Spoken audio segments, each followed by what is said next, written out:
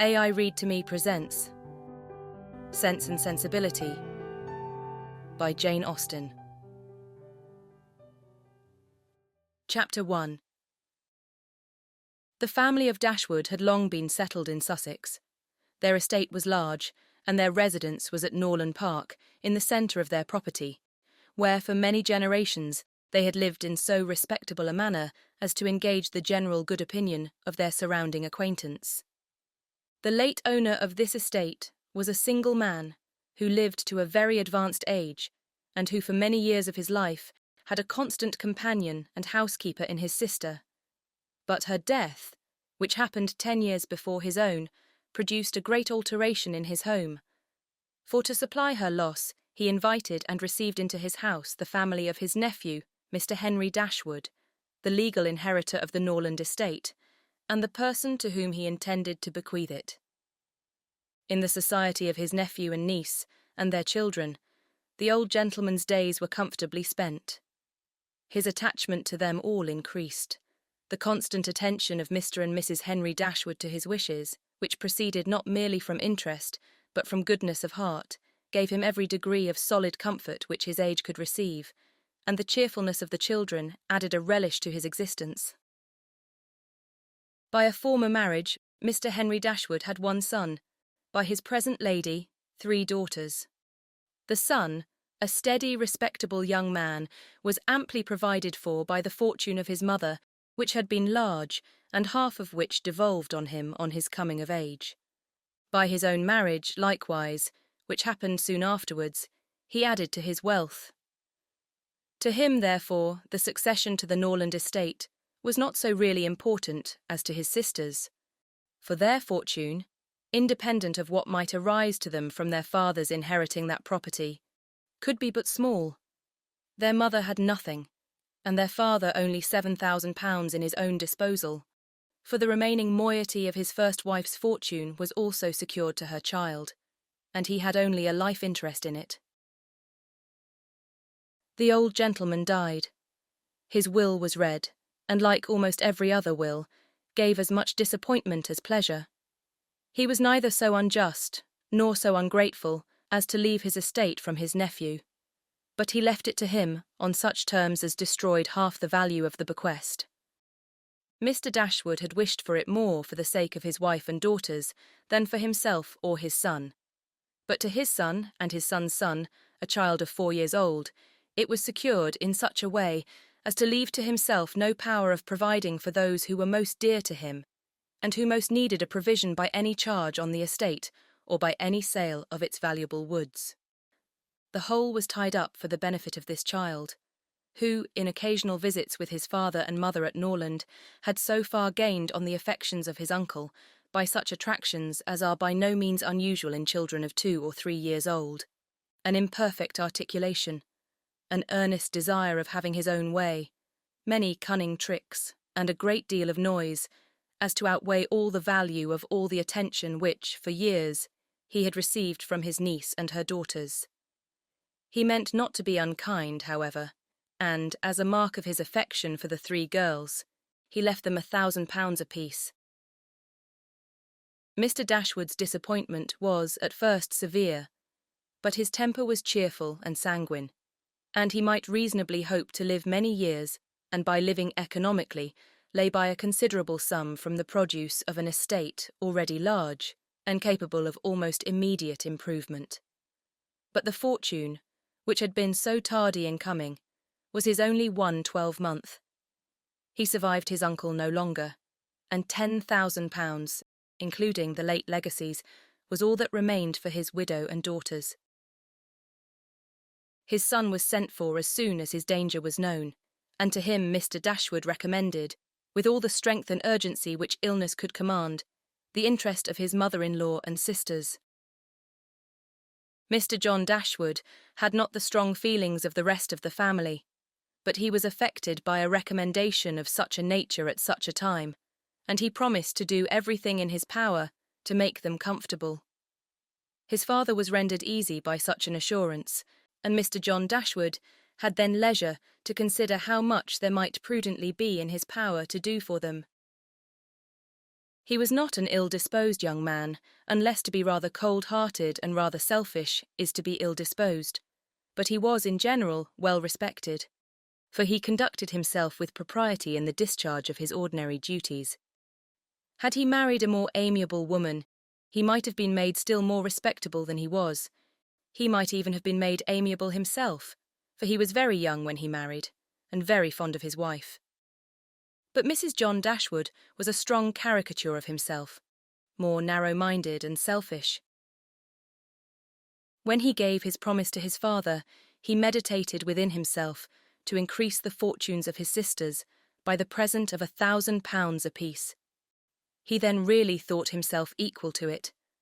The prospect of £4,000 a year, in addition to his present income, besides the remaining half of his own mother's fortune, warmed his heart and made him feel capable of generosity. Yes, he would give them £3,000. It would be liberal and handsome. It would be enough to make them completely easy. £3,000, he could spare so considerable a sum with little inconvenience. He thought of it all day long, and for many days successively, and he did not repent. No sooner was his father's funeral over than Mrs. John Dashwood, without sending any notice of her intention to her mother-in-law, arrived with her child and their attendants. No one could dispute her right to come. The house was her husband's from the moment of his father's decease, but the indelicacy of her conduct was so much the greater, and to a woman in Mrs. Dashwood's situation, with only common feelings, must have been highly unpleasing. But in her mind there was a sense of honour so keen, a generosity so romantic, that any offence of the kind by whomsoever given or received was to her a source of immovable disgust. Mrs. John Dashwood had never been a favourite with any of her husband's family, but she had had no opportunity, till the present, of showing them with how little attention to the comfort of other people she could act when occasion required it.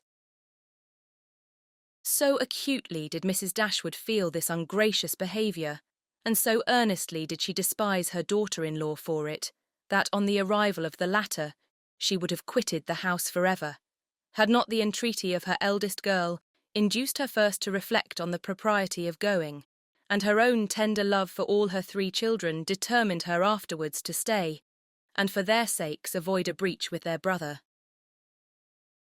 Eleanor, this eldest daughter, whose advice was so effectual, possessed a strength of understanding and coolness of judgment, which qualified her, though only 19, to be the counsellor of her mother, and enabled her frequently to counteract, to the advantage of them all, that eagerness of mind in Mrs. Dashwood, which must generally have led to imprudence.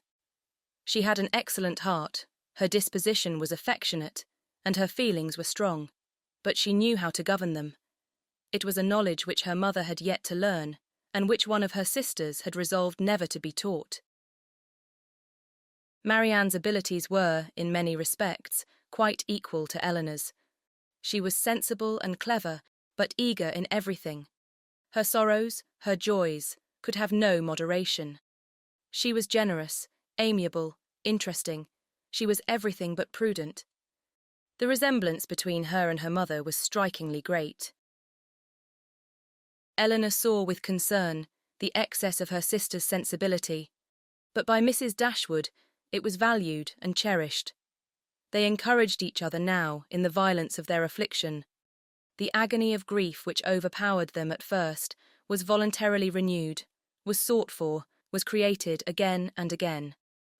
They gave themselves up wholly to their sorrow, seeking increase of wretchedness in every reflection that could afford it, and resolved against ever admitting consolation in future. Eleanor, too, was deeply afflicted, but still she could struggle, she could exert herself, she could consult with her brother, could receive her sister-in-law on her arrival, and treat her with proper attention, and could strive to rouse her mother to similar exertion, and encourage her to similar forbearance. Margaret, the other sister, was a good-humoured, well-disposed girl, but as she had already imbibed a good deal of Marianne's romance, without having much of her sense, she did not, at 13, bid fair to equal her sisters at a more advanced period of life. Chapter 2. Mrs. John Dashwood now installed herself mistress of Norland, and her mother and sisters-in-law were degraded to the condition of visitors. As such, however, they were treated by her with quiet civility, and by her husband with as much kindness as he could feel towards anybody beyond himself, his wife, and their child. He really pressed them, with some earnestness, to consider Norland as their home, and, as no plan appeared so eligible to Mrs. Dashwood as remaining there till she could accommodate herself with a house in the neighbourhood, his invitation was accepted.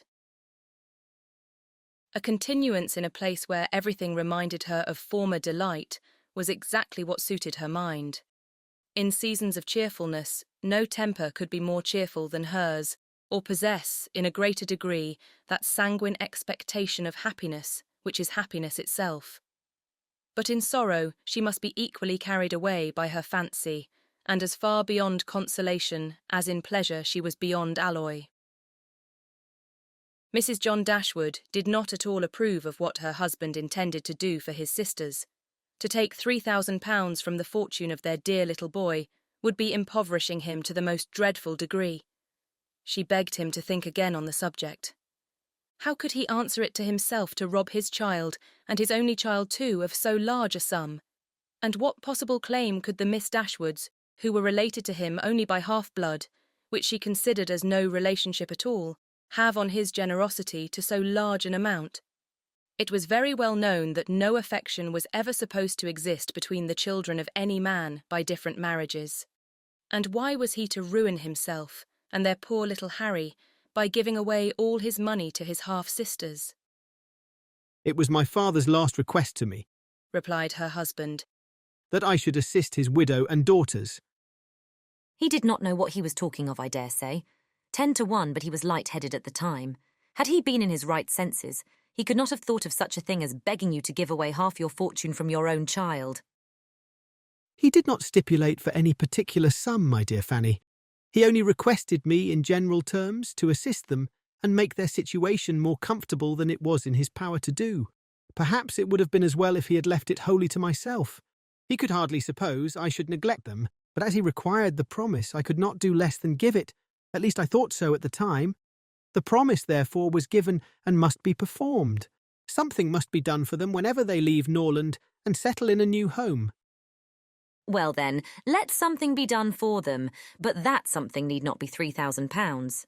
Consider, she added, that when the money is once parted with, it never can return. Your sisters will marry and it will be gone forever. If indeed it could be restored to our poor little boy— "Why, to be sure," said her husband very gravely, "that would make great difference. The time may come when Harry will regret that so large a sum was parted with. If he should have a numerous family, for instance, it would be a very convenient addition." To be sure it would. "Perhaps then it would be better for all parties if the sum were diminished one half. £500 would be a prodigious increase to their fortunes." Oh, beyond anything great. What brother on earth would do half so much for his sisters, even if really his sisters?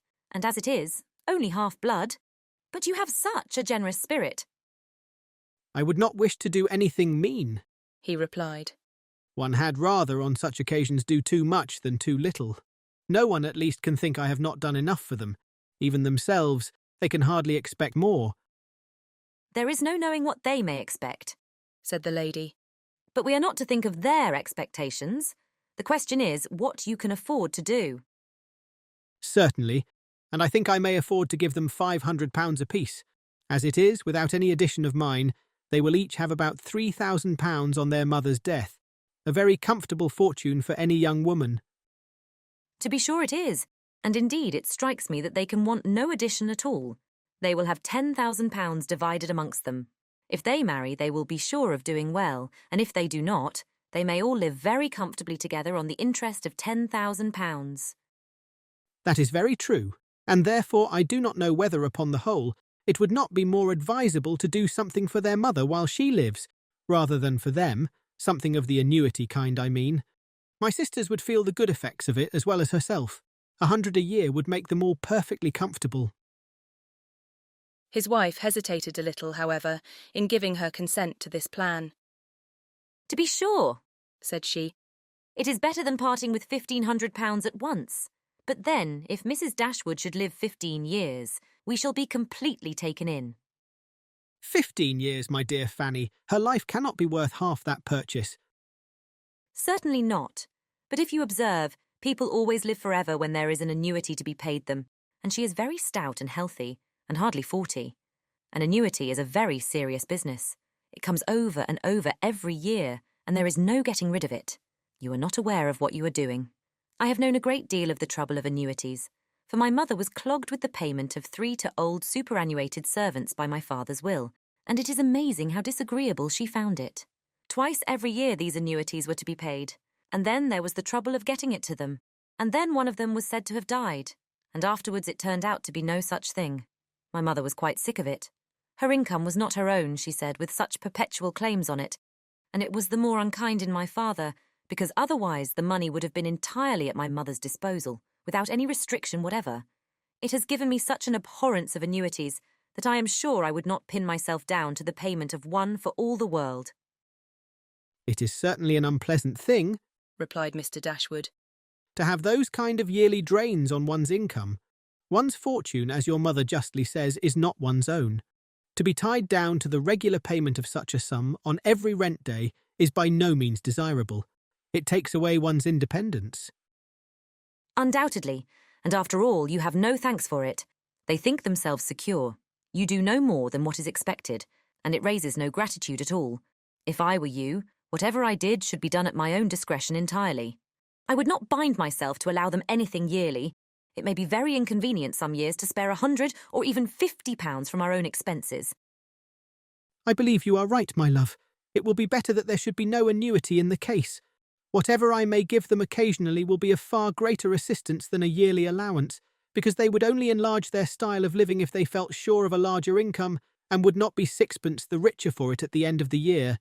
It will certainly be much the best way. A present of £50 now and then will prevent their ever being distressed for money, and will, I think, be amply discharging my promise to my father. To be sure it will. Indeed, to say the truth, I am convinced within myself that your father had no idea of your giving them any money at all. The assistance he thought of, I dare say, was only such as might be reasonably expected of you. For instance, such as looking out for a comfortable small house for them, helping them to move their things, and sending them presents of fish and game and so forth, whenever they are in season. I'll lay my life that he meant nothing farther. Indeed, it would be very strange and unreasonable if he did. Do but consider, my dear Mr. Dashwood, how excessively comfortable your mother-in-law and her daughters may live on the interest of £7,000, besides the £1,000 belonging to each of the girls, which brings them in £50 a year apiece. And, of course, they will pay their mother for their board out of it. Altogether, they will have £500 a year amongst them, and what on earth can 4 women want for more than that? They will live so cheap. Their housekeeping will be nothing at all. They will have no carriage, no horses, and hardly any servants. They will keep no company and can have no expenses of any kind. Only conceive how comfortable they will be. £500 a year. I am sure I cannot imagine how they will spend half of it. And as to your giving them more, it is quite absurd to think of it. They will be much more able to give you something. Upon my word, said Mr. Dashwood, I believe you are perfectly right. My father certainly could mean nothing more by his request to me than what you say. I clearly understand it now, and I will strictly fulfil my engagement by such acts of assistance and kindness to them as you have described. When my mother removes into another house, my services shall be readily given to accommodate her as far as I can. Some little present of furniture, too, may be acceptable then.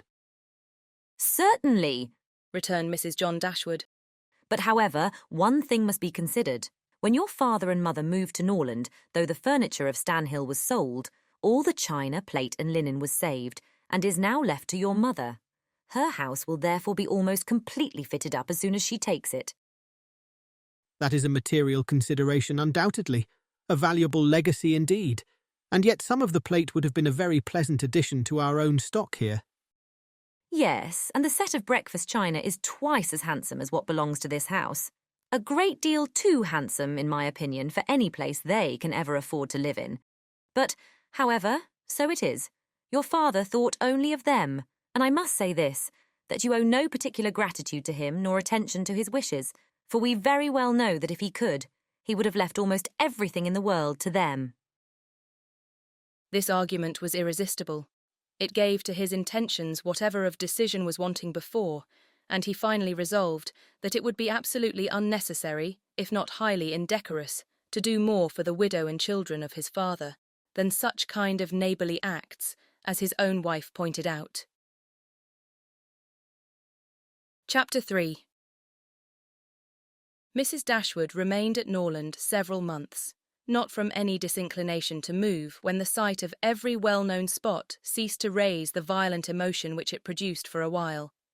For when her spirits began to revive, and her mind became capable of some other exertion than that of heightening its affliction by melancholy remembrances, she was impatient to be gone, and indefatigable in her inquiries for a suitable dwelling in the neighbourhood of Norland, for to remove far from that beloved spot was impossible. But she could hear of no situation that at once answered her notions of comfort and ease, and suited the prudence of her eldest daughter, whose steadier judgment rejected several houses as too large for their income, which her mother would have approved. Mrs. Dashwood had been informed by her husband of the solemn promise on the part of his son in their favour, which gave comfort to his last earthly reflections. She doubted the sincerity of this assurance no more than he had doubted it himself, and she thought of it for her daughter's sake with satisfaction, though as for herself, she was persuaded that a much smaller provision than £7,000 would support her in affluence. For their brother's sake, too, for the sake of his own heart, she rejoiced, and she reproached herself for being unjust to his merit before, in believing him incapable of generosity.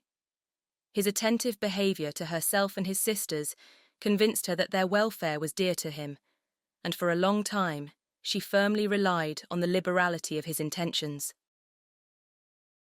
The contempt which she had, very early in their acquaintance, felt for her daughter-in-law was very much increased by the farther knowledge of her character which half a year's residence in her family afforded, and perhaps in spite of every consideration of politeness or maternal affection on the side of the former, the two ladies might have found it impossible to have lived together so long, had not a particular circumstance occurred to give still greater eligibility, according to the opinions of Mrs. Dashwood, to her daughter's continuance at Norland.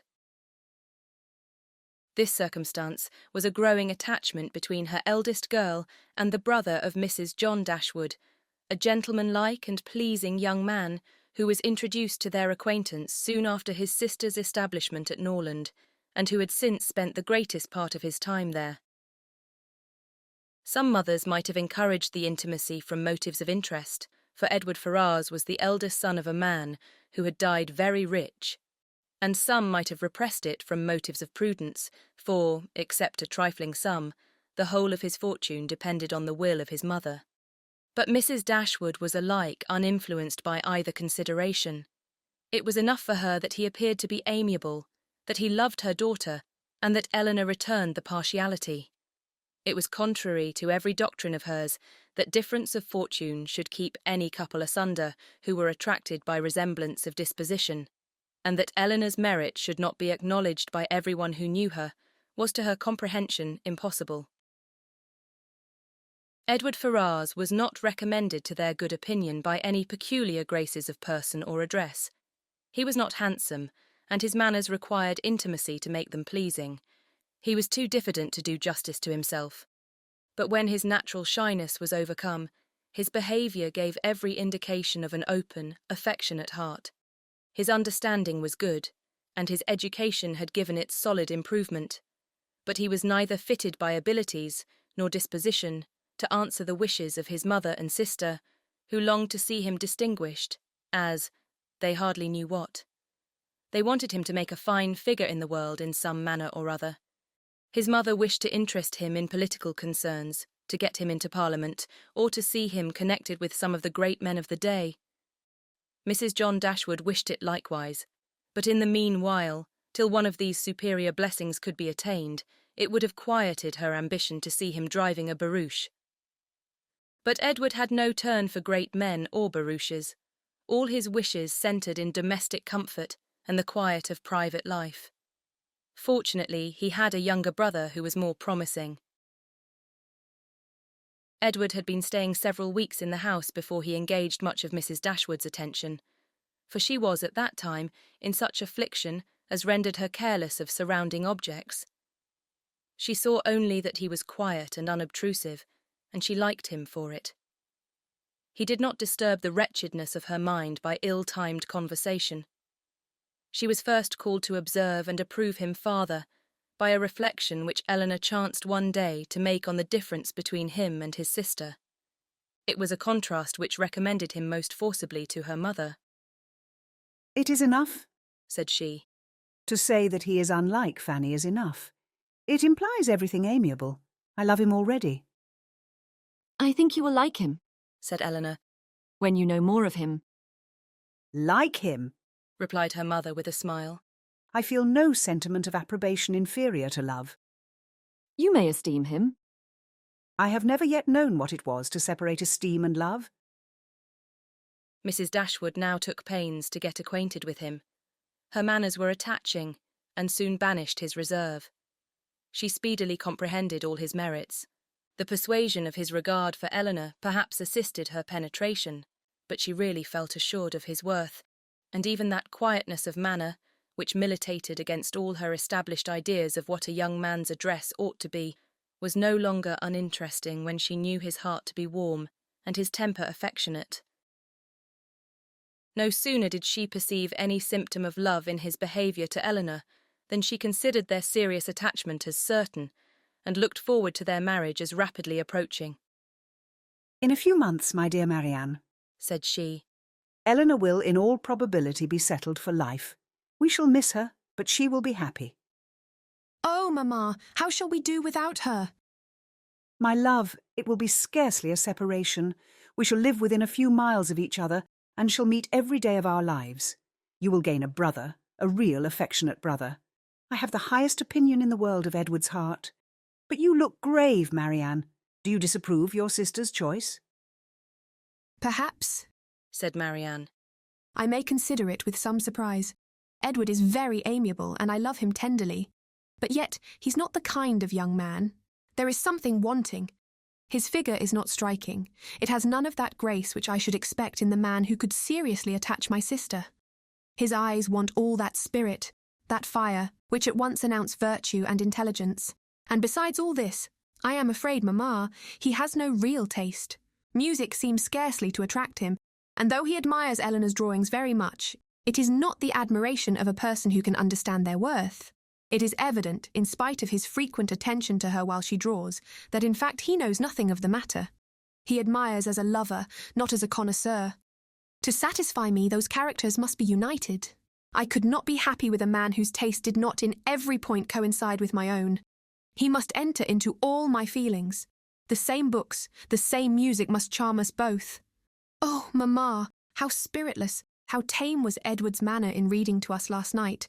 I felt for my sister most severely. Yet she bore it with so much composure, she seemed scarcely to notice it.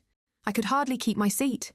To hear those beautiful lines, which have frequently almost driven me wild, pronounced with such impenetrable calmness, such dreadful indifference. He would certainly have done more justice to simple and elegant prose. I thought so at the time. But you would give him Cowper. Nay, Mamma, if he is not to be animated by Cowper, but we must allow for difference of taste. Eleanor has not my feelings, and therefore she may overlook it and be happy with him. But it would have broke my heart, had I loved him, to hear him read with so little sensibility. Mamma, the more I know of the world, the more am I convinced that I shall never see a man whom I can really love. I require so much. He must have all Edward's virtues, and his person and manners must ornament his goodness with every possible charm. Remember, my love, that you are not 17. It is yet too early in life to despair of such a happiness. Why should you be less fortunate than your mother? In one circumstance only, my Marianne, may your destiny be different from hers. Chapter 4. What a pity it is, Eleanor, said Marianne, that Edward should have no taste for drawing. No taste for drawing, replied Eleanor. Why should you think so? He does not draw himself, indeed, but he has great pleasure in seeing the performances of other people, and I assure you, he is by no means deficient in natural taste, though he has not had opportunities of improving it. Had he ever been in the way of learning, I think he would have drawn very well. He distrusts his own judgment in such matters so much that he is always unwilling to give his opinion on any picture. But he has an innate propriety and simplicity of taste which in general direct him perfectly right. Marianne was afraid of offending, and said no more on the subject, but the kind of approbation which Eleanor described as excited in him by the drawings of other people was very far from that rapturous delight which, in her opinion, could alone be called taste. Yet, though smiling within herself at the mistake, she honoured her sister for that blind partiality to Edward which produced it.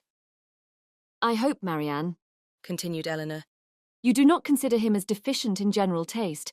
Indeed, I think I may say that you cannot, for your behaviour to him is perfectly cordial, and if that were your opinion, I am sure you could never be civil to him. Marianne hardly knew what to say. She would not wound the feelings of her sister on any account, and yet to say what she did not believe was impossible. At length she replied, Do not be offended, Eleanor, if my praise of him is not in everything equal to your sense of his merits.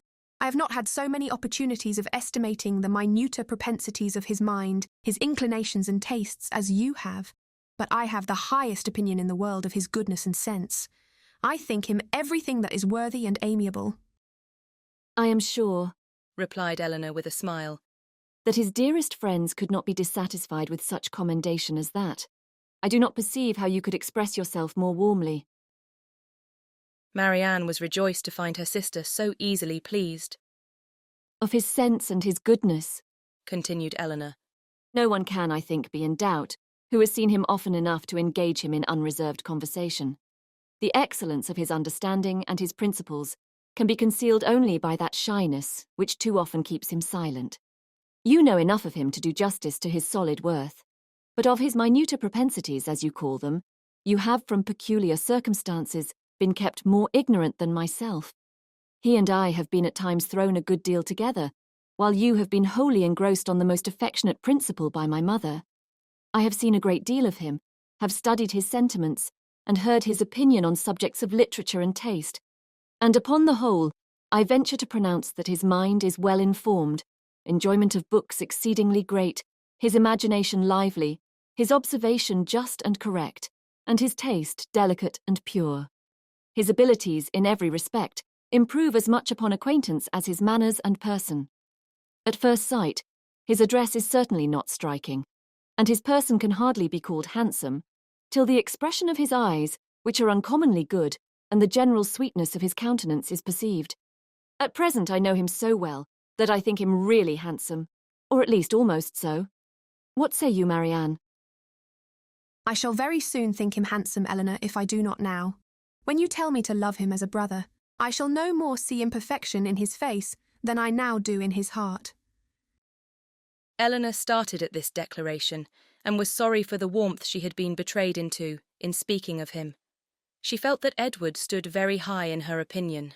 She believed the regard to be mutual, but she required greater certainty of it to make Marianne's conviction of their attachment agreeable to her.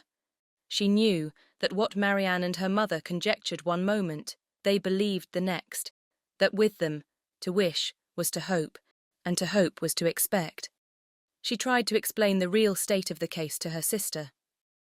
I do not attempt to deny, said she, that I think very highly of him, that I greatly esteem, that I like him. Marianne here burst forth with indignation.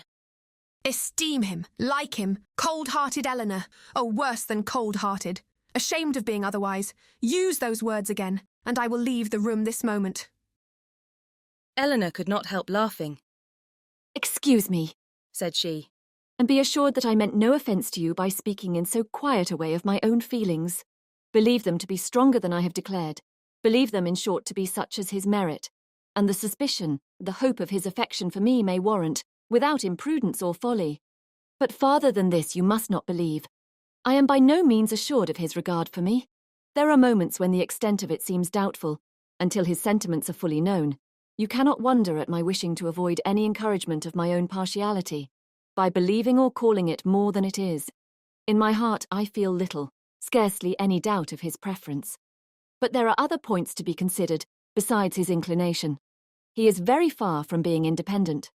What his mother really is, we cannot know, but from Fanny's occasional mention of her conduct and opinions, we have never been disposed to think her amiable, and I'm very much mistaken if Edward is not himself aware that there would be many difficulties in his way if he were to wish to marry a woman who had not either a great fortune or high rank. Marianne was astonished to find how much the imagination of her mother and herself had outstripped the truth. "And you really are not engaged to him?" said she. "Yet it certainly soon will happen. But two advantages will proceed from this delay. I shall not lose you so soon, and Edward will have greater opportunity of improving that natural taste for your favourite pursuit, which must be so indispensably necessary to your future felicity. Oh, if he should be so far stimulated by your genius as to learn to draw himself, how delightful it would be!" Eleanor had given her real opinion to her sister. She could not consider her partiality for Edward in so prosperous a state as Marianne had believed it. There was at times a want of spirits about him, which, if it did not denote indifference, spoke of something almost as unpromising. A doubt of her regard, supposing him to feel it, need not give him more than inquietude. It would not be likely to produce that dejection of mind which frequently attended him. A more reasonable cause might be found in the dependent situation which forbade the indulgence of his affection. She knew that his mother neither behaved to him so as to make his home comfortable at present, nor to give him any assurance that he might form a home for himself without strictly attending to her views for his aggrandizement. With such a knowledge as this, it was impossible for Eleanor to feel easy on the subject. She was far from depending on that result of his preference of her, which her mother and sister still considered as certain. Nay, the longer they were together, the more doubtful seemed the nature of his regard, and sometimes, for a few painful minutes, she believed it to be no more than friendship. But, whatever might really be its limits, it was enough, when perceived by his sister, to make her uneasy, and at the same time, which was still more common, to make her uncivil. She took the first opportunity of affronting her mother-in-law on the occasion, talking to her so expressively of her brother's great expectations, of Mrs. Ferrars's resolution that both her sons should marry well, and of the danger attending any young woman who attempted to draw him in, that Mrs. Dashwood could neither pretend to be unconscious nor endeavour to be calm. She gave her an answer which marked her contempt, and instantly left the room, resolving that, whatever might be the inconvenience or expense of so sudden a removal, her beloved Eleanor should not be exposed another week to such insinuations. In this state of her spirits, a letter was delivered to her from the post, which contained a proposal particularly well timed. It was the offer of a small house, on very easy terms, belonging to a relation of her own, a gentleman of consequence and property in Devonshire. The letter was from this gentleman himself, and written in the true spirit of friendly accommodation. He understood that she was in need of a dwelling, and though the house he now offered her was merely a cottage, he assured her that everything should be done to it which she might think necessary, if the situation pleased her. He earnestly pressed her, after giving the particulars of the house and garden, to come with her daughters to Barton Park, the place of his own residence, from whence she might judge, herself, whether Barton Cottage, for the houses were in the same parish, could, by any alteration, be made comfortable to her. He seemed really anxious to accommodate them, and the whole of his letter was written in so friendly a style as could not fail of giving pleasure to his cousin, more especially at a moment when she was suffering under the cold and unfeeling behaviour of her nearer connections. She needed no time for deliberation or inquiry. Her resolution was formed as she read.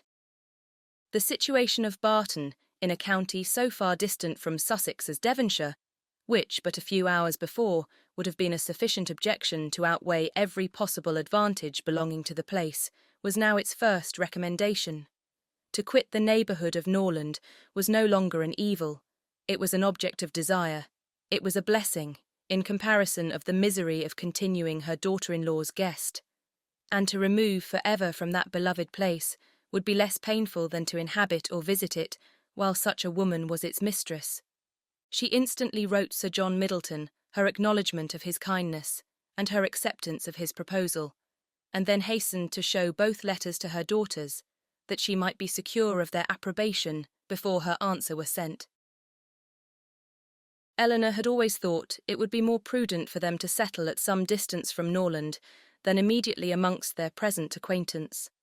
On that head, therefore, it was not for her to oppose her mother's intention of removing into Devonshire. The house, too, as described by Sir John, was on so simple a scale, and the rent so uncommonly moderate, as to leave her no right of objection on either point, and therefore, though it was not a plan which brought any charm to her fancy, though it was a removal from the vicinity of Norland beyond her wishes, she made no attempt to dissuade her mother from sending a letter of acquiescence. Chapter 5. No sooner was her answer dispatched than Mrs. Dashwood indulged herself in the pleasure of announcing to her son-in-law and his wife that she was provided with a house, and should incommode them no longer than till everything were ready for her inhabiting it. They heard her with surprise. Mrs. John Dashwood said nothing, but her husband civilly hoped that she would not be settled far from Norland. She had great satisfaction in replying that she was going into Devonshire. Edward turned hastily towards her on hearing this, and in a voice of surprise and concern, which required no explanation to her, repeated, "Devonshire? Are you indeed going there? So far from hence? And to what part of it?" She explained the situation. It was within 4 miles northward of Exeter. It is but a cottage, She continued. but I hope to see many of my friends in it. A room or two can easily be added, and if my friends find no difficulty in travelling so far to see me, I am sure I will find none in accommodating them. She concluded with a very kind invitation to Mr. and Mrs. John Dashwood to visit her at Barton, and to Edward she gave one with still greater affection. Though her late conversation with her daughter-in-law had made her resolve on remaining at Norland no longer than was unavoidable, it had not produced the smallest effect on her in that point to which it principally tended. To separate Edward and Eleanor was as far from being her object as ever, and she wished to show Mrs. John Dashwood, by this pointed invitation to her brother, how totally she disregarded her disapprobation of the match. Mr. John Dashwood told his mother again and again how exceedingly sorry he was that she had taken a house at such a distance from Norland as to prevent his being of any service to her in removing her furniture. He really felt conscientiously vexed on the occasion, for the very exertion to which he had limited the performance of his promise to his father was by this arrangement rendered impracticable. The furniture was all sent around by water. It chiefly consisted of household linen, plate, china, and books, with a handsome pianoforte of Marianne's. Mrs. John Dashwood saw the packages depart with a sigh. She could not help feeling it hard that as Mrs. Dashwood's income would be so trifling in comparison with their own, she should have any handsome article of furniture. Mrs. Dashwood took the house for a 12-month. It was ready furnished, and she might have immediate possession.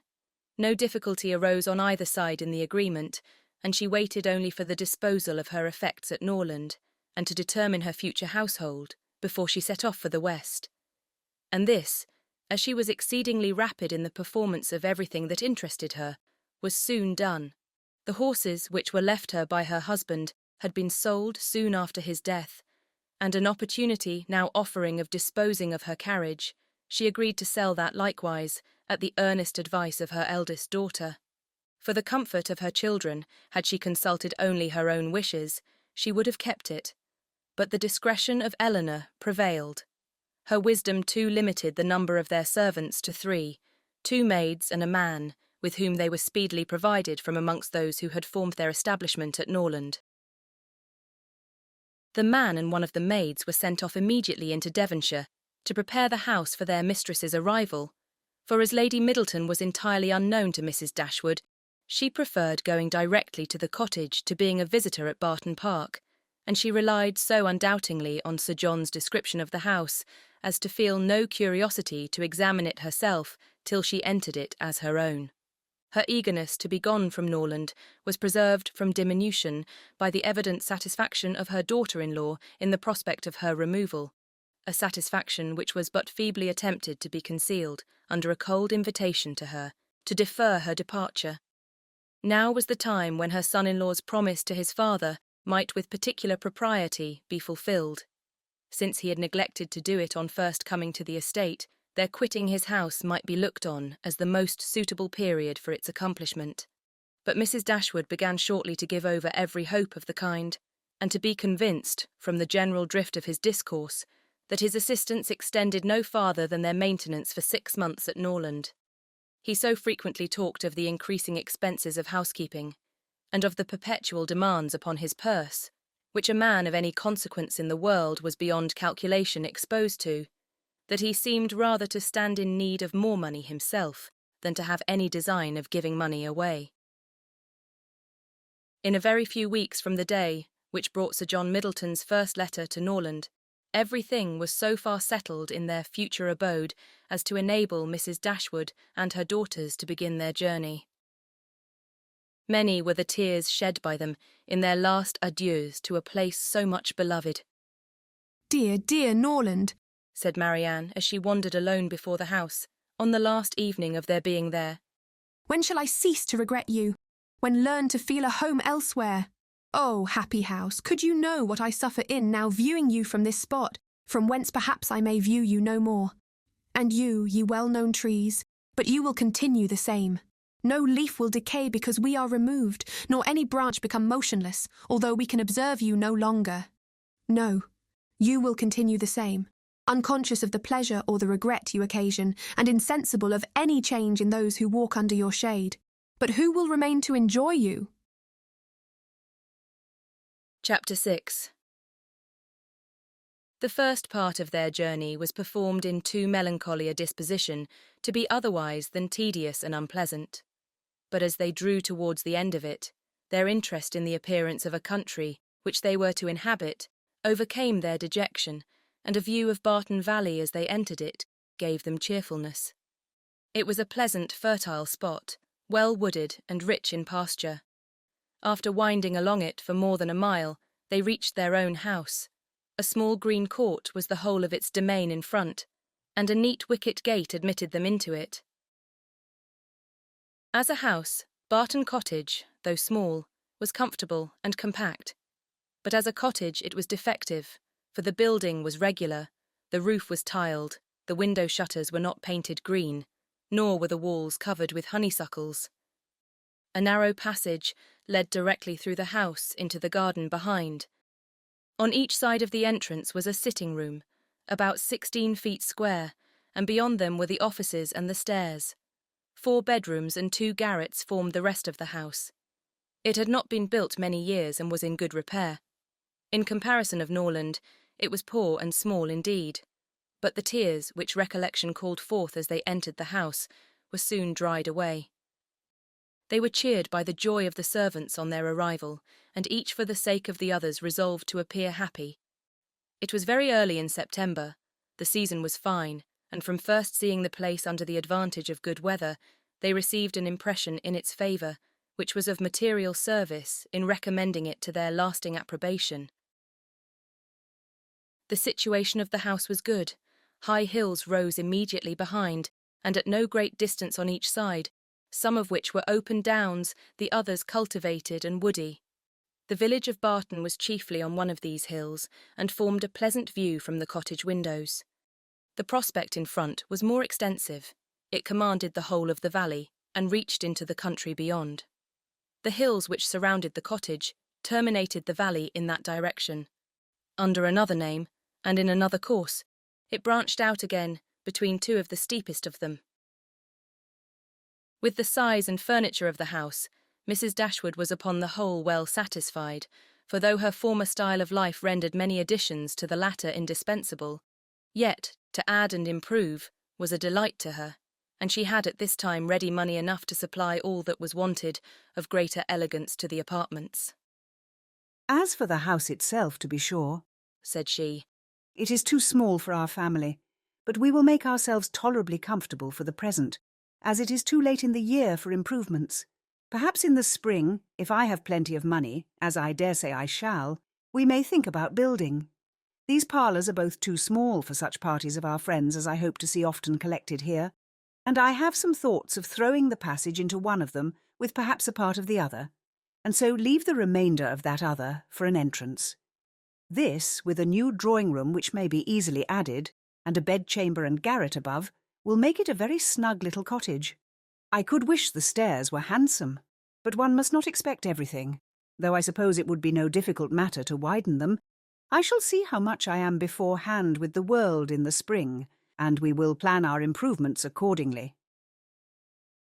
In the meantime, till all these alterations could be made from the savings of an income of 500 a year by a woman who never saved in her life, they were wise enough to be contented with the house as it was, and each of them was busy in arranging their particular concerns and endeavouring by placing around them books and other possessions to form themselves a home. Marianne's pianoforte was unpacked and properly disposed of, and Eleanor's drawings were affixed to the walls of their sitting-room. In such employments as these, they were interrupted soon after breakfast the next day by the entrance of their landlord, who called to welcome them to Barton, and to offer them every accommodation from his own house and garden in which theirs might at present be deficient. Sir John Middleton was a good-looking man about 40. He had formerly visited at Stanhill, but it was too long for his young cousins to remember him. His countenance was thoroughly good-humoured, and his manners were as friendly as the style of his letter. Their arrival seemed to afford him real satisfaction, and their comfort to be an object of real solicitude to him. He said much of his earnest desire of their living in the most sociable terms with his family, and pressed them so cordially to dine at Barton Park every day till they were better settled at home, that, though his entreaties were carried to a point of perseverance beyond civility, they could not give offence. His kindness was not confined to words, for within an hour after he left them, a large basket full of garden stuff and fruit arrived from the park, which was followed before the end of the day by a present of game. He insisted, moreover, on conveying all their letters to and from the post for them, and would not be denied the satisfaction of sending them his newspaper every day. Lady Middleton had sent a very civil message by him, denoting her intention of waiting on Mrs. Dashwood as soon as she could be assured that her visit would be no inconvenience. And as this message was answered by an invitation equally polite, her ladyship was introduced to them the next day. They were, of course, very anxious to see a person on whom so much of their comfort at Barton must depend, and the elegance of her appearance was favourable to their wishes. Lady Middleton was not more than 6 or 27, her face was handsome, her figure tall and striking, and her address graceful. Her manners had all the elegance which her husband's wanted, but they would have been improved by some share of his frankness and warmth, and her visit was long enough to detract something from their first admiration, by showing that, though perfectly well-bred, she was reserved, cold, and had nothing to say for herself beyond the most commonplace inquiry or remark. Conversation, however, was not wanted, for Sir John was very chatty, and Lady Middleton had taken the wise precaution of bringing with her their eldest child, a fine little boy about 6 years old, by which means there was one subject always to be recurred to by the ladies, in case of extremity, for they had to inquire his name and age, admire his beauty, and ask him questions, which his mother answered for him, while he hung about her and held down his head, to the great surprise of her ladyship, who wondered at his being so shy before company, as he could make noise enough at home. On every formal visit a child ought to be of the party, by way of provision for discourse. In the present case, it took up 10 minutes to determine whether the boy were most like his father or mother, and in what particular he resembled either, for of course everybody differed, and everybody was astonished at the opinion of the others. An opportunity was soon to be given to the Dashwoods of debating on the rest of the children, as Sir John would not leave the house without securing their promise of dining at the park the next day. Chapter 7. Barton Park was about half a mile from the cottage. The ladies had passed near it in their way along the valley, but it was screened from their view at home by the projection of a hill.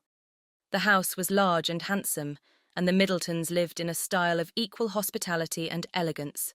The former was for Sir John's gratification, the latter for that of his lady. They were scarcely ever without some friends staying with them in the house, and they kept more company of every kind than any other family in the neighbourhood. It was necessary to the happiness of both, for however dissimilar in temper and outward behaviour, they strongly resembled each other in that total want of talent and taste which confined their employments, unconnected with such a society produced within a very narrow compass. Sir John was a sportsman, Lady Middleton a mother. He hunted and shot, and she humoured her children, and these were their only resources. Lady Middleton had the advantage of being able to spoil her children all the year round, while Sir John's independent employments were in existence only half the time. Continual engagements at home and abroad, however, supplied all the deficiencies of nature and education, supported the good spirits of Sir John, and gave exercise to the good breeding of his wife. Lady Middleton piqued herself upon the elegance of her table and of all her domestic arrangements, and from this kind of vanity was her greatest enjoyment in any of their parties. But Sir John's satisfaction in society was much more real. He delighted in collecting about him more young people than his house would hold, and the noisier they were, the better was he pleased. He was a blessing to all the juvenile part of the neighbourhood, for in summer he was forever forming parties to eat cold ham and chicken out of doors, and in winter his private balls were numerous enough for any young lady who was not suffering under the unsatiable appetite of 15. The arrival of a new family in the country was always a matter of joy to him, and in every point of view he was charmed with the inhabitants he had now procured for his cottage at Barton. The Miss Dashwoods were young, pretty, and unaffected. It was enough to secure his good opinion, for to be unaffected was all that a pretty girl could want to make her mind as captivating as her person. The friendliness of his disposition made him happy in accommodating those whose situation might be considered, in comparison with the past, as unfortunate. In showing kindness to his cousins, therefore he had the real satisfaction of a good heart, and in settling a family of females only in his cottage, he had all the satisfaction of a sportsman. For a sportsman, though he esteems only those of his sex who are sportsmen likewise, is not often desirous of encouraging their taste by admitting them to a residence within his own manor. Mrs. Dashwood and her daughters were met at the door of the house by Sir John, who welcomed them to Barton Park with unaffected sincerity, and as he attended them to the drawing-room, repeated to the young ladies the concern which the same subject had drawn from him the day before at being unable to get any smart young men to meet them. They would see, he said, only one gentleman there besides himself, a particular friend who was staying at the park, but who was neither very young nor very gay. He hoped they would all excuse the smallness of the party, and could assure them it should never happen so again. He had been to several families that morning, in hopes of procuring some addition to their number, but it was moonlight, and every body was full of engagements. Luckily, Lady Middleton's mother had arrived at Barton within the last hour, and as she was a very cheerful, agreeable woman, he hoped the young ladies would not find it so very dull as they might imagine. The young ladies, as well as their mother, were perfectly satisfied with having two entire strangers of the party, and wished for no more. Mrs. Jennings, Lady Middleton's mother, was a good-humoured, merry, fat, elderly woman who talked a great deal, seemed very happy and rather vulgar.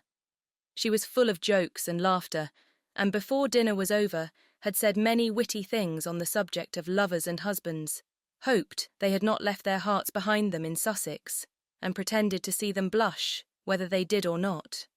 Marianne was vexed at it for her sister's sake, and turned her eyes towards Eleanor to see how she bore these attacks, with an earnestness which gave Eleanor far more pain than could arise from such commonplace raillery as Mrs. Jennings's.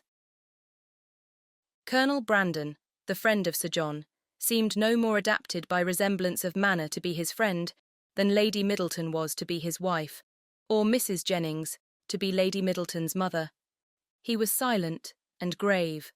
His appearance, however, was not unpleasing, in spite of his being, in the opinion of Marianne and Margaret, an absolute old bachelor, for he was on the wrong side of 35, but though his face was not handsome, his countenance was sensible, and his address was particularly gentlemanlike. There was nothing in any of the party which could recommend them as companions to the Dashwoods. But the cold insipidity of Lady Middleton was so particularly repulsive that in comparison of it, the gravity of Colonel Brandon, and even the boisterous mirth of Sir John and his mother-in-law was interesting. Lady Middleton seemed to be roused to enjoyment only by the entrance of her 4 noisy children after dinner, who pulled her about, tore her clothes, and put an end to every kind of discourse except what related to themselves. In the evening, as Marianne was discovered to be musical, she was invited to play. The instrument was unlocked, everybody prepared to be charmed, and Marianne, who sang very well, at their request, went through the chief of the songs which Lady Middleton had brought into the family on her marriage, and which perhaps had lain ever since in the same position on the pianoforte, for her ladyship had celebrated that event by giving up music, although by her mother's account she had played extremely well, and by her own was very fond of it. Marianne's performance was highly applauded. Sir John was loud in his admiration at the end of every song, and as loud in his conversation with the others while every song lasted.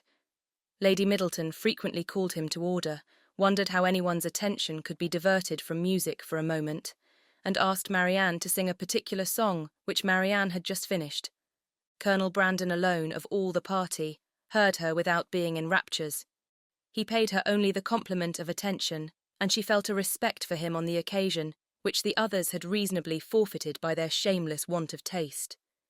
His pleasure in music, though it amounted not to that ecstatic delight which alone could sympathise with her own, was estimable when contrasted against the horrible insensibility of the others, and she was reasonable enough to allow that a man of 35 might well have outlived all acuteness of feeling and every exquisite power of enjoyment. She was perfectly disposed to make every allowance for the Colonel's advanced state of life, which humanity required. Chapter 8. Mrs. Jennings was a widow, with an ample jointure. She had only 2 daughters, both of whom she had lived to see respectably married, and she had now therefore nothing to do but to marry all the rest of the world. In the promotion of this object, she was zealously active as far as her ability reached, and missed no opportunity of projecting weddings among all the young people of her acquaintance. She was remarkably quick in the discovery of attachments, and had enjoyed the advantage of raising the blushes and the vanity of many a young lady by insinuations of her power over such a young man. And this kind of discernment enabled her soon after her arrival at Barton decisively to pronounce that Colonel Brandon was very much in love with Marianne Dashwood. She rather suspected it to be so on the very first evening of their being together, from his listening so attentively while she sang to them, and when the visit was returned by the Middletons dining at the cottage, the fact was ascertained by his listening to her again. It must be so. She was perfectly convinced of it. It would be an excellent match, for he was rich, and she was handsome. Mrs. Jennings had been anxious to see Colonel Brandon well married, ever since her connection with Sir John first brought him to her knowledge, and she was always anxious to get a good husband for every pretty girl. The immediate advantage to herself was by no means inconsiderable, for it supplied her with endless jokes against them both. At the park, she laughed at the Colonel, and in the cottage at Marianne. To the former her raillery was probably, as far as it regarded only himself, perfectly indifferent, but to the latter it was at first incomprehensible, and when its object was understood, she hardly knew whether most to laugh at its absurdity or censure its impertinence, for she considered it as an unfeeling reflection on the Colonel's advanced years and on his forlorn condition as an old bachelor. Mrs. Dashwood, who could not think a man 5 years younger than herself, so exceedingly ancient as he appeared to the youthful fancy of her daughter, ventured to clear Mrs. Jennings from the probability of wishing to throw ridicule on his age. But at least, Mamma, you cannot deny the absurdity of the accusation, though you may not think it intentionally ill-natured. Colonel Brandon is certainly younger than Mrs. Jennings, but he is old enough to be my father, and if he were ever animated enough to be in love, must have long outlived every sensation of the kind. It is too ridiculous. When is a man to be safe from such wit, if age and infirmity will not protect him? Infirmity? said Eleanor. Do you call Colonel Brandon infirm? I can easily suppose that his age may appear much greater to you than to my mother, but you can hardly deceive yourself as to his having the use of his limbs. Did not you hear him complain of the rheumatism? And is not that the commonest infirmity of declining life? My dearest child, said her mother, laughing. At this rate you must be in continual terror of my decay, and it must seem to you a miracle that my life has been extended to the advanced age of 40. Mamma, you are not doing me justice. I know very well that Colonel Brandon is not old enough to make his friends yet apprehensive of losing him in the course of nature.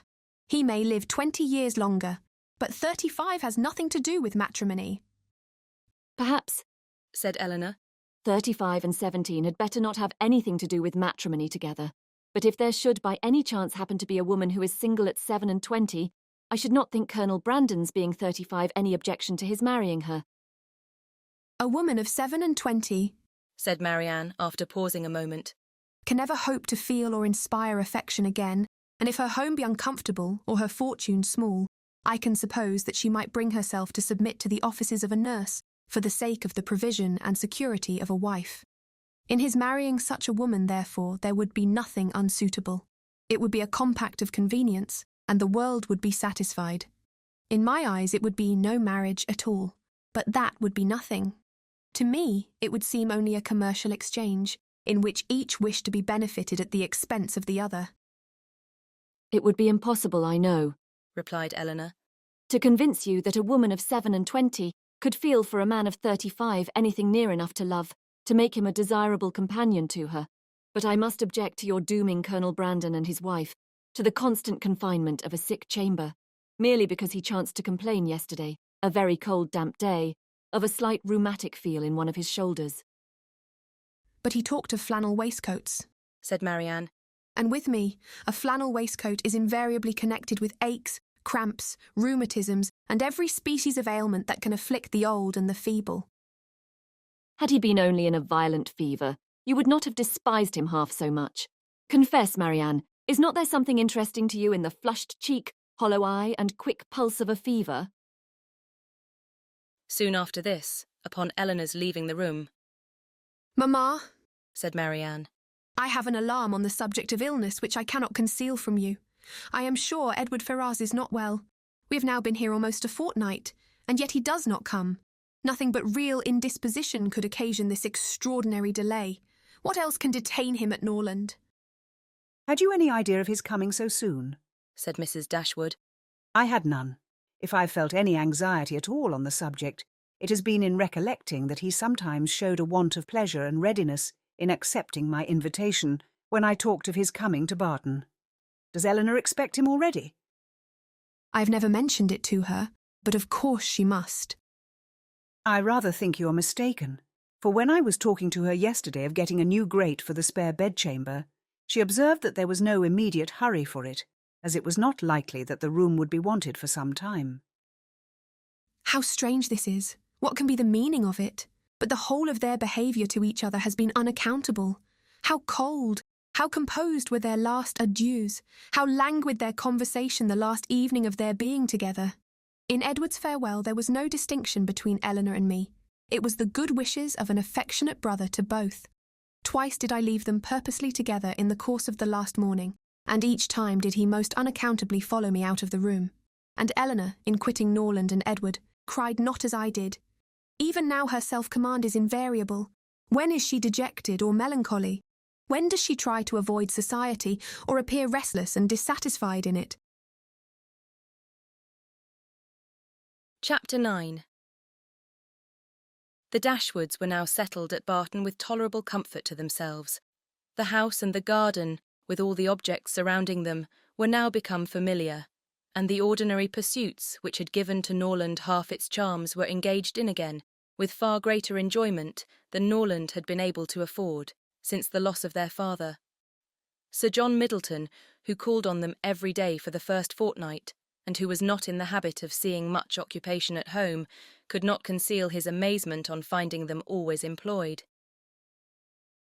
Their visitors, except those from Barton Park, were not many, for in spite of Sir John's urgent entreaties that they would mix more in the neighbourhood, and repeated assurances of his carriage being always at their service. The independence of Mrs. Dashwood's spirit overcame the wish of society for her children, and she was resolute in declining to visit any family beyond the distance of a walk. There were but few who could be so classed, and it was not all of them that were attainable. About 1.5 miles from the cottage, along the narrow, winding valley of Allenham, which issued from that of Barton as formerly described, the girls had, in one of their earliest walks, discovered an ancient, respectable-looking mansion, which, by reminding them a little of Norland, interested their imagination and made them wish to be better acquainted with it. But they learnt, on inquiry, that its possessor, an elderly lady of very good character, was unfortunately too infirm to mix with the world, and never stirred from home. The whole country about them abounded in beautiful walks. The high downs which invited them from almost every window of the cottage to seek the exquisite enjoyment of air on their summits were a happy alternative when the dirt of the valleys beneath shut up their superior beauties. And towards one of these hills did Marianne and Margaret one memorable morning direct their steps, attracted by the partial sunshine of a showery sky, and unable longer to bear the confinement which the settled rain of the 2 preceding days had occasioned. The weather was not tempting enough to draw the 2 others from their pencil and their book, in spite of Marianne's declaration that the day would be lastingly fair, and that every threatening cloud would be drawn off from their hills, and the 2 girls set off together.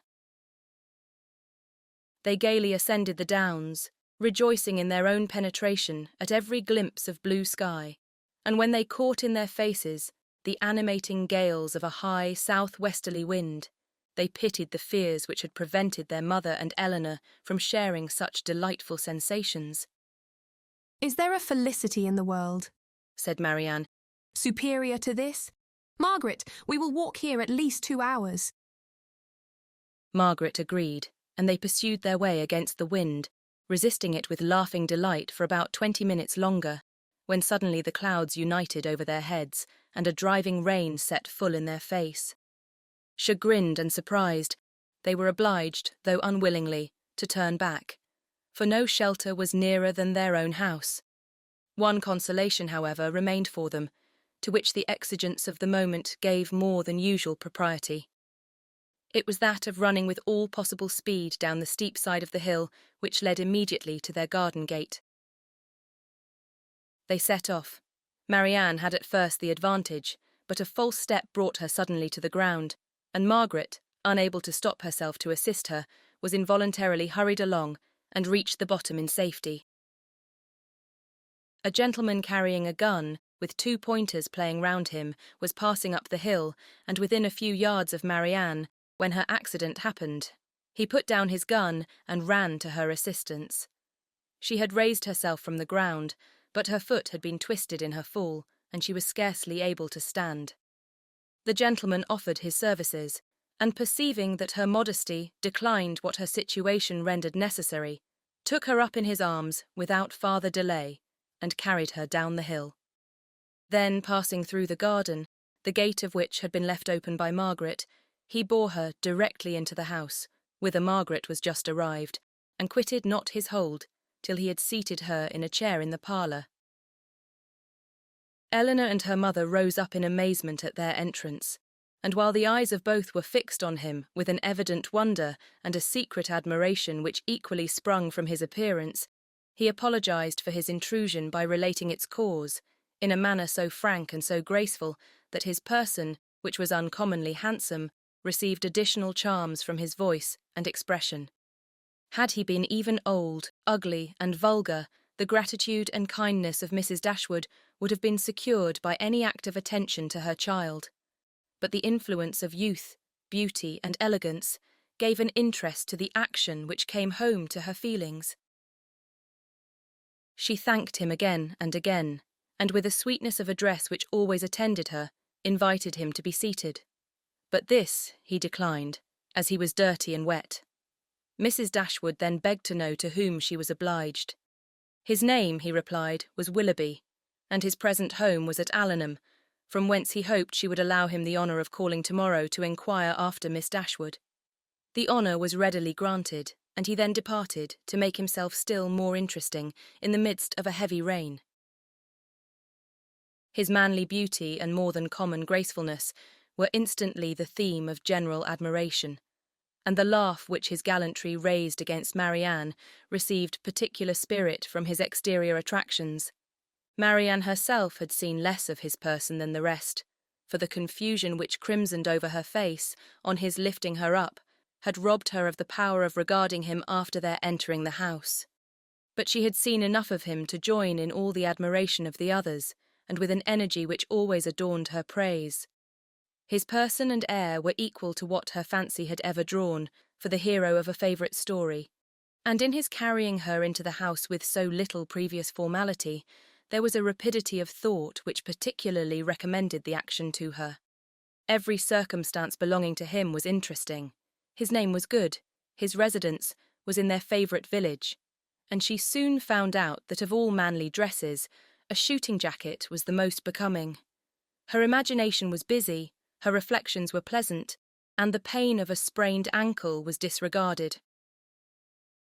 Sir John called on them as soon as the next interval of fair weather that morning allowed him to get out of doors, and Marianne's accident being related to him, he was eagerly asked whether he knew any gentleman of the name of Willoughby at Allenham.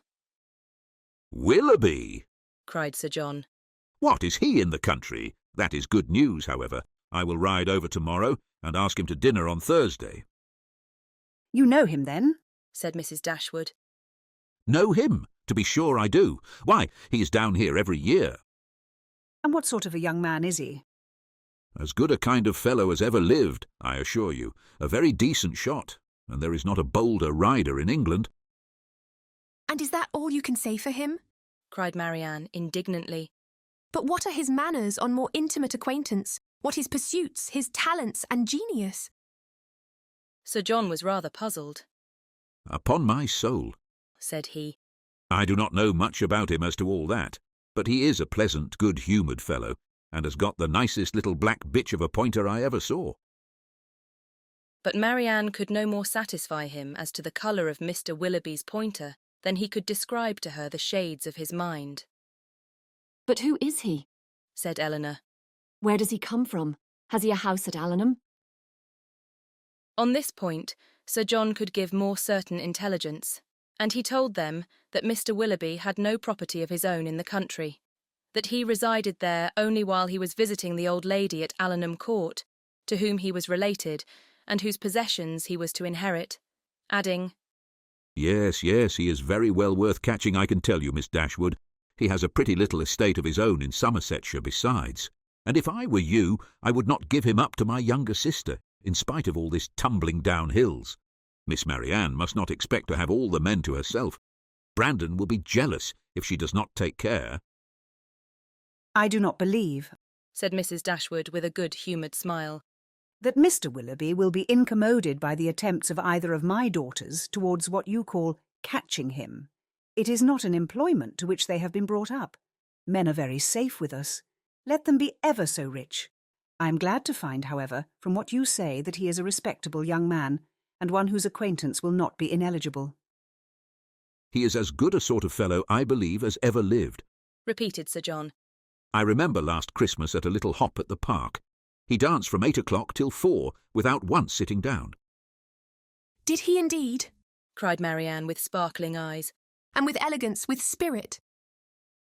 "Yes, and he was up again at 8 to ride to covert."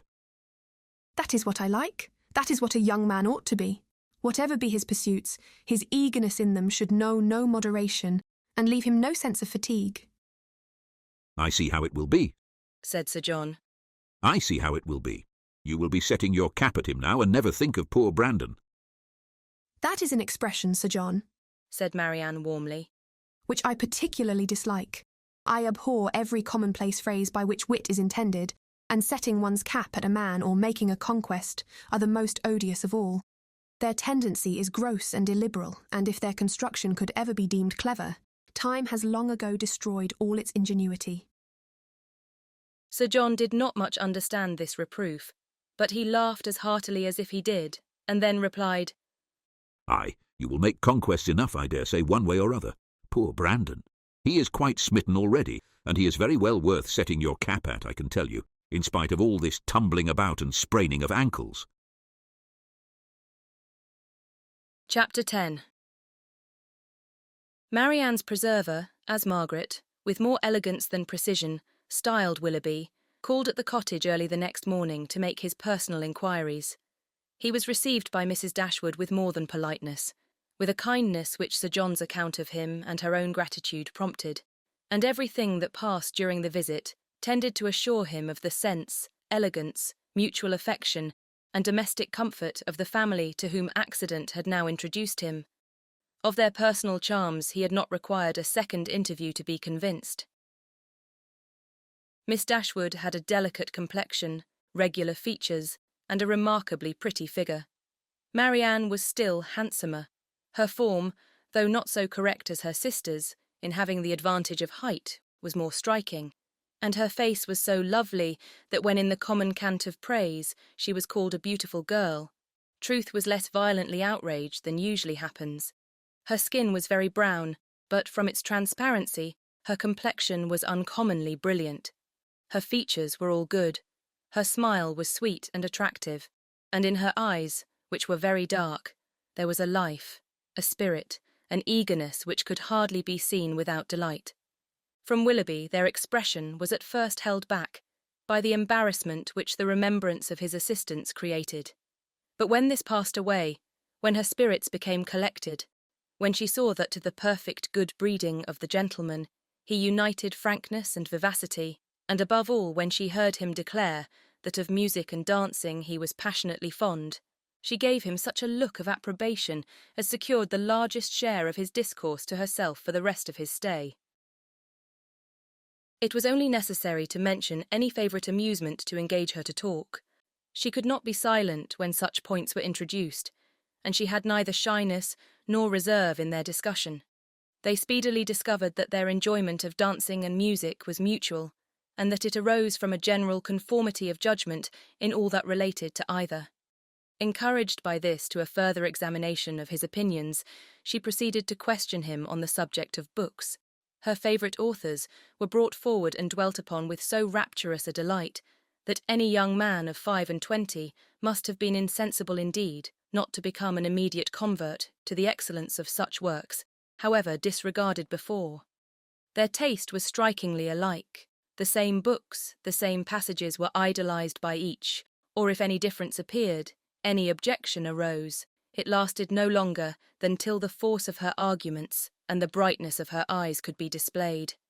He acquiesced in all her decisions, caught all her enthusiasm, and long before his visit concluded, they conversed with the familiarity of a long-established acquaintance. "Well, Marianne," said Eleanor as soon as he had left them, "for one morning I think you have done pretty well. You have already ascertained Mr. Willoughby's opinion in almost every matter of importance. You know what he thinks of Cowper and Scott. You are certain of his estimating their beauties as he ought, and you have received every assurance of his admiring Pope no more than is proper. But how is your acquaintance to be long supported under such extraordinary dispatch of every subject for discourse? You will soon have exhausted each favourite topic. Another meeting will suffice to explain his sentiments on picturesque beauty and second marriages, and then you can have nothing farther to ask." Eleanor, cried Marianne. is this fair? Is this just? Are my ideas so scanty? But I see what you mean. I have been too much at my ease, too happy, too frank. I have erred against every commonplace notion of decorum. I have been open and sincere where I ought to have been reserved, spiritless, dull, and deceitful. Had I talked only of the weather and the roads, and had I spoken only once in 10 minutes, this reproach would have been spared. My love, said her mother. you must not be offended with Eleanor. She was only in jest. I should scold her myself if she were capable of wishing to check the delight of your conversation with our new friend. Marianne was softened in a moment. Willoughby, on his side, gave every proof of his pleasure in their acquaintance, which an evident wish of improving it could offer. He came to them every day. To inquire after Marianne was at first his excuse, but the encouragement of his reception, to which every day gave greater kindness, made such an excuse unnecessary before it had ceased to be possible by Marianne's perfect recovery. She was confined for some days to the house, but never had any confinement been less irksome. Willoughby was a young man of good abilities, quick imagination, lively spirits, and open, affectionate manners. He was exactly formed to engage Marianne's heart, for with all this he joined not only a captivating person, but a natural ardour of mind, which was now roused and increased by the example of her own, and which recommended him to her affection beyond everything else. His society became gradually her most exquisite enjoyment. They read, they talked, they sang together. His musical talents were considerable, and he read with all the sensibility and spirit which Edward had unfortunately wanted.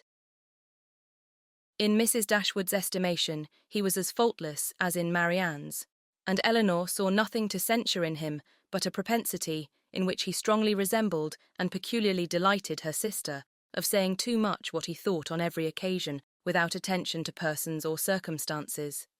In hastily forming and giving his opinion of other people, in sacrificing general politeness to the enjoyment of undivided attention where his heart was engaged, and in slighting too easily the forms of worldly propriety, he displayed a want of caution which Elinor could not approve, in spite of all that he and Marianne could say in its support.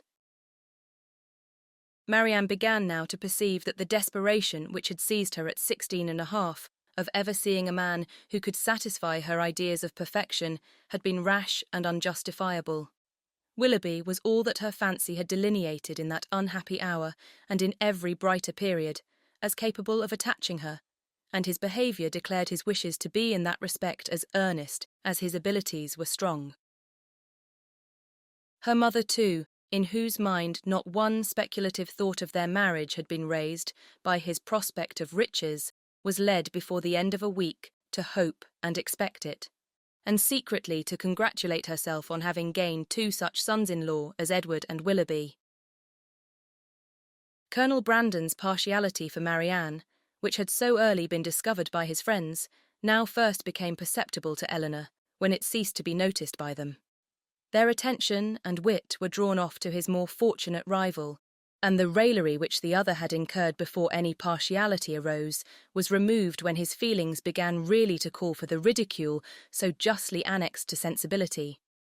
Elinor was obliged, though unwillingly, to believe that the sentiments which Mrs. Jennings had assigned him for her own satisfaction were now actually excited by her sister, and that, however, a general resemblance of disposition between the parties might forward the affection of Mr. Willoughby, an equally striking opposition of character was no hindrance to the regard of Colonel Brandon.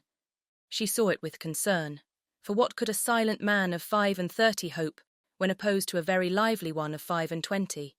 And as she could not even wish him successful, she heartily wished him indifferent. She liked him. In spite of his gravity and reserve, she beheld in him an object of interest. His manners, though serious, were mild, and his reserve appeared rather the result of some oppression of spirits than of any natural gloominess of temper. Sir John had dropped hints of past injuries and disappointments, which justified her belief of his being an unfortunate man, and she regarded him with respect and compassion. Perhaps she pitied and esteemed him the more because he was slighted by Willoughby and Marianne, who, prejudiced against him for being neither lively nor young, seemed resolved to undervalue his merits. "Brandon is just the kind of man," said Willoughby one day, when they were talking of him together, "whom everybody speaks well of and nobody cares about, whom all are delighted to see and nobody remembers to talk to." That is exactly what I think of him, cried Marianne.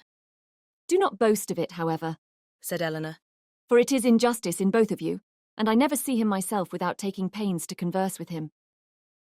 That he is patronised by you, replied Willoughby, is certainly in his favour, but as for the esteem of the others, it is a reproach in itself.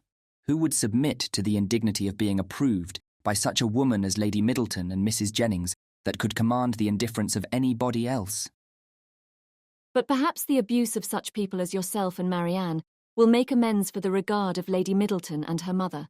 If their praise is censure, your censure may be praise, for they are not more undiscerning than you are prejudiced and unjust. In defence of your protégé, you can even be saucy. My protégé, as you call him, is a sensible man, and sense will always have attractions for me. Yes, Marianne, even in a man between 30 and 40. He has seen a great deal of the world, has been abroad, has read, and has a thinking mind. I have found him capable of giving me much information on various subjects, and he has always answered my inquiries with readiness of good breeding and good nature. That is to say, cried Marianne contemptuously. he has told you that in the East Indies the climate is hot and the mosquitoes are troublesome. He would have told me so, I doubt not, had I made any such inquiries, but they happened to be points on which I had been previously informed. Perhaps, said Willoughby, his observations may have extended to the existence of nabobs, goldmoors, and palanquins.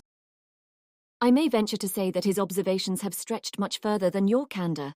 But why should you dislike him? I do not dislike him. I consider him, on the contrary, as a very respectable man, who has everybody's good word and nobody's notice, who has more money than he can spend, more time than he knows how to employ, and 2 new coats every year. Add to which, cried Marianne, that he has neither genius, taste, nor spirit, that his understanding has no brilliancy, his feelings no ardour, and his voice no expression. You decide on his imperfections so much in the mass, replied Eleanor, and so much on the strength of your own imagination, that the commendation I am able to give of him is comparatively cold and insipid. I can only pronounce him to be a sensible man, well-bred, well-informed, of gentle address, and I believe possessing an amiable heart. Miss Dashwood, cried Willoughby, you are now using me unkindly. You are endeavouring to disarm me by reason, and to convince me against my will. But it will not do. You shall find me as stubborn as you can be artful. I have 3 unanswerable reasons for disliking Colonel Brandon. He threatened me with rain when I wanted it to be fine. He has found fault with the hanging of my curricle, and I cannot persuade him to buy my brown mare. If it will be any satisfaction to you, however, to be told that I believe his character to be in other respects irreproachable, I am ready to confess it, and in return for an acknowledgment which must give me some pain, you cannot deny me the privilege of disliking him as much as ever. Chapter 11. Little had Mrs. Dashwood or her daughters imagined when they first came into Devonshire that so many engagements would arise to occupy their time as shortly presented themselves, or that they should have such frequent invitations and such constant visitors as to leave them little leisure for serious employment. Yet such was the case. When Marianne was recovered, the schemes of amusement at home and abroad, which Sir John had been previously forming, were put into execution.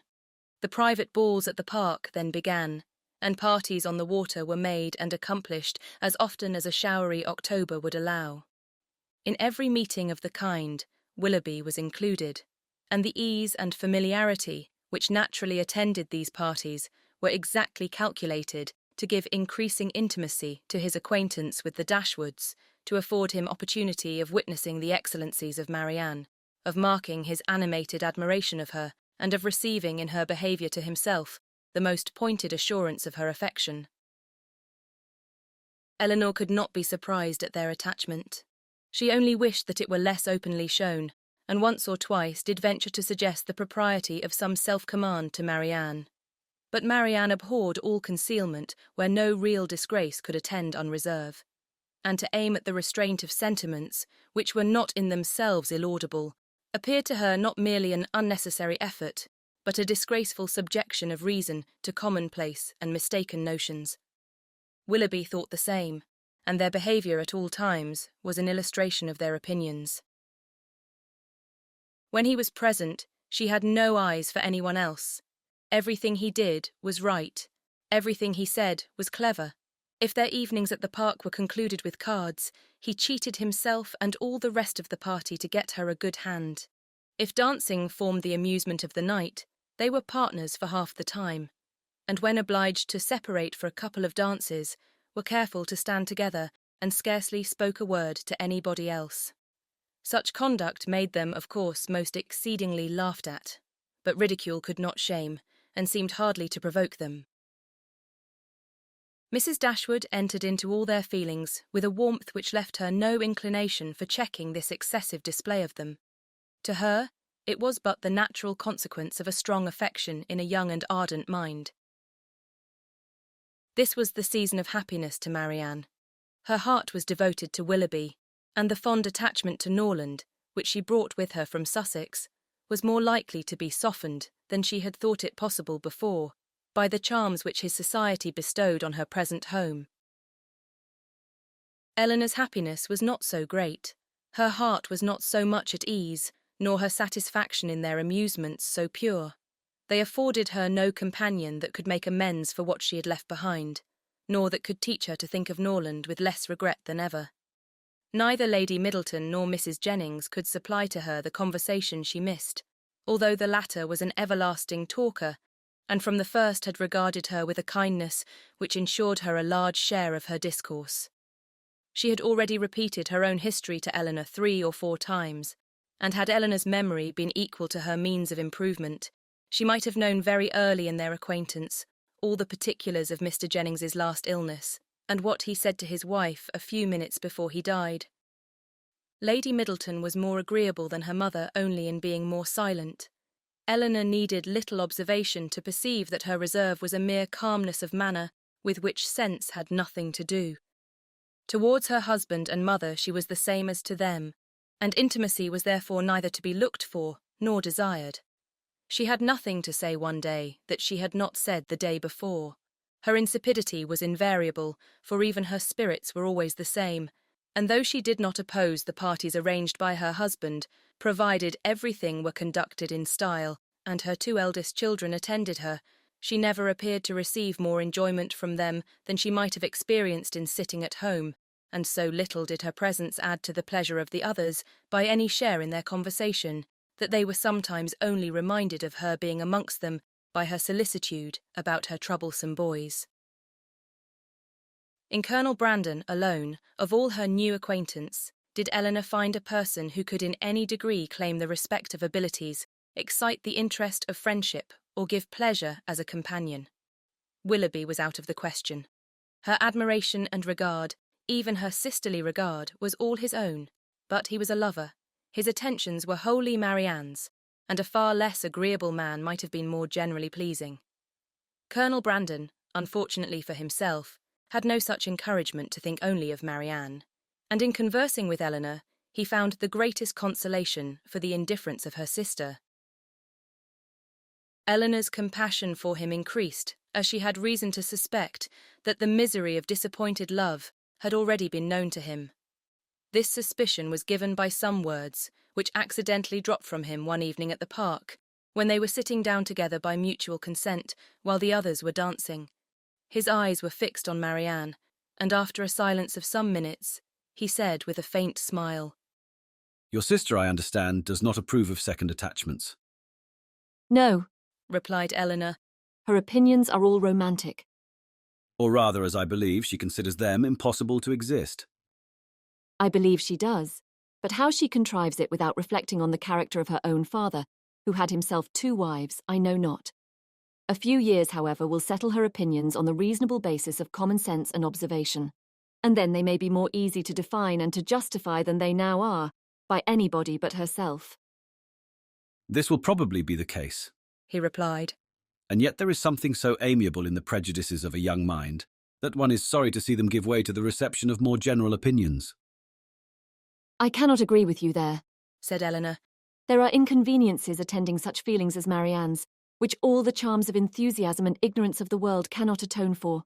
Her systems have all the unfortunate tendency of setting propriety at naught, and a better acquaintance with the world is what I look forward to as her greatest possible advantage. After a short pause, he resumed the conversation by saying, Does your sister make no distinction in her objections against a second attachment? Or is it equally criminal in everybody? Are those who have been disappointed in their first choice, whether from the inconstancy of its object or the perverseness of circumstances, to be equally indifferent during the rest of their lives? Upon my word, I am not acquainted with the minutiae of her principles. I only know that I never yet heard her admit any instance of a second attachment's being pardonable. This, said he, cannot hold, but a total change of sentiments. No, do not desire it. For when the romantic refinements of a young mind are obliged to give way, how frequently are they succeeded by such opinions as are but too common and too dangerous?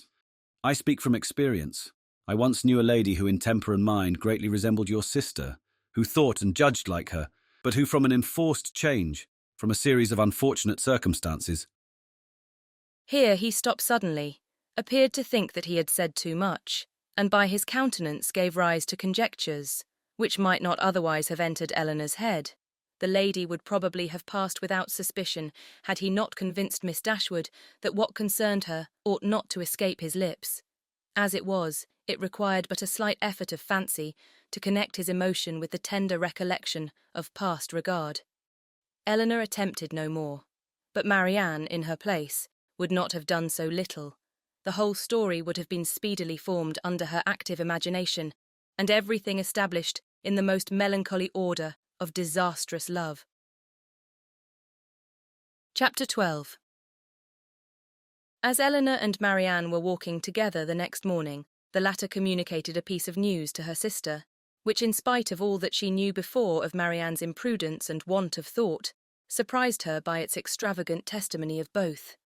Marianne told her, with the greatest delight, that Willoughby had given her a horse, one that he had bred himself on his estate in Somersetshire, and which was exactly calculated to carry a woman.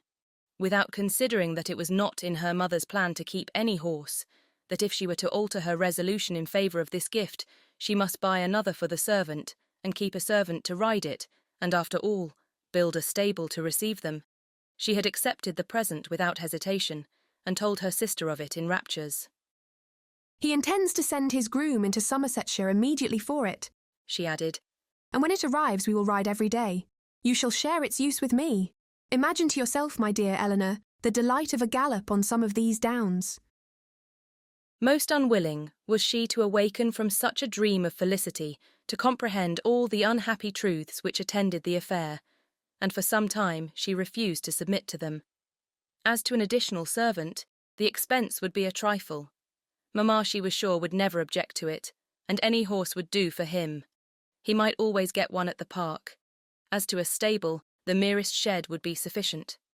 Eleanor then ventured to doubt the propriety of her receiving such a present from a man so little, or at least so lately known to her. This was too much. "You are mistaken, Eleanor," said she warmly, "in supposing I know very little of Willoughby. I've not known him long indeed, but I am much better acquainted with him than I am with any other creature in the world, except yourself and Mamma. It is not time or opportunity that is to determine intimacy. It is disposition alone. 7 years would be insufficient to make some people acquainted with each other, and 7 days are more than enough for others. I should hold myself guilty of greater impropriety in accepting a horse from my brother than from Willoughby. Of John I know very little, though we have lived together for years, but of Willoughby my judgment has long been formed." Eleanor thought it wisest to touch that point no more. She knew her sister's temper. Opposition on so tender a subject would only attach her the more to her own opinion, but by an appeal to her affection for her mother, by representing the inconveniences which that indulgent mother must draw on herself, if, as would probably be the case, she consented to this increase of establishment, Marianne was shortly subdued, and she promised not to tempt her mother to such imprudent kindness by mentioning the offer, and to tell Willoughby when she saw him next that it must be declined.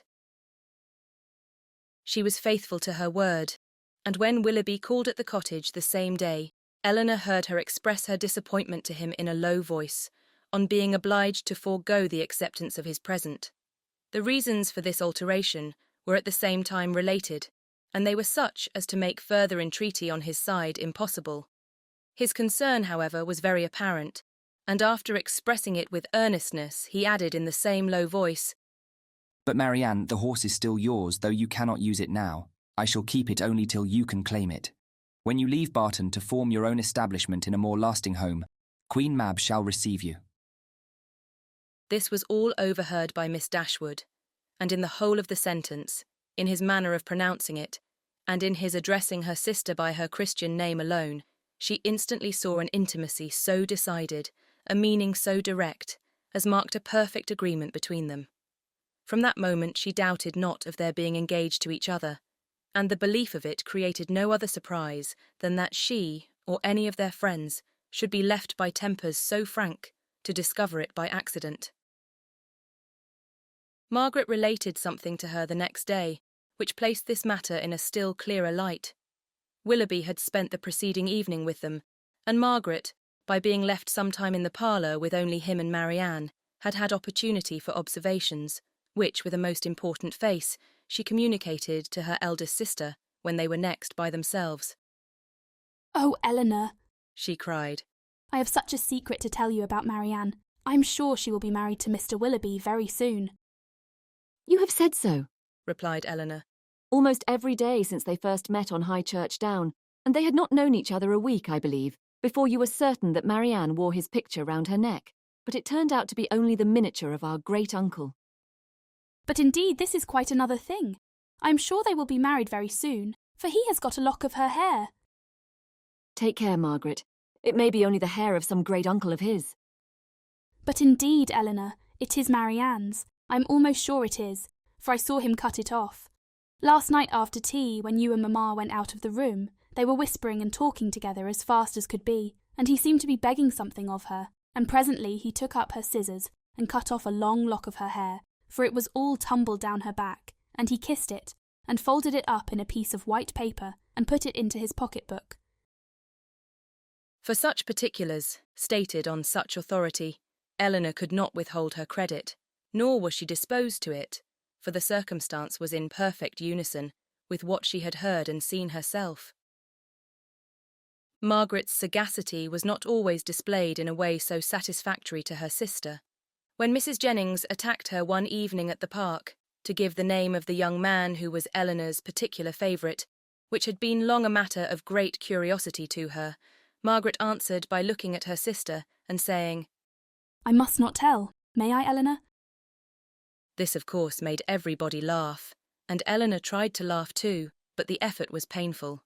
She was convinced that Margaret had fixed on a person whose name she could not bear with composure to become a standing joke with Mrs. Jennings. Marianne felt for her most sincerely, but she did more harm than good to the cause by turning very red and saying in an angry manner to Margaret, "Remember that whatever your conjectures may be, you have no right to repeat them." "I never had any conjectures about it," replied Margaret. "It was you who told me of it yourself." "Oh, pray, Miss Margaret, let us know all about it," said Mrs. Jennings. "What is the gentleman's name?" "I must not tell, ma'am, but I know very well what it is, and I know where he is too." Yes, we can guess where he is. At his own house at Norland, to be sure. He is the curate of the parish, I dare say." "No, that he is not. He is of no profession at all." "Margaret," said Marianne with great warmth, "you know that all this is an invention of your own, and that there is no such person in existence." "Well then, he is lately dead, Marianne, for I'm sure there was such a man once, and his name begins with an F." Most grateful did Eleanor feel to Lady Middleton for observing, at this moment, that it rained very hard, though she believed the interruption to proceed less from any attention to her than from her ladyship's great dislike of all such inelegant subjects of raillery as delighted her husband and mother.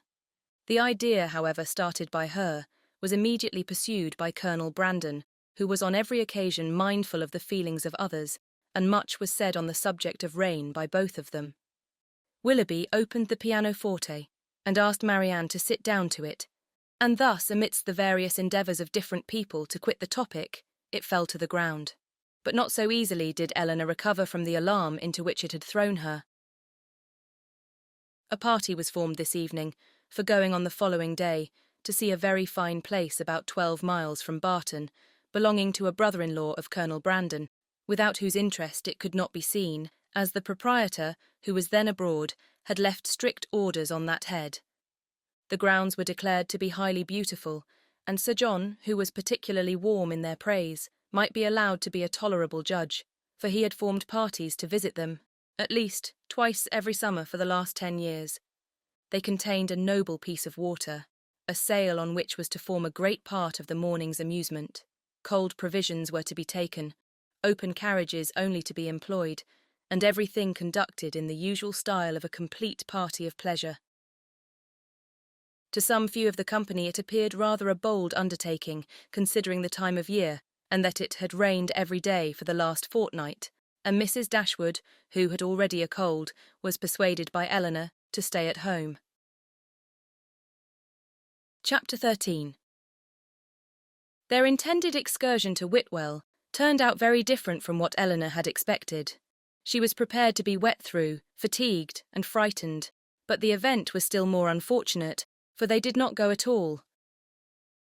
By 10 o'clock, the whole party was assembled at the park, where they were to breakfast. The morning was rather favourable, though it had rained all night, as the clouds were then dispersing across the sky, and the sun frequently appeared. They were all in high spirits and good humour, eager to be happy, and determined to submit to the greatest inconveniences and hardships rather than be otherwise. While they were at breakfast, the letters were brought in. Among the rest there was one for Colonel Brandon.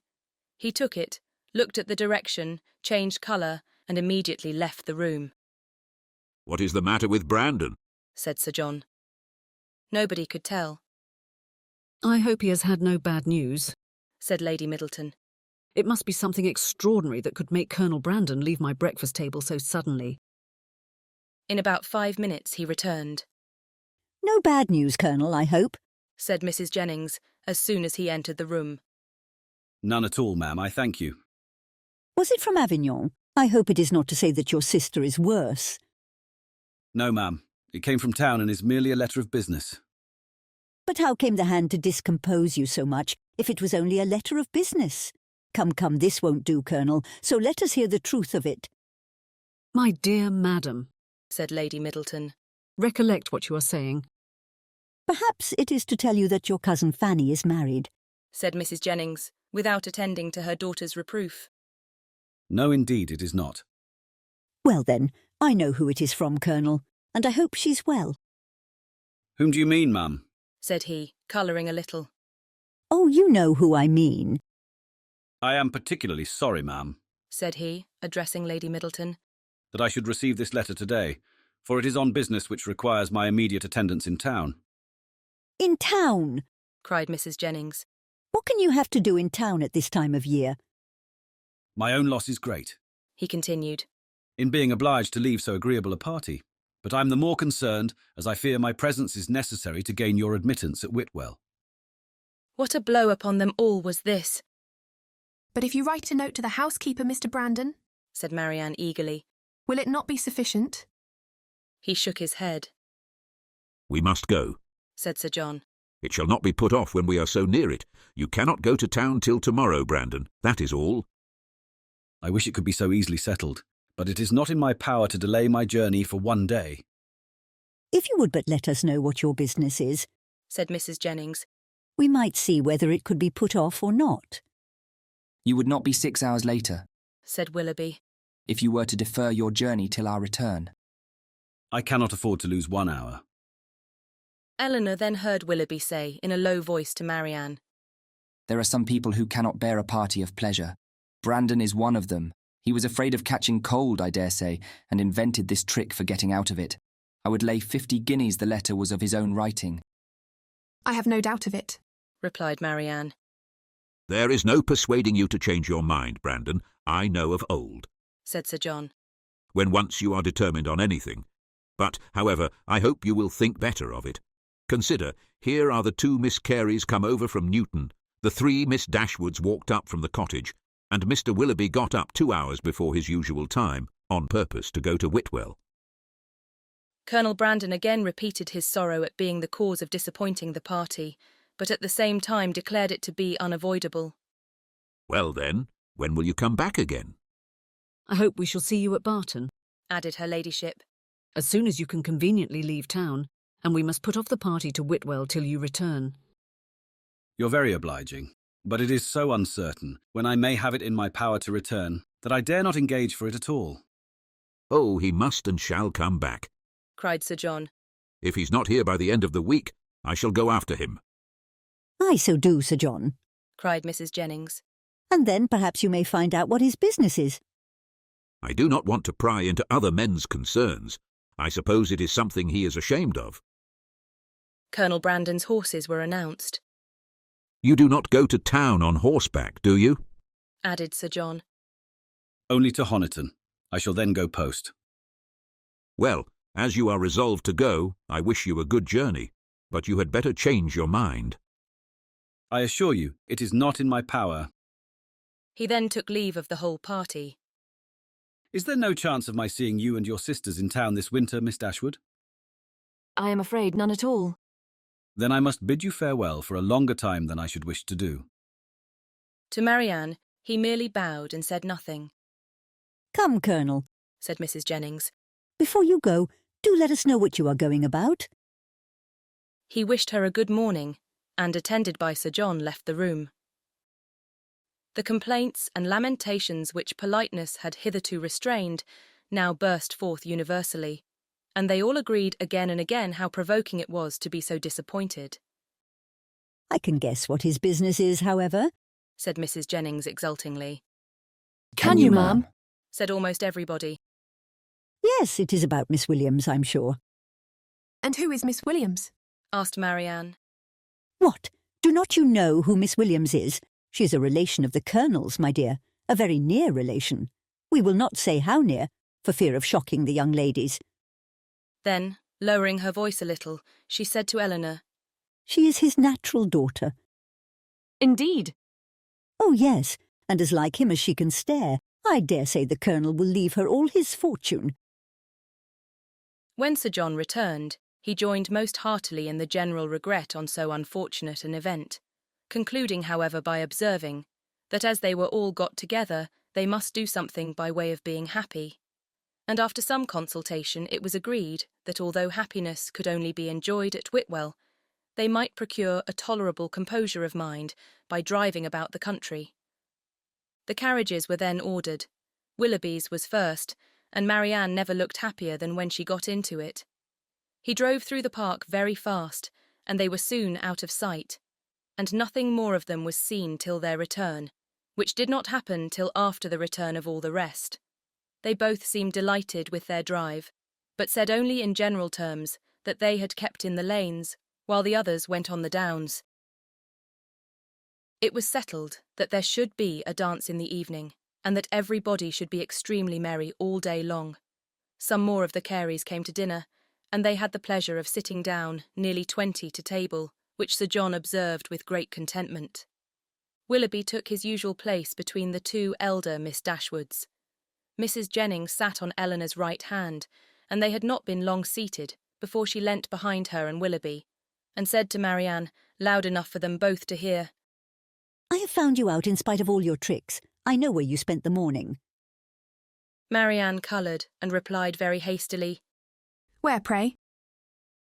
Did not you know, said Willoughby, that we had been out in my curricle?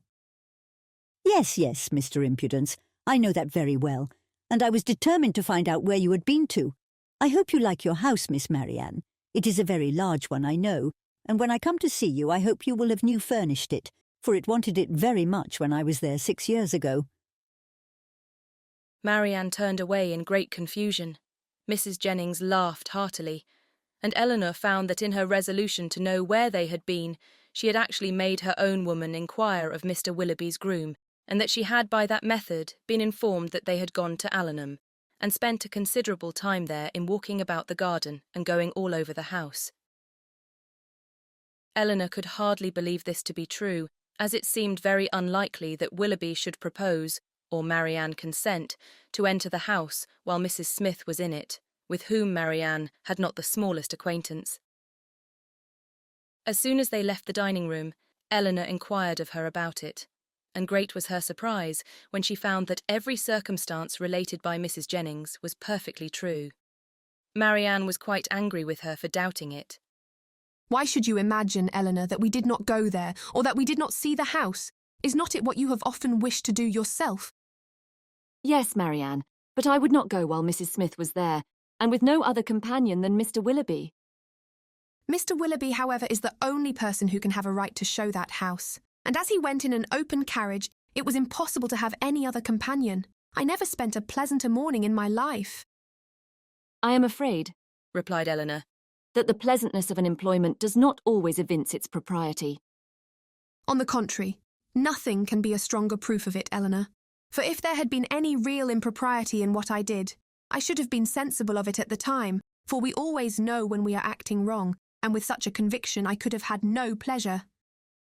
But my dear Marianne, As it has already exposed you to some very impertinent remarks, do you not now begin to doubt the discretion of your own conduct? If the impertinent remarks of Mrs. Jennings are to be the proof of impropriety in conduct, we are all offending every moment of our lives. I value not her censure any more than I should do her commendation. I am not sensible of having done anything wrong in walking over Mrs. Smith's grounds or in seeing her house. They will one day be Mr. Willoughby's, and— If they were one day to be your own, Marianne, you would not be justified in what you have done. She blushed at this hint, but it was even visibly gratifying to her, and after a 10 minutes interval of earnest thought, she came to her sister again and said with great good humour, Perhaps, Eleanor, it was rather ill-judged in me to go to Allenham, but Mr. Willoughby wanted particularly to show me the place, and it is a charming house, I assure you. There is one remarkably pretty sitting-room upstairs, of a nice, comfortable size for constant use, and with modern furniture it would be delightful. It is a corner room, and has windows on 2 sides. On one side, you look across the bowling green behind the house to a beautiful hanging wood, and on the other, you have a view of the church and village, and beyond them, of those fine, bold hills that we have so often admired. I did not see it to advantage, for nothing could be more forlorn than the furniture, but if it were newly fitted up, a couple of £100, Willoughby says, would make it one of the pleasantest summer rooms in England. Could Eleanor have listened to her without interruption from the others, she would have described every room in the house with equal delight. Chapter 14. The sudden termination of Colonel Brandon's visit at the park, with his steadiness in concealing its cause, filled the mind and raised the wonder of Mrs. Jennings for 2 or 3 days.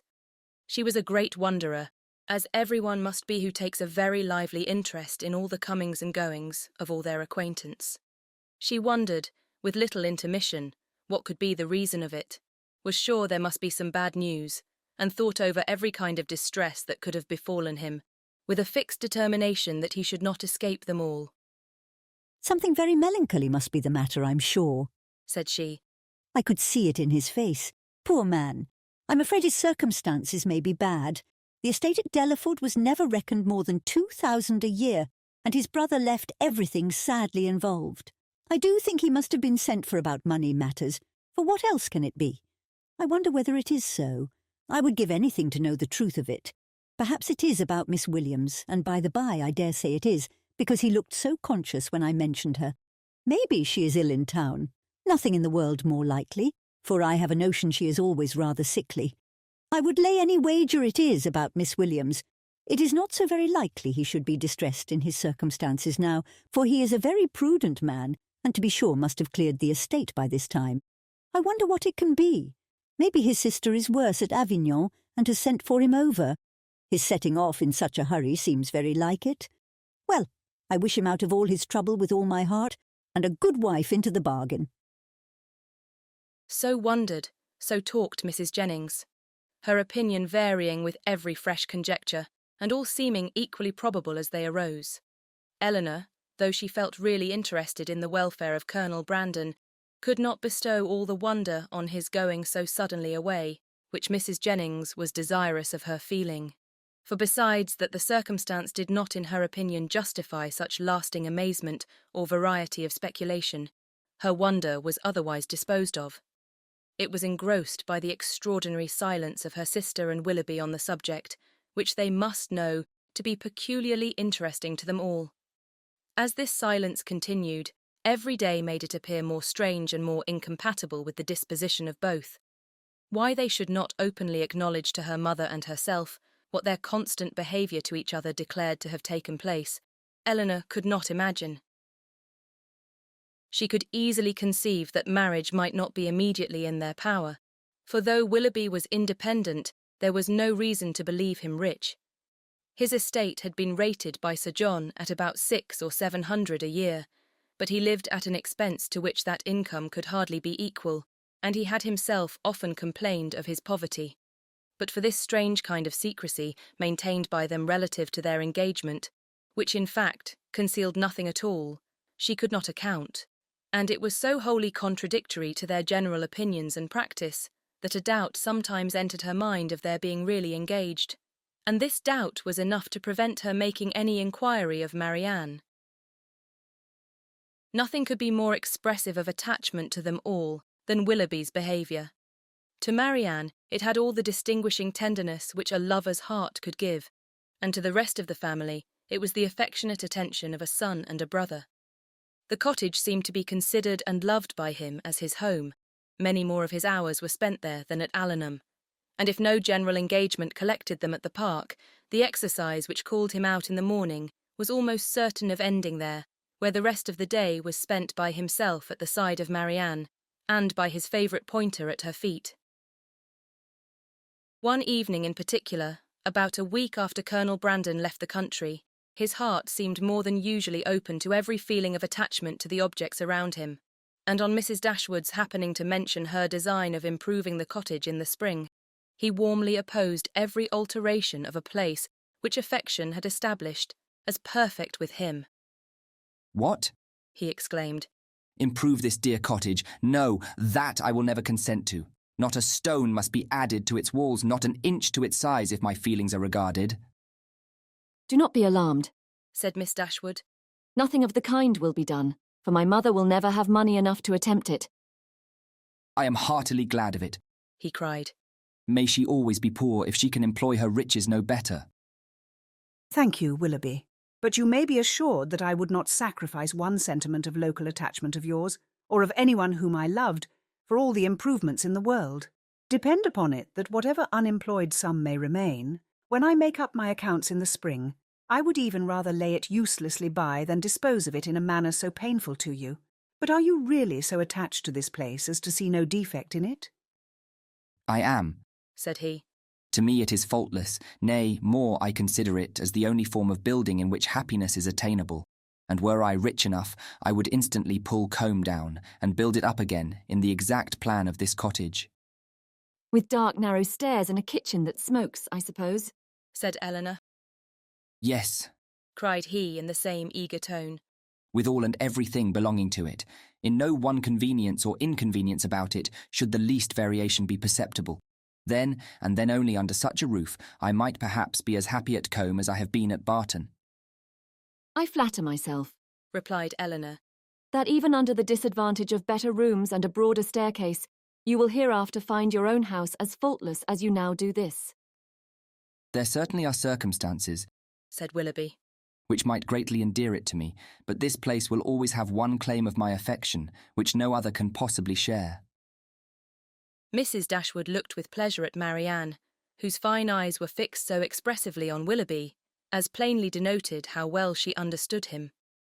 "How often did I wish," added he, "when I was at Allenham this time 12-month, that Barton Cottage were inhabited. I never passed within view of it without admiring its situation, and grieving that no one should live in it. How little did I then think that the very first news I should hear from Mrs. Smith, when I next came into the country, would be that Barton Cottage was taken. And I felt an immediate satisfaction and interest in the event, which nothing but a kind of prescience of what happiness I should experience from it can account for. Must it not have been so, Marianne?" speaking to her in a lowered voice. Then continuing his former tone, he said, "And yet this house you would spoil, Mrs. Dashwood. You would rob it of its simplicity by imaginary improvement. And this dear parlour in which our acquaintance first began, and in which so many happy hours have been since spent by us together, you would degrade to the condition of a common entrance, and everybody would be eager to pass through the room, which has hitherto contained within itself more real accommodation and comfort than any other apartment of the handsomest dimensions in the world could possibly afford." Mrs. Dashwood again assured him that no alteration of the kind should be attempted. "You are a good woman," he warmly replied. "Your promise makes me easy.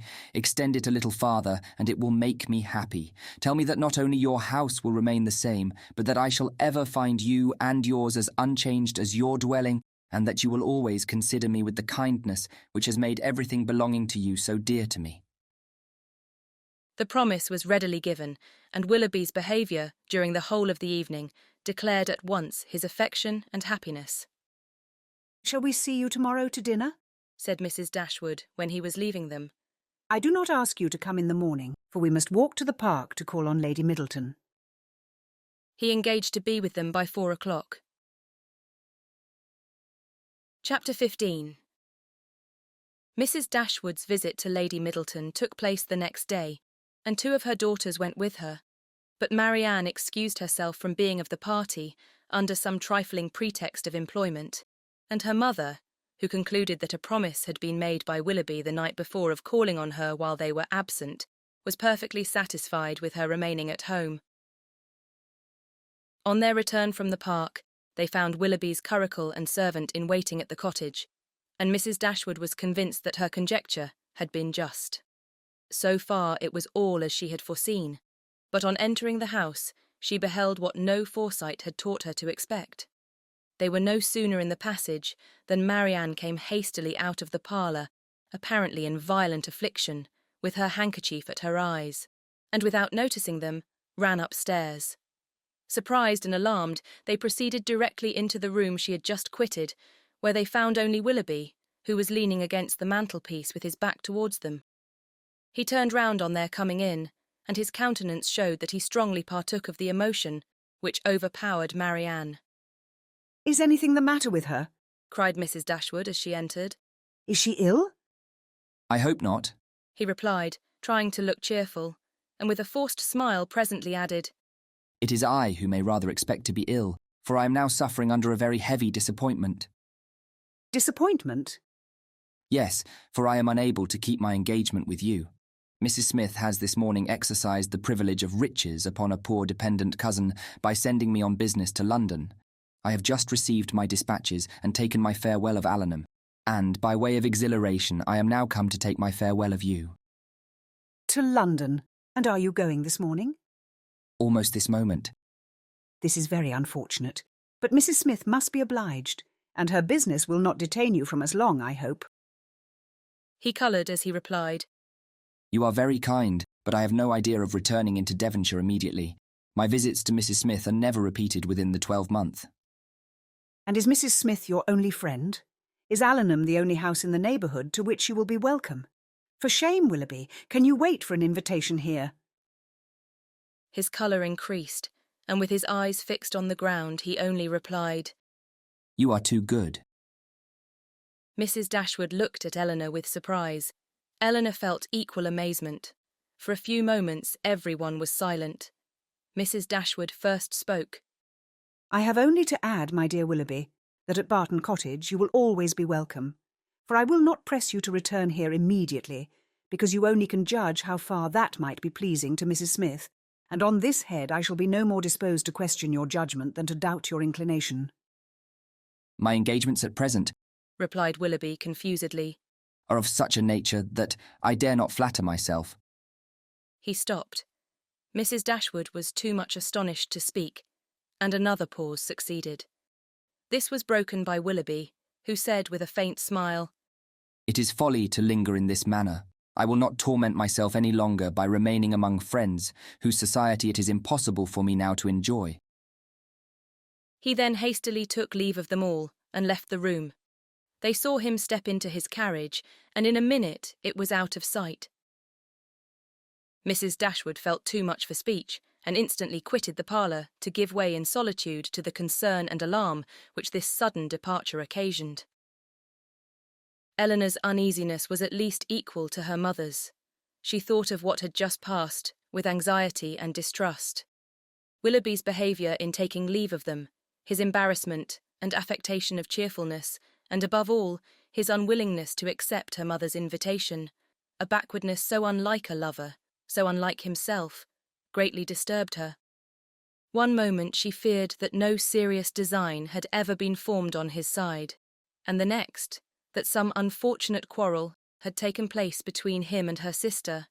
The distress in which Marianne had quitted the room was such as a serious quarrel could most reasonably account for, though when she considered what Marianne's love for him was, a quarrel seemed almost impossible.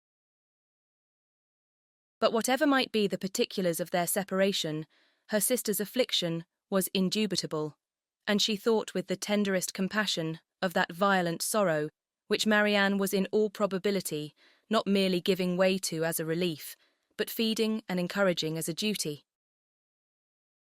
In about half an hour her mother returned, and though her eyes were red, her countenance was not uncheerful. Our dear Willoughby is now some miles from Barton, Eleanor, said she as she sat down to work. And with how heavy a heart does he travel?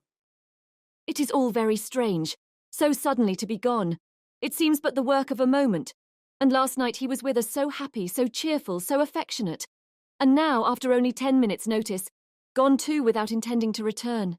Something more than what he owned to us must have happened. He did not speak. He did not behave like himself. You must have seen the difference as well as I. What can it be? Can they have quarrelled? Why else should he have shown such unwillingness to accept your invitation here? It was not inclination that he wanted, Eleanor. I could plainly see that. He had not the power of accepting it. I've thought it all over, I assure you, and I can perfectly account for everything that at first seemed strange to me as well as to you. Can you indeed? Yes, I have explained it to myself in the most satisfactory way. But you, Eleanor, who love to doubt where you can, it will not satisfy you, I know, but you shall not talk me out of my trust in it. I am persuaded that Mrs. Smith suspects his regard for Marianne, disapproves of it, perhaps because she has other views for him, and on that account is eager to get him away, and that the business which she sends him off to transact is invented as an excuse to dismiss him. This is what I believe to have happened. He is, moreover, aware that she does disapprove the connection. He dares not therefore at present confess to her his engagement with Marianne, and he feels himself obliged from his dependent situation to give in to her schemes and absent himself from Devonshire for a while. You will tell me, I know, that this may or may not have happened, but I will listen to no cavil, unless you can point out any other method of understanding the affair as satisfactory at this. And now, Eleanor, what have you to say? Nothing, for you have anticipated my answer. Then you would have told me that it might or might not have happened. Oh, Eleanor, how incomprehensible are your feelings. You had rather take evil upon credit than good. You had rather look out for misery for Marianne and guilt for poor Willoughby than an apology for the latter. You are resolved to think him blamable because he took leave of us with less affection than his usual behaviour has shown, and is no allowance to be made for inadvertence, or for spirits depressed by recent disappointment. Are no probabilities to be accepted merely because they are not certainties? Is nothing due to the man whom we have all such reason to love, and no reason in the world to think ill of, to the possibility of motives unanswerable in themselves, though unavoidably secret for a while? And after all, what is it you suspect him of? I can hardly tell myself, but suspicion of something unpleasant is the inevitable consequence of such an alteration as we just witnessed in him. There is great truth, however, in what you have now urged of the allowances which ought to be made for him, and it is my wish to be candid in my judgment of everybody. Willoughby may undoubtedly have very sufficient reasons for his conduct, and I will hope that he has. But it would have been more like Willoughby to acknowledge them at once. Secrecy may be advisable, but still I cannot help wondering at its being practised by him. Do not blame him, however, for departing from his character, where the deviation is necessary. But you really do admit the justice of what I have said in his defence? I am happy, and he is acquitted. Not entirely. It may be proper to conceal their engagement, if they are engaged, from Mrs. Smith. And if that is the case, it must be highly expedient for Willoughby to be but little in Devonshire at present. But this is no excuse for their concealing it from us. Concealing it from us? My dear child, do you accuse Willoughby and Marianne of concealment? This is strange indeed, when your eyes have been reproaching them every day for incautiousness. I want no proof of their affection, said Eleanor. But of their engagement I do. I am perfectly satisfied of both. Yet not a syllable has been said to you on the subject by either of them. I have not wanted syllables where actions have spoken so plainly. Has not his behaviour to Marianne and to all of us, for at least the last fortnight, declared that he loved and considered her as his future wife, and that he felt for us the attachment of the nearest relation? Have we not perfectly understood each other? Has not my consent been daily asked by his looks, his manner, his attentive and affectionate respect? My Eleanor, is it possible to doubt their engagement? How could such a thought occur to you? How is it to be supposed that Willoughby, persuaded as he must be of your sister's love, should leave her, and leave her perhaps for months, without telling her of his affection? That they should part without a mutual exchange of confidence? I confess, replied Eleanor, that every circumstance except one is in favour of their engagement, but that one is the total silence of both on the subject, and with me it almost outweighs every other. How strange this is.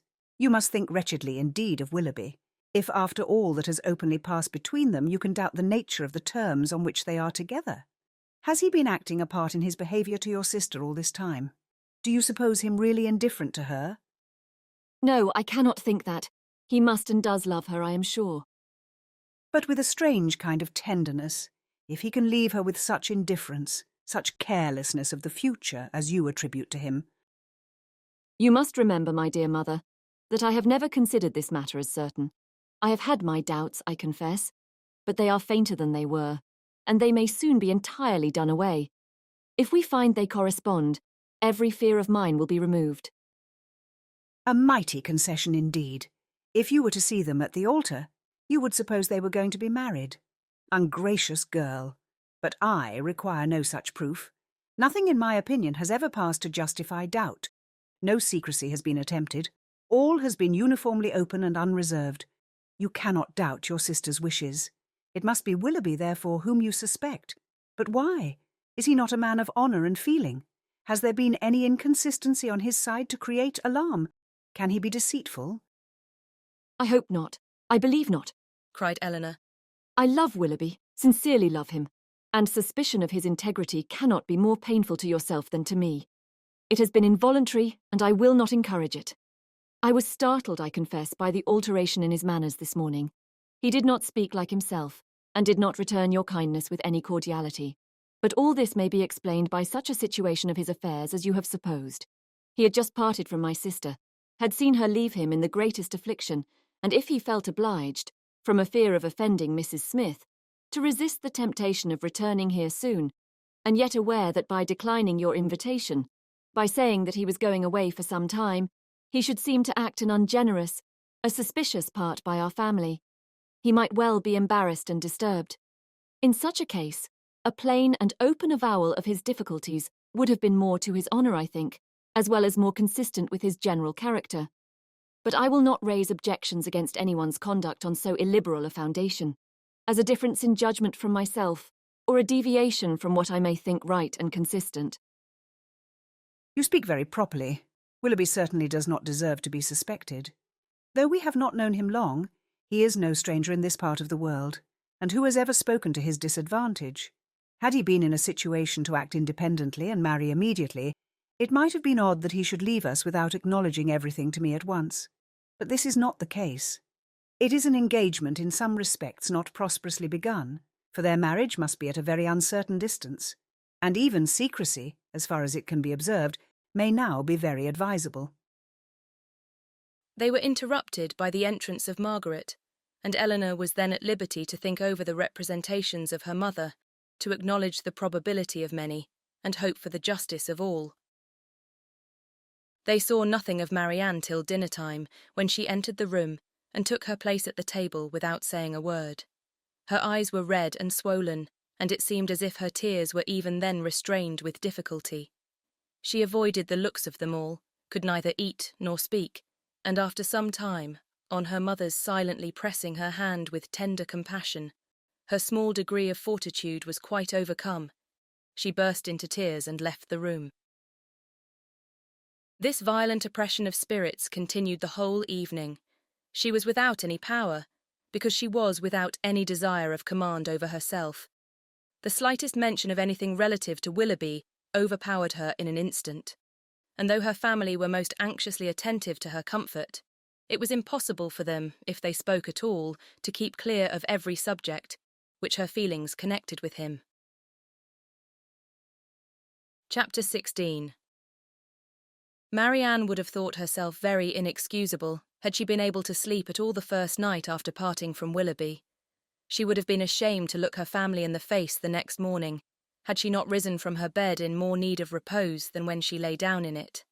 But the feelings which made such composure a disgrace left her in no danger of incurring it. She was awake the whole night, and she wept the greatest part of it. She got up with a headache, was unable to talk, and unwilling to take any nourishment, giving pain every moment to her mother and sisters, and forbidding all attempt at consolation from either. Her sensibility was potent enough. When breakfast was over, she walked out by herself and wandered about the village of Allenham, indulging the recollection of past enjoyment and crying over the present reverse for the chief of the morning. The evening passed off in the equal indulgence of feeling.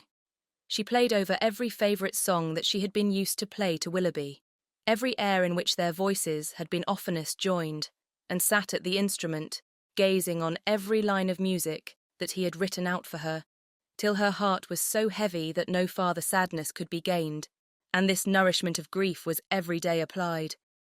She spent whole hours at the pianoforte, alternately singing and crying, her voice often totally suspended by her tears.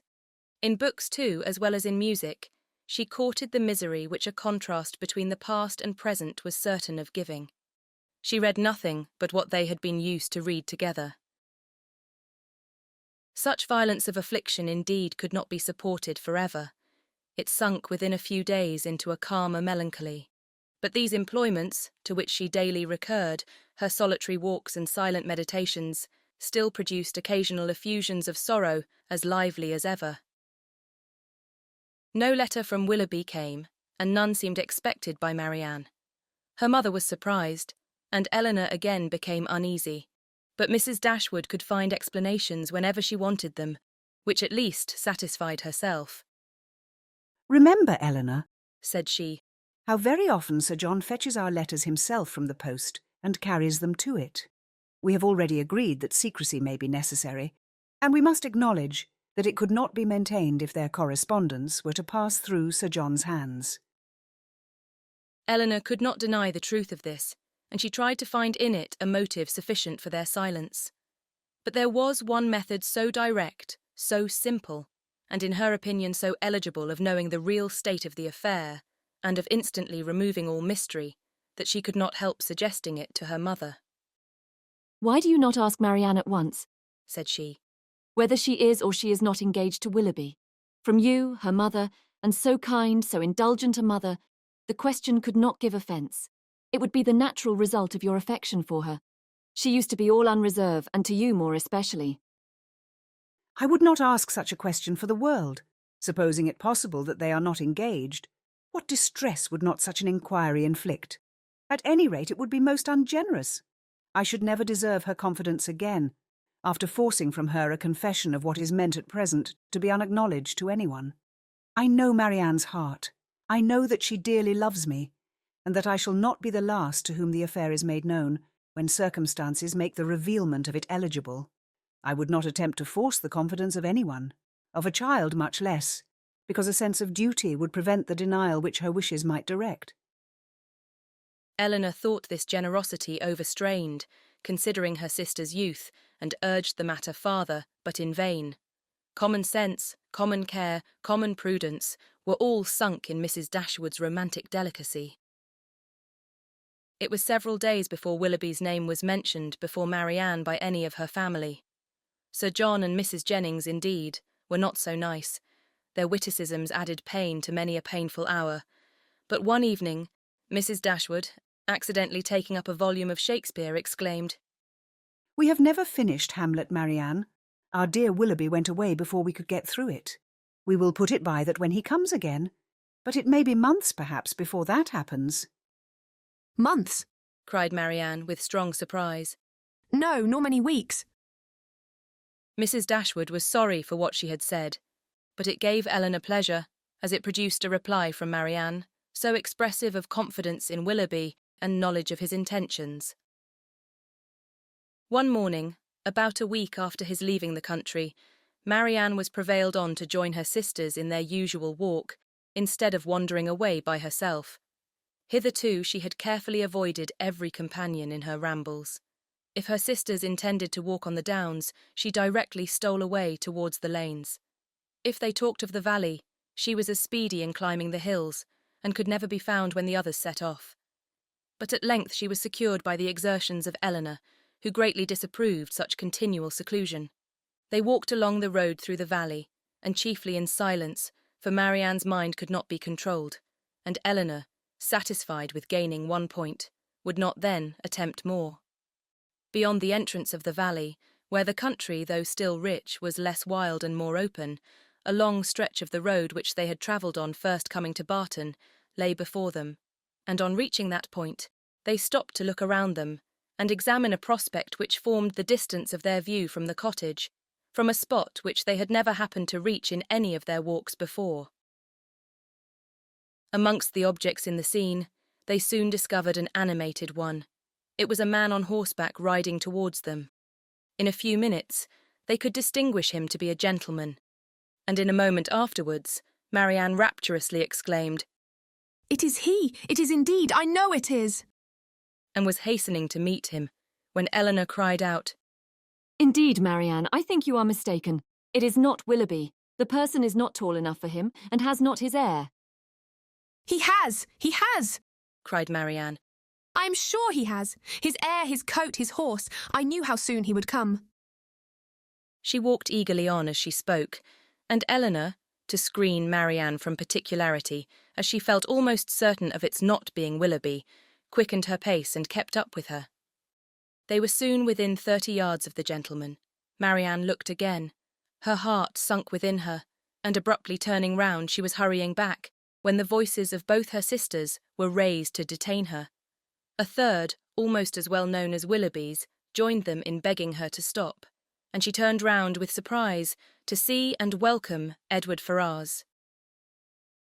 He was the only person in the world who could at that moment be forgiven for not being Willoughby, the only one who could have gained a smile from her, but she dispersed her tears to smile on him, and in her sister's happiness forgot for a time her own disappointment. He dismounted, and giving his horse to his servant, walked back with them to Barton, whither he was purposely coming to visit them. He was welcomed by them all with great cordiality, but especially by Marianne, who showed more warmth of regard in her reception of him than even Eleanor herself. To Marianne, indeed, the meeting between Edward and her sister was but a continuation of that unaccountable coldness which she had often observed at Norland in their mutual behaviour.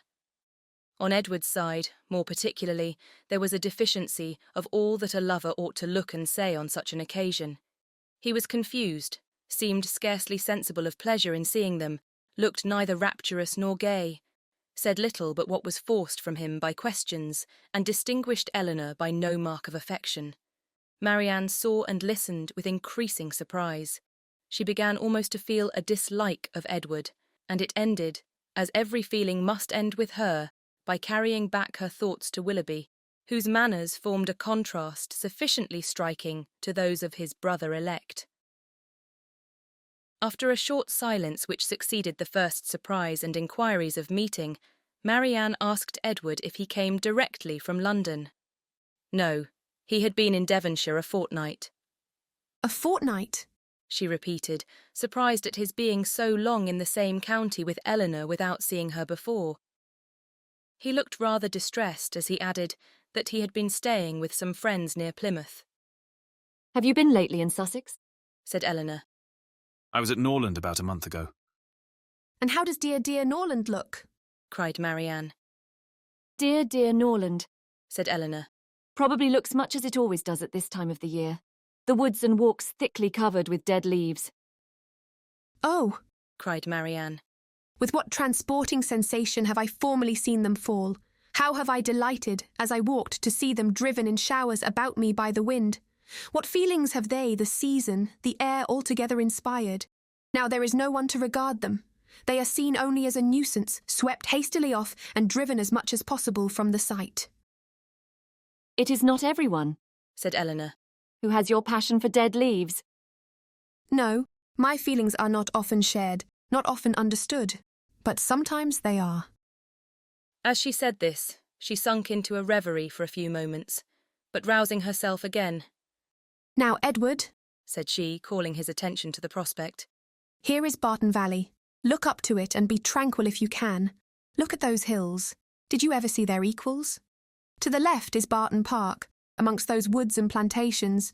You may see the end of the house, and there, beneath that farthest hill, which rises with such grandeur, is our cottage. It is a beautiful country, he replied. But these bottoms must be dirty in winter. How can you think of dirt with such objects before you? Because, replied he, smiling. among the rest of the objects before me, I see a very dirty lane. How strange, said Marianne to herself as she walked on. Have you an agreeable neighbourhood here? Are the Middletons pleasant people? No, not all, answered Marianne. We could not be more unfortunately situated. Marianne, cried her sister. how can you say so? How can you be so unjust? They are a very respectable family, Mr. Ferrars, and towards us have behaved in the friendliest manner. Have you forgot, Marianne, how many pleasant days we have owed to them? No, said Marianne in a low voice. nor how many painful moments. Eleanor took no notice of this, and directing her attention to their visitor, endeavoured to support something like discourse with him by talking of their present residence, its conveniences, etc., extorting from him occasional questions and remarks. His coldness and reserve mortified her severely. She was vexed and half angry, but resolving to regulate her behaviour to him by the past rather than the present, she avoided every appearance of resentment or displeasure, and treated him as she thought he ought to be treated from the family connection.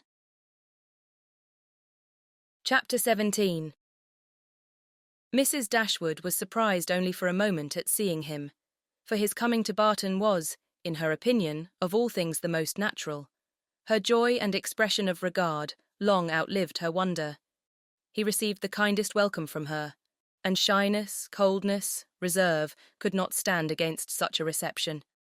They had begun to fail him before he entered the house, and they were quite overcome by the captivating manners of Mrs. Dashwood. Indeed, a man could not very well be in love with either of her daughters, without extending the passion to her, and Eleanor had the satisfaction of seeing him soon become more like himself. His affections seemed to reanimate towards them all, and his interest in their welfare again became perceptible. He was not in spirits, however. He praised their house, admired its prospect, was attentive and kind, but still he was not in spirits. The whole family perceived it, and Mrs. Dashwood, attributing it to some want of liberality in his mother, sat down to table indignant against all selfish parents. What are Mrs. Ferrars's views for you at present, Edward? Said she, when dinner was over and they had drawn round the fire. Are you still to be a great orator in spite of yourself? No. I hope my mother is now convinced that I have no more talents than inclination for a public life. But how is your fame to be established? For famous you must be to satisfy all your family, and with no inclination for expense, no affection for strangers, no profession and no assurance, you may find it a difficult matter. I shall not attempt it. I have no wish to be distinguished, and have every reason to hope I never shall. Thank heaven, I cannot be forced into genius and eloquence. You have no ambition, I well know. Your wishes are all moderate. As moderate as those of the rest of the world, I believe. I wish as well as everybody else to be perfectly happy. But like everybody else, it must be in my own way. Greatness will not make me so. Strange that it would, cried Marianne. What have wealth or grandeur to do with happiness? Grandeur has but little, said Eleanor. but wealth has much to do with it. Eleanor, for shame, said Marianne. Money can only give happiness where there is nothing else to give it. Beyond a competence, it can afford no real satisfaction, as far as mere self is concerned. Perhaps, said Eleanor, smiling, we may come to the same point. Your competence and my wealth are very much alike, I dare say, and without them, as the world goes now, we shall both agree that every kind of external comfort must be wanting. Your ideas are only more noble than mine. Come, what is your competence? About 1,800 or 2,000 a year. Not more than that. Eleanor laughed. 2,000 a year. One is my wealth. I guessed how it would end. And yet 2,000 a year is a very moderate income, said Marianne. A family cannot well be maintained on a smaller. I'm sure I'm not extravagant in my demands. A proper establishment of servants, a carriage, perhaps two, and hunters, cannot be supported on less. Eleanor smiled again to hear her sister describing so accurately their future expenses at Combe Magna. Hunters, repeated Edward. But why must you have hunters? Everybody does not hunt. Marianne coloured as she replied. But most people do. I wish, said Margaret, striking out a novel thought. that somebody would give us all a large fortune apiece. Oh, that they would!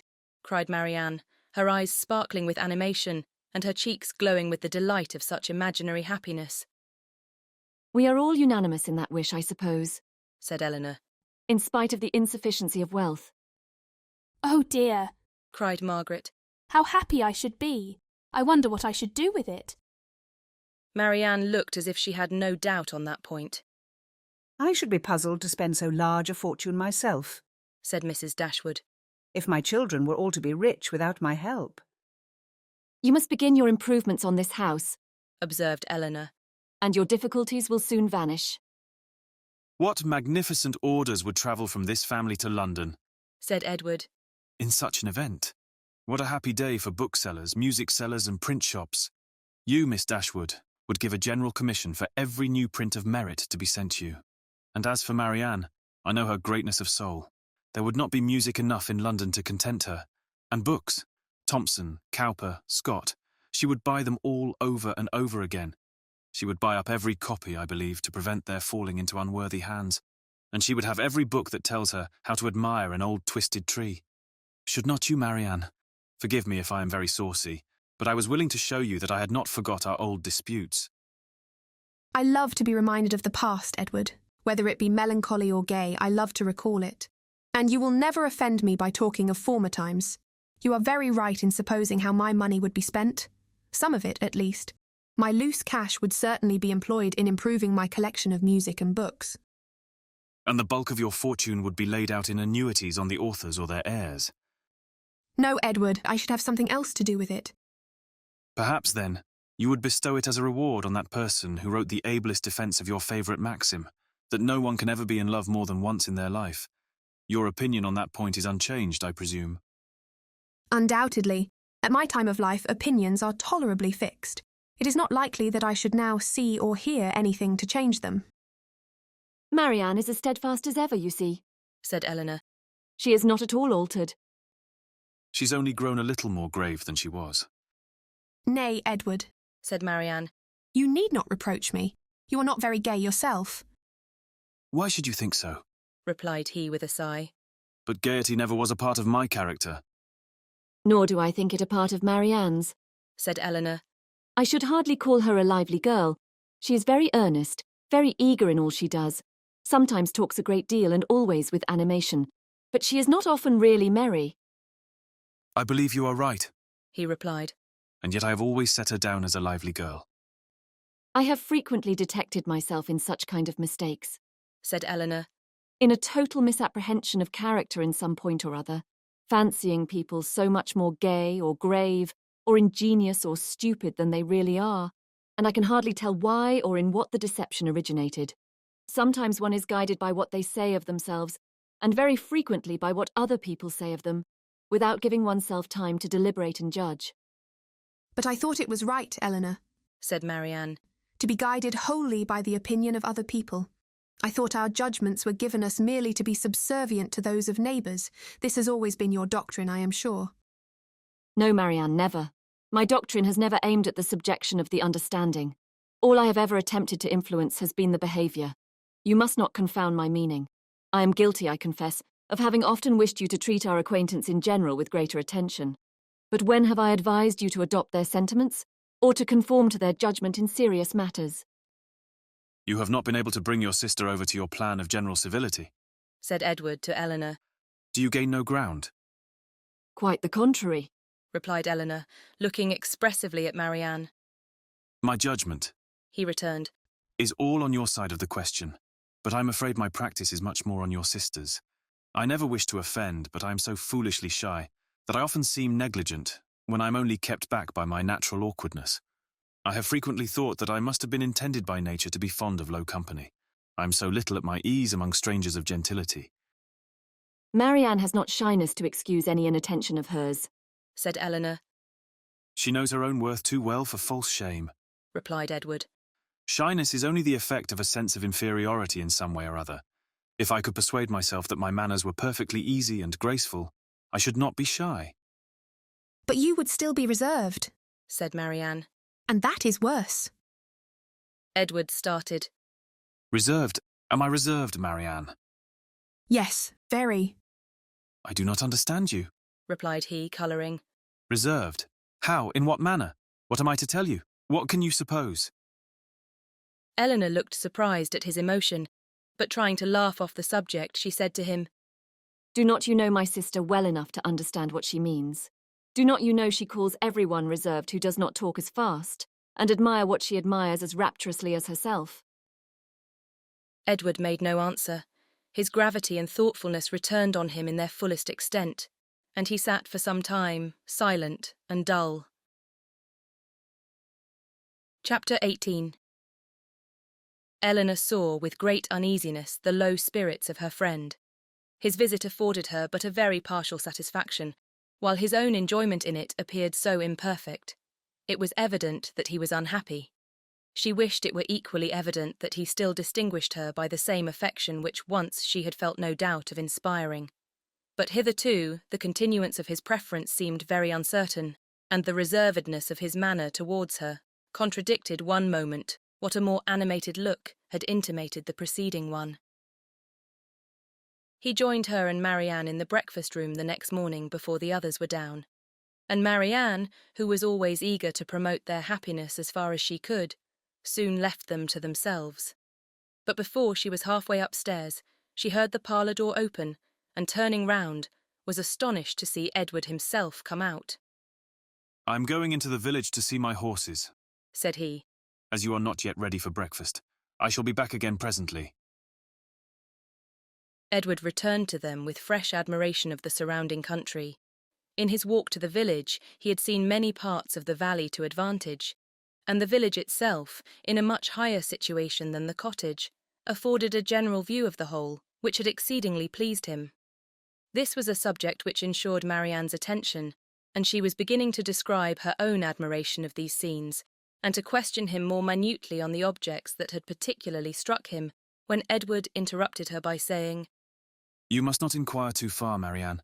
Remember, I have no knowledge in the picturesque, and I shall offend you by my ignorance and want of taste if we come to particulars.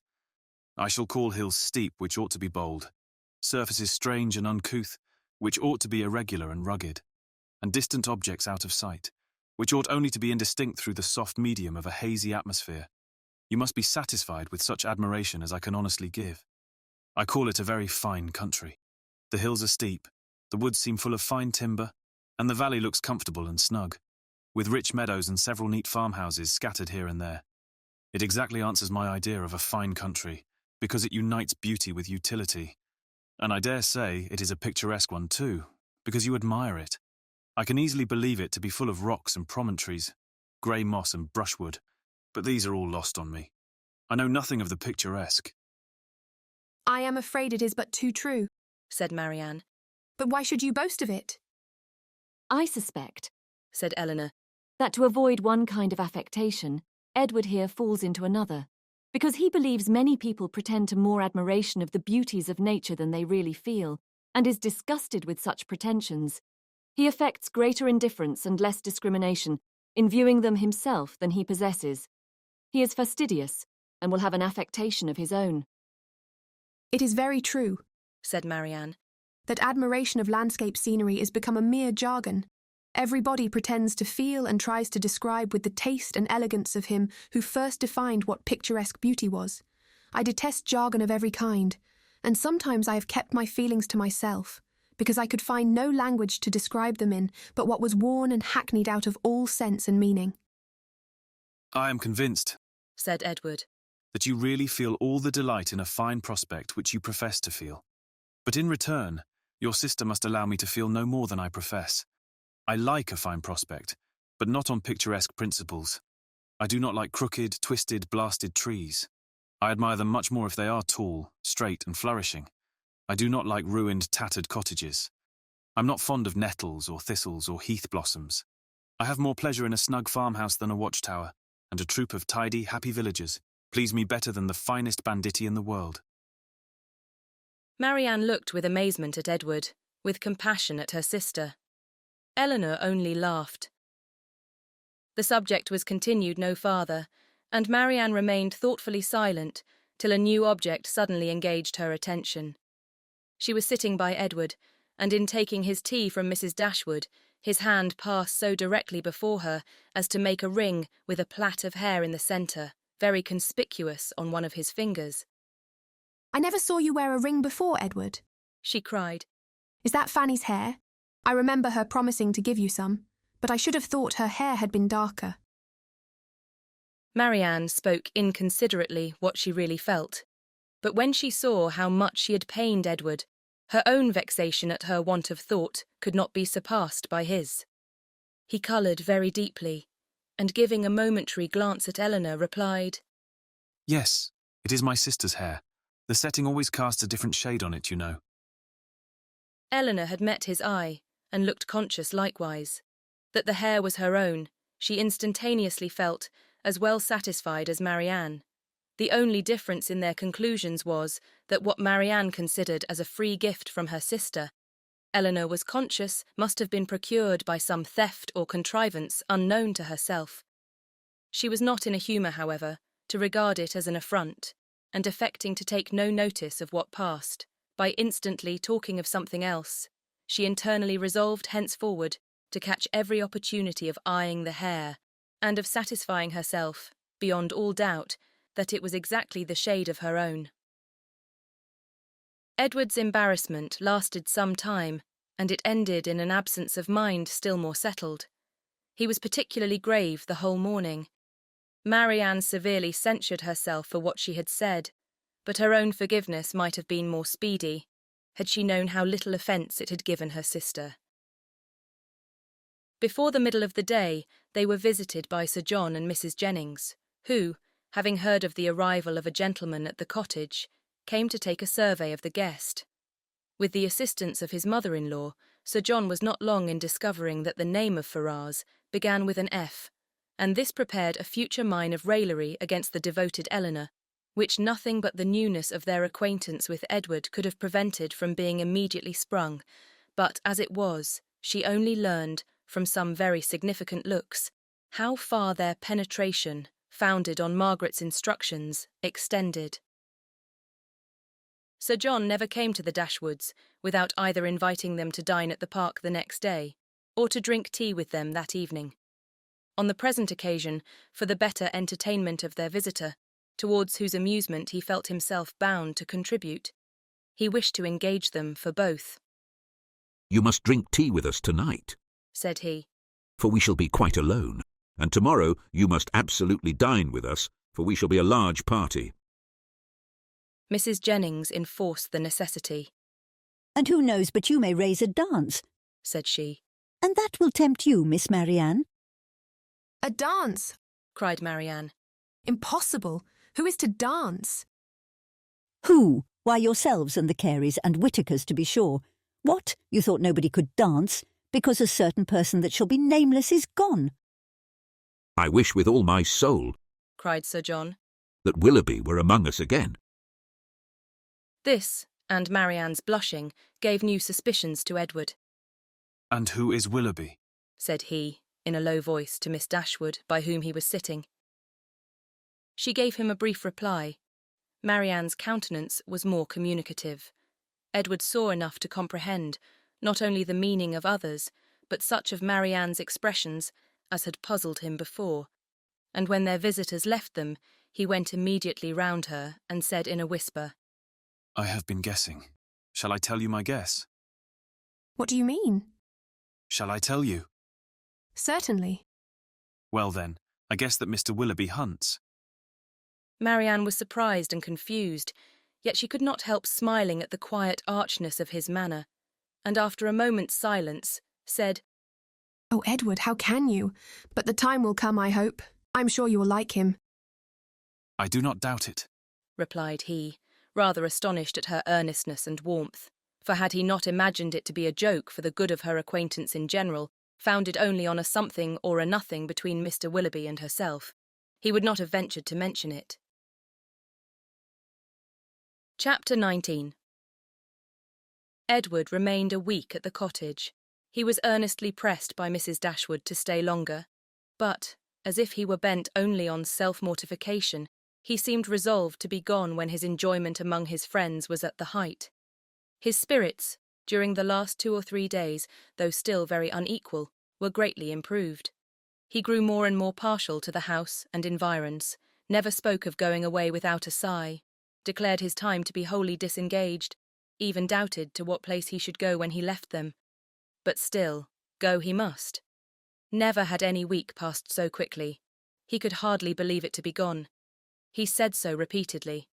Other things he said too, which marked the turn of his feelings and gave the lie to his actions.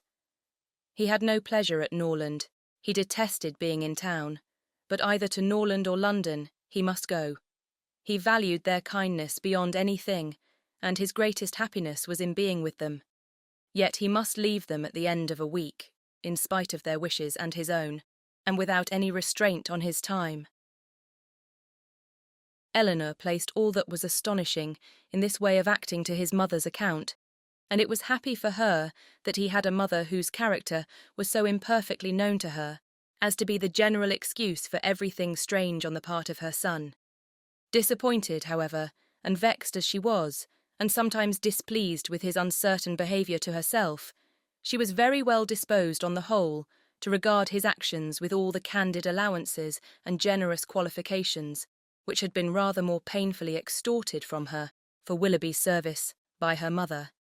His want of spirits, of openness, and of consistency were most usually attributed to his want of independence, and his better knowledge of Mrs. Ferrars's disposition and designs. The shortness of his visit, the steadiness of his purpose in leaving them, originated in the same fettered inclination, the same inevitable necessity of temporizing with his mother. The old, well-established grievance of duty against will, parent against child, was the cause of all. She would have been glad to know when these difficulties were to cease.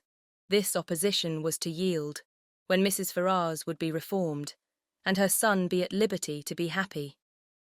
But from such vain wishes she was forced to turn for comfort to the renewal of her confidence in Edward's affection, to the remembrance of every mark of regard in look or word which fell from him while at Barton, and above all to that flattering proof of it which he constantly wore round his finger.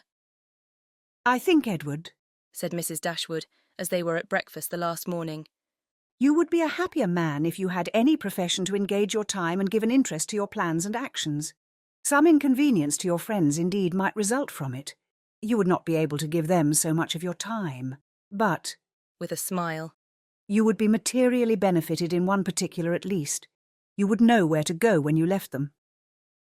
I do assure you, he replied, that I have long thought on this point, as you think now. It has been, and is, and probably will always be, a heavy misfortune to me, that I have had no necessary business to engage me, no profession to give me employment, or afford me anything like independence. But unfortunately my own nicety, and the nicety of my friends have made me what I am, an idle, helpless being. We never could agree in our choice of a profession. I always preferred the church, as I still do. But that was not smart enough for my family. They recommended the army. That was a great deal too smart for me. The law was allowed to be genteel enough. Many young men who had chambers in the Temple made a very good appearance in the first circles and drove about town in very knowing gigs. But I had no inclination for the law, even in this less abstruse study of it, which my family approved. As for the navy, it had fashion on its side, but I was too old when the subject was first started to enter it. And, at length, as there was no necessity for my having any profession at all, as I might be as dashing and expensive without a red coat on my back as with one, idleness was pronounced on the whole to be most advantageous and honourable. And a young man of 18 is not in general so earnestly bent on being busy as to resist the solicitations of his friends to do nothing. I was therefore entered at Oxford, and have been properly idle ever since. "The consequence of which, I suppose, will be," said Mrs. Dashwood, "since leisure has not promoted your own happiness, that your sons will be brought up to as many pursuits, employments, professions and trades as Columella's." They will be brought up, said he, in a serious accent, to be as unlike myself as is possible, in feeling, in action, in condition, in everything. "Come, come, this is all an effusion of immediate want of spirits, Edward. You are in a melancholy humour, and fancy that anyone unlike yourself must be happy. But remember that the pain of parting from friends will be felt by everybody at times, whatever be their education or state. Know your own happiness. You want nothing but patience. Or give it a more fascinating name, call it hope. Your mother will secure to you, in time, that independence you are so anxious for. It is her duty, and it will. It must ere long become her happiness to prevent your whole youth from being wasted in discontent. How much may not a few months do? I think, replied Edward, that I may defy many months to produce any good to me. This desponding turn of mind, though it could not be communicated to Mrs. Dashwood, gave additional pain to them all in the parting, which shortly took place, and left an uncomfortable impression on Eleanor's feelings especially, which required some trouble and time to subdue. But as it was her determination to subdue it, and to prevent herself from appearing to suffer more than what all her family suffered on his going away, she did not adopt the method so judiciously employed by Marianne on a similar occasion, to augment and fix her sorrow by seeking silence, solitude, and idleness. Their means were as different as their objects, and equally suited to the advancement of each. Eleanor sat down to her drawing-table as soon as he was out of the house, busily employed herself the whole day, neither sought nor avoided the mention of his name, appeared to interest herself almost as much as ever in the general concerns of the family, and if, by this conduct, she did not lessen her own grief, it was at least prevented from unnecessary increase, and her mother and sisters were spared much solicitude on her account. Such behaviour as this, so exactly the reverse of her own, appeared no more meritorious to Marianne than her own had seemed faulty to her. The business of self-command she settled very easily. With strong affections it was impossible, with calm ones it could have no merit. That her sister's affections were calm she dared not deny, though she blushed to acknowledge it, and of the strength of her own she gave a very striking proof by still loving and respecting that sister, in spite of this mortifying conviction. Without shutting herself up from her family, or leaving the house in determined solitude to avoid them, or lying awake the whole night to indulge meditation, Eleanor found every day afforded her leisure enough to think of Edward, and of Edward's behaviour, in every possible variety which the different state of her spirits at different times could produce, with tenderness, pity, approbation, censure, and doubt. There were moments in abundance when, if not by the absence of her mother and sisters, at least by the nature of their employments, conversation was forbidden among them, and every effect of solitude was produced. Her mind was inevitably at liberty, her thoughts could not be chained elsewhere, and the past and the future, on a subject so interesting, must be before her, must force her attention, and engross her memory, her reflection, and her fancy. From a reverie of this kind, as she sat at her drawing-table, she was roused one morning, soon after Edward's leaving them, by the arrival of company. She happened to be quite alone. The closing of the little gate, at the entrance of the green court, in front of the house, drew her eyes to the window, and she saw a large party walking up to the door. Amongst them were Sir John and Lady Middleton and Mrs. Jennings, but there were two others, a gentleman and lady, who were quite unknown to her. She was sitting near the window, and as soon as Sir John perceived her, he left the rest of the party to the ceremony of knocking at the door, and stepping across the turf, obliged her to open the casement to speak to him, though the space was so short between the door and the window as to make it hardly possible to speak at one without being heard at the other. "Well," said he, "we have brought you some strangers. How do you like them?" Hush, they will hear you. "Never mind if they do. It is only the Palmers. Charlotte is very pretty, I can tell you. You may see her if you look this way." As Eleanor was certain of seeing her in a couple of minutes, without taking that liberty, she begged to be excused. Where is Marianne? Has she run away because we are come? I see her instrument is open. "She is walking, I believe." They were now joined by Mrs. Jennings, who had not patience enough to wait till the door was opened before she told her story. She came hallooing to the window. "How do you do, my dear? How does Mrs. Dashwood do? And where are your sisters? What, all alone? You will be glad of a little company to sit with you. I have brought my other son and daughter to see you. Only think of their coming so suddenly. I thought I heard a carriage last night while we were drinking our tea, but it never entered my head that it could be them. I thought of nothing. but whether it might not be Colonel Brandon come back again. So I said to Sir John, "I do think I hear a carriage. Perhaps it is Colonel Brandon come back again." Eleanor was obliged to turn from her in the middle of her story to receive the rest of the party. Lady Middleton introduced the two strangers. Mrs. Dashwood and Margaret came downstairs at the same time, and they all sat down to look at one another, while Mrs. Jennings continued her story as she walked through the passage into the parlour, attended by Sir John. Mrs. Palmer was several years younger than Lady Middleton, and totally unlike her in every respect. She was short and plump, had a very pretty face, and the finest expression of good humour in it that could possibly be. Her manners were by no means so elegant as her sister's, but they were much more prepossessing.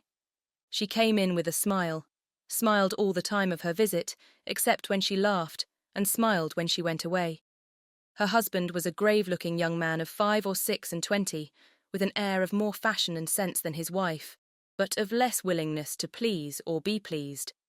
He entered the room with a look of self-consequence, slightly bowed to the ladies without speaking a word, and after briefly surveying them and their apartments, took up a newspaper from the table, and continued to read it as long as he stayed. Mrs. Palmer, on the contrary, who was strongly endowed by nature with a turn for being uniformly civil and happy, was hardly seated before her admiration of the parlour, and everything in it burst forth. "Well, what a delightful room this is! I never saw anything so charming. Only think, Mamma, how it is improved since I was here last. I always thought it such a sweet place, Mum." Turning to Mrs. Dashwood. "But you have made it so charming. Only look, sister, how delightful everything is. How I should like such a house for myself. Should not you, Mr. Palmer?" Mr. Palmer made her no answer, and did not even raise his eyes from the newspaper. "Mr. Palmer does not hear me," said she, laughing. "He never does sometimes. It is so ridiculous." This was quite a new idea to Mrs. Dashwood. She had never been used to find wit in the inattention of anyone, and could not help looking with surprise at them both. Mrs. Jennings, in the meantime, talked on as loud as she could, and continued her account of their surprise, the evening before on seeing their friends, without ceasing till everything was told. Mrs. Palmer laughed heartily at the recollection of their astonishment, and everybody agreed, 2 or 3 times over, that it had been quite an agreeable surprise. "You may believe how glad we all were to see them," added Mrs. Jennings, leaning forward towards Eleanor, and speaking in a low voice as if she meant to be heard by no one else, though they were seated on different sides of the room. "But, however, I can't help wishing they had not travelled quite so fast, nor made such a long journey of it. For they came all round by London upon account of some business, for you know," nodding significantly and pointing to her daughter, "it was wrong in her situation. I wanted her to stay at home and rest this morning. But she would come with us. She longed so much to see you all." Mrs. Palmer laughed and said it would not do her any harm. "She expects to be confined in February," continued Mrs. Jennings. Lady Middleton could no longer endure such a conversation, and therefore exerted herself to ask Mr. Palmer if there was any news in the paper. "No, none at all," he replied, and read on. "Here comes Marianne," cried Sir John. "Now, Palmer, you shall see a monstrous pretty girl." He immediately went into the passage, opened the front door, and ushered her in himself.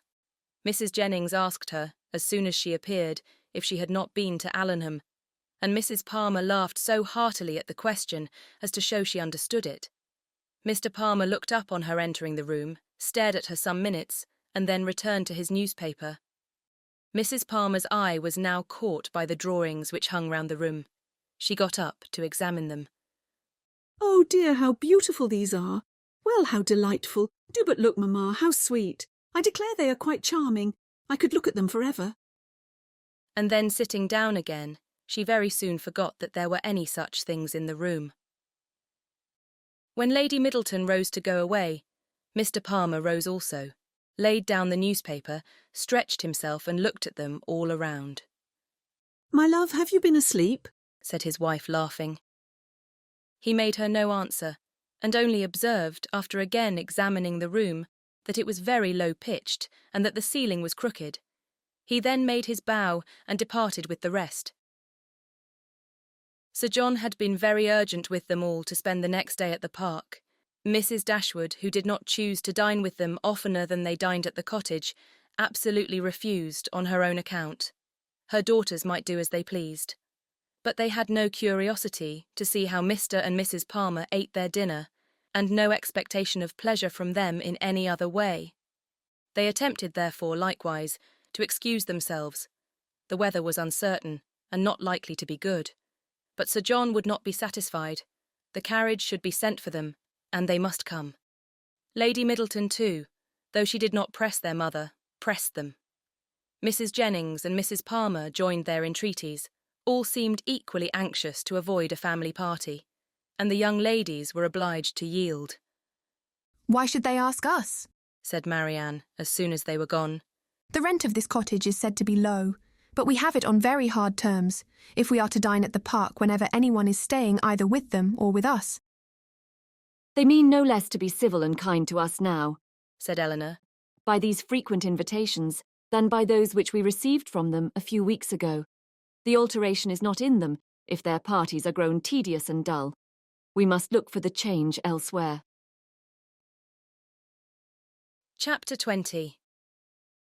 As the Miss Dashwoods entered the drawing-room of the park the next day, at one door Mrs. Palmer came running in at the other, looking as good-humoured and merry as before. She took them all most affectionately by the hand, and expressed great delight in seeing them again. "I am so glad to see you," said she, seating herself between Eleanor and Marianne. "For it is so bad a day I was afraid you might not come, which would be a shocking thing, as we go away again tomorrow. We must go, for the Westons come to us next week, you know. It was quite a sudden thing our coming at all, and I knew nothing of it till the carriage was coming to the door, and then Mr. Palmer asked me if I would go with him to Barton. He is so droll. He never tells me anything. I am so sorry we cannot stay longer. However, we shall meet again in town very soon, I hope." They were obliged to put an end to such an expectation. "Not go to town," cried Mrs. Palmer with a laugh. "I shall be quite disappointed if you do not. I could get the nicest house in the world for you next door to ours in Hanover Square. You must come indeed. I am sure I shall be very happy to chaperone you at any time till I am confined, if Mrs. Dashwood should not like to go into public." They thanked her, but were obliged to resist all her entreaties. "Oh, my love," cried Mrs. Palmer to her husband, who just then entered the room, "you must help me to persuade the Miss Dashwoods to go to town this winter." Her love made no answer, and after slightly bowing to the ladies, began complaining of the weather. "How horrid all this is," said he. "Dullness is as much produced within doors as without by rain. It makes one detest all one's acquaintance. What the devil does Sir John mean by not having a billiard-room in his house? How few people know what comfort is. Sir John is as stupid as the weather."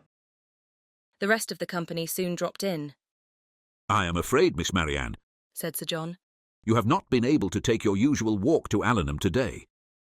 Marianne looked very grave and said nothing.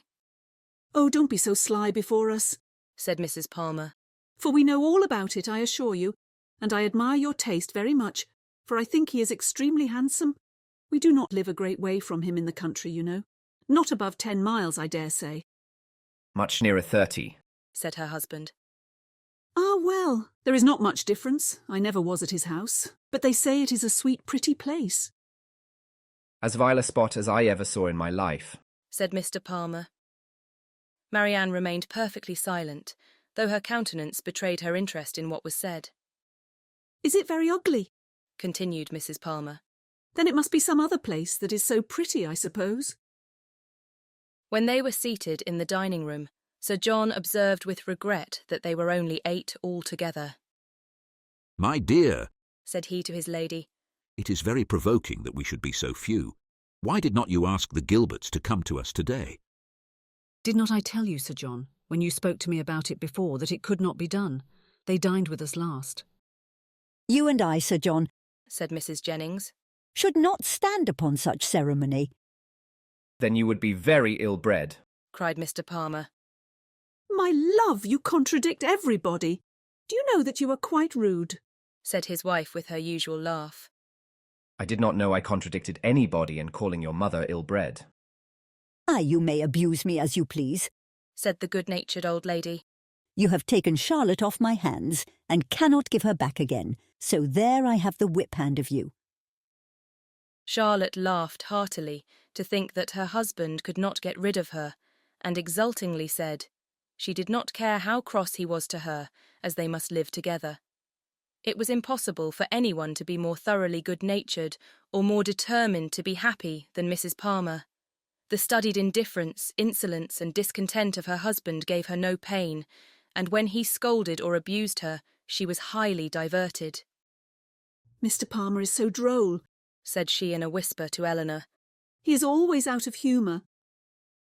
Eleanor was not inclined, after a little observation, to give him credit for being so genuinely and unaffectedly ill-natured or ill-bred as he wished to appear.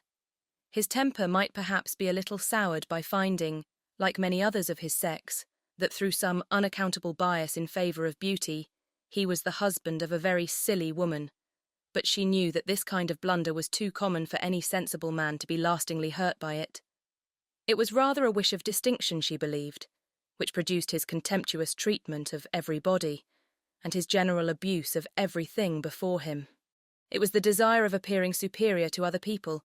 The motive was too common to be wondered at, but the means, however, they might succeed by establishing his superiority in ill-breeding, were not likely to attach anyone to him except his wife.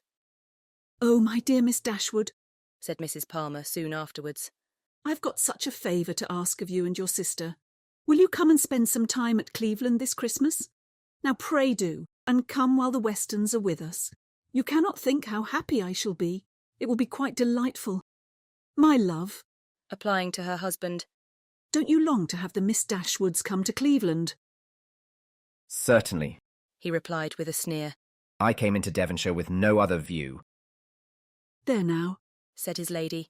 "You see, Mr. Palmer expects you, so you cannot refuse to come." They both eagerly and resolutely declined her invitation. "But indeed you must and shall come. I'm sure you will like it of all things. The Westons will be with us, and it will be quite delightful. You cannot think what a sweet place Cleveland is, and we are so gay now, for Mr. Palmer is always going about the country canvassing against the election, and so many people came to dine with us that I never saw before. It is quite charming, but poor fellow, it is very fatiguing to him, for he is forced to make everybody like him." Eleanor could hardly keep her countenance as she assented to the hardship of such an obligation. "How charming it will be," said Charlotte, "when he is in Parliament, won't it? How I shall laugh. It will be so ridiculous to see all his letters directed to him with an MP. But do you know, he says, he will never frank for me. He declares he won't. Don't you, Mr. Palmer?" Mr. Palmer took no notice of her. "He cannot bear writing, you know," she continued. "He says it is quite shocking." "No," said he, "I never said anything so irrational. Don't palm all your abuses of language upon me." "There now, you see how droll he is. This is always the way with him. Sometimes he won't speak to me for half a day together, and then he comes out with something so droll, all about anything in the world." She surprised Eleanor very much as they returned into the drawing-room by asking her whether she did not like Mr. Palmer excessively. "Certainly," said Eleanor. "He seems very agreeable." "Well, I am so glad you do. I thought you would. He is so pleasant. And Mr. Palmer is excessively pleased with you and your sisters, I can tell you. And you can't think how disappointed he will be if you don't come to Cleveland. I can't imagine why you should object to it." Eleanor was again obliged to decline her invitation, and by changing the subject, put a stop to her entreaties. She thought it probable that as they lived in the same county, Mrs. Palmer might be able to give some more particular account of Willoughby's general character than could be gathered from the Middletons' partial acquaintance with him, and she was eager to gain from anyone such a confirmation of his merits as might remove the possibility of fear from Marianne. She began by inquiring if they saw much of Mr. Willoughby at Cleveland, and whether they were intimately acquainted with him. "Oh dear, yes, I know him extremely well," replied Mrs. Palmer. "Not that I ever spoke to him indeed, but I have seen him forever in town. Somehow or other I never happened to be staying at Barton while he was at Allenham. Mamma saw him here once before, but I was with my uncle at Weymouth. However, I dare say we should have seen a great deal of him in Somersetshire, if it had not happened very unluckily that we should never have been in the country together. He is very little at Combe, I believe, but if he were ever so much there, I do not think Mr. Palmer would visit him, for he is in the opposition, you know, and besides it is such a way off. I know why you inquire about him very well. Your sister is to marry him. I am monstrous glad of it, for then I shall have her for a neighbour, you know. Upon my word, replied Eleanor.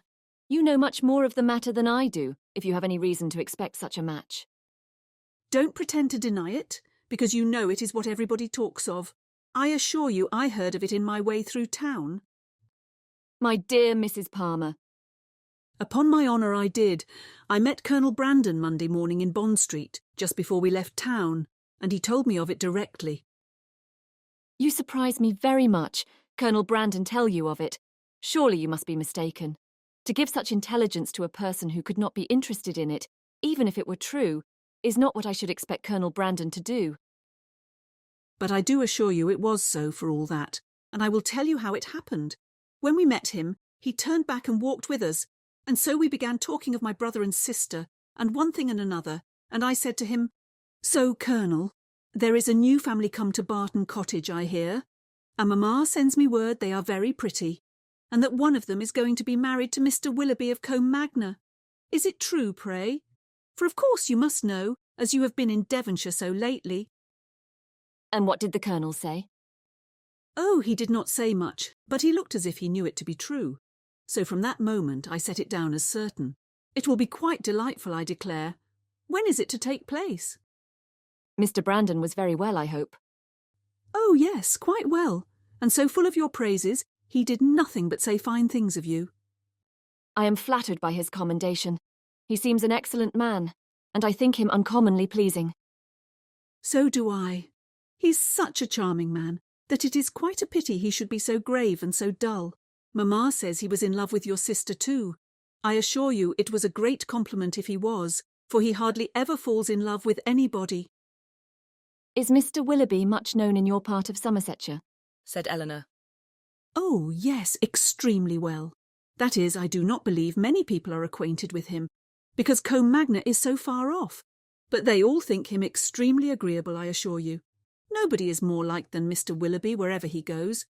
And so you may tell your sister. She is a monstrous lucky girl to get him, upon my honour. Not but that he is much more lucky in getting her, because she is so very handsome and agreeable, that nothing can be good enough for her. However, I don't think her hardly at all handsomer than you, I assure you, for I think you both excessively pretty, and so does Mr. Palmer too, I am sure, though we could not get him to own it last night. Mrs. Palmer's information respecting Willoughby was not very material, but any testimony in his favour, however small, was pleasing to her. "I'm so glad we are got acquainted at last," continued Charlotte. "And now I hope we shall always be great friends. You can't think how much I long to see you. It is so delightful that you should live at the cottage. Nothing can be like it, to be sure. And I am so glad your sister is going to be well married. I hope you will be a great deal at Combe Magna. It is a sweet place by all accounts." You have been long acquainted with Colonel Brandon, have not you? "Yes, a great while, ever since my sister married. He was a particular friend of Sir John's. I believe," she added in a low voice, "he would have been very glad to have had me, if he could. Sir John and Lady Middleton wished it very much, but Mamma did not think the match good enough for me. Otherwise Sir John would have mentioned it to the Colonel, and we should have been married immediately." Did not Colonel Brandon know of Sir John's proposal to your mother before it was made? Had he never owned his affection to yourself? "Oh, no, but if Mamma had not objected to it, I dare say he would have liked it of all things. He had not seen me then above twice, for it was before I left school. However, I am much happier as I am. Mr. Palmer is the kind of man I like."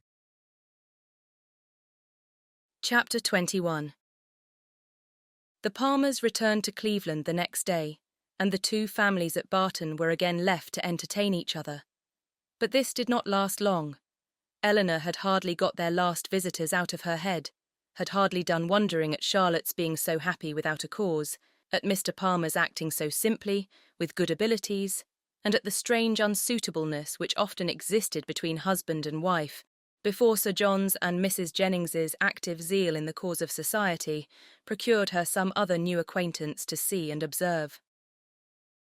In a morning's excursion to Exeter, they had met with two young ladies, whom Mrs. Jennings had the satisfaction of discovering to be her relations, and this was enough for Sir John to invite them directly to the park, as soon as their present engagements at Exeter were over. Their engagements at Exeter instantly gave way before such an invitation, and Lady Middleton was thrown into no little alarm on the return of Sir John, by hearing that she was very soon to receive a visit from two girls whom she had never seen in her life, and of whose elegance, whose tolerable gentility even, she could have no proof, for the assurances of her husband and mother on that subject went for nothing at all. Their being her relations too made it so much the worse, and Mrs. Jennings's attempts at consolation were therefore unfortunately founded when she advised her daughter not to care about their being so fashionable, because they were all cousins and must put up with one another. As it was impossible, however, now to prevent their coming, Lady Middleton resigned herself to the idea of it, with all the philosophy of a well-bred woman, contenting herself with merely giving her husband a gentle reprimand on the subject 5 or 6 times every day. The young ladies arrived. Their appearance was by no means ungenteel or unfashionable. Their dress was very smart, their manners very civil, they were delighted with the house and in raptures with the furniture, and they happened to be so dotingly fond of children that Lady Middleton's good opinion was engaged in their favour before they had been an hour at the park. She declared them to be very agreeable girls indeed, which for her ladyship was enthusiastic admiration. Sir John's confidence in his own judgment rose with this animated praise, and he set off directly for the cottage to tell the Miss Dashwoods of the Miss Steele's arrival, and to assure them of their being the sweetest girls in the world. From such commendation as this, however, there was not much to be learned. Eleanor well knew that the sweetest girls in the world were to be met with in every part of England, under every possible variation of form, face, temper, and understanding. Sir John wanted the whole family to walk to the park directly and look at his guests. Benevolent, philanthropic man, it was painful to him even to keep a third cousin to himself. "Do come now," said he. "Pray come, you must come. I declare you shall come. You can't think how you will like them. Lucy is monstrous pretty, and so good-humoured and agreeable. The children are all hanging about her already, as if she was an old acquaintance, and they both long to see you of all things, for they have heard at Exeter that you are the most beautiful creatures in the world, and I have told them it is all very true, and a great deal more. You will be delighted with them, I am sure. They have brought the whole coach full of playthings for the children. How can you be so cross as not to come? Why, they are your cousins, you know, after a fashion. You are my cousins, and they are my wife's, so you must be related." But Sir John could not prevail. He could only obtain a promise of their calling at the park within a day or two, and then left them in amazement at their indifference, to walk home and boast anew of their attractions to the Miss Steeles, as he had been already boasting of the Miss Steeles to them. When their promised visit to the park and consequent introduction to these young ladies took place, they found in the appearance of the eldest, who was nearly 30, with a very plain and not a sensible face, nothing to admire, but in the other, who was not more than 2 or 3 and 20, they acknowledged considerable beauty. Her features were pretty, and she had a sharp, quick eye, and a smartness of air, which, though it did not give actual elegance or grace, gave distinction to her person. Their manners were particularly civil, and Eleanor soon allowed them credit for some kind of sense, when she saw with what constant and judicious attention they were making themselves agreeable to Lady Middleton. With her children they were in continual raptures, extolling their beauty, courting their notice, and humouring their whims, and such of their time as could be spared from the importunate demands which this politeness made on it was spent in admiration of whatever her ladyship was doing, if she happened to be doing anything, or in taking patterns of some elegant new dress, in which her appearance the day before had thrown them into unceasing delight. Fortunately for those who pay their court through such foibles, a fond mother, though, in pursuit of praise for her children, the most rapacious of human beings, is likewise the most credulous. Her demands are exorbitant, but she will swallow anything. and the excessive affection and endurance of the Miss Steeles towards her offspring were viewed therefore by Lady Middleton without the smallest surprise or distrust. She saw with maternal complacency all the impertinent encroachments and mischievous tricks to which her cousins submitted. She saw their sashes untied, their hair pulled about their ears, their work-bags searched, and their knives and scissors stolen away, and felt no doubt of its being a reciprocal enjoyment. It suggested no other surprise than that Eleanor and Marianne should sit so composedly by, without claiming a share in what was passing. "John is in such spirits today," said she, on his taking Miss Steeles's pocket handkerchief and throwing it out of window. "He is full of monkey tricks." And soon afterwards, on the second boy's violently pinching one of the same lady's fingers, she fondly observed, "How playful William is! And here is my sweet little Anna Maria," she added, tenderly caressing a little girl of 3 years old, who had not made a noise for the last 2 minutes.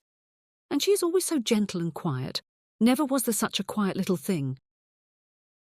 But unfortunately, in bestowing these embraces, a pin in her ladyship's headdress, slightly scratching the child's neck, produced from this pattern of gentleness such violent screams as could hardly be outdone by any creature professedly noisy. The mother's consternation was excessive, but it could not surpass the alarm of the Miss Steeles, and everything was done by all three in so critical an emergency, which affection could suggest as likely to assuage the agonies of the little sufferer. She was seated in her mother's lap, covered with kisses, her wound bathed with lavender water, by one of the Miss Steeles, who was on her knees to attend her, and her mouth stuffed with sugar plums by the other. With such a reward for her tears, the child was too wise to cease crying. She still screamed and sobbed lustily, kicked her 2 brothers for offering to touch her, and all their united soothings were ineffectual till Lady Middleton, luckily remembering that in a scene of similar distress last week, some apricot marmalade had been successfully applied for a bruised temple. The same remedy was eagerly proposed for this unfortunate scratch, and a slight intermission of screams in the young lady on hearing it gave them reason to hope that it would not be rejected. She was carried out of the room, therefore, in her mother's arms, in quest of this medicine, and as the 2 boys chose to follow, though earnestly entreated by their mother to stay behind, the 4 young ladies were left in a quietness which the room had not known for many hours. "Poor little creatures," said Miss Steele, as soon as they were gone. "It might have been a very sad accident." "Yet I hardly know how," cried Marianne. "unless it had been under totally different circumstances. But this is the usual way of heightening alarm, where there is nothing to be alarmed at in reality." "What a sweet woman Lady Middleton is," said Lucy Steele. Marianne was silent. It was impossible for her to say what she did not feel, however trivial the occasion. And upon Eleanor, therefore, the whole task of telling lies when politeness required it always fell. She did her best when thus called on, by speaking of Lady Middleton with more warmth than she felt, though with far less than Miss Lucy. "And Sir John too," cried the elder sister. "What a charming man he is." Here too Miss Dashwood's commendation, being only simple and just, came in without any éclat. She merely observed that he was perfectly good-humoured and friendly.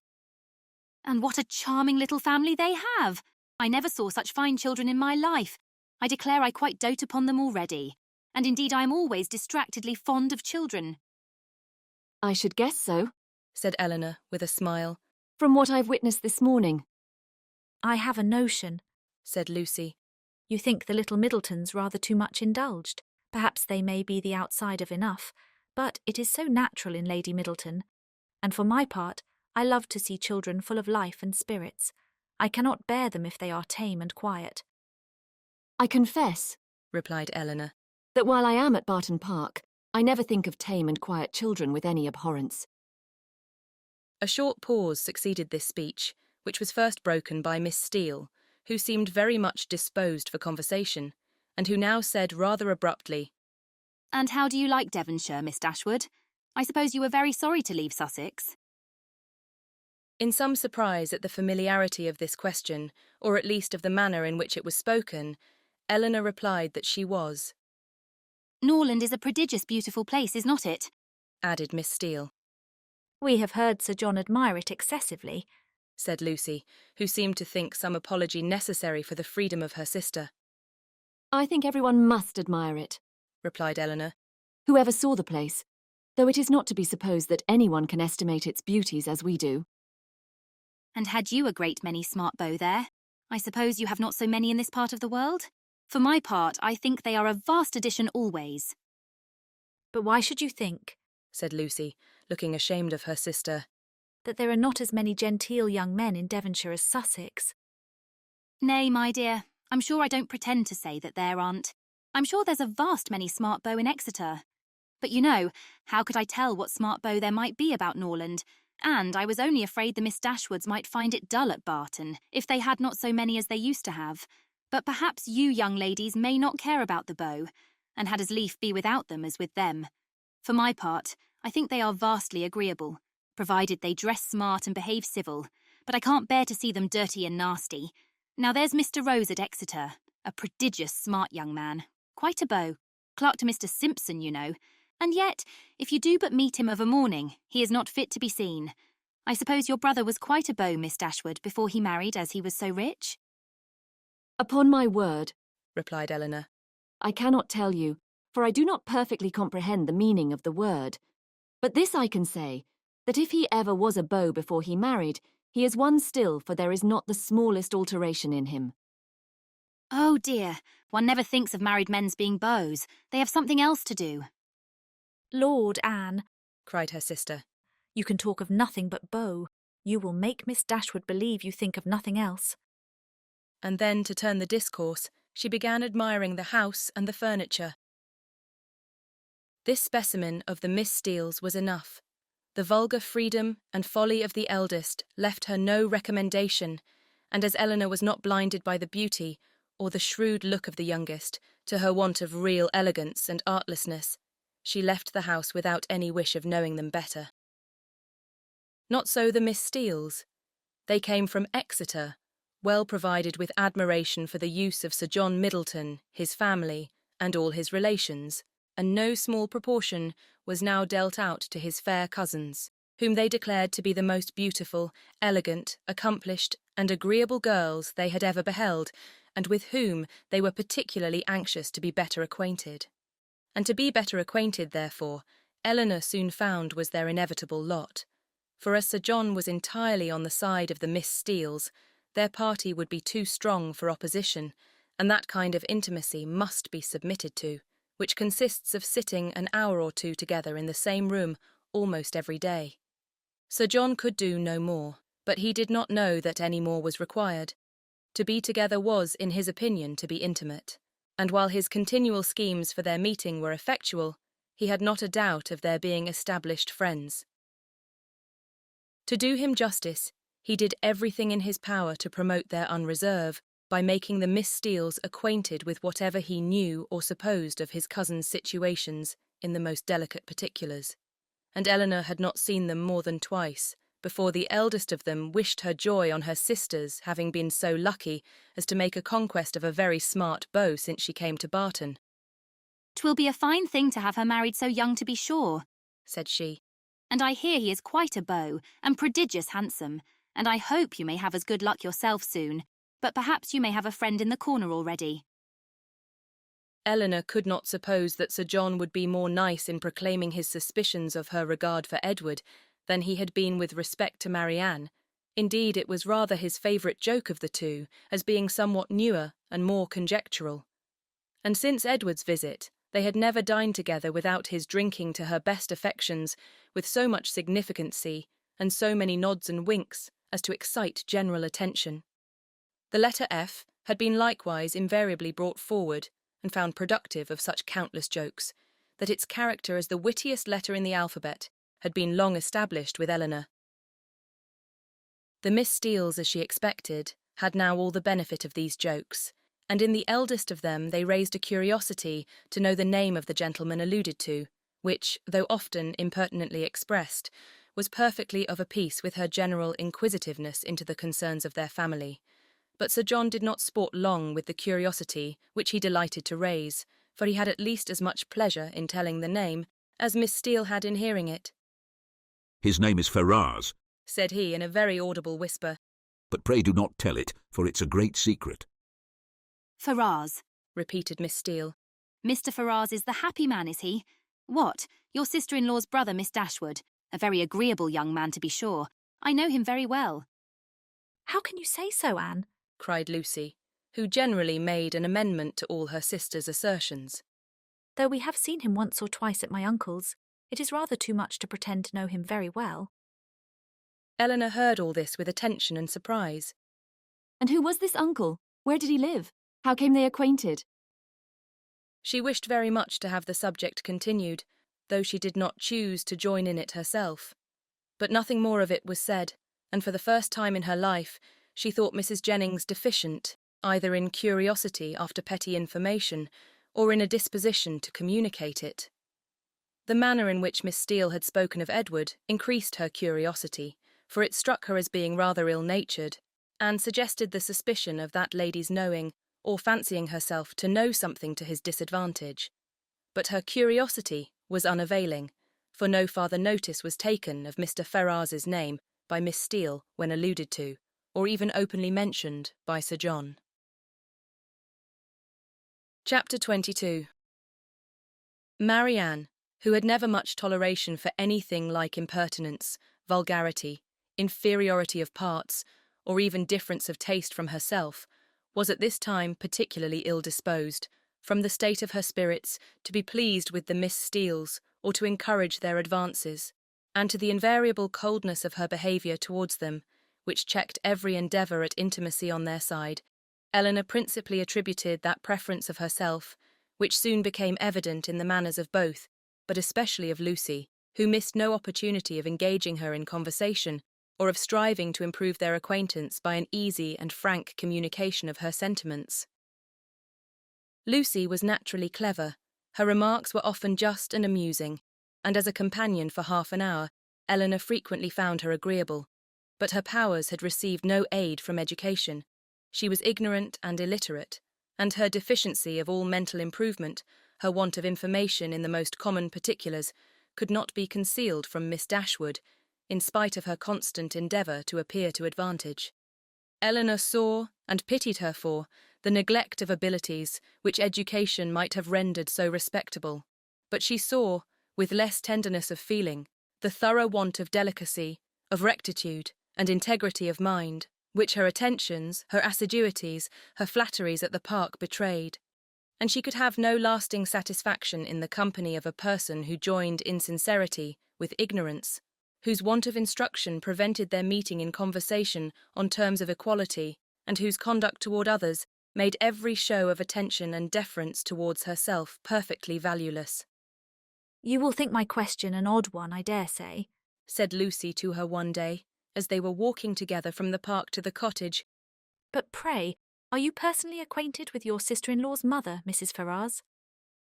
Eleanor did think the question a very odd one, and her countenance expressed it, as she answered that she had never seen Mrs. Ferrars. Indeed, replied Lucy. I wonder at that, for I thought you must have seen her at Norland sometimes. Then perhaps you cannot tell me what sort of a woman she is. No, returned Eleanor, cautious of giving her real opinion of Edward's mother, and not very desirous of satisfying what seemed impertinent curiosity. I know nothing of her. I am sure you think me very strange for inquiring about her in such a way, said Lucy, eyeing Eleanor attentively as she spoke. But perhaps there may be reasons. I wish I might venture, but however I hope you will do me the justice of believing that I do not mean to be impertinent. Eleanor made her a civil reply, and they walked on for a few minutes in silence. It was broken by Lucy, who renewed the subject again by saying with some hesitation, I cannot bear to have you think me impertinently curious. I am sure I would rather do anything in the world than be thought so by a person whose good opinion is so well worth having as yours, and I'm sure I should not have the smallest fear of trusting you. Indeed, I should be very glad of your advice how to manage in such an uncomfortable situation as I am. But, however, there is no occasion to trouble you. I'm sorry you do not happen to know Mrs. Ferrars. I am sorry I do not, said Eleanor in great astonishment. If it could be of any use to you to know my opinion of her, But really, I never understood that you were at all connected with that family, and therefore I'm a little surprised, I confess, at so serious an inquiry into her character. I dare say you are, and I am sure I do not at all wonder at it.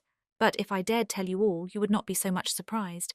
Mrs. Ferrars is certainly nothing to me at present, but the time may come, how soon it will come must depend upon herself, when we may be very intimately connected. She looked down as she said this, amiably bashful, with only one side glance at her companion to observe its effect on her. Good heavens! Cried Eleanor. What do you mean? Are you acquainted with Mr. Robert Ferrars? Can you be? And she did not feel much delighted with the idea of such a sister-in-law. No, replied Lucy. Not to Mr. Robert Ferrars. I never saw him in my life. But, fixing her eyes upon Eleanor, to his eldest brother. What felt Eleanor at that moment? Astonishment, that would have been as painful as it was strong, had not an immediate disbelief of the assertion attended it. She turned towards Lucy in silent amazement, unable to divine the reason or object of such a declaration. And though her complexion varied, she stood firm in incredulity and felt in no danger of an hysterical fit or a swoon. You may well be surprised, continued Lucy, for to be sure you could have had no idea of it before, for I dare say he never dropped the smallest hint of it to you or any of your family because it was always meant to be a great secret, and I am sure has been faithfully kept so by me to this hour. Not a soul of all my relations know of it but Anne, and I never should have mentioned it to you if I had not felt the greatest dependence in the world upon your secrecy, and I really thought my behaviour in asking so many questions about Mrs. Ferrars must seem so odd that it ought to be explained, and I do not think Mr. Ferrars can be displeased when he knows I have trusted you, because I know he has the highest opinion in the world of all your family, and looks upon yourself and the other Miss Dashwoods quite as his own sisters. She paused. Eleanor for a few moments remained silent. Her astonishment at what she heard was at first too great for words, but at length forcing herself to speak, and to speak cautiously, she said with calmness of manner, which tolerably well concealed her surprise and solicitude, May I ask if your engagement is of long standing? We have been engaged these 4 years. 4 years? Yes. Eleanor, though greatly shocked, still felt unable to believe it. I did not know, said she, that you were even acquainted till the other day. Our acquaintance, however, is of many years' date. He was under my uncle's care, you know, a considerable while. Your uncle? Yes, Mr. Pratt. Did you never hear him talk of Mr. Pratt? I think I have, replied Eleanor, with an exertion of spirits which increased with her increase of emotion. He was 4 years with my uncle, who lives at Longstaple, near Plymouth. It was there our acquaintance begun, for my sister and me was often staying with my uncle, though not till a year after he had quitted as a pupil, but he was almost always with us afterwards. I was very unwilling to enter into it, as you may imagine, without the knowledge and approbation of his mother, but I was too young, and loved him too well to be so prudent as I ought to have been. Though you do not know him so well as me, Miss Dashwood, you must have seen enough of him to be sensible. He is very capable of making a woman sincerely attached to him. Certainly, answered Eleanor, without knowing what she said. But after a moment's reflection she added, with revived security of Edward's honour and love, and her companion's falsehood, Engaged to Mr. Edward Ferrars, I confess myself so totally surprised at what you tell me, that really, I beg your pardon, but surely there must be some mistake of person or name. We cannot mean the same Mr. Ferrars. We can mean no other, cried Lucy, smiling. Mr. Edward Ferrars, the eldest son of Mrs. Ferrars of Park Street, and brother of your sister-in-law, Mrs. John Dashwood, is the person I mean. You must allow that I am not likely to be deceived as to the name of the man on whom all my happiness depends. It is strange, replied Eleanor, in a most painful perplexity, that I should never have heard him even mention your name.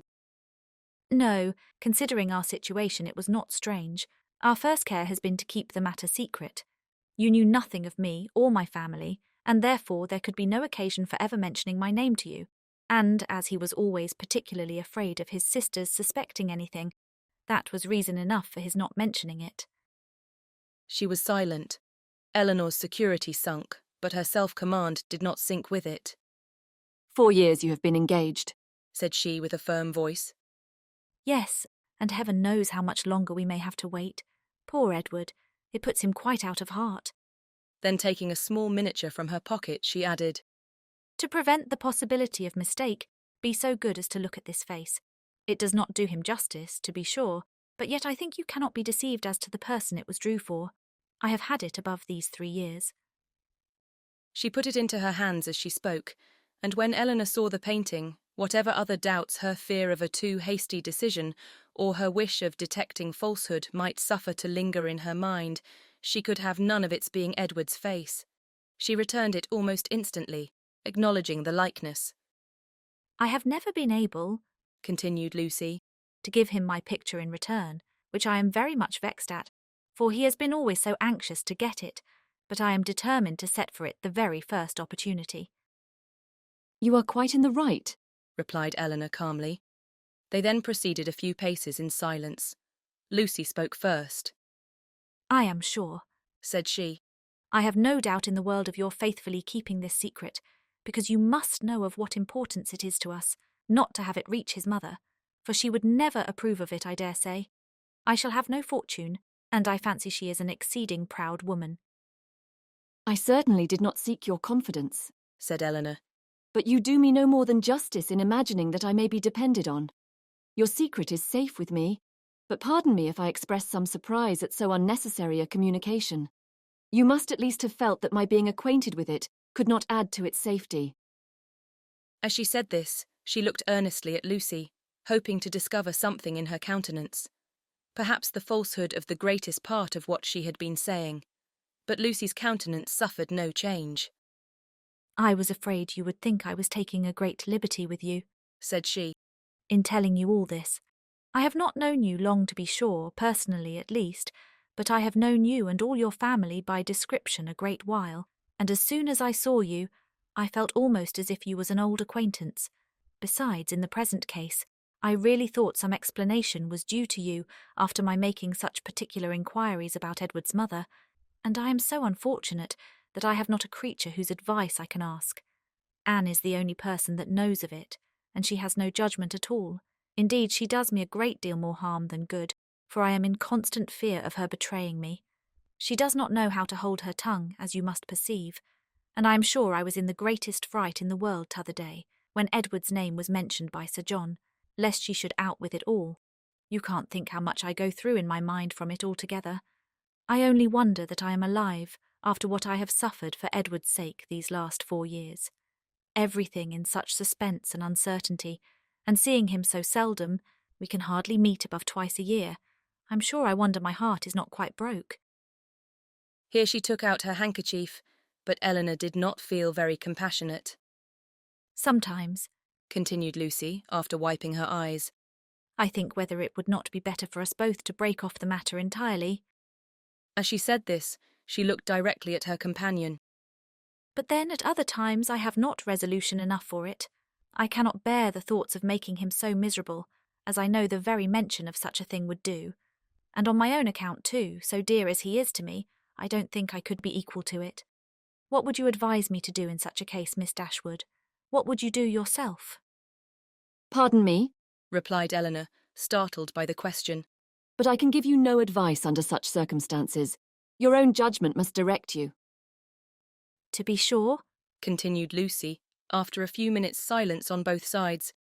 His mother must provide for him some time or other, but poor Edward is so cast down by it. Did you not think him dreadful low-spirited when he was at Barton? He was so miserable when he left us at Longstaple to go to you that I was afraid you would think him quite ill. Did he come from your uncle's then, when he visited us? Oh yes, he'd been staying a fortnight with us. Did you think he came directly from town? No, replied Eleanor, most feelingly sensible of every fresh circumstance in favour of Lucy's veracity. I remember he told us that he had been staying a fortnight with some friends near Plymouth.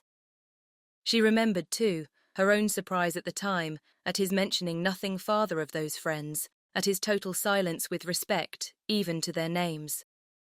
Did not you think him sadly out of spirits? Repeated Lucy. We did indeed, particularly so when he first arrived. I begged him to exert himself for fear you should suspect what was the matter, but it made him so melancholy, not being able to stay more than a fortnight with us, and seeing me so much affected. Poor fellow, I'm afraid it is just the same with him now, for he writes in wretched spirits. I heard from him just before I left Exeter. Taking a letter from her pocket and carelessly showing the direction to Eleanor. You know his hand, I dare say. A charming one it is, but that is not written so well as usual. He was tired, I dare say, for he had just filled the sheet to me as full as possible. Eleanor saw that it was his hand, and she could doubt no longer. This picture, she had allowed herself to believe, might have been accidentally obtained. It might not have been Edward's gift, but a correspondence between them by letter could subsist only under a positive engagement, could be authorised by nothing else. For a few moments she was almost overcome. Her heart sunk within her, and she could hardly stand, but exertion was indispensably necessary, and she struggled so resolutely against the oppression of her feelings that her success was speedy and for the time complete. Writing to each other, said Lucy, returning the letter into her pocket, is the only comfort we have in such long separations. Yes, I have one other comfort in his picture, but poor Edward has not even that. If he had but my picture, he says he should be easy. I gave him a lock of my hair set in a ring when he was at Longstaple last, and that was some comfort to him, he said, but not equal to a picture. Perhaps you might notice the ring when you saw him. I did, said Eleanor with a composure of voice, under which was concealed an emotion and distress beyond anything she had ever felt before. She was mortified, shocked, confounded. Fortunately for her, they had now reached the cottage, and the conversation could be continued no farther. After sitting with them a few minutes, the Miss Steeles returned to the park, and Eleanor was then at liberty to think and be wretched. Chapter 23. However small Eleanor's general dependence on Lucy's veracity might be, it was impossible for her on serious reflection to suspect it in the present case, where no temptation could be answerable to the folly of inventing a falsehood of such a description. What Lucy had asserted to be true, therefore, Eleanor could not, dared not longer doubt, supported as it was too on every side by such probabilities and proofs, and contradicted by nothing but her own wishes. Their opportunity of acquaintance in the house of Mr. Pratt was a foundation for the rest, at once indisputable and alarming, and Edward's visit near Plymouth, his melancholy state of mind, his dissatisfaction at his own prospects, his uncertain behaviour towards herself, the intimate knowledge of the Miss Steeles as to Norland and their family connections, which had often surprised her, the picture, the letter, the ring, formed altogether such a body of evidence as overcame every fear of condemning him unfairly, and established as a fact, which no partiality could set aside, his ill treatment of herself. Her resentment of such behaviour, her indignation at having been its dupe, for a short time made her feel only for herself, but other ideas, other considerations, soon arose. Had Edward been intentionally deceiving her? Had he feigned a regard for her which he did not feel? Was his engagement to Lucy an engagement of the heart? No, whatever it might once have been, she could not believe it such at present. His affection was all her own. She could not be deceived in that. Her mother, sisters, Fanny, all had been conscious of his regard for her at Norland. It was not an illusion of her own vanity. He certainly loved her. What a softener of the heart was this persuasion! How much could it not tempt her to forgive? He had been blamable, highly blamable, in remaining at Norland after he first felt her influence over him to be more than it ought to be. In that he could not be defended. But if he had injured her, how much more had he injured himself? If her case were pitiable, his was hopeless. His imprudence had made her miserable for a while, but it seemed to have deprived himself of all chance of ever being otherwise. She might in time regain tranquillity, but he, what had he to look forward to? Could he ever be tolerably happy with Lucy Steele? Could he, were his affection for herself out of the question, with his integrity, his delicacy and well-informed mind, be satisfied with a wife like her, illiterate, artful and selfish? The youthful infatuation of 19 would naturally blind him to everything but her beauty and good nature.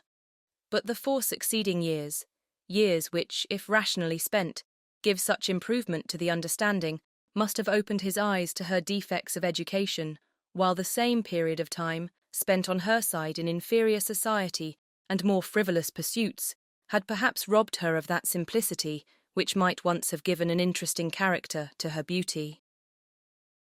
If in the supposition of his seeking to marry herself, his difficulties from his mother had seemed great, how much greater were they now likely to be, when the object of his engagement was undoubtedly inferior in connections, and probably inferior in fortune to herself. These difficulties, indeed, with a heart so alienated from Lucy, might not press very hard upon his patience. But melancholy was the state of the person by whom the expectation of family opposition and unkindness could be felt as a relief. As these considerations occurred to her in painful succession, she wept for him more than for herself. Supported by the conviction of having done nothing to merit her present unhappiness, and consoled by the belief that Edward had done nothing to forfeit her esteem, she thought she could even now, under the first smart of the heavy blow, command herself enough to guard every suspicion of the truth from her mother and sisters. And so well was she able to answer her own expectations, that when she joined them at dinner, only 2 hours after she had first suffered the extinction of all her dearest hopes, no one would have supposed from the appearance of the sisters that Eleanor was mourning in secret over obstacles which must divide her for ever from the object of her love, and that Marianne was internally dwelling on the perfections of a man of whose whole heart she felt thoroughly possessed, and whom she expected to see in every carriage which drove near their house. The necessity of concealing from her mother and Marianne what had been entrusted in confidence to herself, though it obliged her to unceasing exertion, was no aggravation of Eleanor's distress. On the contrary, it was a relief to her to be spared the communication of what would give such affliction to them, and to be saved likewise from hearing that condemnation of Edward, which would probably flow from the excess of their partial affection for herself, and which was more than she felt equal to support. From their counsel or their conversation, she knew she could receive no assistance.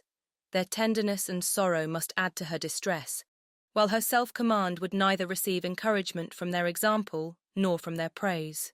She was stronger alone, and her own good sense so well supported her that her firmness was as unshaken, her appearance of cheerfulness as invariable, as with regrets so poignant and so fresh, it was possible for them to be.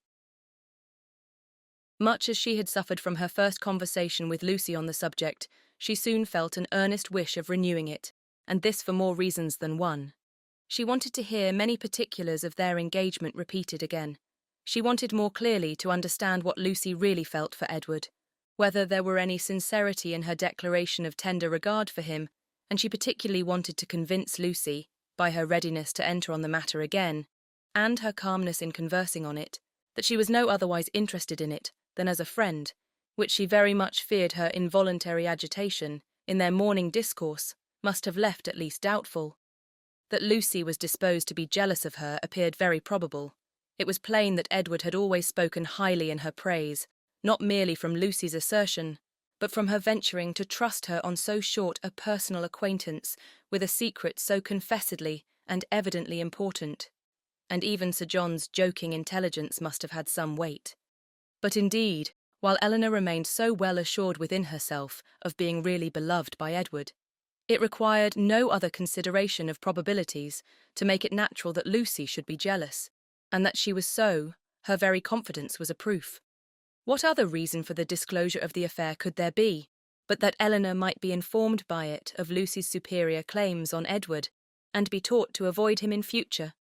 She had little difficulty in understanding thus much of her rival's intentions, and while she was firmly resolved to act by her as every principle of honour and honesty directed, to combat her own affection for Edward and to see him as little as possible, she could not deny herself the comfort of endeavouring to convince Lucy that her heart was unwounded.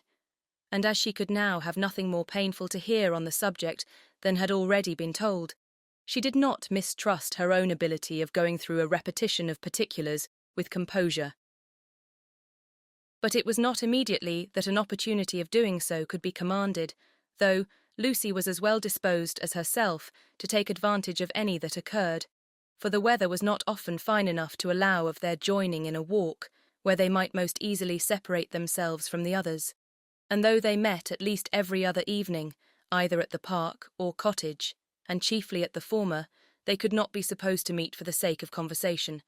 Such a thought would never enter either Sir John or Lady Middleton's head, and therefore very little leisure was ever given for a general chat, and none at all for particular discourse.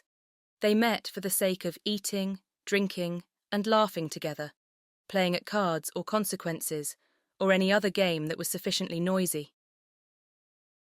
One or two meetings of this kind had taken place, without affording Eleanor any chance of engaging Lucy in private, when Sir John called at the cottage one morning, to beg, in the name of charity, that they would all dine with Lady Middleton that day, as he was obliged to attend the club at Exeter, and she would otherwise be quite alone, except her mother and the two Miss Steeles. Eleanor, who foresaw a fairer opening for the point she had in view, in such a party as this was likely to be, more at liberty among themselves under the tranquil and well-bred direction of Lady Middleton than when her husband united them together in one noisy purpose, immediately accepted the invitation. Margaret, with her mother's permission, was equally compliant, and Marianne, though always unwilling to join any of their parties, was persuaded by her mother, who could not bear to have her seclude herself from any chance of amusement, to go likewise. The young ladies went, and Lady Middleton was happily preserved from the frightful solitude which had threatened her. The insipidity of the meeting was exactly such as Eleanor had expected.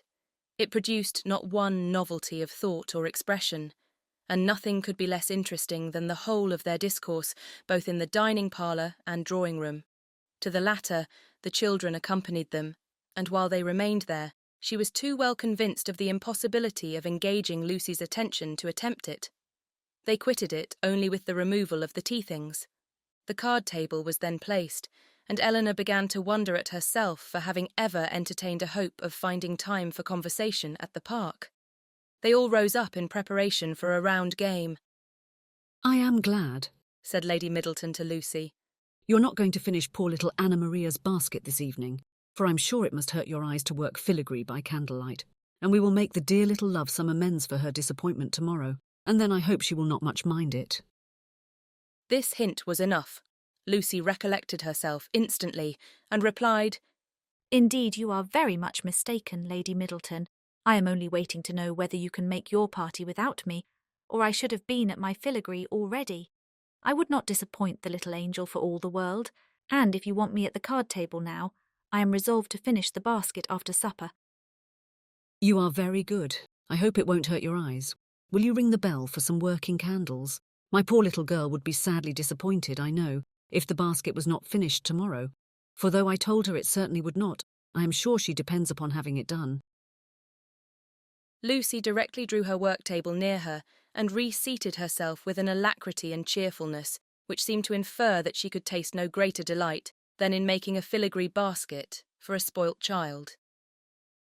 Lady Middleton proposed a rubber of casino to the others. No one made any objection but Marianne, who, with her usual inattention to the forms of general civility, exclaimed, "Your ladyship will have the goodness to excuse me. You know I detest cards. I shall go to the pianoforte. I have not touched it since it was tuned." And without farther ceremony, she turned away and walked to the instrument. Lady Middleton looked as if she thanked heaven that she had never made so rude a speech. "Marianne can never keep long from that instrument, you know, ma'am," said Eleanor, endeavouring to smooth away the offence. "And I do not much wonder at it, for it is the very best-toned pianoforte I ever heard." The remaining 5 were now to draw their cards. "Perhaps," continued Eleanor, "if I should happen to cut out, I may be of some use to Miss Lucy Steele, in rolling her papers for her, and there is so much still to be done to the basket, that it must be impossible, I think, for her labour singly, to finish it this evening. I should like the work exceedingly, if she would allow me a share in it." "Indeed, I shall be very much obliged to you for your help," cried Lucy, "for I find there is more to be done to it than I thought there was, and it would be a shocking thing to disappoint dear Anna Maria after all." "Oh, that would be terrible indeed," said Miss Steele. "Dear little soul, how I do love her." "You are very kind," said Lady Middleton to Eleanor, "and as you really like the work, perhaps you will be as well pleased not to cut in till another rubber. Or will you take your chance now? Eleanor joyfully profited by the first of these proposals, and thus, by a little of that address which Marianne could never condescend to practice, gained her own end and pleased Lady Middleton at the same time. Lucy made room for her with ready attention, and the two fair rivals were thus seated side by side at the same table, and with the utmost harmony engaged in forwarding the same work. The pianoforte, at which Marianne, wrapped up in her own music and her own thoughts, had by this time forgotten that any body was in the room besides herself, was luckily so near them that Miss Dashwood now judged she might safely, under the shelter of its noise, introduce the interesting subject, without any risk of being heard, at the card table. Chapter 24. In a firm though cautious tone, Eleanor thus began. I should be undeserving of the confidence you have honoured me with, if I felt no desire for its continuance, or no farther curiosity on its subject. I will not apologise, therefore, for bringing it forward again. Thank you, cried Lucy warmly. For breaking the ice. You have set my heart at ease by it, for I was somehow or other afraid I had offended you by what I told you that Monday. Offended me? How could you suppose so? Believe me. And Eleanor spoke it with the truest sincerity. Nothing could be farther from my intention than to give you such an idea. Could you have a motive for the trust? That was not honourable and flattering to me. And yet I do assure you, replied Lucy, her little sharp eyes full of meaning. There seemed to me to be a coldness and displeasure in your manner that made me quite uncomfortable. I felt sure that you was angry with me, and have been quarrelling with myself ever since, for having took such a liberty as to trouble you with my affairs. But I'm very glad to find it was only my own fancy, and that you really do not blame me. If you knew what a consolation it was to me to relieve my heart speaking to you of what I am always thinking of every moment of my life, your compassion would make you overlook everything else, I am sure. Indeed, I can easily believe that it was a very great relief to you, to acknowledge your situation to me, and be assured that you shall never have reason to repent it. Your case is a very unfortunate one. You seem to me to be surrounded with difficulties, and you will have need of all your mutual affection to support you under them. Mr. Ferrars, I believe, is entirely dependent on his mother. He has only £2,000 of his own. It would be madness to marry upon that, though, for my own part, I could give up every prospect of more without a sigh. I have been always used to a very small income, and could struggle with any poverty for him, but I love him too well to be the selfish means of robbing him, perhaps, of all that his mother might give him if he married to please her. We must wait, it may be for many years. With almost every other man in the world it would be an alarming prospect, but Edward's affection and constancy nothing can deprive me of, I know. That conviction must be everything to you, and he is undoubtedly supported by the same trust in yours. If the strength of your reciprocal attachment had failed, as between many people, and under many circumstances it naturally would during a 4 years' engagement, your situation would have been pitiable indeed. Lucy here looked up, but Eleanor was careful in guarding her countenance from every expression that could give her words a suspicious tendency. Edward's love for me, said Lucy, has been pretty well put to the test by our long, very long absence since we were first engaged, and it has stood the trial so well that I should be unpardonable to doubt it now. I can safely say that he has never gave me one moment's alarm on that account from the first. Eleanor hardly knew whether to smile or sigh at this assertion. Lucy went on. I am rather of a jealous temper too by nature, and from our different situations in life, from his being so much more in the world than me, and our continual separation, I was enough inclined for suspicion to have found out the truth in an instant if there had been the slightest alteration in his behaviour to me when we met, or any lowness of spirits that I could not account for, or if he had talked more of one lady than another, or seemed in any respect less happy at Longstaple than he used to be. I do not mean to say that I am particularly observant or quick-sighted in general, but in such a case I am sure I could not be deceived. All this, thought Eleanor, is very pretty, but it can impose upon neither of us. But what, said she after a short silence, are your views, or have you none but that of waiting for Mrs. Ferrars's death, which is a melancholy and shocking extremity? Is her son determined to submit to this, and to all the tediousness of the many years of suspense in which it may involve you, rather than run the risk of her displeasure for a while by owning the truth.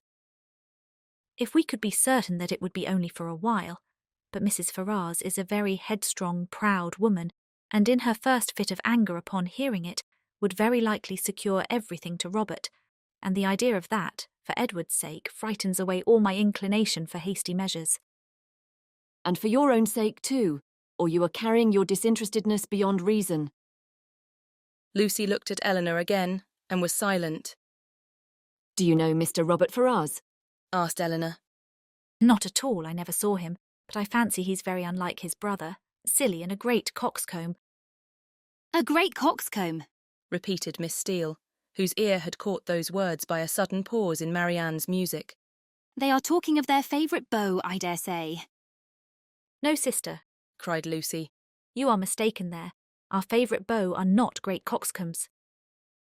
I can answer for it that Miss Dashwood's is not, said Mrs. Jennings, laughing heartily. For he is one of the modestest, prettiest behaved young men I ever saw. But as for Lucy, she is such a sly little creature, there is no finding out who she likes. Oh, cried Miss Steele, looking significantly round at them. I dare say Lucy's beau is quite as modest and pretty behaved as Miss Dashwood's. Eleanor blushed in spite of herself. Lucy bit her lip and looked angrily at her sister.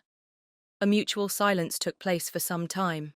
Lucy first put an end to it by saying in a lower tone, though Marianne was then giving them the powerful protection of a very magnificent concerto. I will honestly tell you of one scheme which has lately come into my head for bringing matters to bear. Indeed, I'm bound to let you into the secret, for you are a party concerned. I dare say you have seen enough of Edward to know that he would prefer the church to every other profession. Now my plan is that he should take orders as soon as he can, and then through your interest, which I am sure you would be kind enough to use out of friendship for him, and I hope out of some regard to me, your brother might be persuaded to give him Norland living, which I understand is a very good one, and the present incumbent not likely to live a great while. That would be enough for us to marry upon, and we might trust to time and chance for the rest. I should always be happy, replied Eleanor, to show any mark of my esteem and friendship for Mr. Ferrars. But do you not perceive that my interest on such an occasion would be perfectly unnecessary? He is brother to Mrs. John Dashwood. That must be recommendation enough to her husband. But Mrs. John Dashwood would not much approve of Edward's going into orders. Then I rather suspect that my interest would do very little. They were again silent for many minutes. At length, Lucy exclaimed with a deep sigh, I believe it would be the wisest way to put an end to the business at once by dissolving the engagement. We seem so beset with difficulties on every side that, though it would make us miserable for a time, we should be happier perhaps in the end. But you will not give me your advice, Miss Dashwood? No, answered Eleanor with a smile, which concealed very agitated feelings. On such a subject I certainly will not. You know very well that my opinion would have no weight with you unless it were on the side of your wishes. Indeed, you wrong me, replied Lucy with great solemnity. I know nobody of whose judgment I think so highly as I do of yours, and I do really believe that if you was to say to me, I advise you by all means to put an end to your engagement with Edward Ferrars, it will be more for the happiness of both of you. I should resolve upon doing it immediately. Eleanor blushed for the insincerity of Edward's future wife, and replied, This compliment would effectually frighten me from giving any opinion on the subject had I formed one. It raises my influence much too high. The power of dividing two people so tenderly attached is too much for an indifferent person. 'Tis because you are an indifferent person, said Lucy, with some pique, and laying a particular stress on those words, that your judgment might justly have such weight with me. If you could be supposed to be biased in any respect by your own feelings, your opinion would not be worth having. Eleanor thought it wisest to make no answer to this, lest they might provoke each other to an unsuitable increase of ease and unreserve, and was even partly determined never to mention the subject again. Another pause, therefore, of many minutes' duration, succeeded this speech, and Lucy was still the first to end it. Shall you be in town this winter, Miss Dashwood? Said she with all her customary complacency. Certainly not. I'm sorry for that, returned the other, while her eyes brightened at the information. It would have gave me such pleasure to meet you there, but I dare say you will go for all that. To be sure, your brother and sister will ask you to come to them. It will not be in my power to accept their invitation if they do. How unlucky that is. I had quite depended upon meeting you there. Anne and me are to go the latter end of January, to some relations who have been wanting us to visit them these several years. But I only go for the sake of seeing Edward. He will be there in February. Otherwise London would have no charms for me. I have not spirits for it. Eleanor was soon called to the card table by the conclusion of the first rubber, and the confidential discourse of the two ladies was therefore at an end, to which both of them submitted without any reluctance, for nothing had been said on either side to make them dislike each other less than they had done before.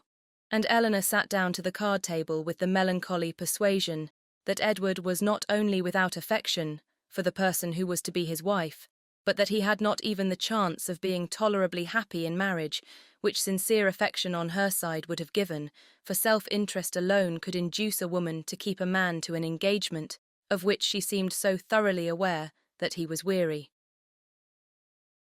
From this time, the subject was never revived by Eleanor, and when entered on by Lucy, who seldom missed an opportunity of introducing it, and was particularly careful to inform her confidant of her happiness whenever she received a letter from Edward, it was treated by the former with calmness and caution, and dismissed as soon as civility would allow, for she felt such conversations to be an indulgence which Lucy did not deserve, and which were dangerous to herself. The visit of the Miss Steeles at Barton Park was lengthened far beyond what the first invitation implied. Their favour increased. They could not be spared. Sir John would not hear of their going, and in spite of their numerous and long-arranged engagements in Exeter, in spite of the absolute necessity of returning to fulfil them immediately, which was in full force at the end of every week, they were prevailed on to stay nearly 2 months at the park, and to assist in the due celebration of that festival which requires a more than ordinary share of private balls and large dinners to proclaim its importance. Chapter 25. Though Mrs. Jennings was in the habit of spending a large portion of the year at the houses of her children and friends, she was not without a settled habitation of her own. Since the death of her husband, who had traded with success in a less elegant part of the town, she had resided every winter in a house in one of the streets near Portman Square. Towards this home she began on the approach of January to turn her thoughts, and thither she one day abruptly, and very unexpectedly by them, asked the elder Mrs. Dashwood to accompany her. Eleanor, without observing the varying complexion of her sister, and the animated look which spoke no indifference to the plan, immediately gave a grateful but absolute denial for both, in which she believed herself to be speaking their united inclinations. The reason alleged was their determined resolution of not leaving their mother at that time of the year. Mrs. Jennings received the refusal with some surprise, and repeated her invitation immediately. "Oh, Lord, I'm sure your mother can spare you very well, and I do beg you will favour me with your company, for I've quite set my heart upon it. Don't fancy that you will be any inconvenience to me, for I shan't put myself at all out of my way for you. It will only be sending Betty by the coach, and I hope I can afford that. We 3 shall be able to go very well in my chaise, and when we are in town, if you do not like to go wherever I do, well and good. You may always go with one of my daughters. I'm sure your mother will not object to it, for I have had such good luck in getting my own children off my hands that she will think me a very fit person to have the charge of you. And if I don't get one of you at least well married before I have done with you, it shall not be my fault. I shall speak a good word for you to all the young men, you may depend upon it." "I have a notion," said Sir John, "that Miss Marianne would not object to such a scheme if her elder sister would come into it. It is very hard indeed that she should not have a little pleasure, because Miss Dashwood does not wish it. So I would advise you to set off for town when you are tired of Barton without saying a word to Miss Dashwood about it." "Nay," cried Mrs. Jennings, "I am sure I shall be monstrous glad of Miss Marianne's company, whether Miss Dashwood will go or not, only the more the merrier, say I. And I thought it would be more comfortable for them to be together, because if they got tired of me, they might talk to one another and laugh at my odd ways behind my back. but one or the other, if not both of them, I must have. Lord bless me! How do you think I can live poking by myself, I who have been always used till this winter to have Charlotte with me? Come, Miss Marianne, let us strike hands upon the bargain, and if Miss Dashwood will change her mind by and by, why so much the better. I thank you, ma'am. Sincerely thank you, said Marianne with warmth. Your invitation has ensured my gratitude forever, and it would give me such happiness, yes, almost the greatest happiness I am capable of, to be able to accept it. But my mother, my dearest, kindest mother, I feel the justice of what Eleanor has urged, and if she were to be made less happy, less comfortable by our absence, oh no, nothing should tempt me to leave her. It should not, must not be a struggle.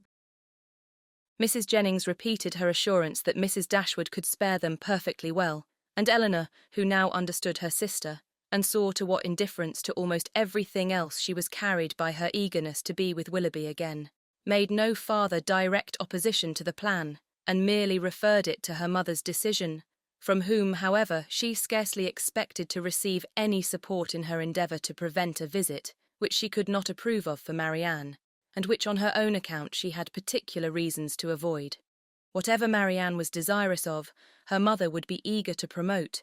She could not expect to influence the latter to cautiousness of conduct in an affair respecting which she had never been able to inspire her with distrust, and she dared not explain the motive of her own disinclination for going to London. That Marianne, fastidious as she was, thoroughly acquainted with Mrs. Jennings' manners, and invariably disgusted by them, should overlook every inconvenience of that kind, should disregard whatever must be most wounding to her irritable feelings, in her pursuit of one object, was such a proof, so strong, so full, of the importance of that object to her, as Eleanor, in spite of all that had passed, was not prepared to witness. On being informed of the invitation, Mrs. Dashwood, persuaded that such an excursion would be productive of much amusement to both her daughters, and perceiving through all her affectionate attention to herself how much the heart of Marianne was in it, would not hear of their declining the offer upon her account, insisted on their both accepting it directly, and then began to foresee with her usual cheerfulness a variety of advantages that would accrue to them all from this separation. I am delighted with the plan, she cried. It is exactly what I could wish. Margaret and I shall be as much benefited by it as yourselves. When you and the Middletons are gone, we shall go on so quietly and happily together with our books and our music. You will find Margaret so improved when you come back again. I have a little plan of alteration for your bedrooms too, which may now be performed without any inconvenience to anyone. It is very right that you should go to town. I would have every young woman of your condition in life acquainted with the manners and amusements of London. You will be under the care of a motherly good sort of woman, of whose kindness to you I can have no doubt. And in all probability you will see your brother, and whatever may be his faults, or the faults of his wife, when I consider whose son he is, I cannot bear to have you so wholly estranged from each other. Though with your usual anxiety for our happiness, said Eleanor, you have been obviating every impediment to the present scheme which occurred to you, there is still one objection which, in my opinion, cannot be so easily removed.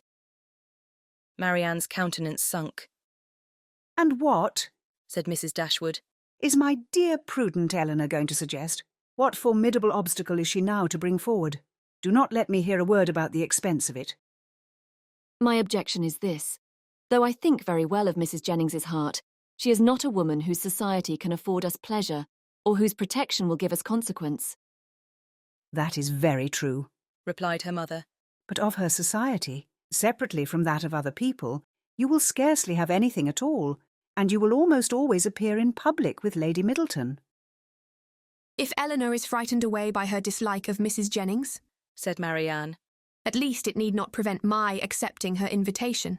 I have no such scruples, and I am sure I could put up with every unpleasantness of that kind with very little effort.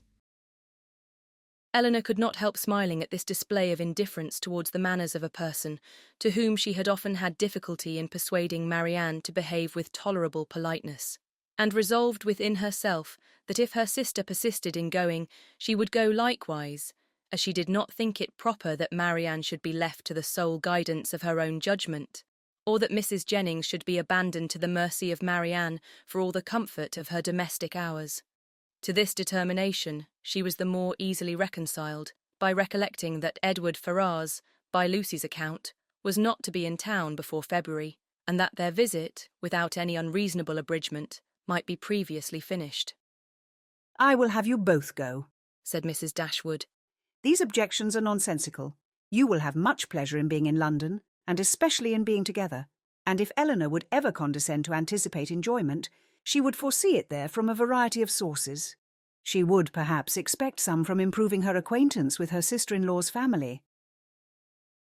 Eleanor had often wished for an opportunity of attempting to weaken her mother's dependence on the attachment of Edward and herself, that the shock might be less when the whole truth were revealed, and now on this attack, though almost hopeless of success, she forced herself to begin her design by saying, as calmly as she could, "I like Edward Ferrars very much, and shall always be glad to see him. But as to the rest of the family, it is a matter of perfect indifference to me, whether I am ever known to them or not." Mrs. Dashwood smiled and said nothing.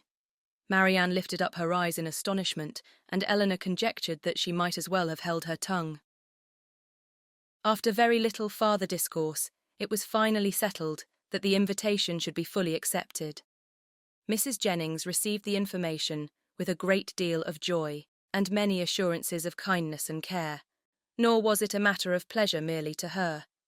Sir John was delighted, for to a man whose prevailing anxiety was the dread of being alone, the acquisition of 2 to the number of inhabitants in London was something. Even Lady Middleton took the trouble of being delighted, which was putting herself rather out of her way, and as for the Miss Steeles, especially Lucy, they had never been so happy in their lives as this intelligence made them.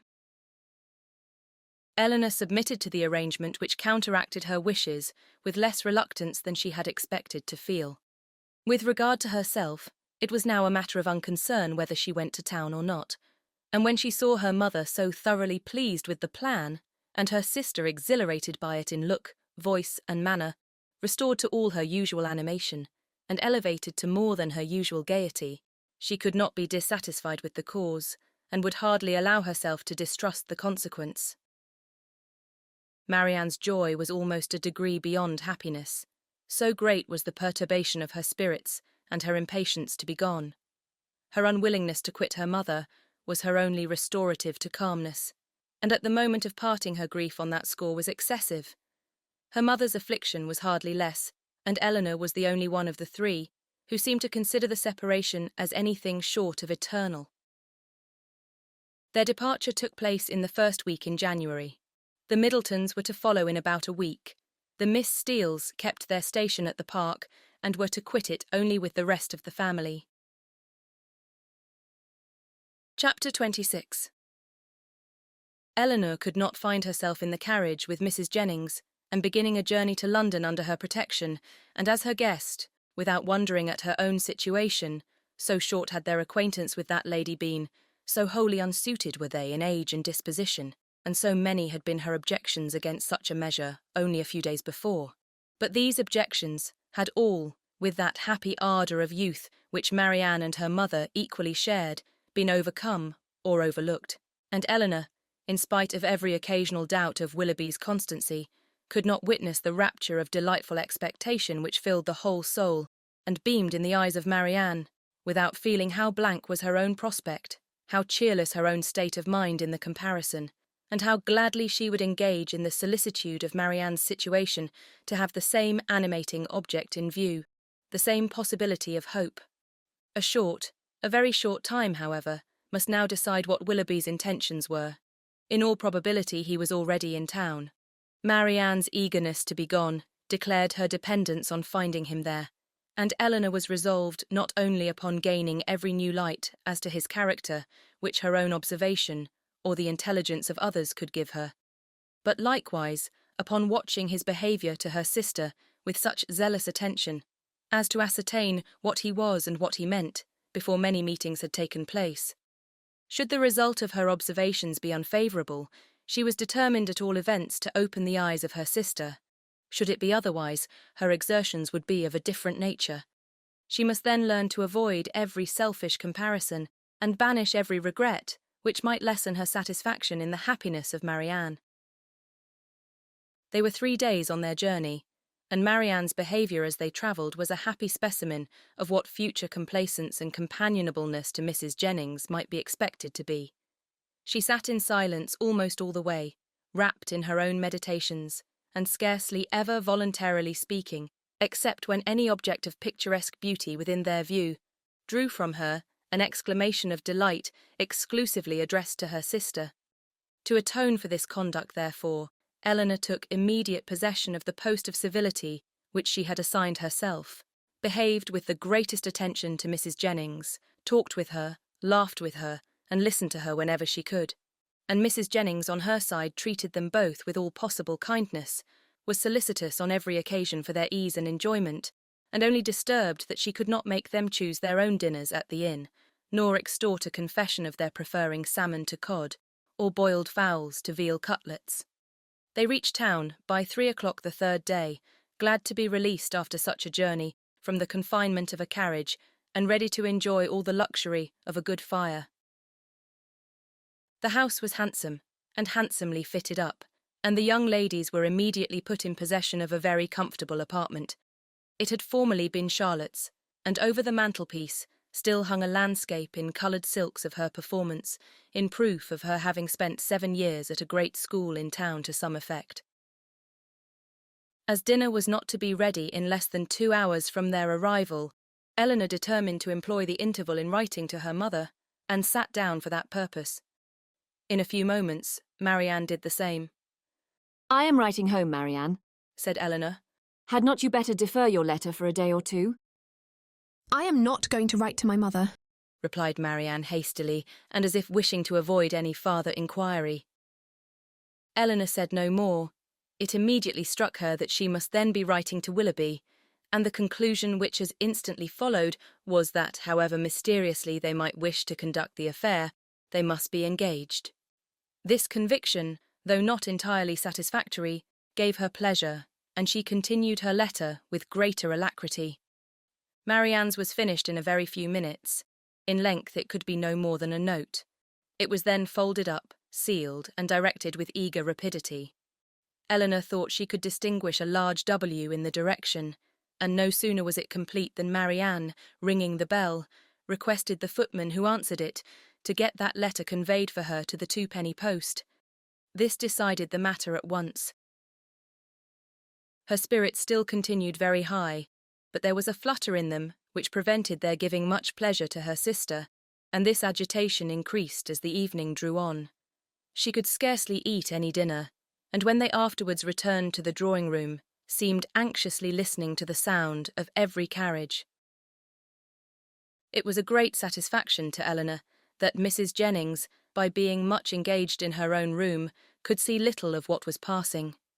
The tea-things were brought in, and already had Marianne been disappointed more than once by a rap at a neighbouring door, when a loud one was suddenly heard, which could not be mistaken for one at any other house. Eleanor felt secure of its announcing Willoughby's approach, and Marianne, starting up, moved towards the door. Everything was silent. This could not be borne many seconds. She opened the door, advanced a few steps towards the stairs, and after listening half a minute, returned into the room, in all the agitation which a conviction of having heard him would naturally produce. In the ecstasy of her feelings at that instant, she could not help exclaiming, "Oh, Eleanor, it is Willoughby, indeed it is," and seemed almost ready to throw herself into his arms when Colonel Brandon appeared. It was too great a shock to be borne with calmness, and she immediately left the room. Eleanor was disappointed too, but at the same time, her regard for Colonel Brandon ensured his welcome with her, and she felt particularly hurt that a man so partial to her sister should perceive that she experienced nothing but grief and disappointment in seeing him. She instantly saw that it was not unnoticed by him, that he even observed Marianne as she quitted the room with such astonishment and concern as hardly left him the recollection of what civility demanded towards herself. "Is your sister ill?" said he. Eleanor answered in some distress that she was, and then talked of headaches, low spirits and over-fatigues, and of everything to which she could decently attribute her sister's behaviour. He heard her with the most earnest attention, but seeming to recollect himself, said no more on the subject, and began directly to speak of his pleasure at seeing them in London, making the usual inquiries about their journey and the friends they had left behind. In this calm kind of way, with very little interest on either side, they continued to talk, both of them out of spirits, and the thoughts of both engaged elsewhere. Eleanor wished very much to ask whether Willoughby were then in town, but she was afraid of giving him pain by any inquiry after his rival, and at length, by way of saying something, she asked if he had been in London ever since she had seen him last. Yes, He replied with some embarrassment. almost ever since. I have been once or twice at Delaford for a few days, but it has never been in my power to return to Barton. This, and the manner in which it was said, immediately brought back to her remembrance all the circumstances of his quitting that place, with the uneasiness and suspicions they had caused to Mrs. Jennings, and she was fearful that her question had implied much more curiosity on the subject than she had ever felt. Mrs. Jennings soon came in. "Oh, Colonel," said she, with her usual noisy cheerfulness. "I am monstrous glad to see you. Sorry I could not come before. Beg your pardon, but I have been forced to look about me a little and settle my matters, for it is a long while since I have been at home, and you know one has always a world of little odd things to do after one has been away for any time, and then I have had Cartwright to settle with. Lord, I've been as busy as a bee ever since dinner. But pray, Colonel, how came you to conjure out that I should be in town today?" I had the pleasure of hearing it at Mr. Palmer's, where I have been dining. "Oh, you did? Well, and how do they all do at their house? How does Charlotte do? I warrant you she is a fine size by this time." Mrs. Palmer appeared quite well, and I'm commissioned to tell you that you will certainly see her tomorrow. "Aye, to be sure, I thought as much. Well, Colonel, I have brought 2 young ladies with me, you see. That is, you see but one of them now, but there is another somewhere. Your friend Miss Marianne, too, which you will not be sorry to hear. I do not know what you and Mr. Willoughby will do between you about her.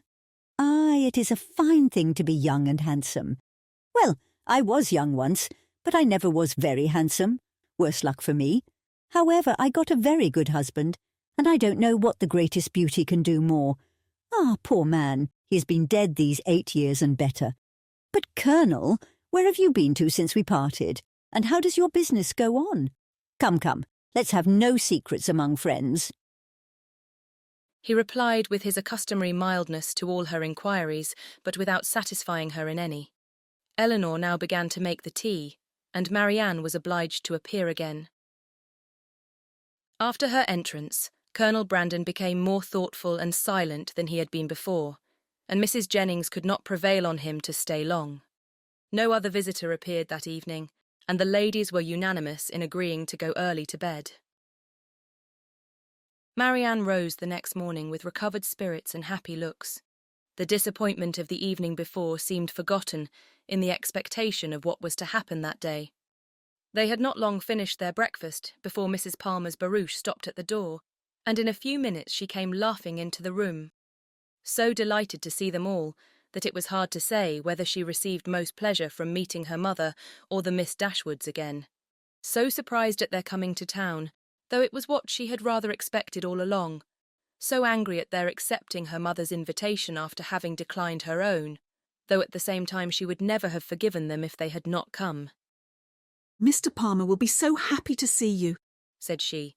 "What do you think he said when he heard of your coming with Mamma? I forget what it was now, but it was something so droll." After an hour or two spent in what her mother called comfortable chat, or in other words, in every variety of inquiry concerning all their acquaintance on Mrs. Jennings's side, and in laughter without cause on Mrs. Palmer's, it was proposed by the latter that they should all accompany her to some shops where she had business that morning, to which Mrs. Jennings and Eleanor readily consented, as having likewise some purchases to make themselves, and Marianne, though declining it at first, was induced to go likewise. Wherever they went, she was evidently always on the watch. In Bond Street especially, where much of their business lay, her eyes were in constant inquiry. and in whatever shop the party were engaged, her mind was equally abstracted from everything actually before them, from all that interested and occupied the others. Restless and dissatisfied everywhere, her sister could never obtain her opinion of any article of purchase. However it might equally concern them both, she received no pleasure from anything, was only impatient to be at home again, and could with difficulty govern her vexation at the tediousness of Mrs. Palmer, whose eye was caught by everything pretty, expensive, or new, who was wild to buy all, could determine on none, and dawdled away her time in rapture and indecision. It was late in the morning before they returned home, and no sooner had they entered the house than Marianne flew eagerly upstairs, and when Eleanor followed, she found her turning from the table with a sorrowful countenance, which declared that no Willoughby had been there. "Has no letter been left here for me since we went out?" said she to the footman who then entered with the parcels. She was answered in the negative. "Are you quite sure of it?" she replied. "Are you certain that no servant, no porter, has left any letter or note?" The man replied that none had. "How very odd," said she, in a low and disappointed voice, as she turned away to the window. "How odd indeed," repeated Eleanor within herself, regarding her sister with uneasiness. "If she had not known him to be in town, she would not have written to him as she did. She would have written to Combe Magna. And if he is in town, how odd that he should neither come nor write. Oh, my dear mother, you must be wrong in permitting an engagement between a daughter so young, a man so little known, to be carried on in so doubtful, so mysterious a manner. I long to inquire, and how will my interference be borne?" She determined, after some consideration, that if appearances continued many days longer, as unpleasant as they now were, she would represent in the strongest manner to her mother the necessity of some serious inquiry into the affair. Mrs. Palmer and two elderly ladies of Mrs. Jennings's intimate acquaintance, whom she had met and invited in the morning, dined with them. The former left them soon after tea to fulfil her evening engagements, and Eleanor was obliged to assist in making a whist table for the others. Marianne was of no use on these occasions, as she would never learn the game. But though her time was therefore at her own disposal, the evening was by no means more productive of pleasure to her than to Eleanor, for it was spent in all the anxiety of expectation and the pain of disappointment. She sometimes endeavoured for a few minutes to read, but the book was soon thrown aside, and she returned to the more interesting employment of walking backwards and forwards across the room, pausing for a moment whenever she came to the window, in hopes of distinguishing the long-expected rap. Chapter 27.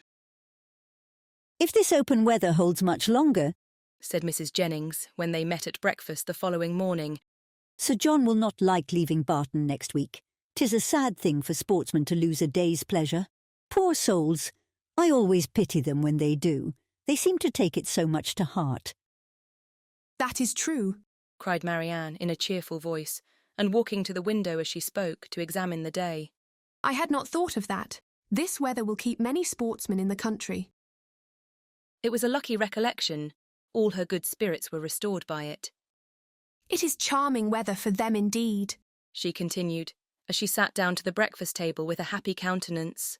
"How much they must enjoy it. But," with a little return of anxiety, "it cannot be expected to last long. At this time of the year, and after such a series of rain, we shall certainly have very little more of it.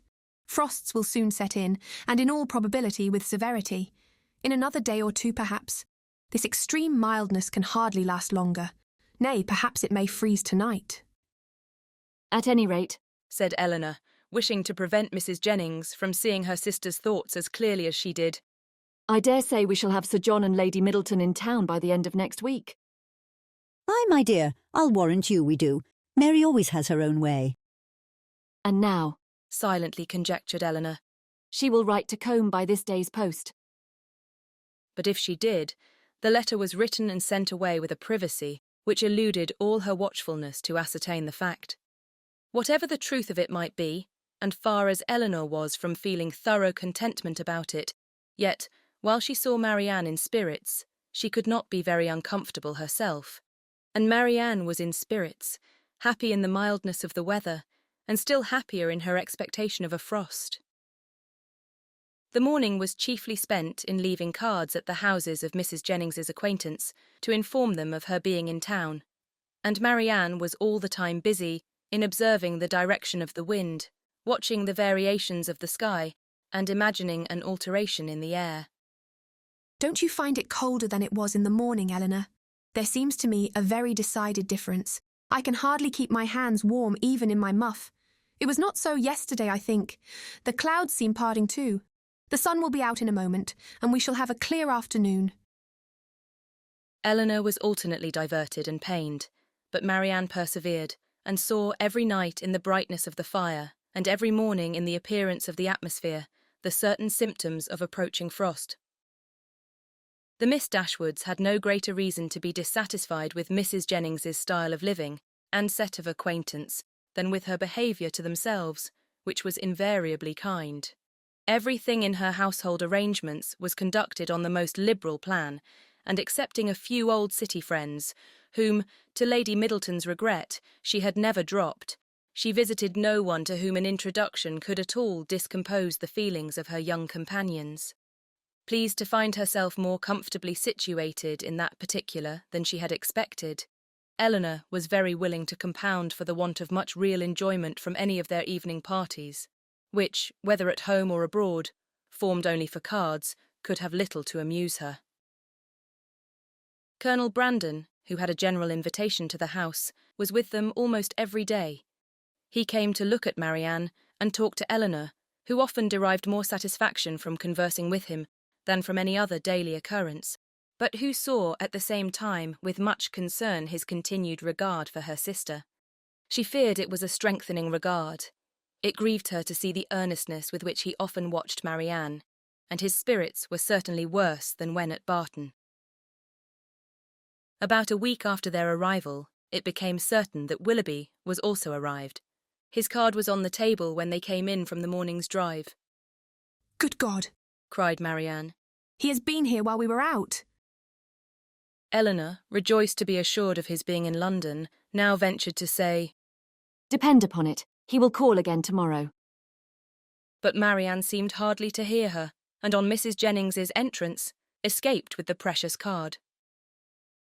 This event, while it raised the spirits of Eleanor, restored to those of her sister all, and more than all, their former agitation. From this moment her mind was never quiet. The expectation of seeing him every hour of the day made her unfit for anything. She insisted on being left behind the next morning when the others went out.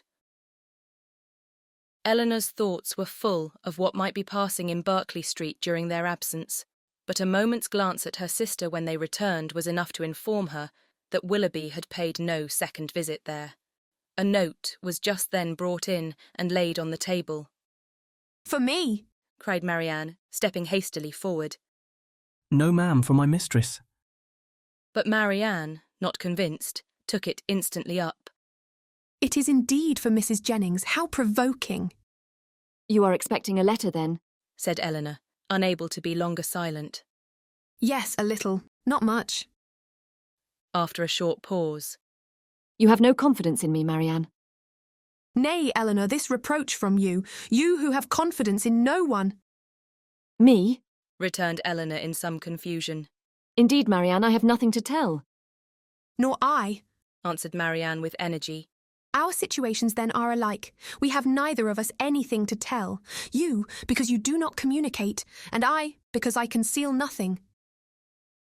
Eleanor, distressed by this charge of reserve in herself, which she was not at liberty to do away, knew not how, under such circumstances, to press for greater openness in Marianne. Mrs. Jennings soon appeared, and the note being given her, she read it aloud. It was from Lady Middleton, announcing their arrival in Conduit Street the night before, and requesting the company of her mother and cousins the following evening. Business on Sir John's part, and a violent cold on her own, prevented their calling in Berkeley Street. The invitation was accepted, but when the hour of appointment drew near, necessary as it was in common civility to Mrs. Jennings, that they should both attend her on such a visit, Eleanor had some difficulty in persuading her sister to go, for still she had seen nothing of Willoughby, and therefore was not more indisposed for amusement abroad than unwilling to run the risk of his calling again in her absence. Eleanor found, when the evening was over, that disposition is not materially altered by a change of abode, for although scarcely settled in town, Sir John had contrived to collect around him nearly 20 young people and to amuse them with a ball. This was an affair, however, of which Lady Middleton did not approve. In the country, an unpremeditated dance was very allowable, but in London, where the reputation of elegance was more important and less easily attained, it was risking too much for the gratification of a few girls to have it known that Lady Middleton had given a small dance of 8 or 9 couple with 2 violins and a mere sideboard collation. Mr. and Mrs. Palmer were of the party, from the former, whom they had not seen before since their arrival in town, as he was careful to avoid the appearance of any attention to his mother-in-law, and therefore never came near her. They received no mark of recognition on their entrance. He looked at them slightly, without seeming to know who they were, and merely nodded to Mrs. Jennings from the other side of the room. Marianne gave one glance round the apartment as she entered. It was enough. He was not there, and she sat down, equally ill-disposed to receive or communicate pleasure. After they had been assembled about an hour, Mr. Palmer sauntered towards the Miss Dashwoods to express his surprise on seeing them in town, though Colonel Brandon had been first informed of their arrival at his house, and he had himself said something very droll on hearing that they were to come. "I thought you were both in Devonshire," said he. "Did you?" replied Eleanor. "When do you go back again?" "I do not know." And thus ended their discourse. Never had Marianne been so unwilling to dance in her life as she was that evening, and never so much fatigued by the exercise. She complained of it as they returned to Berkeley Street. Aye, said Mrs. Jennings. We know the reason of all that very well. If a certain person who shall be nameless had been there, you would not have been a bit tired, and to say the truth, it was not very pretty of him not to give you the meeting when he was invited." "Invited?" cried Marianne. "So my daughter Middleton told me, for it seems Sir John met him somewhere in the street this morning." Marianne said no more, but looked exceedingly hurt. Impatient in this situation to be doing something that might lead to her sister's relief, Eleanor resolved to write the next morning to her mother, and hoped, by awakening her fears for the health of Marianne, to procure those inquiries which had been so long delayed. And she was still more eagerly bent on this measure by perceiving after breakfast on the morrow that Marianne was again writing to Willoughby, for she could not suppose it to be to any other person. About the middle of the day, Mrs. Jennings went out by herself on business, and Eleanor began her letter directly, while Marianne, too restless for employment, too anxious for conversation, walked from one window to the other, or sat down by the fire in melancholy meditation. Eleanor was very earnest in her application to her mother, relating all that had passed, her suspicions of Willoughby's inconstancy, urging her by every plea of duty and affection to demand from Marianne an account of her real situation with respect to him. Her letter was scarcely finished when a rap foretold a visitor, and Colonel Brandon was announced. Marianne, who had seen him from the window, and who hated company of any kind, left the room before he entered it. He looked more than usually grave, and though expressing satisfaction at finding Miss Dashwood alone, as if he had somewhat in particular to tell her, sat for some time without saying a word. Eleanor, persuaded that he had some communication to make in which her sister was concerned, impatiently expected its opening. It was not the first time of her feeling the same kind of conviction, for more than once before, beginning with the observation of, "Your sister looks unwell today," or, "Your sister seems out of spirits," he had appeared on the point, either of disclosing or of inquiring something particular about her. After a pause of several minutes, their silence was broken by his asking her in a voice of some agitation when he was to congratulate her on the acquisition of a brother. Eleanor was not prepared for such a question, and having no answer ready, was obliged to adopt the simple and common expedient of asking what he meant. He tried to smile as he replied, "Your sister's engagement to Mr. Willoughby is very generally known." "It cannot be generally known," returned Eleanor, "for her own family do not know it." He looked surprised and said, "I beg your pardon. I'm afraid my inquiry has been impertinent.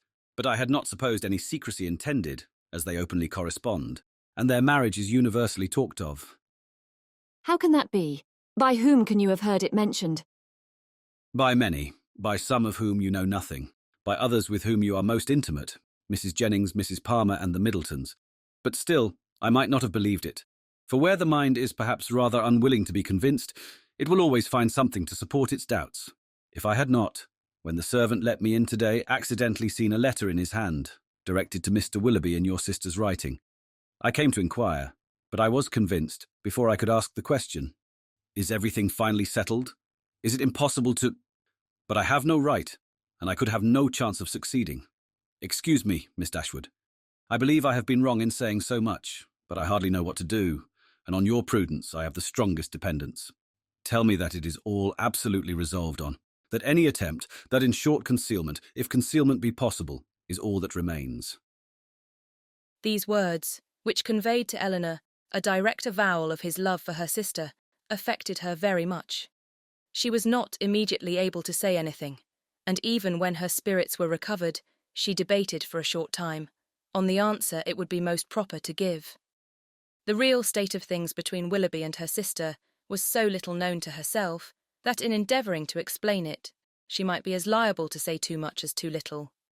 Yet as she was convinced that Marianne's affection for Willoughby could leave no hope of Colonel Brandon's success, whatever the event of that affection might be, and at the same time wished to shield her conduct from censure, she thought it most prudent and kind, after some consideration, to say more than she really knew or believed. She acknowledged, therefore, that though she had never been informed by themselves of the terms on which they stood with each other, of their mutual affection she had no doubt, and of their correspondence she was not astonished to hear.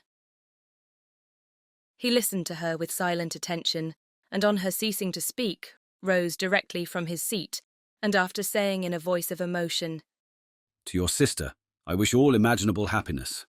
To Willoughby, that he may endeavour to deserve her. Took leave and went away. Eleanor derived no comfortable feelings from this conversation, to lessen the uneasiness of her mind on other points. She was left, on the contrary, with a melancholy impression of Colonel Brandon's unhappiness, and was prevented even from wishing it removed by her anxiety for the very event that must confirm it. Chapter 28. Nothing occurred during the next 3 or 4 days to make Eleanor regret what she had done in applying to her mother, for Willoughby neither came nor wrote. They were engaged about the end of that time to attend Lady Middleton to a party, from which Mrs. Jennings was kept away by the indisposition of her youngest daughter, and for this party, Marianne, wholly dispirited, careless of her appearance, and seeming equally indifferent whether she went or stayed, prepared, without one look of hope or one expression of pleasure. She sat by the drawing-room fire after tea, till the moment of Lady Middleton's arrival, without once stirring from her seat, or altering her attitude, lost in her own thoughts and insensible of her sister's presence. And when at last they were told that Lady Middleton waited for them at the door, she started as if she had forgotten that anyone was expected.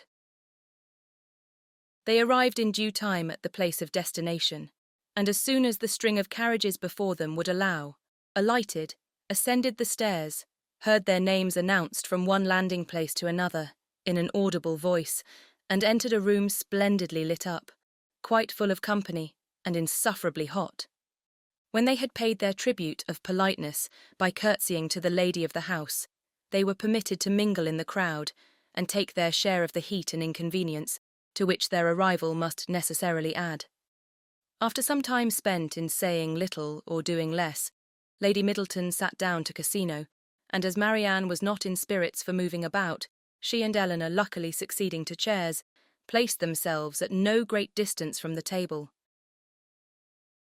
They had not remained in this manner long, before Eleanor perceived Willoughby, standing within a few yards of them, in earnest conversation with a very fashionable-looking young woman. She soon caught his eye, and he immediately bowed, but without attempting to speak to her or to approach Marianne, though he could not but see her, and then continued his discourse with the same lady. Eleanor turned involuntarily to Marianne to see whether it could be unobserved by her. At that moment she first perceived him, and her whole countenance glowing with sudden delight. She would have moved towards him instantly, had not her sister caught hold of her. "Good heavens!" she exclaimed. "He is there! He is there! Oh, why does he not look at me? Why cannot I speak to him?" Pray, pray be composed," cried Eleanor. "and do not betray what you feel to everybody present. Perhaps he has not observed you yet." This, however, was more than she could believe herself, and to be composed at such a moment was not only beyond the reach of Marianne, it was beyond her wish. She sat in an agony of impatience, which affected every feature. At last he turned round again and regarded them both. She started up, and pronouncing his name in a tone of affection, held out her hand to him. He approached, and addressing himself rather to Eleanor than Marianne, as if wishing to avoid her eye, and determined not to observe her attitude, inquired in a hurried manner after Mrs. Dashwood, and asked how long they had been in town. Eleanor was robbed of all presence of mind by such an address, and was unable to say a word. But the feelings of her sister were instantly expressed.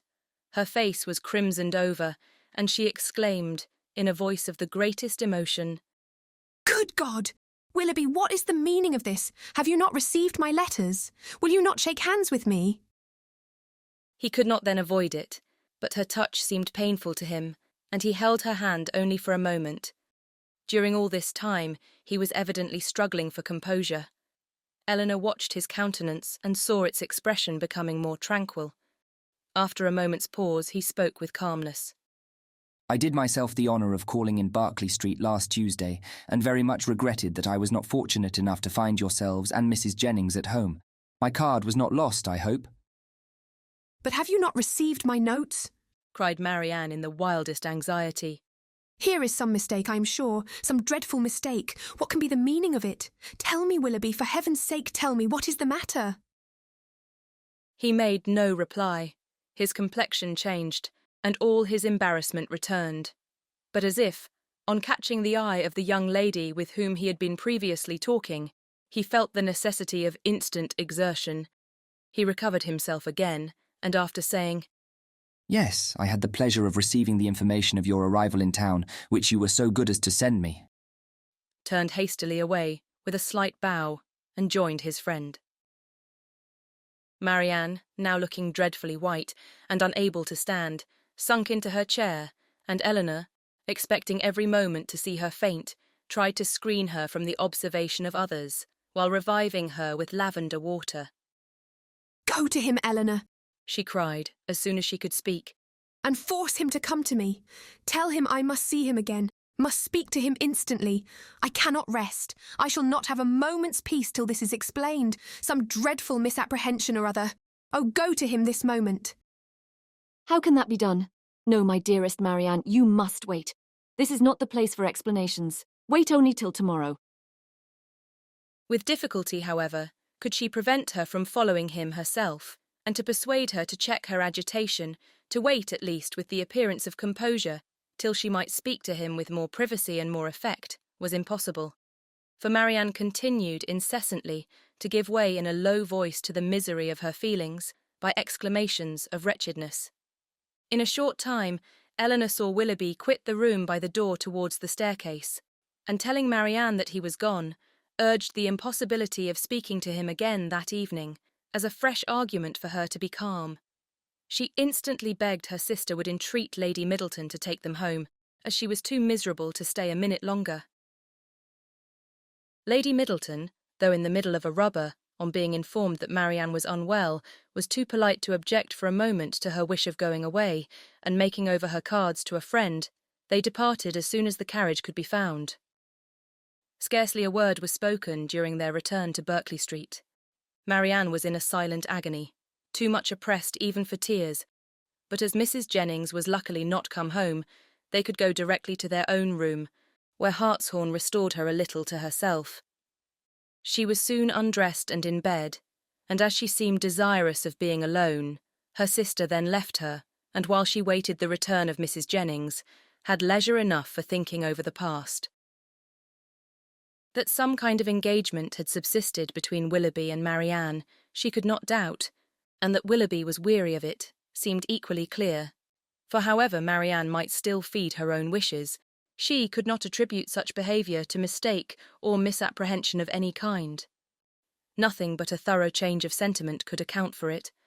Her indignation would have been still stronger than it was, had she not witnessed that embarrassment, which seemed to speak a consciousness of his own misconduct, and prevented her from believing him so unprincipled as to have been sporting with the affections of her sister from the first, without any design that would bear investigation.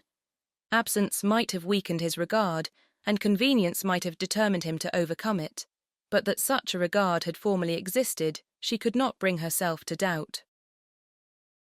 As for Marianne, on the pangs which so unhappy a meeting must already have given her, and on those still more severe, which might await her in its probable consequence, she could not reflect without the deepest concern. Her own situation gained in the comparison, for while she could esteem Edward as much as ever, however they might be divided in future, her mind might be always supported. But every circumstance that could embitter such an evil seemed uniting to heighten the misery of Marianne, in a final separation from Willoughby, in an immediate and irreconcilable rupture with him. Chapter 29. Before the housemaid had lit their fire the next day, or the sun gained any power over a cold, gloomy morning in January, Marianne, only half-dressed, was kneeling against one of the window-seats, for the sake of all the little light she could command from it, and writing as fast as a continual flow of tears would permit her. In this situation, Eleanor, roused from sleep by her agitation and sobs, first perceived her, and after observing her for a few moments with silent anxiety, said, in a tone of the most considerate gentleness, "Marianne, may I ask—" "No, Eleanor," she replied. "Ask nothing. You will soon know all." The sort of desperate calmness with which this was said lasted no longer than while she spoke, and was immediately followed by a return of the same excessive affliction. It was some minutes before she could go on with her letter, and the frequent bursts of grief, which still obliged her, at intervals, to withhold her pen, were proofs enough of her feeling how more than probable it was that she was writing for the last time to Willoughby. Eleanor paid her every quiet and unobtrusive attention in her power, and she would have tried to soothe and tranquillize her still more, had not Marianne entreated her, with all the eagerness of the most nervous irritability, not to speak to her for the world.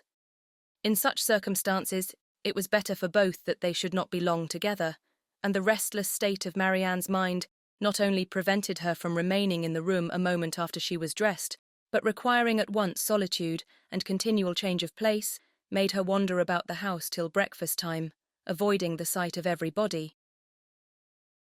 At breakfast she neither ate nor attempted to eat anything, and Eleanor's attention was then all employed, not in urging her, not in pitying her, nor in appearing to regard her, but in endeavouring to engage Mrs. Jennings's notice entirely to herself.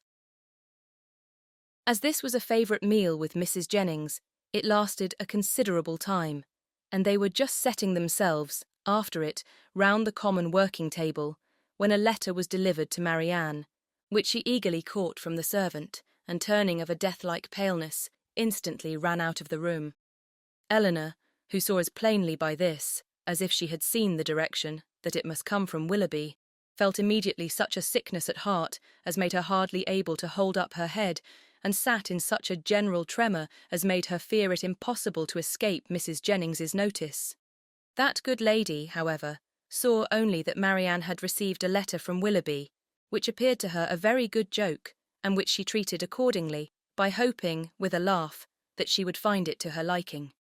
Of Eleanor's distress, she was too busily employed in measuring lengths of worsted for her rug, to see anything at all, and calmly continuing her talk, as soon as Marianne disappeared, she said, "Upon my word, I never saw a young woman so desperately in love in my life. My girls were nothing to her, and yet they used to be foolish enough. But as for Miss Marianne, she is quite an altered creature. I hope from the bottom of my heart he won't keep her waiting much longer, for it is quite grievous to see her look so ill and forlorn. Pray, when are they to be married?" Eleanor, though never less disposed to speak than at that moment, obliged herself to answer such an attack as this, and therefore, trying to smile, replied, "And have you really, mum? talked yourself into a persuasion of my sister's being engaged to Mr. Willoughby? I thought it had been only a joke, but so serious a question seems to imply more, and I must beg, therefore, that you will not deceive yourself any longer. I do assure you that nothing would surprise me more than to hear of their being going to be married. For shame, Miss Dashwood. How can you talk so? Don't we all know that it must be a match? That they were over head and ears in love with each other from the first moment they met?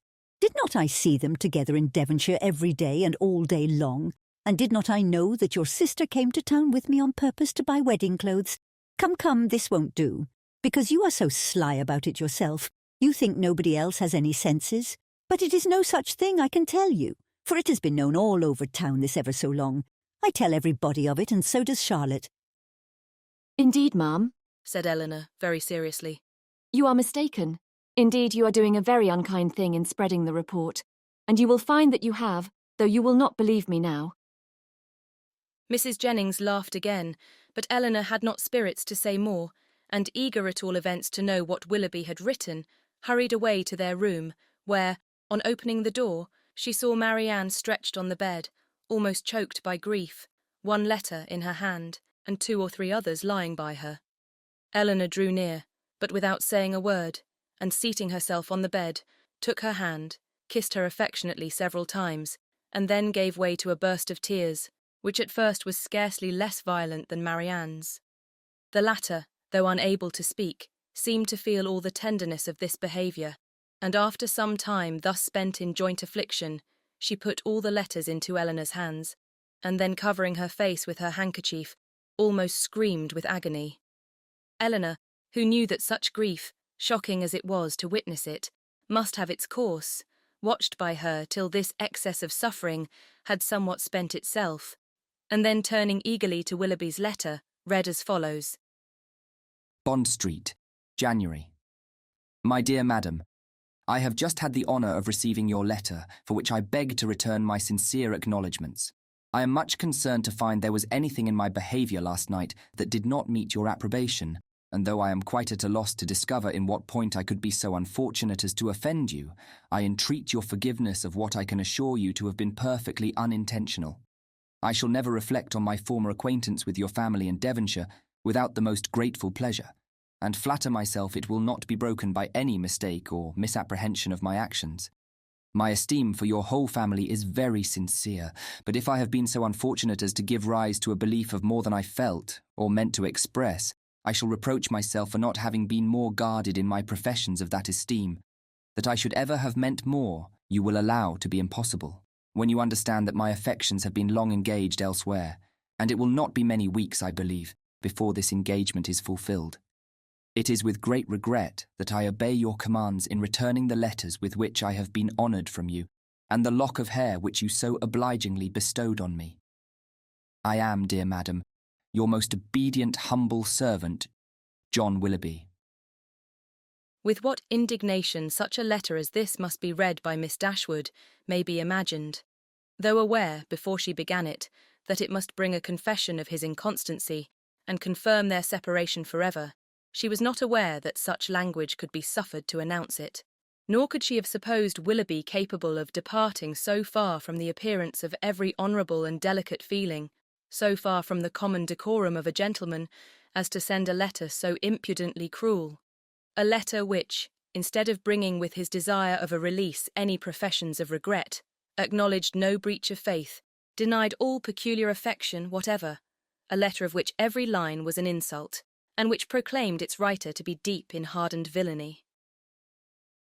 She paused over it for some time with indignant astonishment, then read it again and again, but every perusal only served to increase her abhorrence of the man, and so bitter were her feelings against him that she dared not trust herself to speak, lest she might wound Marianne still deeper by treating their disengagement, not as a loss to her of any possible good, but as an escape from the worst and most irremediable of all evils, a connection for life with an unprincipled man, as a deliverance the most real, a blessing the most important.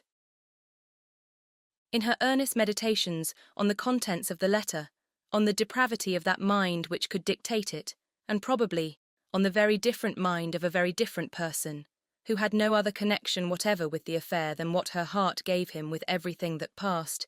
Eleanor forgot the immediate distress of her sister, forgot that she had 3 letters on her lap yet unread, and so entirely forgot how long she had been in the room that when on hearing a carriage drive up to the door, she went to the window to see who could be coming so unreasonably early. She was all astonishment to perceive Mrs. Jennings's chariot, which she knew had not been ordered till 1.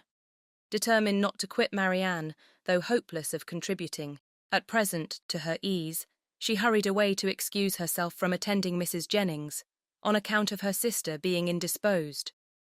Mrs. Jennings, with a thoroughly good-humoured concern for its cause, admitted the excuse most readily, and Eleanor, after seeing her safe off, returned to Marianne, whom she found attempting to rise from the bed, and whom she reached just in time to prevent her from falling on the floor, faint and giddy from a long want of proper rest and food.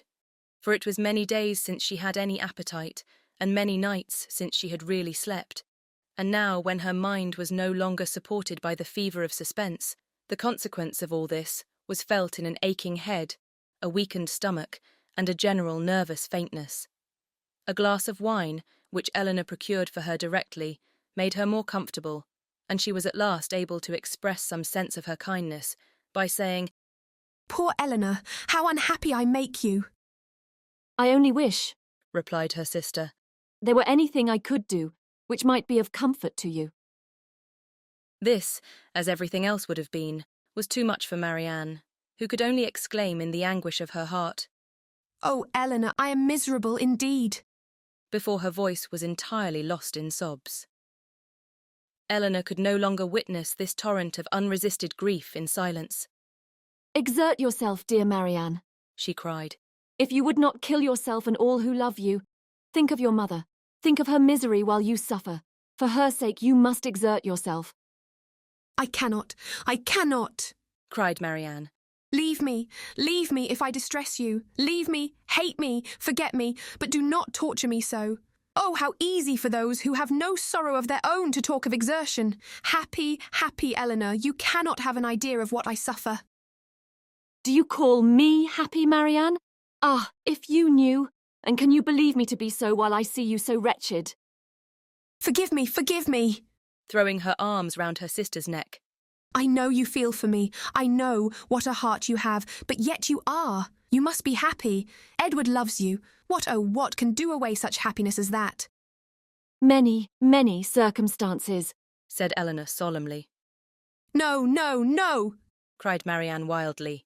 He loves you, and only you. You can have no grief. "I can have no pleasure while I see you in this state." "And you will never see me otherwise. Mine is a misery which nothing can do away." "You must not talk so, Marianne. Have you no comforts, no friends? Is your loss such as leaves no opening for consolation? Much as you suffer now, think of what you would have suffered if the discovery of his character had been delayed to a later period. If your engagement had been carried on for months and months, as it might have been, before he chose to put an end to it. Every additional day of unhappy confidence on your side would have made the blow more dreadful." "Engagement!" cried Marianne. "There has been no engagement." "No engagement?" "No, he is not so unworthy as you believe him. He has broken no faith with me." "But he told you that he loved you." "Yes. No, never absolutely. It was every day implied, but never professedly declared. Sometimes I thought it had been, but it never was." "Yet you wrote to him?" "Yes. Could that be wrong after all that had passed? But I cannot talk." Eleanor said no more, and turning again to the 3 letters, which now raised a much stronger curiosity than before, directly ran over the contents of all. The first, which was what her sister had sent him on their arrival in town, was to this effect. Berkeley Street, January. How surprised you will be, Willoughby, on receiving this, and I think you will feel something more than surprise when you know that I am in town. An opportunity of coming hither, though with Mrs. Jennings, was a temptation we could not resist. I wish you may receive this in time to come here tonight, but I will not depend on it. At any rate, I shall expect you tomorrow. For the present, adieu. M.D. Her second note, which had been written on the morning after the dance at the Middletons, was in these words.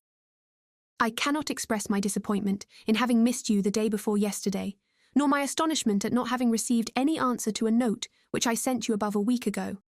I have been expecting to hear from you, and still more to see you, every hour of the day. Pray call again as soon as possible, and explain the reason of my having expected this in vain.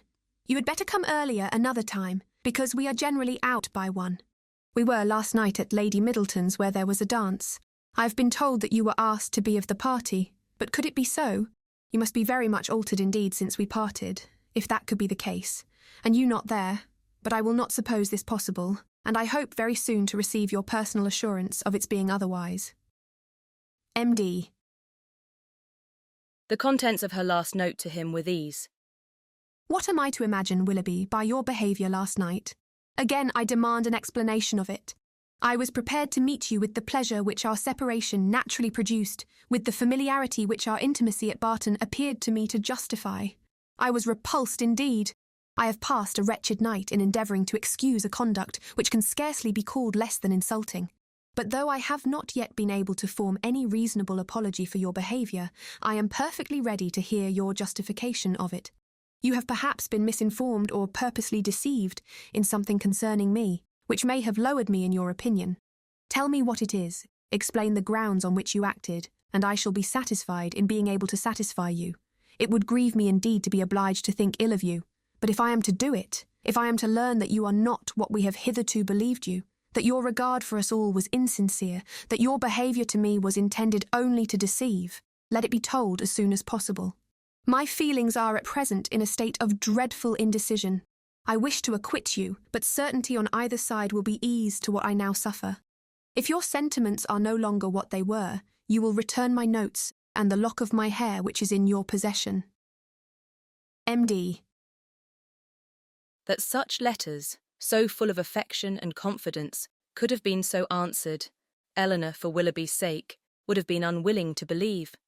But her condemnation of him did not blind her to the impropriety of their having been written at all, and she was silently grieving over the imprudence which had hazarded such unsolicited proofs of tenderness, not warranted by anything preceding, and most severely condemned by the event, when Marianne, perceiving that she had finished the letters, observed to her that they contained nothing but what anyone would have written in the same situation. I felt myself, she added, to be as solemnly engaged to him as if the strictest legal covenant had bound us to each other. I can believe it, said Eleanor. But unfortunately he did not feel the same. He did feel the same, Eleanor. For weeks and weeks he felt it. I know he did, whatever may have changed him now, and nothing but the blackest art employed against me can have done it. I was once as dear to him as my own soul could wish.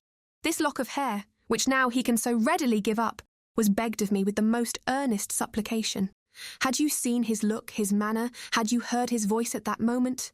Have you forgot the last evening of our being together at Barton, the morning that we parted too, when he told me that it might be many weeks before we met again? His distress, can I ever forget his distress? For a moment or two she could say no more, but when this emotion had passed away, she added in a firmer tone, Eleanor, I have been cruelly used, but not by Willoughby. Dearest Marianne, who but himself? By whom can he have been instigated? By all the world, rather than by his own heart. I could rather believe every creature of my acquaintance leagued together to ruin me in his opinion, than believe his nature capable of such cruelty. This woman of whom he writes, whoever she be, or anyone in short, but your own dear self, Mamma and Edward, may have been so barbarous to belie me.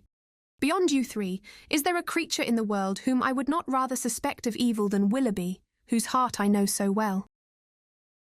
Eleanor would not contend, and only replied, Whoever may have been so detestably your enemy, let them be cheated of their malignant triumph, my dear sister, by seeing how nobly the consciousness of your own innocence and good intentions supports your spirits.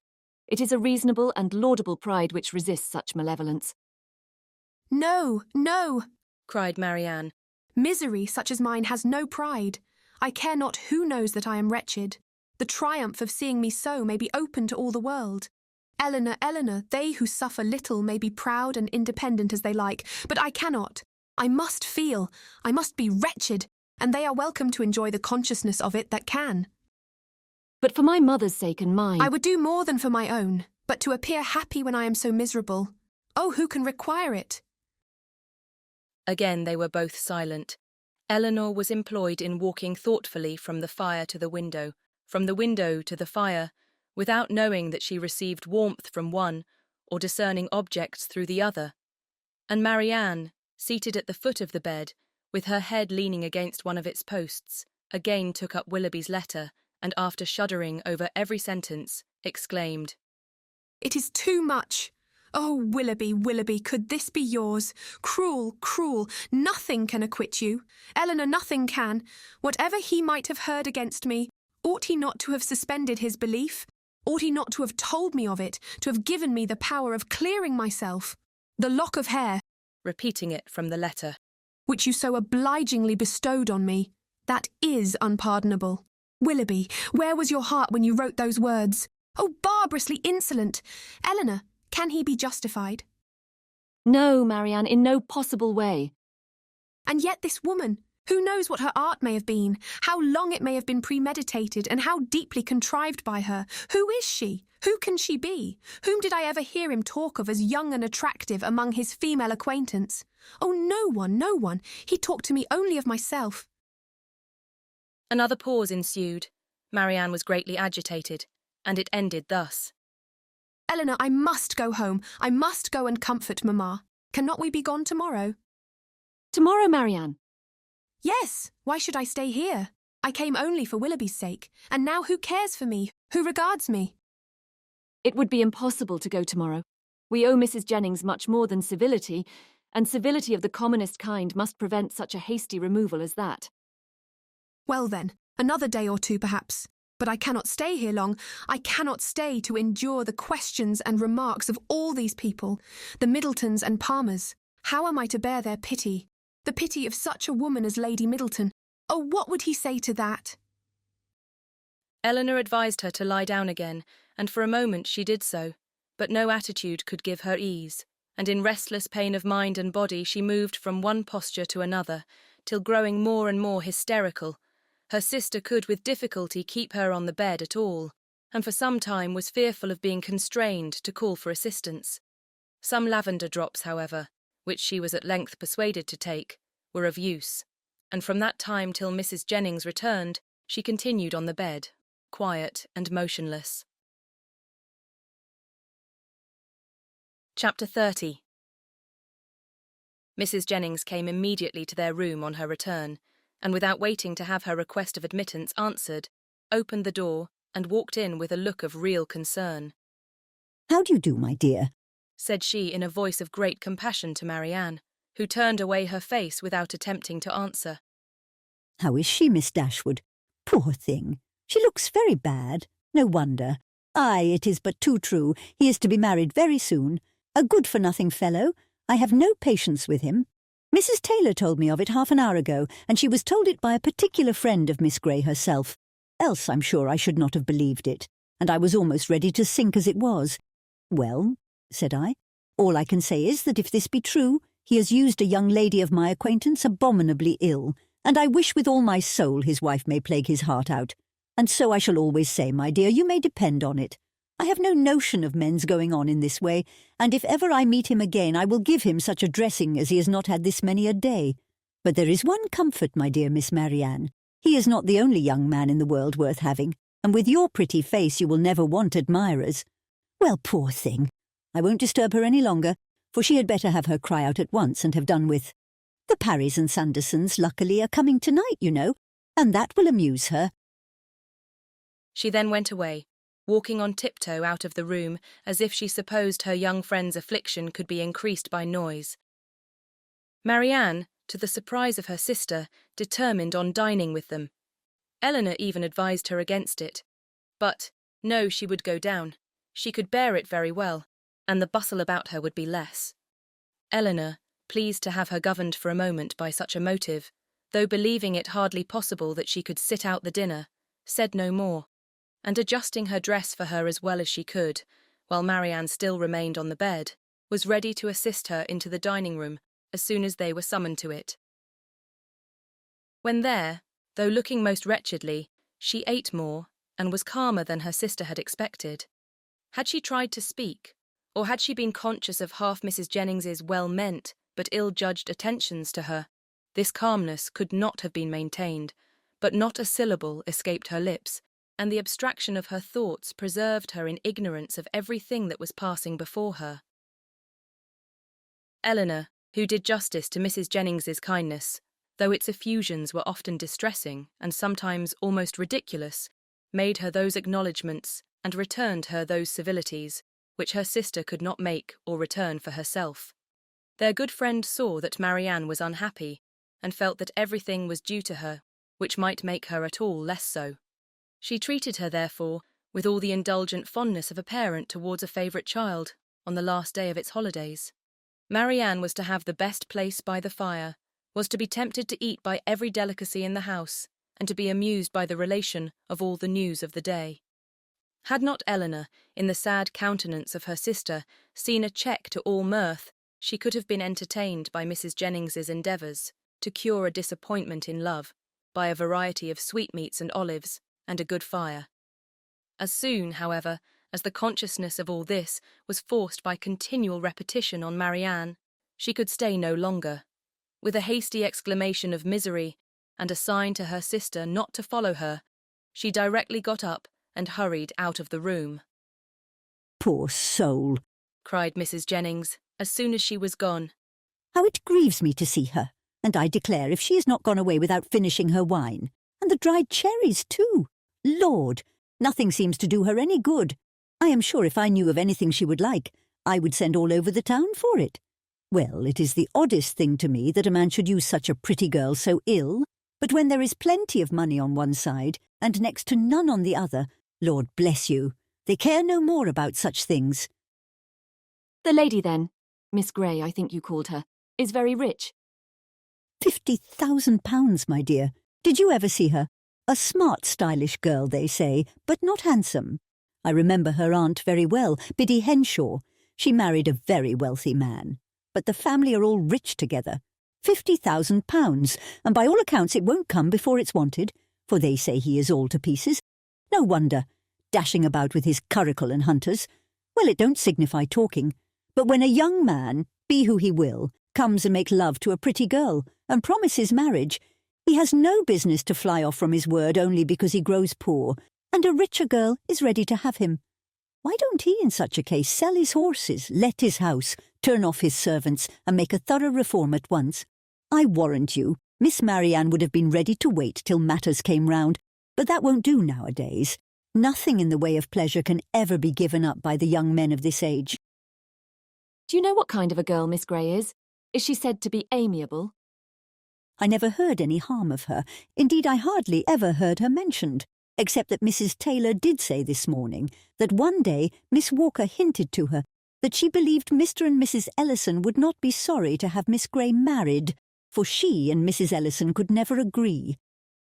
And who are the Ellisons? Her guardians, my dear. But now she's of age and may choose for herself, and a pretty choice she has made. What now? After pausing a moment. Your poor sister is gone to her own room, I suppose, to moan by herself. Is there nothing one can get to comfort her?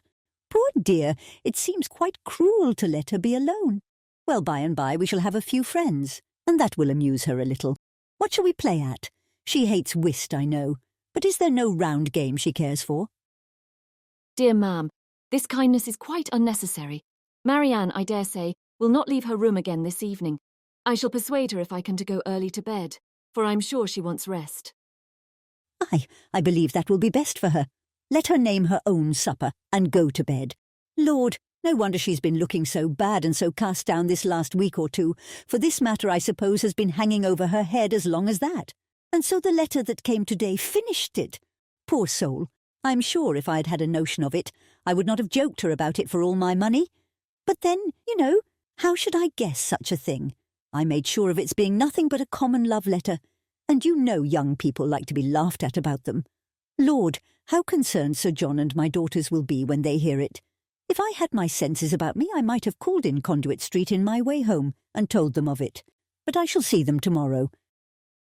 It would be unnecessary, I'm sure, for you to caution Mrs. Palmer and Sir John against ever naming Mr. Willoughby, or making the slightest allusion to what has passed before my sister. Their own good nature must point out to them the real cruelty of appearing to know anything about it when she is present, and the less that may ever be said to myself on the subject, the more my feelings will be spared, as you, my dear madam, will easily believe. Oh, Lord, yes, that I do indeed. It must be terrible for you to hear it talked of. And as for your sister, I'm sure I would not mention a word about it to her for the world. You saw I did not all dinner time. No more would Sir John nor my daughters, for they are all very thoughtful and considerate, especially if I give them a hint, as I certainly will. For my part, I think the less that is said about such things, the better, the sooner it is blown over and forgot. And what good does talking ever do, you know?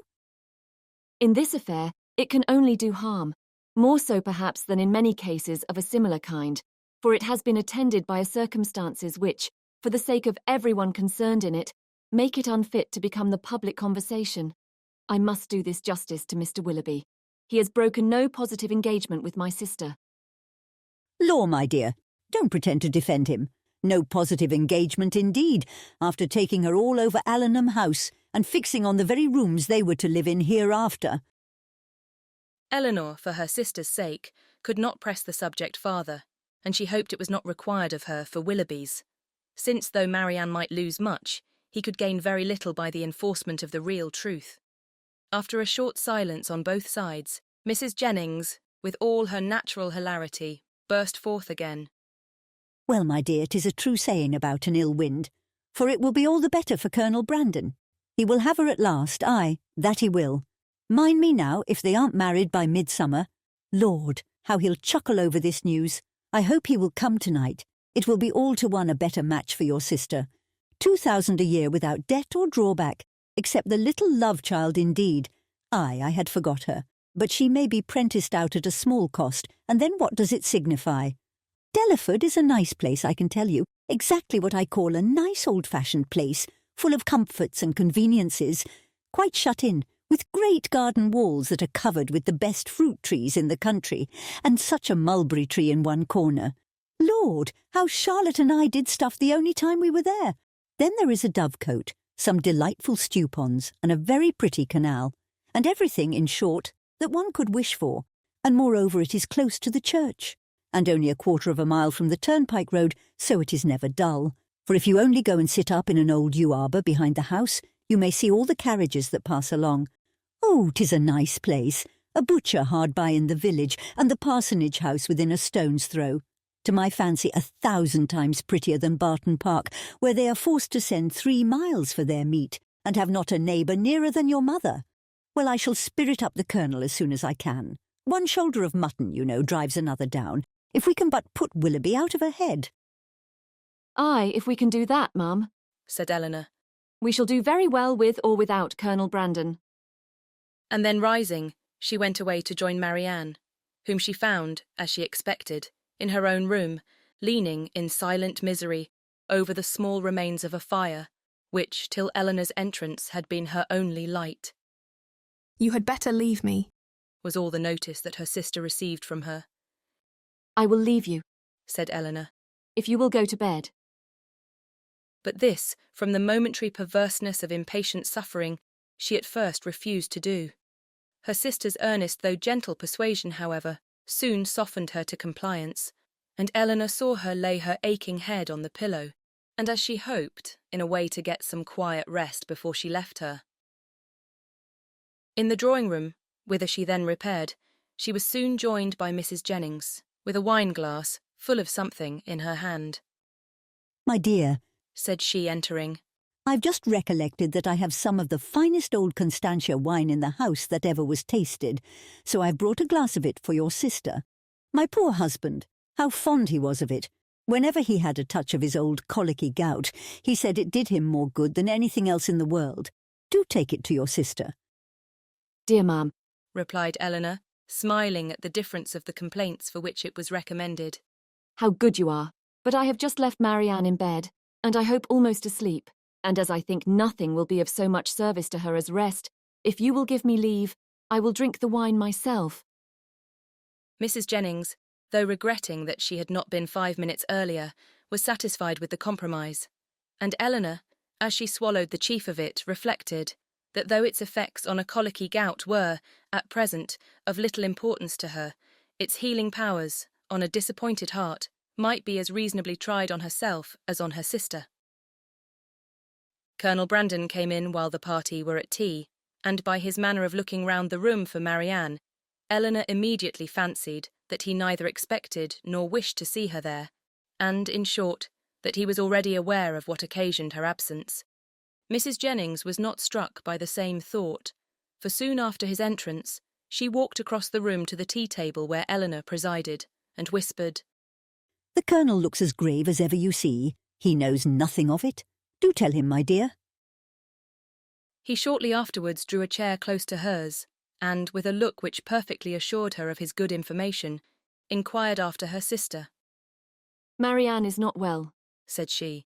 "She has been indisposed all day, and we have persuaded her to go to bed." Perhaps, then, he hesitatingly replied, what I heard this morning there may be more truth in it than I could believe possible at first. "What did you hear?" That a gentleman, whom I had reason to think, in short, that a man whom I knew to be engaged. But how shall I tell you? If you know it already, as surely you must, I may be spared. "You mean," answered Eleanor with forced calmness, "Mr. Willoughby's marriage with Miss Grey. Yes, we do know it all. This seems to have been a day of general elucidation, for this very morning first unfolded it to us. Mr. Willoughby is unfathomable. Where did you hear it?" In a stationer's shop in Pall Mall, where I had business.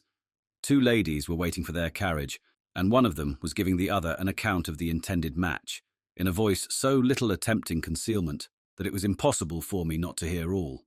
The name of Willoughby, John Willoughby, frequently repeated, first caught my attention, and what followed was a positive assertion that everything was now finally settled respecting his marriage with Miss Grey.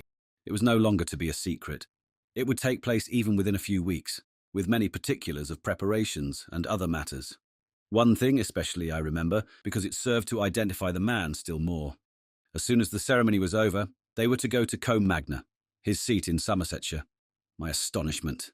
But it would be impossible to describe what I felt. The communicative lady I learnt on inquiry, for I stayed in the shop till they were gone, was a Mrs. Ellison, and that, as I have been since informed, is the name of Miss Grey's guardian. "It is. But have you likewise heard that Miss Grey has £50,000? In that, if in anything, we may find an explanation."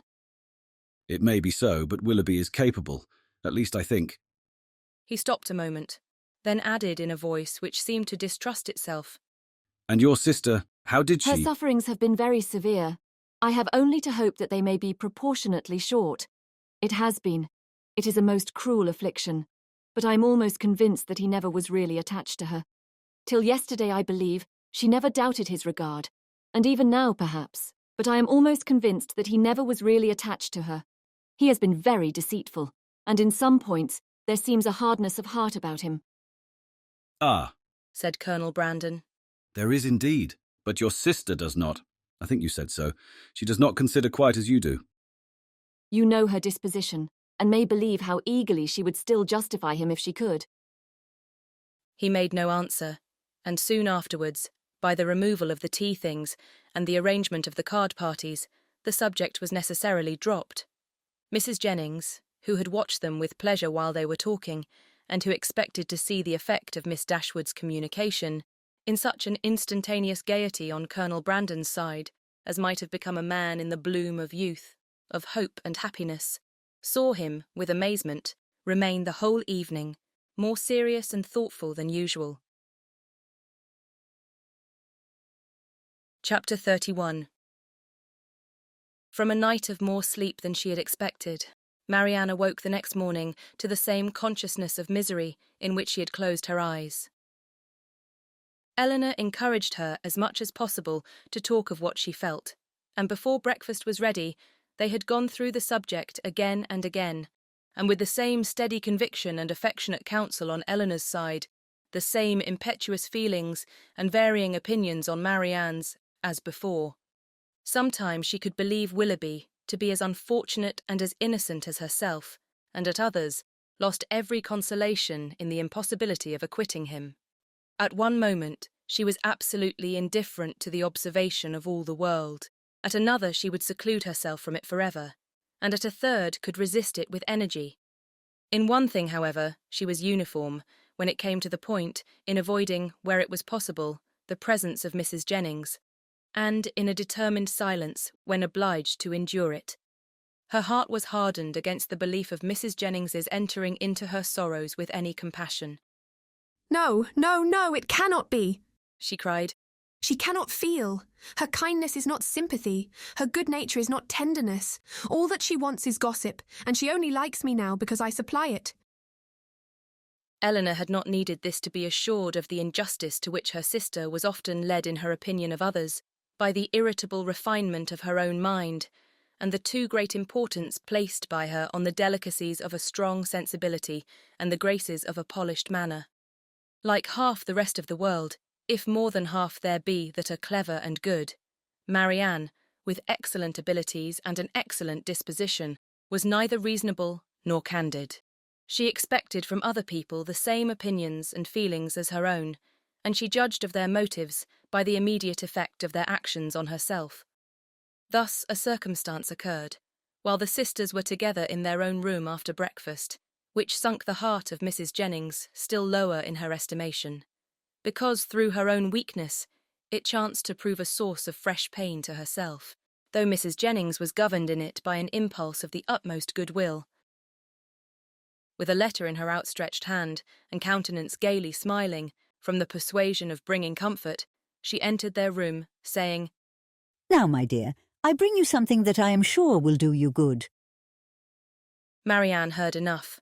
In one moment, her imagination placed before her a letter from Willoughby, full of tenderness and contrition, explanatory of all that had passed, satisfactory, convincing, and instantly followed by Willoughby himself, rushing eagerly into the room to enforce at her feet, by the eloquence of his eyes, the assurances of his letter. The work of one moment was destroyed by the next. The handwriting of her mother, never till then unwelcome, was before her, and, in the acuteness of the disappointment which followed such an ecstasy of more than hope, she felt as if, till that instant, she had never suffered. The cruelty of Mrs. Jennings no language, within her reach in her moments of happiest eloquence, could have expressed, and now she could reproach her only by the tears which streamed from her eyes with passionate violence. A reproach, however, so entirely lost on its object, that after many expressions of pity, she withdrew, still referring her to the letter of comfort. But the letter, when she was calm enough to read it, brought little comfort. Willoughby filled every page. Her mother, still confident of their engagement, and relying as warmly as ever on his constancy, had only been roused by Eleanor's application, to entreat from Marianne greater openness towards them both, and this, with such tenderness towards her, such affection for Willoughby, and such a conviction of their future happiness in each other, that she wept with agony through the whole of it. All her impatience to be at home again now returned. Her mother was dearer to her than ever, dearer through the very excess of her mistaken confidence in Willoughby, and she was wildly urgent to be gone. Eleanor, unable herself to determine whether it were better for Marianne to be in London or at Barton, offered no counsel of her own except of patience till their mother's wishes could be known, and at length she obtained her sister's consent to wait for that knowledge. Mrs. Jennings left them earlier than usual, for she could not be easy till the Middletons and Palmers were able to grieve as much as herself, and positively refusing Eleanor's offered attendance, went out alone for the rest of the morning. Eleanor, with a very heavy heart, aware of the pain she was going to communicate, and perceiving, by Marianne's letter, how ill she had succeeded in laying any foundation for it, then sat down to write her mother an account of what had passed, and entreat her directions for the future, while Marianne, who came into the drawing-room on Mrs. Jennings's going away, remained fixed at the table where Eleanor wrote, watching the advancement of her pen, grieving over her for the hardship of such a task, and grieving still more fondly over its effect on her mother. In this manner they had continued about a quarter of an hour, when Marianne, whose nerves could not then bear any sudden noise, was startled by a rap at the door. "Who can this be?" cried Eleanor. "So early, too. I thought we had been safe." Marianne moved to the window. "It is Colonel Brandon," said she with vexation. We are never safe from him. He will not come in, as Mrs. Jennings is from home. I will not trust to that. Retreating to her own room. A man who has nothing to do with his own time has no conscience in his intrusion on that of others. The event proved her conjecture right, though it was founded on injustice and error, for Colonel Brandon did come in, and Eleanor, who was convinced that solicitude for Marianne brought him thither, and who saw that solicitude in his disturbed and melancholy look, and in his anxious though brief inquiry after her, could not forgive her sister for esteeming him so lightly. I met Mrs. Jennings in Bond Street, said he, after the first salutation, and she encouraged me to come on, and I was the more easily encouraged because I thought it probable that I might find you alone, which I was very desirous of doing. My object, my wish, my sole wish in desiring it, I believe it is to be a means of giving comfort. No, I must not say comfort, not present comfort, but conviction, lasting conviction to your sister's mind, my regard for her, for yourself, for your mother. Will you allow me to prove it, by relating some circumstances which nothing but a very sincere regard, nothing but an earnest desire of being useful? I think I am justified, though where so many hours have been spent in convincing myself that I am right, is there not some reason to fear I may be wrong? He stopped. I understand you, said Eleanor. You have something to tell me of Mr. Willoughby that will open his character farther. Your telling it will be the greatest act of friendship that can be shown Marianne. My gratitude will be ensured immediately by any information tending to that end, and hers must be gained by it in time. Pray, let me hear it. You shall, and to be brief, when I quitted Barton last October, but this will give you no idea. I must go farther back. You will find me a very awkward narrator, Miss Dashwood. I hardly know where to begin. A short account of myself, I believe, will be necessary, and it shall be a short one. On such a subject, sighing heavily, can I have little temptation to be diffuse? He stopped a moment for recollection, and then with another sigh, went on. You have probably entirely forgotten a conversation. It is not to be supposed that it could make any impression on you. A conversation between us one evening at Barton Park. It was the evening of a dance, in which I alluded to a lady I had once known as resembling in some measure your sister Marianne. Indeed, answered Eleanor. I have not forgotten it. He looked pleased by this remembrance, and added, If I am not deceived by the uncertainty, the partiality of tender recollection, there is a very strong resemblance between them, as well in mind as person, the same warmth of heart, the same eagerness of fancy and spirits. This lady was one of my nearest relations, an orphan from her infancy, and under the guardianship of my father. Our ages were nearly the same, and from our earliest years we were playfellows and friends. I cannot remember the time when I did not love Eliza, and my affection for her, as we grew up, was such as perhaps, judging from my present forlorn and cheerless gravity, you might think me incapable of having ever felt. Hers for me was, I believe, fervent as the attachment of your sister to Mr. Willoughby, and it was, though from a different cause, no less unfortunate. At 17 she was lost to me forever. She was married against her inclination to my brother. Her fortune was large, and our family estate much encumbered, and this, I fear, is all that can be said for the conduct of one, who was at once her uncle and guardian. My brother did not deserve her. He did not even love her. I had hoped that her regard for me would support her under any difficulty, and for some time it did. But at last the misery of her situation, for she experienced great unkindness, overcame all her resolution. And though she had promised me that nothing— but how blindly I relate. I have never told you how this was brought on. We were within a few hours of eloping together for Scotland. The treachery or the folly of my cousin's maid betrayed us. I was banished to the house of a relation far distant, and she was allowed no liberty, no society, no amusement, till my father's point was gained. I had depended on her fortitude too far, and the blow was a severe one.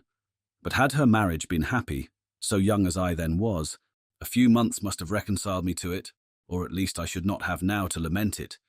This, however, was not the case. My brother had no regard for her.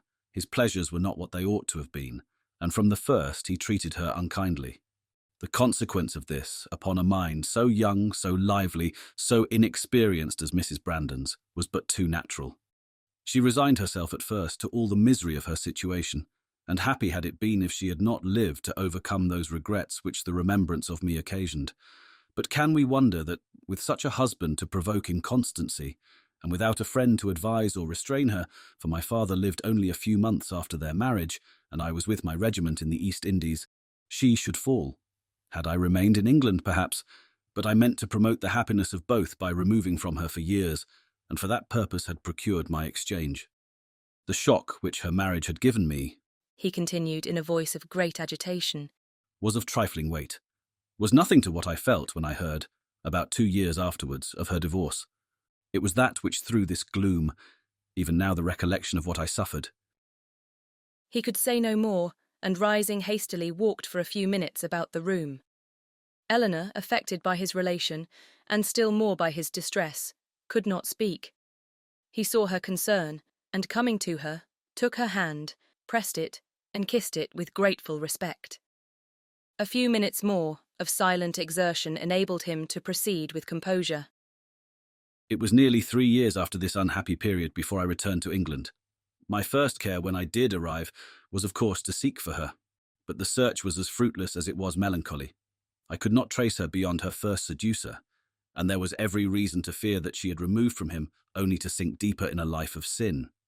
Her legal allowance was not adequate to her fortune, nor sufficient for her comfortable maintenance, and I learnt from my brother that the power of receiving it had been made over some months before to another person.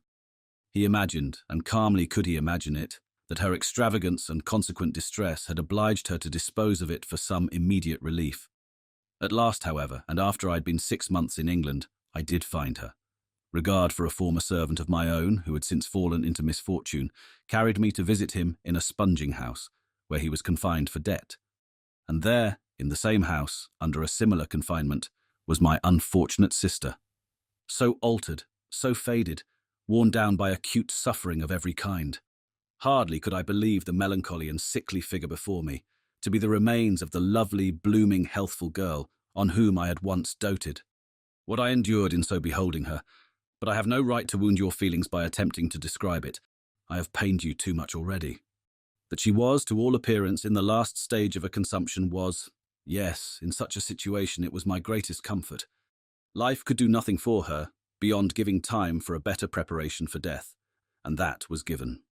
I saw her placed in comfortable lodgings and under proper attendance. I visited her every day during the rest of her short life. I was with her in her last moments. Again he stopped to recover himself, and Eleanor spoke her feelings in an exclamation of tender concern at the fate of his unfortunate friend. Your sister, I hope, cannot be offended, said he, by the resemblance I have fancied between her and my poor disgraced relation.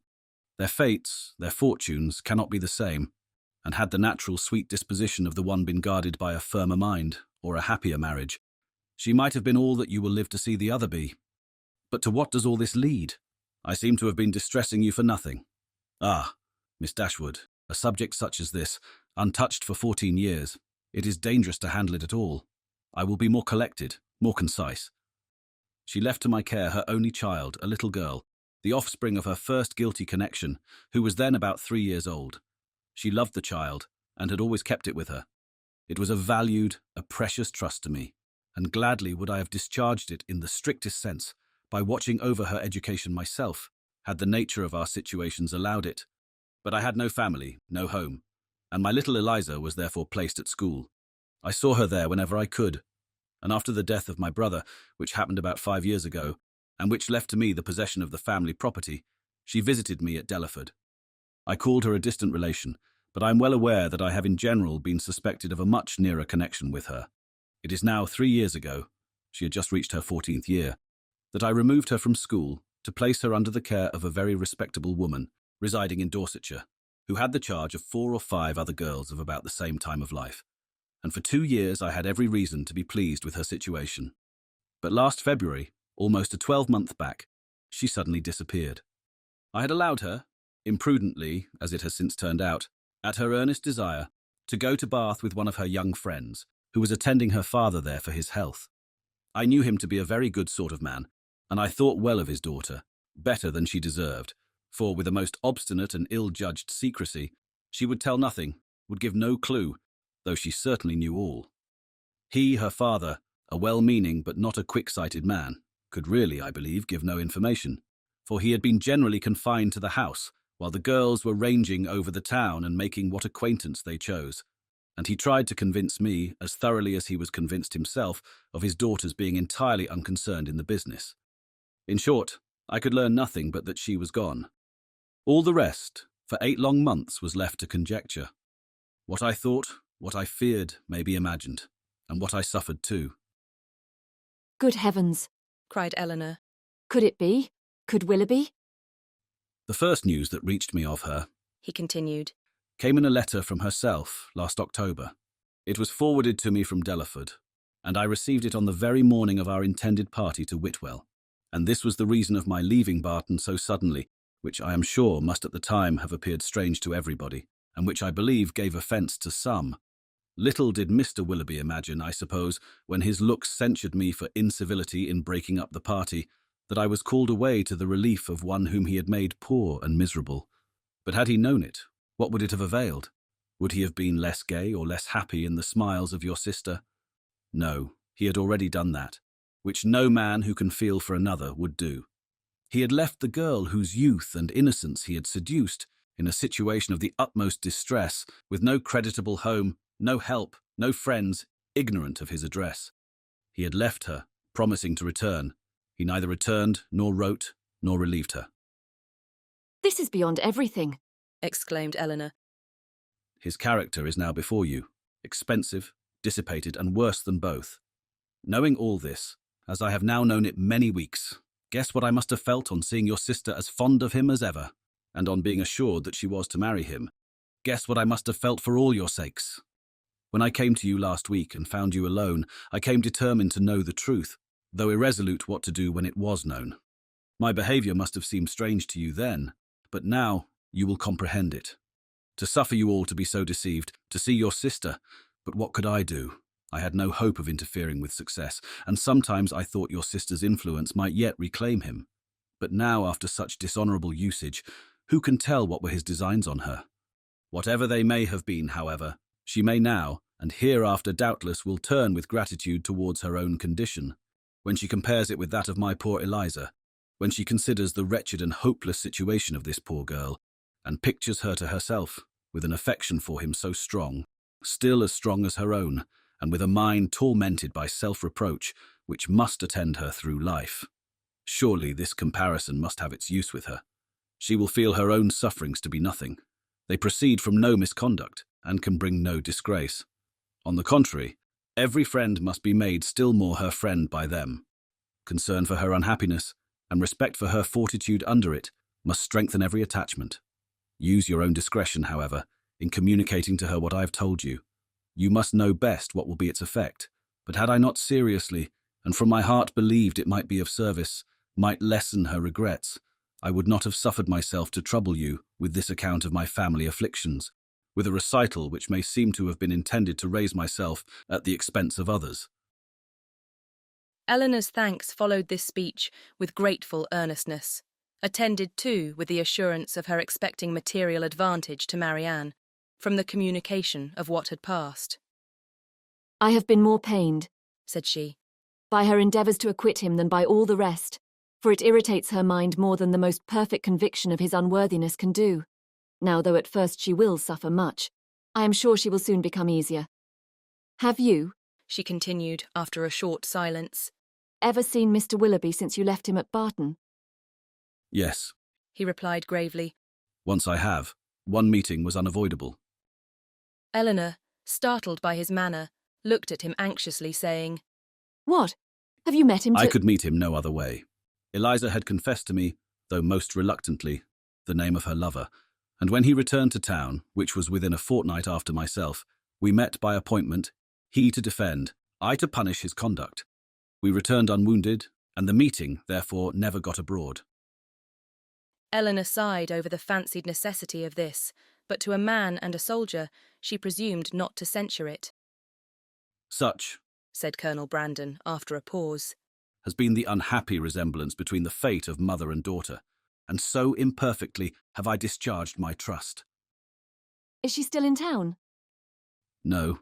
As soon as she recovered from her lying in, for I found her near her delivery, I removed her and her child into the country, and there she remains. Recollecting soon afterwards that he was probably dividing Eleanor from her sister, he put an end to his visit, receiving from her again the same grateful acknowledgments and leaving her full of compassion and esteem for him. Chapter 32.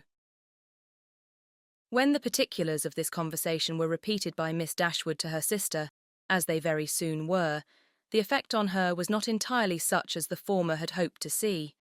Not that Marianne appeared to distrust the truth of any part of it, for she listened to it all with the most steady and submissive attention, made neither objection nor remark, attempted no vindication of Willoughby, and seemed to show by her tears that she felt it to be impossible. But though this behaviour assured Eleanor that the conviction of this guilt was carried home to her mind, though she saw with satisfaction the effect of it, in her no longer avoiding Colonel Brandon when he called, in her speaking to him, even voluntarily speaking, with a kind of compassionate respect, and though she saw her spirits less violently irritated than before, she did not see her less wretched. Her mind did become settled, but it was settled in a gloomy dejection. She felt the loss of Willoughby's character yet more heavily than she had felt the loss of his heart, his seduction and desertion of Miss Williams, the misery of that poor girl, and the doubt of what his designs might once have been on herself, preyed altogether so much on her spirits that she could not bring herself to speak of what she felt even to Eleanor, and brooding over her sorrows in silence, gave more pain to her sister than could have been communicated by the most open and most frequent confession of them.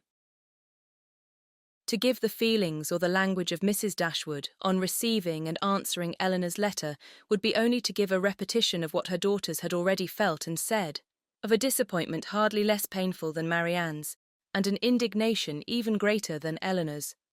Long letters from her, quickly succeeding each other, arrived to tell all that she suffered and thought, to express her anxious solicitude for Marianne, and entreat she would bear up with fortitude under this misfortune. Bad indeed must the nature of Marianne's affliction be, when her mother could talk of fortitude. Mortifying and humiliating must be the origin of those regrets, which she could wish her not to indulge. Against the interest of her own individual comfort, Mrs. Dashwood had determined that it would be better for Marianne to be anywhere, at that time, than at Barton, where everything within her view would be bringing back the past in the strongest and most afflicting manner, by constantly placing Willoughby before her, such as she had always seen him there. She recommended it to her daughters, therefore, by all means not to shorten their visit to Mrs. Jennings, the length of which, though never exactly fixed, had been expected by all to comprise at least 5 or 6 weeks. A variety of occupations, of objects, and of company, which could not be procured at Barton, would be inevitable there, and might yet, she hoped, cheat Marianne, at times, into some interest beyond herself, and even into some amusement, much as the ideas of both might now be spurned by her. From all danger of seeing Willoughby again, her mother considered her to be at least equally safe in town as in the country, since his acquaintance must now be dropped by all who called themselves her friends. Design could never bring them in each other's way. Negligence could never leave them exposed to a surprise, and chance had less in its favour in the crowd of London than even in the retirement of Barton, where it might force him before her while paying that visit at Allenham on his marriage, which Mrs. Dashwood, from foreseeing at first as a probable event, had brought herself to expect as a certain one. She had yet another reason for wishing her children to remain where they were. A letter from her son-in-law had told her that he and his wife were to be in town before the middle of February, and she judged it right that they should sometimes see their brother. Marianne had promised to be guided by her mother's opinion, and she submitted to it therefore without opposition, though it proved perfectly different from what she wished and expected, though she felt it to be entirely wrong, formed on mistaken grounds, and that by requiring her longer continuance in London, it deprived her of the only possible alleviation of her wretchedness, the personal sympathy of her mother, and doomed her to such society and such scenes as must prevent her ever knowing a moment's rest. But it was a matter of great consolation to her that what brought evil to herself would bring good to her sister, and Eleanor, on the other hand, suspecting that it would not be in her power to avoid Edward entirely, comforted herself by thinking that though their longer stay would therefore militate against her own happiness, it would be better for Marianne than an immediate return into Devonshire. Her carefulness in guarding her sister from ever hearing Willoughby's name mentioned was not thrown away. Marianne, though without knowing it herself, reaped all its advantage, for neither Mrs. Jennings nor Sir John, nor even Mrs. Palmer herself, ever spoke of him before her. Eleanor wished that the same forbearance could have extended towards herself, but that was impossible, and she was obliged to listen day after day to the indignation of them all. Sir John could not have thought it possible, a man of whom he had always had such reason to think well, such a good-natured fellow. He did not believe there was a bolder rider in England. It was an unaccountable business. He wished him at the devil with all his heart. He would not speak another word to him, meet him where he might for all the world. No, not if it were to be by the side of Barton Covert, and they were kept watching for 2 hours together. Such a scoundrel of a fellow, such a deceitful dog. It was only the last time they met that he had offered him one of Folly's puppies, and this was the end of it. Mrs. Palmer, in her way, was equally angry. She was determined to drop his acquaintance immediately, and she was very thankful that she had never been acquainted with him at all. She wished with all her heart Combe Magna was not so near Cleveland, but it did not signify, for it was a great deal too far off to visit. She hated him so much that she was resolved never to mention his name again, and she should tell everybody she saw how good for nothing he was. The rest of Mrs. Palmer's sympathy was shown in procuring all the particulars in her power of the approaching marriage, and communicating them to Eleanor. She could soon tell at what coachmakers the new carriage was building, by what painter Mr. Willoughby's portrait was drawn, and at what warehouse Miss Grey's clothes might be seen. The calm and polite unconcern of Lady Middleton on the occasion was a happy relief to Eleanor's spirits, oppressed as they often were by the clamorous kindness of the others. It was a great comfort to her to be sure of exciting no interest in one person, at least among their circle of friends. A great comfort to know that there was one who would meet her without feeling any curiosity after particulars or any anxiety for her sister's health.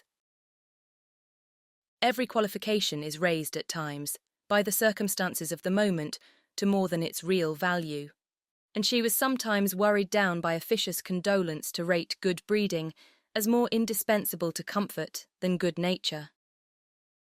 Lady Middleton expressed her sense of the affair about once every day or twice, if the subject occurred very often, by saying, "It is very shocking indeed," and by the means of this continual, though gentle vent, was able not only to see the Miss Dashwoods from the first without the smallest emotion, but very soon to see them without recollecting a word of the matter, and having thus supported the dignity of her own sex, and spoken her decided censure of what was wrong in the other, she thought herself at liberty to attend to the interest of her own assemblies, and therefore determined, though rather against the opinion of Sir John, that as Mrs. Willoughby would at once be a woman of elegance and fortune, to leave her card with her as soon as she married. Colonel Brandon's delicate, unobtrusive inquiries were never unwelcome to Miss Dashwood. He had abundantly earned the privilege of intimate discussion of her sister's disappointment, by the friendly zeal with which he had endeavoured to soften it, and they always conversed with confidence. His chief reward for the painful exertion of disclosing past sorrows and present humiliations was given in the pitying eye with which Marianne sometimes observed him, and the gentleness of her voice whenever, though it did not often happen, she was obliged, or could oblige herself to speak to him.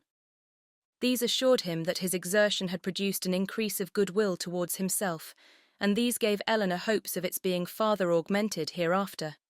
But Mrs. Jennings, who knew nothing of all this, who knew only that the Colonel continued as grave as ever, and that she could neither prevail on him to make the offer himself, nor commission her to make it for him, began at the end of 2 days to think that, instead of midsummer, they would not be married till Michaelmas, and by the end of a week that it would not be a match at all. The good understanding between the Colonel and Miss Dashwood seemed rather to declare that the honours of the mulberry tree, the canal, and the yew arbour would all be made over to her, and Mrs. Jennings had, for some time, ceased to think at all of Mrs. Ferrars.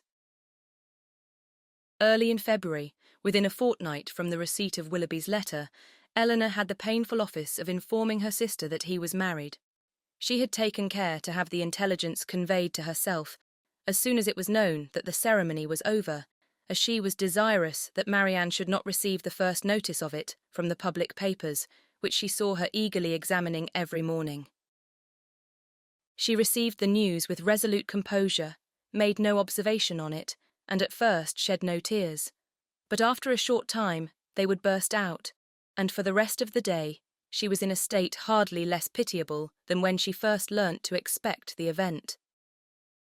The Willoughbys left town as soon as they were married, and Eleanor now hoped, as there could be no danger of her seeing either of them, to prevail on her sister, who had never yet left the house since the blow first fell, to go out again by degrees as she had done before.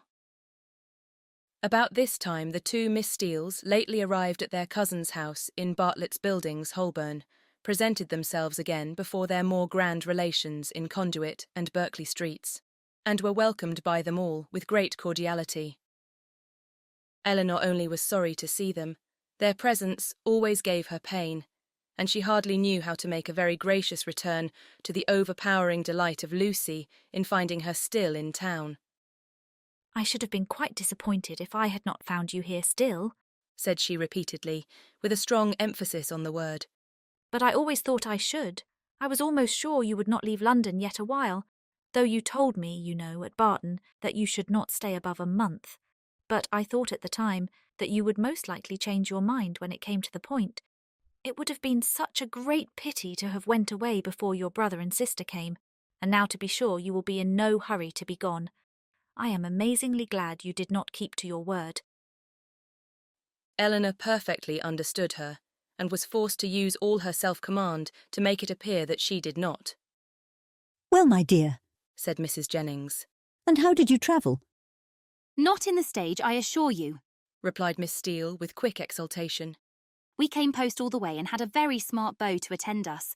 Dr. Davies was coming to town, and so we thought we'd join him in a post-chaise, and he behaved very genteelly and paid 10 or 12 shillings more than we did." Oh, cried Mrs. Jennings. "Very pretty indeed. And the doctor is a single man, I warrant you." "There now," said Miss Steele, affectedly simpering. "Everybody laughs at me so about the doctor, and I cannot think why. My cousins say they are sure I have made a conquest, but for my part I declare I never think about him from 1 hour's end to another." "Lord, here comes your beau, Nancy," my cousin said t'other day, when she saw him crossing the street to the house. "My beau, indeed," said I. "I cannot think who you mean. The doctor is no beau of mine." Aye, that is very pretty talking, but it won't do. The doctor is the man, I see." "No, indeed," replied her cousin with affected earnestness. "And I beg you will contradict it, if you ever hear it talked of." Mrs. Jennings directly gave her the gratifying assurance that she certainly would not, and Miss Steele was made completely happy. "I suppose you will go and stay with your brother and sister, Miss Dashwood, when they come to town," said Lucy, returning, after a cessation of hostile hints, to the charge. "No, I do not think we shall." "Oh, yes, I dare say you will." Eleanor would not humour her by farther opposition. "What a charming thing it is that Mrs. Dashwood can spare you both for so long a time together." "Long a time indeed," interposed Mrs. Jennings. "Why, their visit is but just begun." Lucy was silenced. "I am sorry we cannot see your sister, Miss Dashwood," said Miss Steele.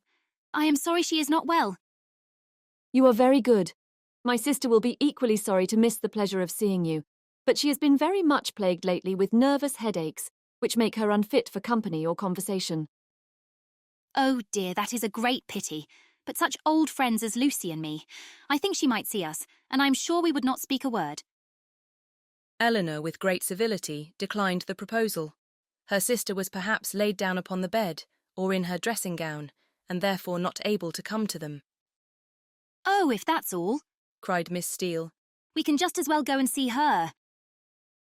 Eleanor began to find this impertinence too much for her temper, but she was saved the trouble of checking it by Lucy's sharp reprimand, which now, as on many occasions, though it did not give much sweetness to the manners of one sister, was of advantage in governing those of the other.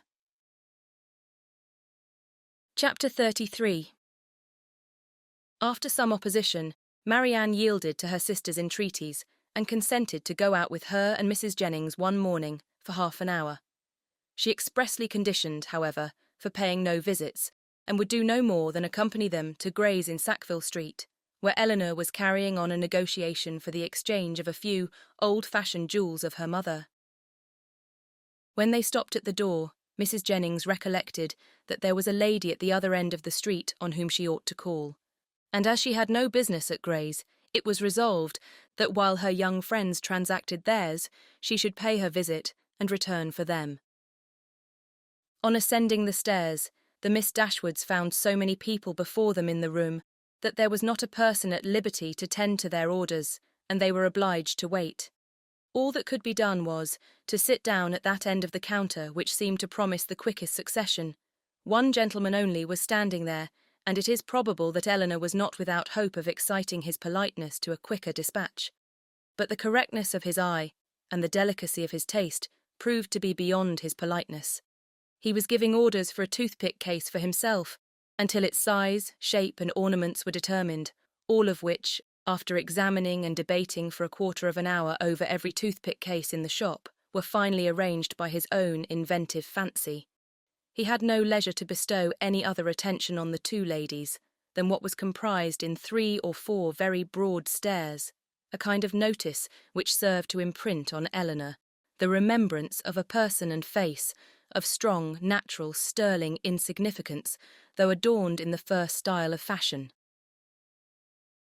Marianne was spared from the troublesome feelings of contempt and resentment on this impertinent examination of their features, and on the puppyism of his manner in deciding on all the different horrors of the different toothpick cases presented to his inspection, by remaining unconscious of it all, for she was as well able to collect her thoughts within herself and be as ignorant of what was passing around her in Mr. Gray's shop as in her own bedroom.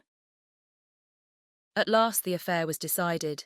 The ivory, the gold, and the pearls all received their appointment, and the gentleman, having named the last day on which his existence could be continued without the possession of the toothpick case, drew on his gloves with leisurely care, and bestowing another glance on the Miss Dashwoods, but such a one as seemed rather to demand than express admiration, walked off with a happy air of real conceit and affected indifference. Eleanor lost no time in bringing her business forward, was on the point of concluding it, when another gentleman presented himself at her side. She turned her eyes towards his face, and found him with some surprise to be her brother. Their affection and pleasure in meeting was just enough to make a very creditable appearance in Mr. Gray's shop. John Dashwood was really far from being sorry to see his sisters again. It rather gave them satisfaction, and his inquiries after their mother were respectful and attentive. Eleanor found that he and Fanny had been in town 2 days. "I wished very much to call upon you yesterday," said he, "but it was impossible, for we were obliged to take Harry to see the wild beasts at Exeter Exchange, and we spent the rest of the day with Mrs. Ferrars. Harry was vastly pleased. This morning I had fully intended to call on you, if I could possibly find a spare half-hour, but one has always so much to do on first coming to town. I am come here to bespeak Fanny a seal, but tomorrow I think I shall certainly be able to call in Berkeley Street and be introduced to your friend Mrs. Jennings. I understand she is a woman of very good fortune, and the Middletons too. You must introduce me to them. As my mother-in-law's relations, I shall be happy to show them every respect. They are excellent neighbours to you in the country, I understand." Excellent indeed. Their attention to our comfort, their friendliness in every particular, is more than I can express. "I am extremely glad to hear it, upon my word. Extremely glad indeed. But so it ought to be. They are people of large fortune. They are related to you, and every civility and accommodation that can serve to make your situation pleasant might be reasonably expected, and so you are most comfortably settled in your little cottage and want for nothing. Edward brought us a most charming account of the place, the most complete thing of its kind, he said, that ever was, and you all seem to enjoy it beyond anything. It was a great satisfaction to us to hear it, I assure you." Eleanor did feel a little ashamed of her brother, and was not sorry to be spared the necessity of answering him by the arrival of Mrs. Jennings's servant, who came to tell her that his mistress waited for them at the door.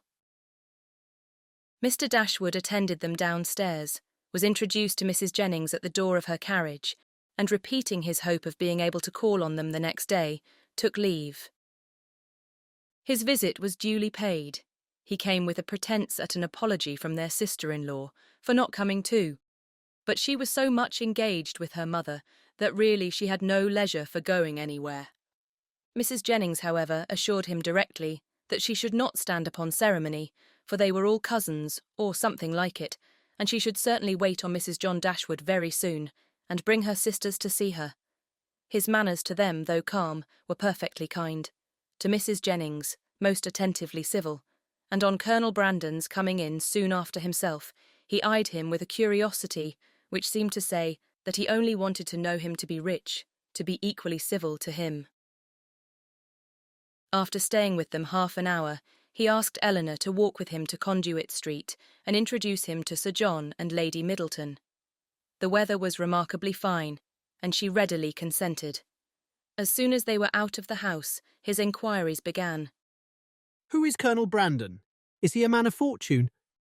Yes, he has very good property in Dorsetshire. "I am glad of it, and I think, Eleanor, I may congratulate you on the prospect of a very respectable establishment in life." Me, brother? What do you mean? "He likes you. I observed him narrowly, and am convinced of it. What is the amount of his fortune?" I believe about 2,000 a year. 2,000 a year?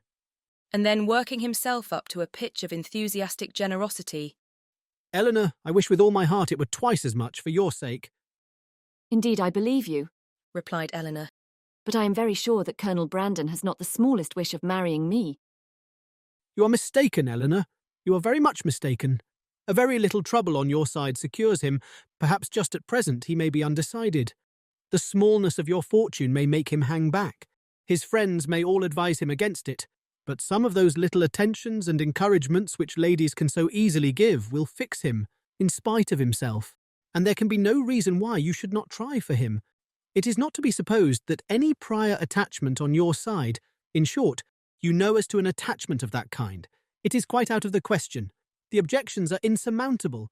You have too much sense not to see all that. Colonel Brandon must be the man, and no civility shall be wanting on my part to make him pleased with you and your family. It is a match that must give universal satisfaction. In short, it is a kind of thing that," lowering his voice to an important whisper, "will be exceedingly welcome to all parties." Recollecting himself, however, he added, "That is, I mean to say, your friends are all truly anxious to see you well settled. Fanny particularly, for she has your interest very much at heart, I assure you. And her mother too, Mrs. Ferrars, a very good-natured woman. I am sure it would give her great pleasure. She said as much the other day."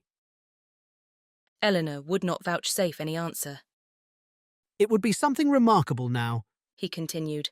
"Something droll, if Fanny should have a brother and I a sister settling at the same time, and yet it is not very unlikely." "Is Mr. Edward Ferrars," said Eleanor with resolution, "going to be married?" "It is not actually settled, but there is such a thing in agitation. He has a most excellent mother. Mrs. Ferrars, with the utmost liberality, will come forward, and settle on him 1,000 a year, if the match takes place. The lady is the Honourable Miss Morton, only daughter of the late Lord Morton, with £30,000. A very desirable connection on both sides, and I have not a doubt of its taking place in time. 1,000 a year is a great deal for a mother to give away to make over forever, but Mrs. Ferrars has a noble spirit. To give you another instance of her liberality, the other day, as soon as we came to town, aware that money could not be very plenty with us just now, she put banknotes into Fanny's hands to the amount of £200, and extremely acceptable it is, for we must live at a great expense while we are here." He paused for her assent and compassion, and she forced herself to say, "Your expenses both in town and country must certainly be considerable, but your income is a large one." "Not so large, I dare say, as many people suppose. I do not mean to complain, however. It is undoubtedly a comfortable one, and I hope will in time be better. The enclosure of Norland Common now carrying on is a most serious drain. And then I have made a little purchase within this half year. East Kingham Farm, you must remember the place, where old Gibson used to live. The land was so very desirable for me in every respect, so immediately adjoining my own property, that I felt it my duty to buy it. A man must pay for his convenience, and it has cost me a vast deal of money. More than you think it really and intrinsically worth. Why, I hope not that. I might have sold it again the next day for more than I gave, but with regard to the purchase money I might have been very unfortunate indeed, for the stocks were at that time so low that if I had not happened to have the necessary sum in my banker's hands, I must have sold out to very great loss. Eleanor could only smile. Other great and inevitable expenses too we have had on first coming to Norland. Our respected father, as you well know, bequeathed all the Stanhill effects that remained at Norland, and very valuable they were, to your mother. Far be it from me to repine at his doing so.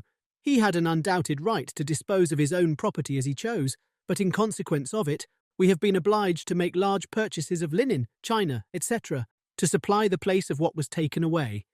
You may guess, after all these expenses, how very far we must be from being rich, and how acceptable Mrs. Ferrars's kindness is. Certainly, said Eleanor. And assisted by her liberality, I hope you may yet live to be in easy circumstances. Another year or two may do much towards it, he gravely replied. But however, there is still a great deal to be done. There is not a stone laid of Fanny's greenhouse, and nothing but the plan of the flower garden marked out. Where is the greenhouse to be? Upon the knoll behind the house. The old walnut trees are all come down to make room for it. It will be a very fine object from many parts of the park, and the flower garden will slope down just before it, and be exceedingly pretty. We have cleared away all the old thorns that grew in patches over the brow. Eleanor kept her concern and her censure to herself, and was very thankful that Marianne was not present to share the provocation. Having now said enough to make his poverty clear, and to do away the necessity of buying a pair of earrings for each of his sisters in his next visit at Gray's, his thoughts took a cheerfuller turn, and he began to congratulate Eleanor on having such a friend as Mrs. Jennings. She seems a most valuable woman indeed. Her house, her style of living all bespeak an exceeding good income, and it is an acquaintance that has not only been of great use to you hitherto, but in the end may prove materially advantageous. Her inviting you to town is certainly a vast thing in your favour, and indeed it speaks altogether so great a regard for you, that in all probability when she dies you will not be forgotten. She must have a great deal to leave. Nothing at all, I should rather suppose, for she has only her jointure, which will descend to her children. But it is not to be imagined that she lives up to her income. Few people of common prudence will do that, and whatever she saves, she will be able to dispose of. And do you not think it more likely that she should leave it to her daughters than to us? Her daughters are both exceedingly well married, and therefore I cannot perceive the necessity of her remembering them farther, whereas, in my opinion, by her taking so much notice of you and treating you in this kind of way, she has given you a sort of claim on her future consideration, which a conscientious woman would not disregard. Nothing can be kinder than her behaviour, and she can hardly do all this without being aware of the expectation it raises. But she raises none in those most concerned. Indeed, brother, your anxiety for our welfare and prosperity carries you too far. Why, to be sure, said he, seeming to recollect himself. People have very little in their power. But, my dear Eleanor, what is the matter with Marianne? She looks very unwell, has lost her colour, and is grown quite thin. Is she ill? She is not well.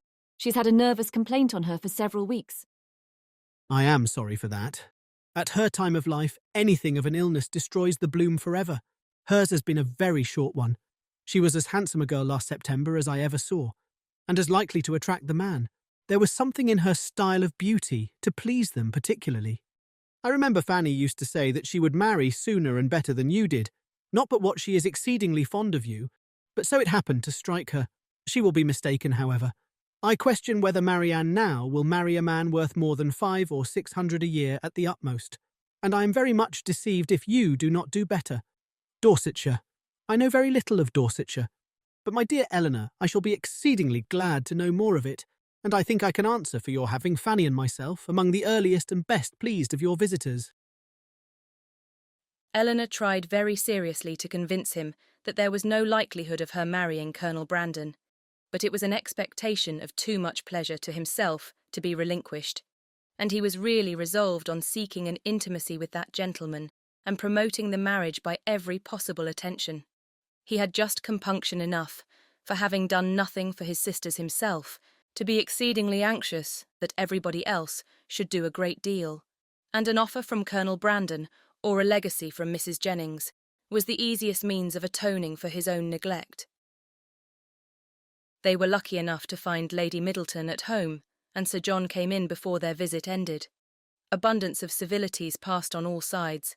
Sir John was ready to like anybody, and though Mr. Dashwood did not seem to know much about horses, he soon set him down as a very good-natured fellow, while Lady Middleton saw enough of fashion in his appearance to think his acquaintance worth having, and Mr. Dashwood went away delighted with both. "I shall have a charming account to carry to Fanny," said he, as he walked back with his sister. "Lady Middleton is really a most elegant woman, such a woman as I am sure Fanny will be glad to know, and Mrs. Jennings too, an exceedingly well-behaved woman, though not so elegant as her daughter. Your sister need not have any scruple even of visiting her, which, to say the truth, has been a little the case, and very naturally.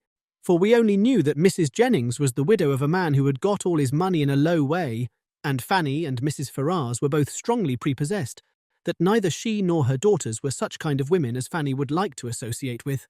But now I can carry her a most satisfactory account of both." Chapter 34.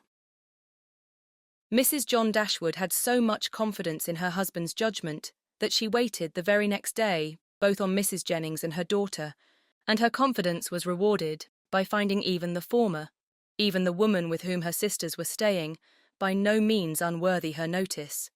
And as for Lady Middleton, she found her one of the most charming women in the world. Lady Middleton was equally pleased with Mrs. Dashwood. There was a kind of cold-hearted selfishness on both sides which mutually attracted them, and they sympathised with each other in an insipid propriety of demeanour, and a general want of understanding. The same manners, however, which recommended Mrs. John Dashwood to the good opinion of Lady Middleton, did not suit the fancy of Mrs. Jennings, and to her she appeared nothing more than a little proud-looking woman of uncordial address, who met her husband's sisters without any affection, and almost without having anything to say to them. For of the quarter of an hour bestowed on Berkeley Street, she sat at least 7 minutes and a half in silence. Eleanor wanted very much to know, though she did not choose to ask, whether Edward was then in town, but nothing would have induced Fanny voluntarily to mention his name before her, till able to tell her that his marriage with Miss Morton was resolved on, or till her husband's expectations on Colonel Brandon were answered, because she believed them still so very much attached to each other, that they could not be too sedulously divided in word and deed on every occasion. The intelligence, however, which she would not give, soon flowed from another quarter. Lucy came very shortly to claim Eleanor's compassion on being unable to see Edward, though he had arrived in town with Mr. and Mrs. Dashwood. He dared not come to Bartlett's Buildings for fear of detection, and though their mutual impatience to meet was not to be told, they could do nothing at present but write. Edward assured them himself of his being in town within a very short time by twice calling in Berkeley Street. Twice was his card found on the table when they returned from their morning's engagements. Eleanor was pleased that he had called, and still more pleased that she had missed him. The Dashwoods were so prodigiously delighted with the Middletons that, though not much in the habit of giving anything, they determined to give them a dinner, and soon after their acquaintance began, invited them to dine in Harley Street, where they had taken a very good house for 3 months. Their sisters and Mrs. Jennings were invited likewise, and John Dashwood was careful to secure Colonel Brandon, who, always glad to be where the Miss Dashwoods were, received his eager civilities with some surprise, but much more pleasure. They were to meet Mrs. Ferrars, but Eleanor could not learn whether her sons were to be of the party. The expectation of seeing her, however, was enough to make her interested in the engagement, for though she could now meet Edward's mother without that strong anxiety which had once promised to attend such an introduction, though she could now see her with perfect indifference as to her opinion of herself, her desire of being in company with Mrs. Ferrars, her curiosity to know what she was like, was as lively as ever. The interest with which she thus anticipated the party was soon afterwards increased, more powerfully than pleasantly, by her hearing that the Miss Steeles were also to be at it. So well had they recommended themselves to Lady Middleton, so agreeable had their assiduities made them to her, that though Lucy was certainly not so elegant, and her sister not even genteel, she was as ready as Sir John to ask them to spend a week or two in Conduit Street. And it happened to be particularly convenient to the Miss Steeles, as soon as the Dashwoods' invitation was known, that their visit should begin a few days before the party took place. Their claims to the notice of Mrs. John Dashwood, as the nieces of the gentleman who for many years had had the care of her brother, might not have done much, however, towards procuring them seats at her table, but as Lady Middleton's guests they must be welcome, and Lucy, who had long wanted to be personally known to the family, to have a nearer view of their characters and her own difficulties, and to have an opportunity of endeavouring to please them, had seldom been happier in her life than she was on receiving Mrs. John Dashwood's card. On Eleanor, its effect was very different. She began immediately to determine that Edward, who lived with his mother, must be asked, as his mother was, to a party given by his sister, and to see him for the first time, after all that passed, in the company of Lucy. She hardly knew how she could bear it. These apprehensions, perhaps, were not founded entirely on reason, and certainly not at all on truth. They were relieved, however, not by her own recollection, but by the good will of Lucy, who believed herself to be inflicting a severe disappointment when she told her that Edward certainly would not be in Harley Street on Tuesday, and even hoped to be carrying the pain still farther by persuading her that he was kept away by the extreme affection for herself, which he could not conceal when they were together. The important Tuesday came that was to introduce the two young ladies to this formidable mother-in-law. "Pity me, dear Miss Dashwood," said Lucy as they walked up the stairs together, for the Middletons arrived so directly after Mrs. Jennings that they all followed the servant at the same time. "There is nobody here but you that can feel for me. I declare I can hardly stand. Good gracious, in a moment I shall see the person that all my happiness depends on, that is to be my mother." Eleanor could have given her immediate relief by suggesting the possibility of its being Miss Morton's mother, rather than her own, whom they were about to behold, but instead of doing that, she assured her, and with great sincerity, that she did pity her, to the utter amazement of Lucy, who, though really uncomfortable herself, hoped at least to be an object of irrepressible envy to Eleanor. Mrs. Ferrars was a little thin woman, upright, even to formality, in her figure, and serious, even to sourness in her aspect. Her complexion was sallow, and her features small, without beauty, and naturally without expression. But a lucky contraction of the brow had rescued her countenance from the disgrace of insipidity by giving it the strong characters of pride and ill nature. She was not a woman of many words, for unlike people in general, she proportioned them to the number of her ideas, and of the few syllables that did escape her, not one fell to the share of Miss Dashwood, whom she eyed with the spirited determination of disliking her at all events. Eleanor could not now be made unhappy by this behaviour. A few months ago it would have hurt her exceedingly, but it was not in Mrs. Ferrars' power to distress her by it now, and the difference of her manners to the Miss Steeles, a difference which seemed purposely made to humble her more, only amused her. She could not but smile to see the graciousness of both mother and daughter towards the very person, for Lucy was particularly distinguished, whom of all others, had they known as much as she did, they would have been most anxious to mortify, while she herself, who had comparatively no power to wound them, sat pointedly slighted by both. But while she smiled at a graciousness so misapplied, she could not reflect on the mean-spirited folly from which it sprung, nor observe the studied attentions with which the Miss Steeles courted its continuance, without thoroughly despising them all four. Lucy was all exultation on being so honourably distinguished, and Miss Steele wanted only to be teased about Dr. Davies to be perfectly happy. The dinner was a grand one, the servants were numerous, and everything bespoke the mistress's inclination for show, and the master's ability to support it. In spite of the improvements and additions which were making to the Norland estate, and in spite of its owner having once been within some £1,000 of being obliged to sell out at a loss, nothing gave any symptom of that indigence which he had tried to infer from it. No poverty of any kind, except of conversation, appeared. But there, the deficiency was considerable. John Dashwood had not much to say for himself that was worth hearing, and his wife had still less. But there was no peculiar disgrace in this, for it was very much the case with the chief of their visitors, who almost all laboured under one or other of these disqualifications for being agreeable. Want of sense, either natural or improved, want of elegance, want of spirits, or want of temper. When the ladies withdrew to the drawing-room after dinner, this poverty was particularly evident, for the gentlemen had supplied the discourse with some variety, the variety of politics, enclosing land, and breaking horses.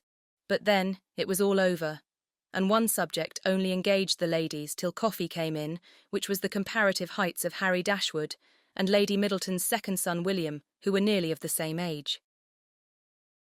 Had both the children been there, the affair might have been determined too easily by measuring them at once, but as Harry only was present, it was all conjectural assertion on both sides, and everybody had a right to be equally positive in their opinion, and to repeat it over and over again as often as they liked. The parties stood thus. The two mothers, though each really convinced that her own son was the tallest, politely decided in favour of the other. The two grandmothers, with not less partiality but more sincerity, were equally earnest in support of their own descendant. Lucy, who was hardly less anxious to please one parent than the other, thought the boys were both remarkably tall for their age, and could not conceive that there could be the smallest difference in the world between them, and Miss Steele, with yet greater address, gave it as fast as she could in favour of each. Eleanor, having once delivered her opinion on William's side, by which she offended Mrs. Ferrars and Fanny still more, did not see the necessity of enforcing it by any farther assertion, and Marianne, when called on for hers, offended them all by declaring that she had no opinion to give, as she had never thought about it. Before her removing from Norland, Eleanor had painted a very pretty pair of screens for her sister-in-law, which being now just mounted and brought home, ornamented her present drawing-room. And these screens, catching the eye of John Dashwood on his following the other gentleman into the room, were officiously handed by him to Colonel Brandon for his admiration.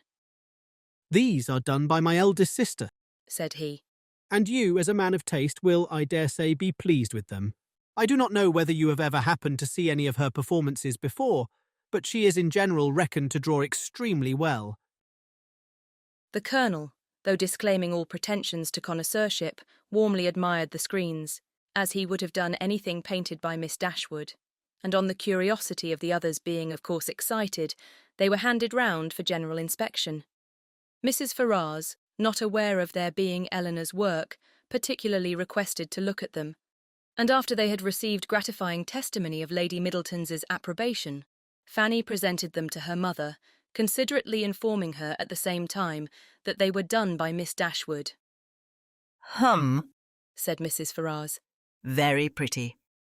And without regarding them at all, returned them to her daughter. Perhaps Fanny thought for a moment that her mother had been quite rude enough, for colouring a little, she immediately said, "They are very pretty, ma'am, aren't they?" But then again, the dread of having been too civil, too encouraging herself, probably came over her, for she presently added, "Do you not think there's something in Miss Morton's style of painting, ma'am? She does paint most delightfully. How beautifully her last landscape is done." "Beautifully indeed. But she does everything well." Marianne could not bear this. She was already greatly displeased with Mrs. Ferrars, and such ill-timed praise of another, at Eleanor's expense, though she had not any notion of what was principally meant by it, provoked her immediately to say with warmth, "This is admiration of a very particular kind. What is Miss Morton to us? Who knows or who cares for her? It is Eleanor of whom we think and speak." And so saying, she took the screens out of her sister-in-law's hands to admire them herself as they ought to be admired. Mrs. Ferrars looked exceedingly angry, and drawing herself up more stiffly than ever, pronounced in retort this bitter philippic, "Miss Morton is Lord Morton's daughter." Fanny looked very angry too, and her husband was all in a fright at his sister's audacity. Eleanor was much more hurt by Marianne's warmth than she had been by what produced it. But Colonel Brandon's eyes, as they were fixed on Marianne, declared that he noticed only what was amiable in it. The affectionate heart which could not bear to see a sister slighted in the smallest point. Marianne's feelings did not stop here. The cold insolence of Mrs. Ferrars's general behaviour to her sister seemed to her to foretell such difficulties and distresses to Eleanor, as her own wounded heart taught her to think of with horror, and urged by a strong impulse of affectionate sensibility. She moved after a moment to her sister's chair, and putting one arm round her neck and one cheek close to hers, said in a low but eager voice, "Dear, dear Eleanor, don't mind them. Don't let them make you unhappy." She could say no more. Her spirits were quite overcome, and hiding her face on Eleanor's shoulder, she burst into tears. Everybody's attention was called, and almost everybody was concerned. Colonel Brandon rose up and went to them without knowing what he did. Mrs. Jennings, with a very intelligent "Ah, poor dear," immediately gave her salts, and Sir John felt so desperately enraged against the author of this nervous distress that he instantly changed his seat to one close by Lucy Steele, and gave her, in a whisper, a brief account of the whole shocking affair. In a few minutes, however, Marianne was recovered enough to put an end to the bustle and sit down among the rest, though her spirits retained the impression of what had passed the whole evening. "Poor Marianne," said her brother to Colonel Brandon in a low voice, as soon as he could secure his attention. "She has not such good health as her sister. She is very nervous. She has not Eleanor's constitution, and one must allow that there is something very trying to a young woman who has been a beauty in the loss of her personal attractions. You would not think it, perhaps, but Marianne was remarkably handsome a few months ago, quite as handsome as Eleanor. Now you see it is all gone." Chapter 35. Eleanor's curiosity to see Mrs. Ferrars was satisfied. She had found in her everything that could tend to make a farther connection between the families undesirable. She had seen enough of her pride, her meanness, and her determined prejudice against herself to comprehend all the difficulties that must have perplexed the engagement and retarded the marriage of Edward and herself, had he been otherwise free. And she had seen almost enough to be thankful for her own sake. That one greater obstacle preserved her from suffering under any other of Mrs. Ferrars's creation, preserved her from all dependence upon her caprice or any solicitude for her good opinion. Or at least, if she did not bring herself quite to rejoice in Edward's being fettered to Lucy, she determined that had Lucy been more amiable, she ought to have rejoiced. She wondered that Lucy's spirits could be so very much elevated by the civility of Mrs. Ferrars, that her interest and her vanity should so very much blind her as to make the attention which seemed only paid her because she was not Eleanor appear a compliment to herself, or to allow her to derive encouragement from a preference only given her because her real situation was unknown. But that it was so had not only been declared by Lucy's eyes at the time, but was declared over again the next morning more openly, for at her particular desire Lady Middleton set her down in Berkeley Street on the chance of seeing Eleanor alone, to tell her how happy she was.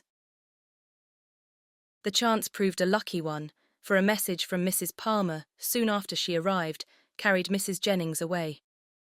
"My dear friend," cried Lucy as soon as they were by themselves, "I come to talk to you of my happiness. Could anything be so flattering as Mrs. Ferrars's way of treating me yesterday? So exceeding affable as she was, you know how I dreaded the thoughts of seeing her, but the very moment I was introduced, there was such an affability in her behaviour as really should seem to say, she had quite took a fancy to me. Now was not it so? You saw it all, and was not you quite struck with it?" She was certainly very civil to you. "Civil? Did you see nothing but only civility? I saw a vast deal more, such kindness as fell to the share of nobody but me. No pride, no hauteur, and your sister just the same, all sweetness and affability." Eleanor wished to talk of something else, but Lucy still pressed her to own that she had reason for her happiness, and Eleanor was obliged to go on. "Undoubtedly, if they had known your engagement," said she, Nothing could be more flattering than their treatment of you. But as that was not the case— I guessed you would say so, replied Lucy quickly. but there was no reason in the world why Mrs. Ferrars should seem to like me if she did not, and her liking me is everything. You shan't talk me out of my satisfaction. I am sure it will all end well, and there will be no difficulties at all to what I used to think. Mrs. Ferrars is a charming woman, and so is your sister. They are both delightful women indeed. I wonder I should never hear you say how agreeable Mrs. Dashwood was. To this, Eleanor had no answer to make, and did not attempt any. Are you ill, Miss Dashwood? You seem low. You don't speak. Sure you aren't well? I never was in better health. I am glad of it with all my heart. But really you did not look it. I should be sorry to have you ill. You that have been the greatest comfort to me in the world. Heaven knows what I should have done without your friendship. Eleanor tried to make a civil answer, though doubting her own success. But it seemed to satisfy Lucy, for she directly replied, Indeed, I am perfectly convinced of your regard for me, and next to Edward's love, it is the greatest comfort I have. Poor Edward. But now there is one good thing. We shall be able to meet, and meet pretty often, for Lady Middleton's delighted with Mrs. Dashwood, so we shall be a good deal in Harley Street, I dare say, and Edward spends half his time with his sister. Besides, Lady Middleton and Mrs. Ferrars will visit now, and Mrs. Ferrars and your sister were both so good to say more than once, they should always be glad to see me. They are such charming women. I am sure if ever you tell your sister what I think of her, you cannot speak too high. But Eleanor would not give her any encouragement to hope that she should tell her sister. Lucy continued, I am sure I should have seen it in a moment, if Mrs. Ferrars had took a dislike to me, if she had only made me a formal courtesy, for instance, without saying a word, and never after had took any notice of me, and never looked at me in a pleasant way. You know what I mean. If I had been treated in that forbidding sort of way, I should have gave it all up in despair. I could not have stood it. For where she does dislike, I know it is most violent. Eleanor was prevented from making any reply to this civil triumph by the doors being thrown open, the servants announcing Mr. Ferrars, and Edward's immediately walking in. It was a very awkward moment, and the countenance of each showed that it was so. They all looked exceedingly foolish, and Edward seemed to have as great an inclination to walk out of the room again as to advance farther into it. The very circumstance, in its unpleasantest form, which they would each have been most anxious to avoid, had fallen on them. They were not only all three together, but were together without the relief of any other person. The ladies recovered themselves first. It was not Lucy's business to put herself forward, and the appearance of secrecy must still be kept up. She could therefore only look her tenderness, and after slightly addressing him, said no more. But Eleanor had more to do, and so anxious was she, for his sake and her own, to do it well, that she forced herself, after a moment's recollection, to welcome him, with a look and manner that were almost easy and almost open, and another struggle, another effort still improved them. She would not allow the presence of Lucy, nor the consciousness of some injustice towards herself, to deter her from saying that she was happy to see him, and that she had very much regretted being from home when he called before in Berkeley Street. She would not be frightened from paying him those attentions which, as a friend and almost a relation, were his due, by the observant eyes of Lucy, though she soon perceived them to be narrowly watching her. Her manners gave some reassurance to Edward, and he had courage enough to sit down, but his embarrassment still exceeded that of the ladies in a proportion which the case rendered reasonable, though his sex might make it rare, for his heart had not the indifference of Lucy's, nor could his conscience have quite the ease of Eleanor's. Lucy, with a demure and settled air, seemed determined to make no contribution to the comfort of the others, and would not say a word, and almost everything that was said proceeded from Eleanor, who was obliged to volunteer all the information about her mother's health, their coming to town, etc., which Edward ought to have inquired about, but never did. Her exertions did not stop here, for she soon afterwards felt herself so heroically disposed as to determine, under pretence of fetching Marianne, to leave the others by themselves, and she really did it, and that in the handsomest manner, for she loitered away several minutes on the landing place with the most high-minded fortitude before she went to her sister. When that was once done, however, it was time for the raptures of Edward to cease, for Marianne's joy hurried her into the drawing-room immediately. Her pleasure in seeing him was like every other of her feelings, strong in itself and strongly spoken. She met him with a hand that would be taken and a voice that expressed the affection of a sister. "Dear Edward," she cried, "this is a moment of great happiness. This would almost make amends for everything." Edward tried to return her kindness as it deserved, but before such witnesses he dared not say half what he really felt. Again they all sat down, and for a moment or two all were silent, while Marianne was looking with the most speaking tenderness, sometimes at Edward and sometimes at Eleanor, regretting only that their delight in each other should be checked by Lucy's unwelcome presence. Edward was the first to speak, and it was to notice Marianne's altered looks and express his fear of her not finding London agree with her. "Oh, don't think of me," she replied with spirited earnestness, though her eyes were filled with tears as she spoke. "Don't think of my health. Eleanor is well, you see. That must be enough for us both." This remark was not calculated to make Edward or Eleanor more easy, nor to conciliate the good will of Lucy, who looked up at Marianne with no very benignant expression. "Do you like London?" said Edward, willing to say anything that might introduce another subject. "Not at all. I expected much pleasure in it, but I have found none. The sight of you, Edward, is the only comfort it has afforded, and thank heaven, you are what you always were." She paused. No one spoke. "I think, Eleanor," she presently added, "we must employ Edward to take care of us in our return to Barton. In a week or two, I suppose, we shall be going, and I trust Edward will not be very unwilling to accept the charge." Poor Edward muttered something, but what it was, nobody knew, not even himself. But Marianne, who saw his agitation, and could easily trace it to whatever cause best pleased herself, was perfectly satisfied, and soon talked of something else. "We spent such a day, Edward, in Harley Street yesterday. So dull, so wretchedly dull. But I have much to say to you on that head, which cannot be said now." And with this admirable discretion did she defer the assurance of her finding their mutual relatives more disagreeable than ever, and of her being particularly disgusted with his mother, till they were more in private. "But why were you not there, Edward? Why did you not come?" "I was engaged elsewhere." "Engaged? But what was that when such friends were to be met?"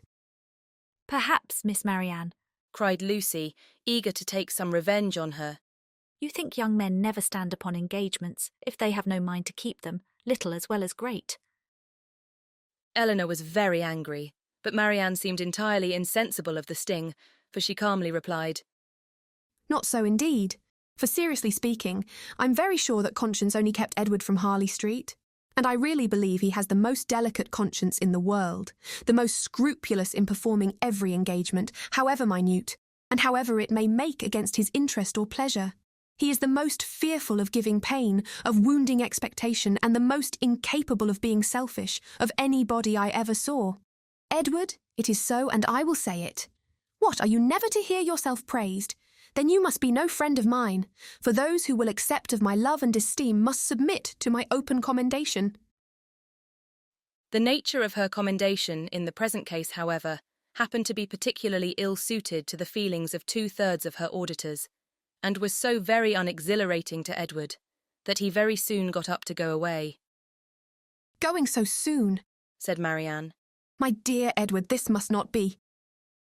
And drawing him a little aside, she whispered her persuasion that Lucy could not stay much longer. But even this encouragement failed, for he would go, and Lucy, who would have outstayed him, had his visit lasted 2 hours, soon afterwards went away. "What can bring her here so often?" said Marianne on her leaving them. "Could not she see that we wanted her gone? How teasing to Edward!" "Why so? We were all his friends, and Lucy has been the longest known to him of any.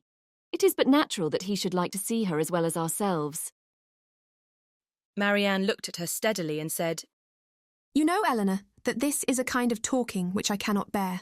If you only hope to have your assertion contradicted, as I must suppose to be the case, You ought to recollect that I am the last person in the world to do it.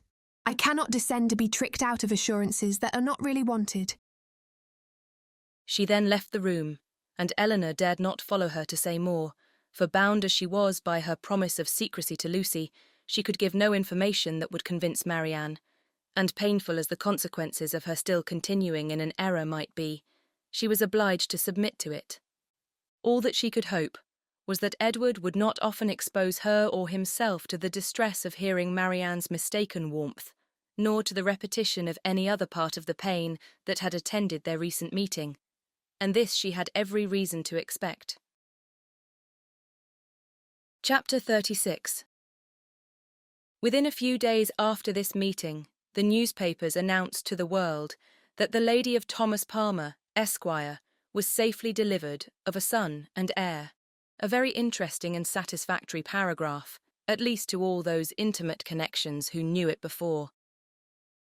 This event, highly important to Mrs. Jennings's happiness, produced a temporary alteration in the disposal of her time, and influenced, in a like degree, the engagements of her young friends, for as she wished to be as much as possible with Charlotte, she went thither every morning as soon as she was dressed, and did not return till late in the evening, and the Miss Dashwoods, at the particular request of the Middletons, spent the whole of every day in Conduit Street.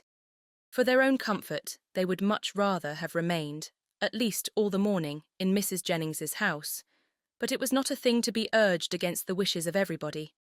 Their hours were therefore made over to Lady Middleton and the two Miss Steeles, by whom their company, in fact, was as little valued as it was professedly sought. They had too much sense to be desirable companions to the former, and by the latter they were considered with a jealous eye, as intruding on their ground and sharing the kindness which they wanted to monopolise. Though nothing could be more polite than Lady Middleton's behaviour to Eleanor and Marianne, she did not really like them at all. Because they neither flattered herself nor her children, she could not believe them good-natured, and because they were fond of reading, she fancied them satirical, perhaps without exactly knowing what it was to be satirical. But that did not signify. It was censure in common use and easily given. Their presence was a restraint both on her and on Lucy. It checked the idleness of one and the business of the other. Lady Middleton was ashamed of doing nothing before them, and the flattery which Lucy was proud to think of and administer at other times, she feared they would despise her for offering. Miss Steele was the least discomposed of the three by their presence, and it was in their power to reconcile her to it entirely. Would either of them only have given her a full and minute account of the whole affair between Marianne and Mr. Willoughby, she would have thought herself amply rewarded for the sacrifice of the best place by the fire after dinner, which their arrival occasioned. But this conciliation was not granted, for though she often threw out expressions of pity for her sister to Eleanor, and more than once dropped a reflection on the inconstancy of Beau before Marianne, no effect was produced, but a look of indifference from the former, or of disgust in the latter. An effort even yet lighter might have made her their friend. Would they only have laughed at her about the doctor? But so little were they, any more than the others, inclined to oblige her, that if Sir John dined from home, she might spend a whole day without hearing any other raillery on the subject than what she was kind enough to bestow on herself. All these jealousies and discontents, however, were so totally unsuspected by Mrs. Jennings that she thought it a delightful thing for the girls to be together, and generally congratulated her young friends every night on having escaped the company of a stupid old woman so long. She joined them sometimes at Sir John's, sometimes at her own house, but wherever it was, she always came in excellent spirits, full of delight and importance, attributing Charlotte's well-doing to her own care, and ready to give so exact, so minute a detail of her situation as only Miss Steele had curiosity enough to desire. One thing did disturb her, and of that she made her daily complaint. Mr. Palmer maintained the common, but unfatherly opinion among his sex, of all infants being alike, and though she could plainly perceive at different times the most striking resemblance between this baby and every one of his relations on both sides, there was no convincing his father of it, no persuading him to believe that it was not exactly like every other baby of the same age, nor could he even be brought to acknowledge the simple proposition of its being the finest child in the world. I come now to the relation of a misfortune, which about this time befell Mrs. John Dashwood. It so happened that while her two sisters with Mrs. Jennings were first calling on her in Harley Street, another of her acquaintance had dropped in, a circumstance in itself not apparently likely to produce evil to her. But while the imaginations of other people will carry them away to form wrong judgments of our conduct, and to decide on it by slight appearances, one's happiness must, in some measure, be always at the mercy of chance. In the present instance, this last-arrived lady allowed her fancy to so far outrun truth and probability that on merely hearing the name of the Miss Dashwoods and understanding them to be Mr. Dashwood's sisters, she immediately concluded them to be staying in Harley Street, and this misconstruction produced, within a day or two afterwards, cards of invitation for them, as well as for their brother and sister, to a small musical party at her house. The consequence of which was that Mrs. John Dashwood was obliged to submit not only to the exceedingly great inconvenience of sending her carriage for the Miss Dashwoods, but, what was still worse, must be subject to all the unpleasantness of appearing to treat them with attention, and who could tell that they might not expect to go out with her a second time? The power of disappointing them, it was true, must always be hers, but that was not enough, for when people are determined on a mode of conduct which they know to be wrong, they feel injured by the expectation of anything better from them. Marianne had now been brought by degrees so much into the habit of going out every day that it was become a matter of indifference to her whether she went or not, and she prepared quietly and mechanically for every evening's engagement, though without expecting the smallest amusement from any, and very often without knowing, till the last moment, where it was to take her. To her dress and appearance she was grown so perfectly indifferent as not to bestow half the consideration on it during the whole of her toilet which it received from Miss Steele in the first 5 minutes of their being together, when it was finished. Nothing escaped her minute observation and general curiosity.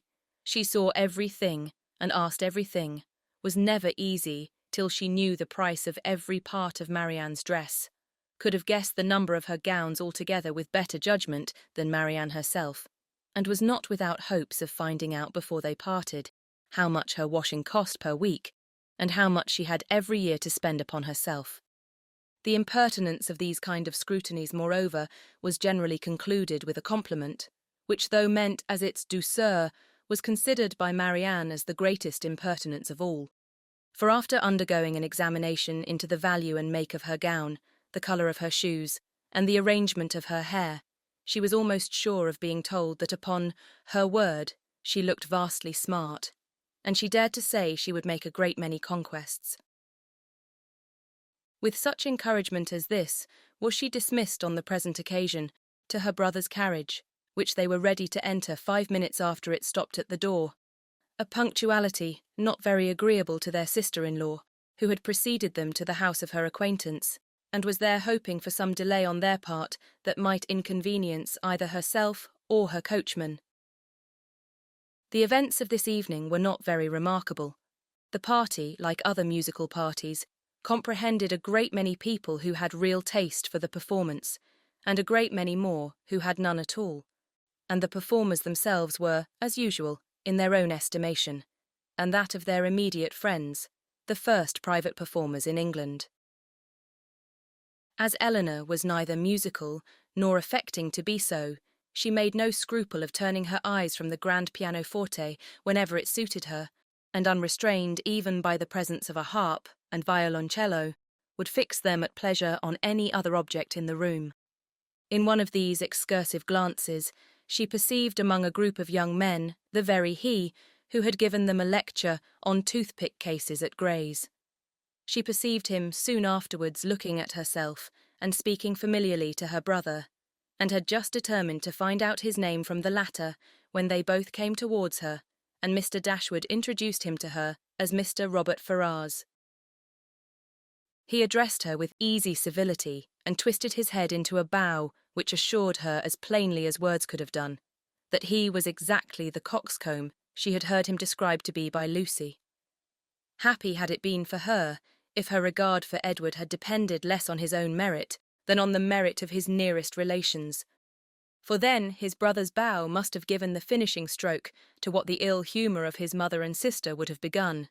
But while she wondered at the difference of the two young men, she did not find that the emptiness and conceit of the one put her out of all charity with the modesty and worth of the other. Why they were different, Robert explained to her himself, in the course of a quarter of an hour's conversation. For talking of his brother and lamenting the extreme gaucherie which he really believed kept him from mixing in proper society, he candidly and generously attributed it much less to any natural deficiency than to the misfortune of a private education, while he himself, though probably without any material superiority by nature, merely from the advantage of a public school, was as well fitted to mix in the world as any other man. Upon my soul, He added, I believe it is nothing more, and so I often tell my mother when she is grieving about it. My dear madam, I always say to her, you must make yourself easy. The evil is now irremediable, and it has been entirely your own doing. Why would you be persuaded by my uncle, Sir Robert, against your own judgment, to place Edward under private tuition at the most critical time of his life? If you had only sent him to Westminster as well as myself, instead of sending him to Mr. Pratt's, all this would have been prevented. This is the way in which I always consider the matter, and my mother is perfectly convinced of her error.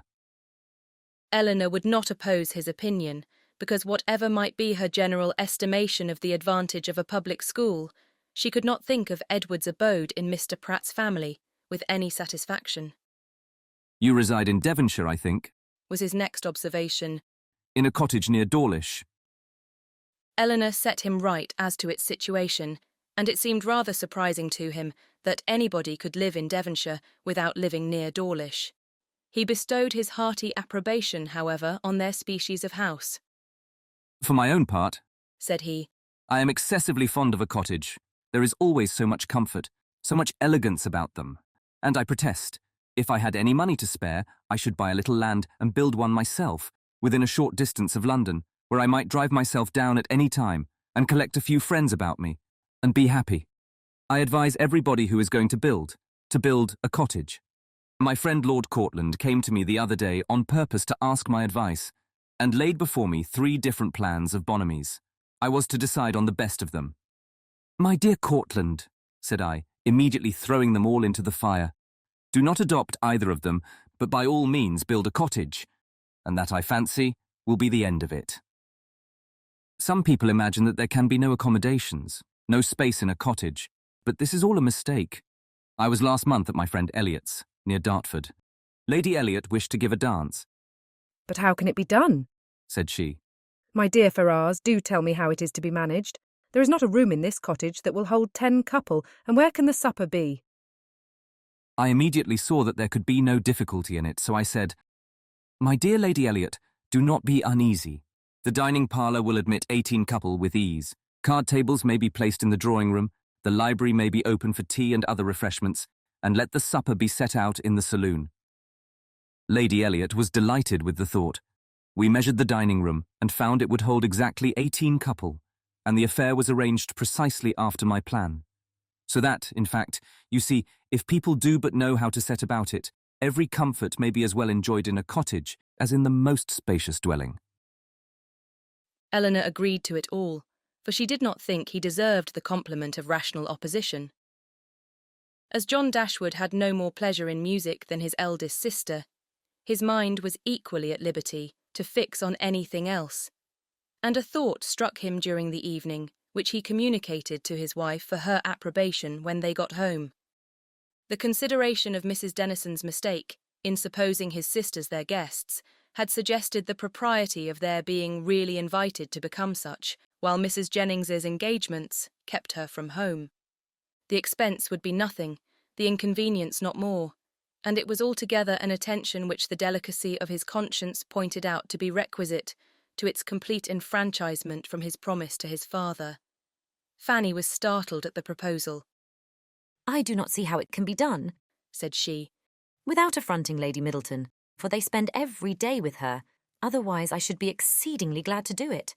You know I am always ready to pay them any attention in my power, as my taking them out this evening shows, but they are Lady Middleton's visitors. How can I ask them away from her? Her husband, but with great humility, did not see the force of her objection. They had already spent a week in this manner in Conduit Street, and Lady Middleton could not be displeased at their giving the same number of days to such near relations. Fanny paused a moment, and then, with fresh vigour, said, "My love, I would ask them with all my heart, if it was in my power. But I had just settled within myself to ask the Miss Steeles to spend a few days with us. They are very well behaved, good kind of girls, and I think the attention is due to them, as their uncle did so very well by Edward. We can ask your sisters some other year, you know, but the Miss Steeles may not be in town any more. I am sure you will like them. Indeed, you do like them, you know, very much already, and so does my mother, and they are such favourites with Harry." Mr. Dashwood was convinced. He saw the necessity of inviting the Miss Steeles immediately, and his conscience was pacified by the resolution of inviting his sisters another year. At the same time, however, slyly suspecting that another year would make the invitation needless, by bringing Eleanor to town as Colonel Brandon's wife, and Marianne as their visitor. Fanny, rejoicing in her escape, and proud of the ready wit that had procured it, wrote the next morning to Lucy to request her company and her sisters for some days in Harley Street, as soon as Lady Middleton could spare them. This was enough to make Lucy really and reasonably happy. Mrs. Dashwood seemed actually working for her herself, cherishing all her hopes and promoting all her views. Such an opportunity of being with Edward and his family was, above all things, the most material to her interest, and such an invitation the most gratifying to her feelings. It was an advantage that could not be too gratefully acknowledged nor too speedily made use of, and the visit to Lady Middleton, which had not before had any precise limits, was instantly discovered to have been always meant to end in 2 days' time. When the note was shown to Eleanor, as it was within 10 minutes after its arrival, it gave her, for the first time, some share in the expectations of Lucy, for such a mark of uncommon kindness, vouchsafed on so short an acquaintance, seemed to declare that the goodwill towards her arose from something more than merely malice against herself, and might be brought, by time and address, to do everything that Lucy wished. Her flattery had already subdued the pride of Lady Middleton, and made an entry into the close heart of Mrs. John Dashwood, and these were effects that laid open the probability of greater. The Miss Steeles removed to Harley Street, and all that reached Eleanor of their influence there strengthened her expectation of the event. Sir John, who called on them more than once, brought home such accounts of the favour they were in, as must be universally striking. Mrs. Dashwood had never been so much pleased with any young women in her life as she was with them, had given each of them a needle-book made by some emigrant, called Lucy by her Christian name, and did not know whether she should ever be able to part with them. Chapter 37. Mrs. Palmer was so well at the end of a fortnight that her mother felt it no longer necessary to give up the whole of her time to her, and, contenting herself with visiting her once or twice a day, returned from that period to her own home and her own habits, in which she found the Miss Dashwoods very ready to resume their former share. About the 3rd or 4th morning, after their being thus resettled in Berkeley Street, Mrs. Jennings, on returning from her ordinary visit to Mrs. Palmer, entered the drawing-room, where Eleanor was sitting by herself with an air of such hurrying importance as prepared her to hear something wonderful, and giving her time only to form that idea, began directly to justify it by saying, "Lord, my dear Miss Dashwood, have you heard the news?" "No, ma'am. What is it?" "Something so strange, but you shall hear it all. When I got to Mr. Palmer's, I found Charlotte quite in a fuss about the child. She was sure it was very ill. It cried and fretted and was all over pimples. So I looked at it directly and, 'Lord, my dear,' says I, 'it is nothing in the world but the red gum.' And nurse said just the same. But Charlotte, she would not be satisfied. So Mr. Donovan was sent for, and luckily he happened to just come in from Harley Street, so he stepped over directly. And as soon as ever he saw the child, he said just as we did, that it was nothing in the world but the red gum, and then Charlotte was easy. And so, just as he was going away again, it came into my head, I'm sure I do not know how I happened to think of it, but it came into my head to ask him if there was any news.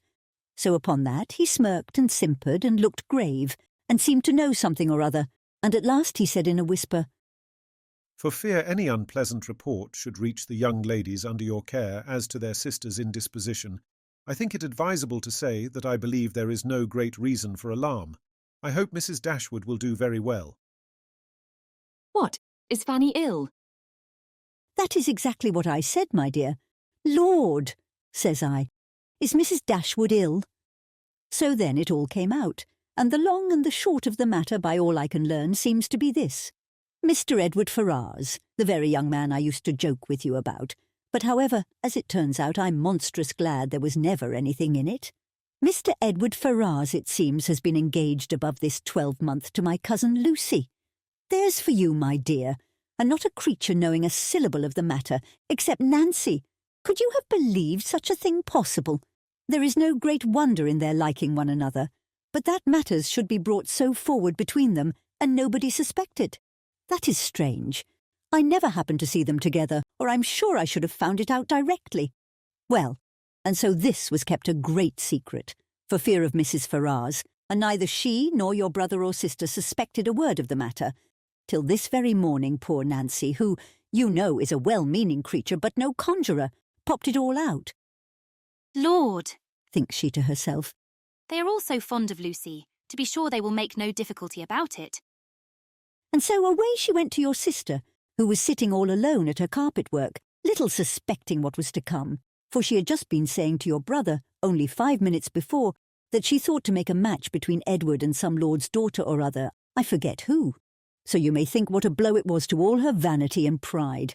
She fell into violent hysterics immediately, with such screams as reached your brother's ears, as he was sitting in his own dressing-room downstairs, thinking about writing a letter to his steward in the country.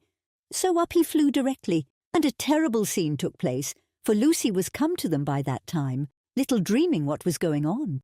Poor soul! I pity her, and I must say I think she was used very hardly, for your sister scolded like any fury, and soon drove her into a fainting fit. Nancy, she fell upon her knees and cried bitterly, and your brother, he walked about the room and said he did not know what to do. Mrs. Dashwood declared they should not stay a minute longer in the house, and your brother was forced to go down upon his knees too, to persuade her to let them stay till they had packed up their clothes. And he was so frightened that he would send for Mr. Donovan, and Mr. Donovan found the house in all this uproar. The carriage was at the door, ready to take my poor cousins away, and they were just stepping in as he came off. Poor Lucy in such a condition, he says, she could hardly walk, and Nancy, she was almost as bad. I declare I have no patience with your sister, and I hope with all my heart it will be a match in spite of her. Lord, what a taking poor Mr. Edward will be in when he hears of it, to have his love used so scornfully, for they say he is monstrous fond of her, as well he may. I should not wonder if he was to be in the greatest passion, and Mr. Donovan thinks just the same. He and I had a great deal of talk about it, and the best of all is that he has gone back again to Harley Street, that he may be within call when Mrs. Ferrars is told of it, for she was sent for as soon as ever my cousins left the house, for your sister was sure she would be in hysterics too, and so she may, for what I care. I have no pity for either of them. I've no notion of people's making such a to-do about money and greatness.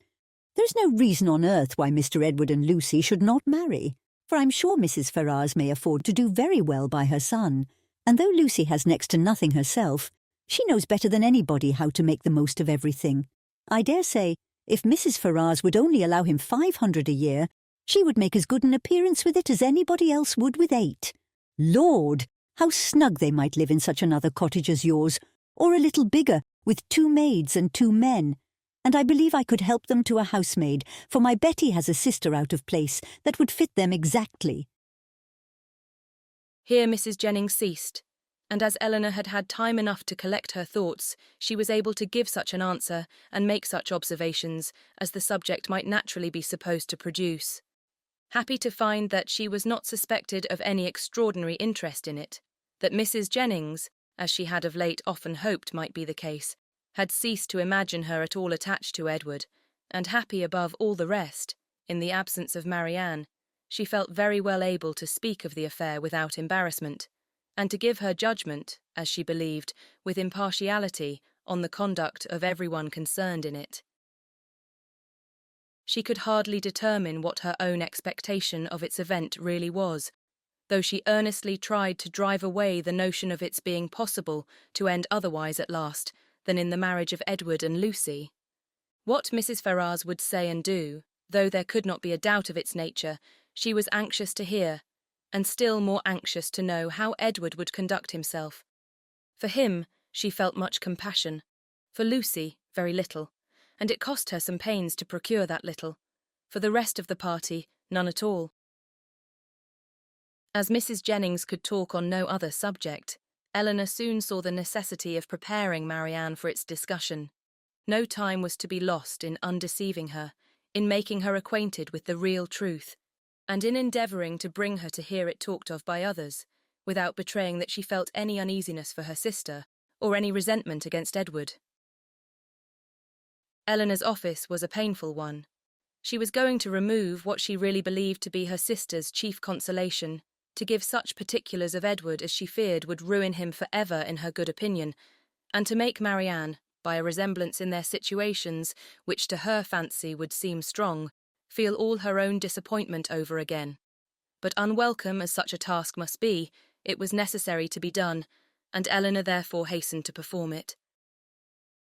She was very far from wishing to dwell on her own feelings, or to represent herself as suffering much, any otherwise than as the self-command she had practised since her first knowledge of Edward's engagement might suggest a hint of what was practicable to Marianne. Her narration was clear and simple, and though it could not be given without emotion, it was not accompanied by violent agitation nor impetuous grief. That belonged rather to the hearer, for Marianne listened with horror and cried excessively. Eleanor was to be the comforter of others in her own distresses, no less than in theirs, and all the comfort that could be given by assurances of her own composure of mind and a very earnest vindication of Edward from every charge but of imprudence was readily offered. But Marianne for some time would give credit to neither. Edward seemed a second Willoughby, and acknowledging as Eleanor did that she had loved him most sincerely, could she feel less than herself? As for Lucy Steele, she considered her so totally unamiable, so absolutely incapable of attaching a sensible man, that she could not be persuaded at first to believe, and afterwards to pardon, any former affection of Edward for her. She would not even admit it to have been natural, and Eleanor left her to be convinced that it was so, by that which only could convince her, a better knowledge of mankind.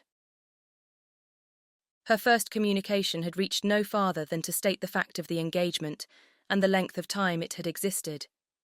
Marianne's feelings had then broken in, and put an end to all regularity of detail, and for some time all that could be done was to soothe her distress, lessen her alarms, and combat her resentment.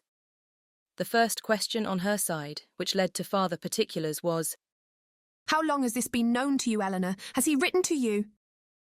"I have known it these 4 months. When Lucy first came to Barton Park last November, she told me in confidence of her engagement." At these words, Marianne's eyes expressed the astonishment which her lips could not utter. After a pause of wonder, she exclaimed, 4 months! Have you known of this 4 months? Eleanor confirmed it. What? While attending me in all my misery, has this been on your heart? And I have reproached you for being happy. "It was not fit that you should then know how much I was the reverse." 4 months! Cried Marianne again. So calm, so cheerful. How have you been supported? By feeling that I was doing my duty. My promise to Lucy obliged me to be secret. I owed it to her, therefore, to avoid giving any hint of the truth, and I owed it to my family and friends, not to create in them a solicitude about me, which it could not be in my power to satisfy. Marianne seemed much struck. "I have very often wished to undeceive yourself and my mother," added Eleanor. "And once or twice I have attempted it, but without betraying my trust, I never could have convinced you." 4 months, and yet you loved him. "Yes, but I did not love only him, and while the comfort of others was dear to me, I was glad to spare them from knowing how much I felt. Now I can think and speak of it with little emotion. I would not have you suffer on my account, for I assure you I no longer suffer materially myself. I have many things to support me. I am not conscious of having provoked the disappointment by any imprudence of my own, I have borne it as much as possible without spreading it farther. I acquit Edward of essential misconduct. I wish him very happy, and I am so sure of his always doing his duty that though now he may harbour some regret, in the end he must become so. Lucy does not want sense, and that is the foundation on which everything good may be built. And after all, Marianne, after all that is bewitching in the idea of a single and constant attachment, and all that can be said of one's happiness depending entirely on any particular person, it is not meant, it is not fit, it is not possible that it should be so. Edward will marry Lucy, he will marry a woman superior in person and understanding to half her sex, and time and habit will teach him to forget that he ever thought another superior to her. If such is your way of thinking, said Marianne, if the loss of what is most valued is so easily to be made up by something else, your resolution, your self-command, are perhaps a little less to be wondered at. They are brought more within my comprehension. I understand you. You do not suppose that I have ever felt much. For 4 months, Marianne, I have had all this hanging on my mind without being at liberty to speak of it to a single creature, knowing that it would make you and my mother most unhappy whenever it were explained to you, yet unable to prepare you for it in the least. It was told me. It was in a manner forced on me by the very person herself, whose prior engagement ruined all my prospects, and told me, as I thought, with triumph. This person's suspicions, therefore, I have had to oppose, by endeavouring to appear indifferent where I have been most deeply interested. And it has not been only once. I have had her hopes and exultation to listen to again and again. I have known myself to be divided from Edward forever, without hearing one circumstance that could make me less desire the connection. Nothing has proved him unworthy, nor has anything declared him indifferent to me. I have had to contend against the unkindness of his sister and the insolence of his mother, and have suffered the punishment of an attachment without enjoying its advantages. And all this has been going on at a time when, as you know too well, it has not been my only unhappiness. If you can think me capable of ever feeling, surely you may suppose that I have suffered now. The composure of mind with which I have brought myself at present to consider the matter, the consolation that I have been willing to admit, have been the effect of constant and painful exertion. They did not spring up of themselves. They did not occur to relieve my spirits at first. No, Marianne. Then, if I had not been bound to silence, perhaps nothing could have kept me entirely, not even what I owed to my dearest friends, from openly showing that I was very unhappy. Marianne was quite subdued. Oh, Eleanor, she cried. You have made me hate myself forever. How barbarous have I been to you? You, who have been my only comfort, who have borne with me in all my misery, who have seemed to be only suffering for me. Is this my gratitude? Is this the only return I can make you? Because your merit cries out upon myself, I have been trying to do it away. The tenderest caresses followed this confession. In such a frame of mind as she was now in, Eleanor had no difficulty in obtaining from her whatever promise she required, and at her request, Marianne engaged never to speak of the affair to anyone with the least appearance of bitterness, to meet Lucy without betraying the smallest increase of dislike to her, and even to see Edward himself, if chance should bring them together, without any diminution of her usual cordiality. These were great concessions, but where Marianne felt that she had injured, no reparation could be too much for her to make. She performed her promise of being discreet, to admiration. She attended to all that Mrs. Jennings had to say upon the subject with an unchanging complexion, dissented from her in nothing, and was heard 3 times to say, Yes, ma'am. She listened to her praise of Lucy with only moving from one chair to another, and when Mrs. Jennings talked of Edward's affection, it cost her only a spasm in her throat. Such advances towards heroism in her sister made Eleanor feel equal to anything herself.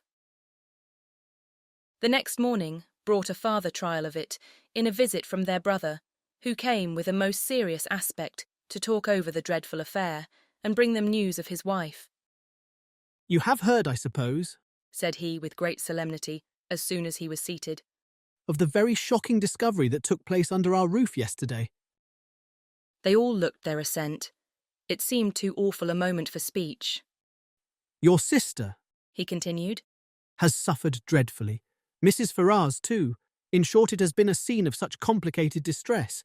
But I will hope that the storm may be weathered without our being any of us quite overcome. Poor Fanny! She was in hysterics all yesterday. But I would not alarm you too much. Donovan says there is nothing materially to be apprehended. Her constitution is a good one, and her resolution equal to anything. She has borne it all, with the fortitude of an angel. She says she never shall think well of anybody again, and one cannot wonder at it after being so deceived. Meeting with such ingratitude where so much kindness had been shown, so much confidence had been placed. It was quite out of the benevolence of her heart that she had asked these young women to her house, merely because she thought they deserved some attention, were harmless, well-behaved girls, and would be pleasant companions, for otherwise we both wished very much to have invited you and Marianne to be with us, while your kind friend there was attending her daughter. And now to be so rewarded. I wish with all my heart, says poor Fanny in her affectionate way, that we had asked your sisters instead of them. Here he stopped to be thanked, which being done, he went on. What poor Mrs. Ferrars suffered, when first Fanny broke it to her, is not to be described. While she, with the truest affection, had been planning a most eligible connection for him, was it to be supposed that he could be all the time secretly engaged to another person? Such a suspicion could never have entered her head. If she suspected any prepossession elsewhere, it could not be in that quarter. There, to be sure, said she. I might have thought myself safe. She was quite in an agony. We consulted together, however, as to what should be done, and at last she determined to send for Edward. He came, but I'm sorry to relate what ensued. All that Mrs. Ferrars could say to make him put an end to the engagement, assisted too, as you may well suppose by my arguments, and Fanny's entreaties, was of no avail. Duty, affection, everything was disregarded. I never thought Edward so stubborn, so unfeeling before. His mother explained to him her liberal designs in case of his marrying Miss Morton, told him she would settle on him the Norfolk estate, which, clear of land tax, brings in a good 1,000 a year. His own £2,000 she protested should be his all. She would never see him again, and so far would she be from affording him the smallest assistance, that if he were to enter into any profession with a view of better support, she would do all in her power to prevent him advancing in it. Here Marianne, in an ecstasy of indignation, clapped her hands together and cried, Gracious God, can this be possible? Well may you wonder, Marianne, replied her brother, at the obstinacy which could resist such arguments as these. Your exclamation is very natural. Marianne was going to retort, but she remembered her promises, and forbore. All this, however, he continued, was urged in vain. Edward said very little, but what he did say was in the most determined manner. Nothing should prevail on him to give up his engagement. He would stand to it, cost him what it might. Then, cried Mrs. Jennings with blunt sincerity, no longer able to be silent, he has acted like an honest man. I beg your pardon, Mr. Dashwood, but if he had done otherwise, I should have thought him a rascal. I have some little concern in the business as well as yourself, for Lucy Steele is my cousin, and I believe there is not a better kind of girl in the world, nor one who more deserves a good husband. John Dashwood was greatly astonished, but his nature was calm, not open to provocation, and he never wished to offend anybody, especially anybody of good fortune. He therefore replied without any resentment, I would by no means speak disrespectfully of any relation of yours, madam. Miss Lucy Steele is, I dare say, a very deserving young woman, but in the present case, you know, the connection must be impossible, and to have entered into a secret engagement with a young man under her uncle's care, the son of a woman especially of such very large fortune as Mrs. Ferrars, is perhaps altogether a little extraordinary. In short, I do not mean to reflect upon the behaviour of any person whom you have a regard for, Mrs. Jennings.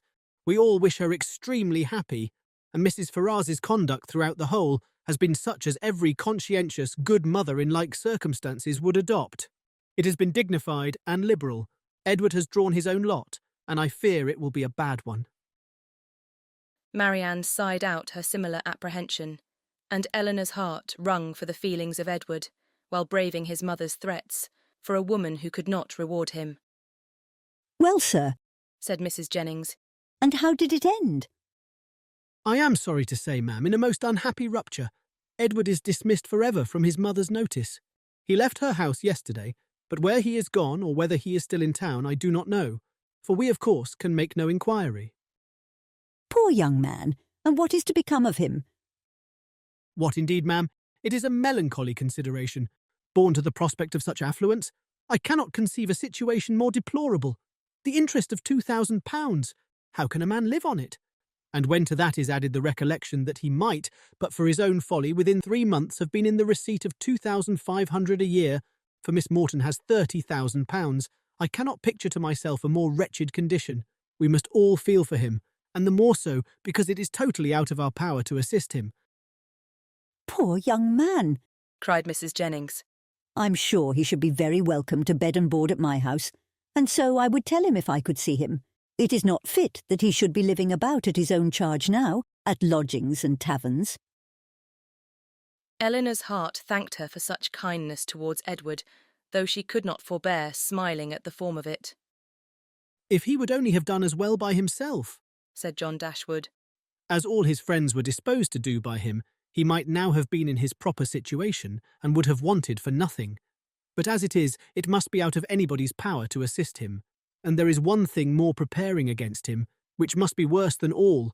His mother has determined, with a very natural kind of spirit, to settle that estate upon Robert immediately, which might have been Edward's on proper conditions.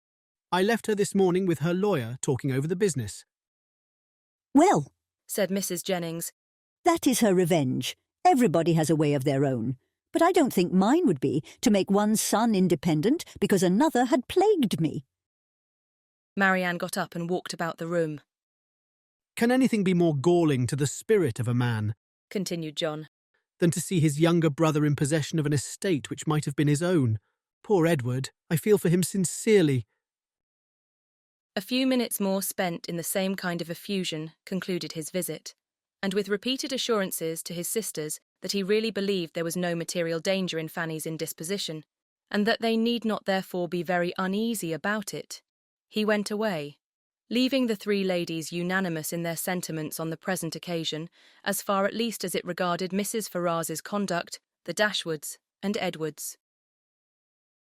Marianne's indignation burst forth as soon as he quitted the room, and as her vehemence made reserve impossible in Eleanor, and unnecessary in Mrs. Jennings, they all joined in a very spirited critique upon the party. Chapter 38. Mrs. Jennings was very warm in her praise of Edward's conduct, but only Eleanor and Marianne understood its true merit. They only knew how little he had had to tempt him to be disobedient, and how small was the consolation, beyond the consciousness of doing right, that could remain to him in the loss of friends and fortune. Eleanor gloried in his integrity, and Marianne forgave all his offences in compassion for his punishment. But though confidence between them was, by this public discovery, restored to its proper state, it was not a subject on which either of them were fond of dwelling when alone. Eleanor avoided it upon principle, as tending to fix still more upon her thoughts, by the too warm, too positive assurances of Marianne, that belief of Edward's continued affection for herself, which she rather wished to do away, and Marianne's courage soon failed her in trying to converse upon a topic which always left her more dissatisfied with herself than ever, by the comparison it necessarily produced between Eleanor's conduct and her own. She felt all the force of that comparison, but not as her sister had hoped, to urge her to exertion now. She felt it with all the pain of continual self-reproach, regretted most bitterly that she had never exerted herself before, but it brought only the torture of penitence, without the hope of amendment. Her mind was so much weakened that she still fancied present exertion impossible, and therefore it only dispirited her more. Nothing new was heard by them, for a day or two afterwards, of affairs in Harley Street or Bartlett's buildings. But though so much of the matter was known to them already, that Mrs. Jennings might have had enough to do in spreading that knowledge farther, without seeking after more, she had resolved from the first to pay a visit of comfort and inquiry to her cousins as soon as she could, and nothing but the hindrance of more visitors than usual had prevented her going to them within that time. The 3rd day succeeding their knowledge of the particulars was so fine, so beautiful a Sunday, as to draw many to Kensington Gardens, though it was only the 2nd week in March. Mrs. Jennings and Eleanor were of the number, but Marianne, who knew that the Willoughbys were again in town and had a constant dread of meeting them, chose rather to stay at home than venture into so public a place. An intimate acquaintance of Mrs. Jennings joined them soon after they entered the gardens, and Eleanor was not sorry, that by her continuing with them and engaging all Mrs. Jennings's conversation, she was herself left to quiet reflection. She saw nothing of the Willoughbys, nothing of Edward, and for some time nothing of anybody who could by any chance, whether grave or gay, be interesting to her. But at last she found herself with some surprise, accosted by Miss Steele, who, though looking rather shy, expressed great satisfaction in meeting them, and on receiving encouragement from the particular kindness of Mrs. Jennings, left her own party for a short time to join theirs. Mrs. Jennings immediately whispered to Eleanor, "Get it all out of her, my dear. She will tell you anything if you ask. You see, I cannot leave Mrs. Clark." It was lucky, however, for Mrs. Jennings's curiosity, and Eleanor's too, that she would tell anything without being asked, for nothing would otherwise have been learnt. "I am so glad to meet you," said Miss Steele, taking her familiarly by the arm, "for I wanted to see you of all things in the world." and then lowering her voice, "I suppose Mrs. Jennings has heard all about it. Is she angry?" Not at all, I believe, with you. "That is a good thing. And Lady Middleton, is she angry?"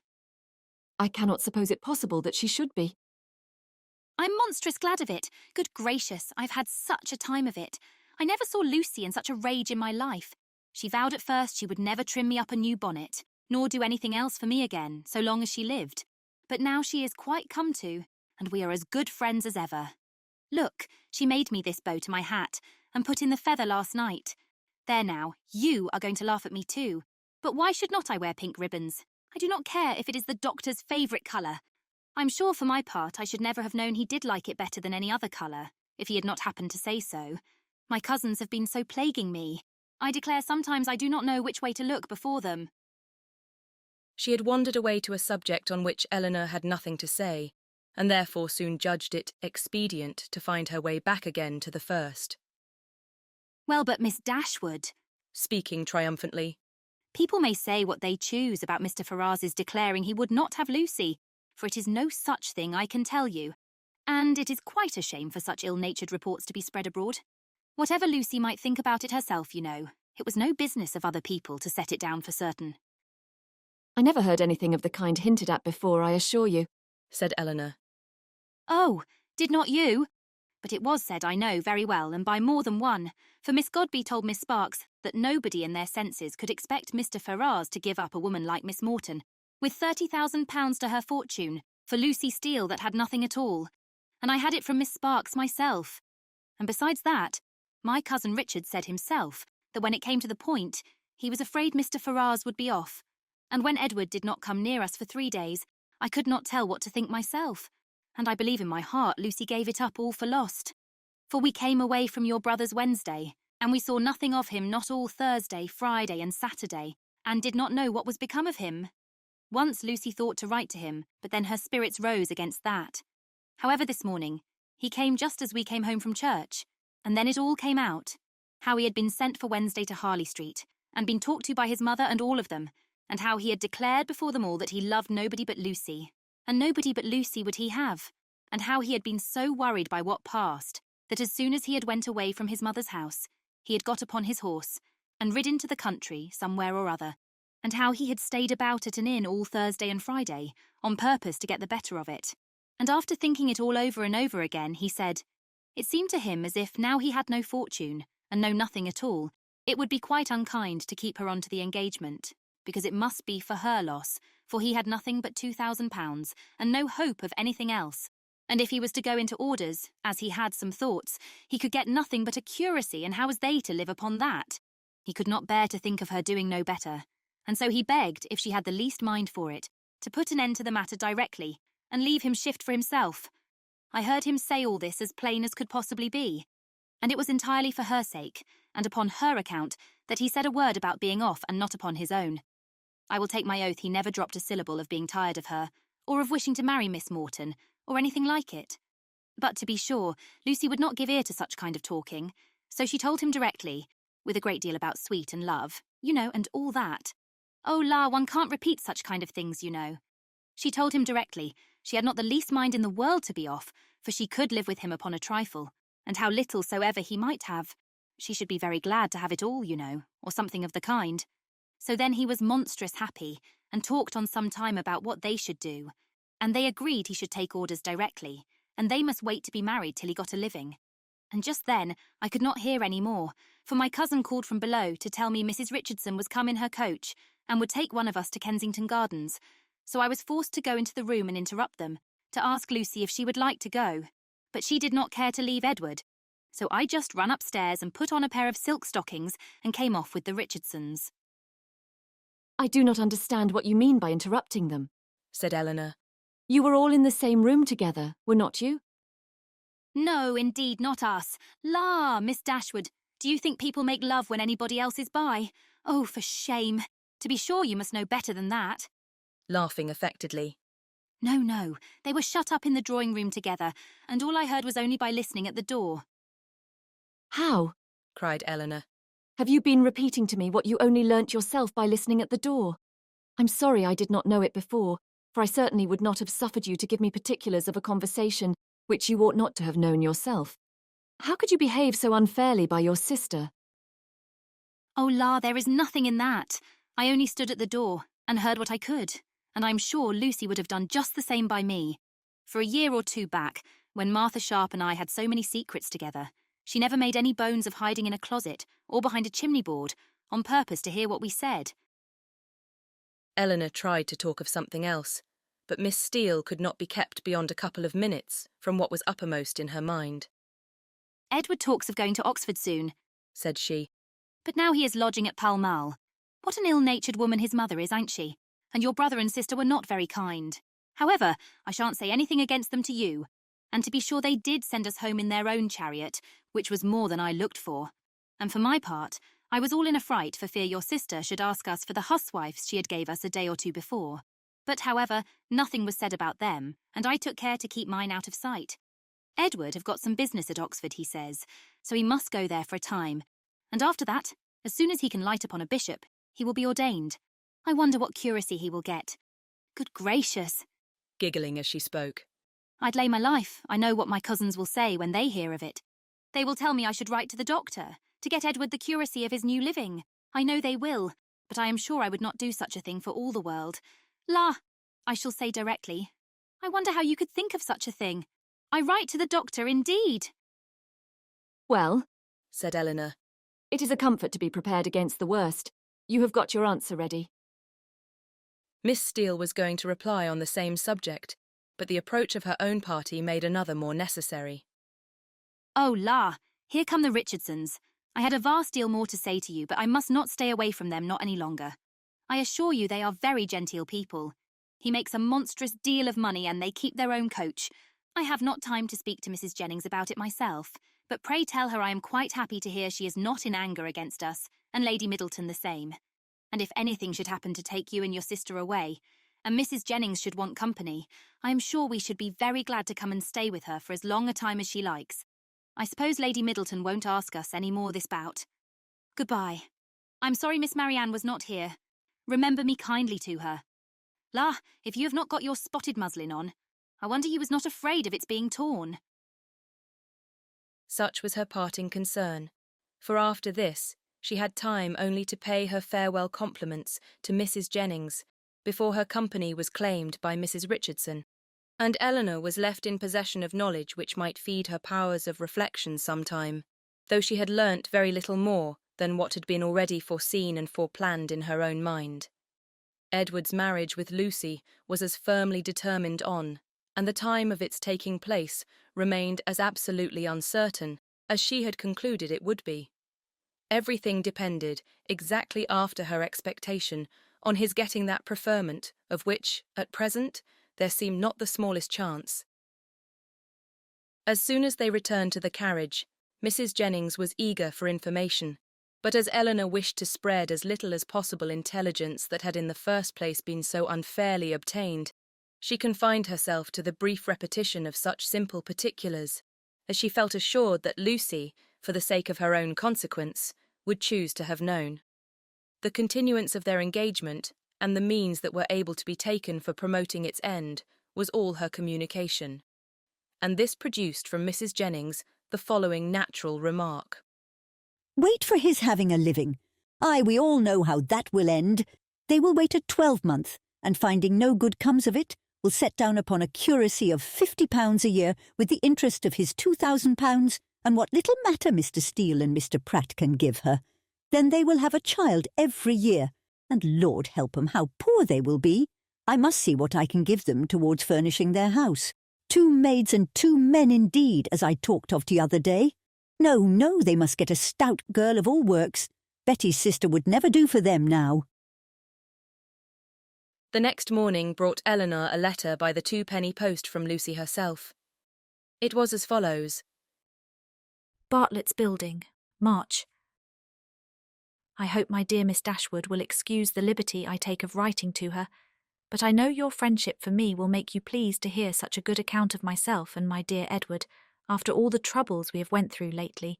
Therefore will make no more apologies, but proceed to say that, thank God, though we have suffered dreadfully, we are both quite well now, and as happy as we must always be in one another's love. We have had great trials and great persecutions, but however, at the same time, gratefully acknowledge many friends, yourself not the least among them, whose great kindness I shall always thankfully remember, as will Edward too, who I have told of it. I am sure you will be glad to hear, as likewise dear Mrs. Jennings. I spent 2 happy hours with him yesterday afternoon. He would not hear of our parting, though earnestly did I, as I thought my duty required, urge him to it for prudence sake, and would have parted for ever on the spot, would he consent to it. But he said it should never be. He did not regard his mother's anger, while he could have my affections. Our prospects are not very bright, to be sure, but we must wait and hope for the best. He will be ordained shortly, and should it ever be in your power to recommend him to anybody that has a living to bestow, am very sure you will not forget us, and dear Mrs. Jennings too. Trust she will speak a good word for us to Sir John or Mr. Palmer, or any friend that may be able to assist us. Poor Anne was much to blame for what she did, but she did it for the best, so I say nothing. Hope Mrs. Jennings won't think it too much trouble to give us a call, should she come this way any morning. 'Twould be a great kindness, and my cousins would be proud to know her. My paper reminds me to conclude, and begging to be most gratefully and respectfully remembered to her, and to Sir John and Lady Middleton, and the dear children when you chance to see them, and love to Miss Marianne. I am, etc. As soon as Eleanor had finished it, she performed what she concluded to be its writer's real design, by placing it in the hands of Mrs. Jennings, who read it aloud with many comments of satisfaction and praise. Very well indeed, how prettily she writes. Aye, that was quite proper to let him be off if he would. That was just like Lucy. Poor soul. I wish I could get him a living with all my heart. She calls me dear Mrs. Jennings, you see. She is a good-hearted girl as ever lived. Very well, upon my word. That sentence is very prettily turned. Yes, yes, I will go and see her, sure enough. How attentive she is to think of everybody. Thank you, my dear, for showing it me. It is as pretty a letter as ever I saw, and does Lucy's head and heart great credit. Chapter 39. The Miss Dashwoods had now been rather more than 2 months in town, and Marianne's impatience to be gone increased every day. She sighed for the air, the liberty, the quiet of the country, and fancied that if any place could give her ease, Barton must do it. Eleanor was hardly less anxious than herself for their removal, and only so much less bent on its being effected immediately, as that she was conscious of the difficulties of so long a journey, which Marianne could not be brought to acknowledge. She began, however, seriously to turn her thoughts towards its accomplishment, and had already mentioned their wishes to their kind hostess, who resisted them with all the eloquence of her good will, when a plan was suggested, which, though detaining them from home yet a few weeks longer, appeared to Eleanor altogether much more eligible than any other. The Palmers were to remove to Cleveland about the end of March for the Easter holidays, and Mrs. Jennings, with both her friends, received a very warm invitation from Charlotte to go with them. This would not, in itself, have been sufficient for the delicacy of Miss Dashwood, but it was enforced with so much real politeness by Mr. Palmer himself, as joined to the very great amendment of his manners towards them, since her sister had been known to be unhappy, induced her to accept it with pleasure. When she told Marianne what she had done, however, her first reply was not very auspicious. Cleveland! she cried with great agitation. No, I cannot go to Cleveland.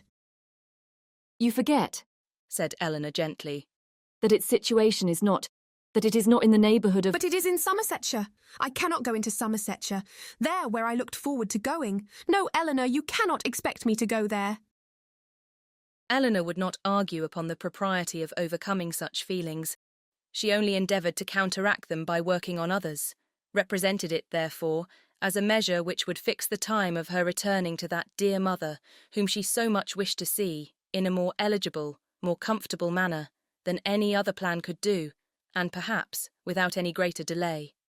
From Cleveland, which was within a few miles of Bristol, the distance to Barton was not beyond 1 day, though a long day's journey, and their mother's servant might easily come there to attend them down, and as there could be no occasion of their staying above a week at Cleveland, they might now be at home in little more than 3 weeks' time. As Marianne's affection for her mother was sincere, it must triumph with little difficulty over the imaginary evils she had started. Mrs. Jennings was so far from being weary of her guests that she pressed them very earnestly to return with her again from Cleveland. Eleanor was grateful for the attention, but it could not alter her design, and their mother's concurrence being readily gained, everything relative to their return was arranged as far as it could be, and Marianne found some relief in drawing up a statement of the hours that were yet to divide her from Barton. Ah, Colonel, I do not know what you and I shall do without the Miss Dashwoods, was Mrs. Jennings's address to him when he first called on her after their leaving her was settled. for they are quite resolved upon going home from the Palmers, and how forlorn we shall be when I come back. Lord, we shall sit and gape at one another as dull as 2 cats. Perhaps Mrs. Jennings was in hopes, by this vigorous sketch of their future ennui, to provoke him to make that offer which might give himself an escape from it, and if so, she had soon afterwards good reason to think her object gained, for, on Eleanor's moving to the window to take more expeditiously the dimensions of a print which she was going to copy for her friend, he followed her to it with a look of particular meaning, and conversed with her there for several minutes. The effect of his discourse on the lady, too, could not escape her observation, for though she was too honourable to listen, and had even changed her seat, on purpose that she might not hear, to one close by the pianoforte on which Marianne was playing, she could not keep herself from seeing that Eleanor changed colour, attended with agitation, and was too intent on what he said to pursue her employment. Still farther in confirmation of her hopes, in the interval of Marianne's turning from one lesson to another, some words of the Colonel's inevitably reached her ear, in which he seemed to be apologising for the badness of his house. This set the matter beyond a doubt. She wondered, indeed, at his thinking it necessary to do so, but supposed it to be the proper etiquette. What Eleanor said in reply she could not distinguish, but judged from the motion of her lips that she did not think that any material objection, and Mrs. Jennings commended her in her heart for being so honest. They then talked on for a few minutes longer without her catching a syllable, when another lucky stop in Marianne's performance brought her these words in the Colonel's calm voice. I am afraid it cannot take place very soon. Astonished and shocked at so unlover-like a speech, she was almost ready to cry out, Lord, what should hinder it? But checking her desire, confined herself to this silent ejaculation. This is very strange. Sure he need not wait to be older. This delay on the Colonel's side, however, did not seem to offend or mortify his fair companion in the least, for on their breaking up the conference soon afterwards, and moving different ways, Mrs. Jennings very plainly heard Eleanor say, and with a voice which showed her to feel what she said, I shall always think myself very much obliged to you. Mrs. Jennings was delighted with her gratitude, and only wondered that after hearing such a sentence, the Colonel should be able to take leave of them, as he immediately did, with the utmost sang-froid, and go away without making her any reply. She had not thought her old friend could have made so indifferent a suitor. What had really passed between them was to this effect. I have heard, said he, with great compassion, of the injustice your friend Mr. Ferrars has suffered from his family. For if I understand the matter right, he has been entirely cast off by them for persevering in his engagement with a very deserving young woman. Have I been rightly informed? Is it so? Eleanor told him that it was. The cruelty, the impolitic cruelty, he replied with great feeling, of dividing or attempting to divide two young people long attached to each other is terrible. Mrs. Ferrars does not know what she may be doing, what she may drive her son to. I have seen Mr. Ferrars 2 or 3 times in Harley Street, and am much pleased with him. He is not a young man with whom one can be intimately acquainted in a short time, but I have seen enough of him to wish him well for his own sake, and as a friend of yours I wish it still more. I understand that he intends to take orders.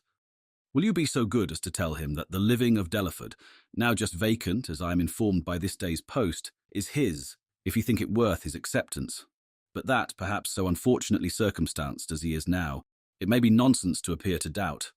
I only wish it were more valuable. It is a rectory, but a small one. The late incumbent, I believe, did not make more than £200 per annum, and though it is certainly capable of improvement, I fear not to such an amount as to afford him a very comfortable income.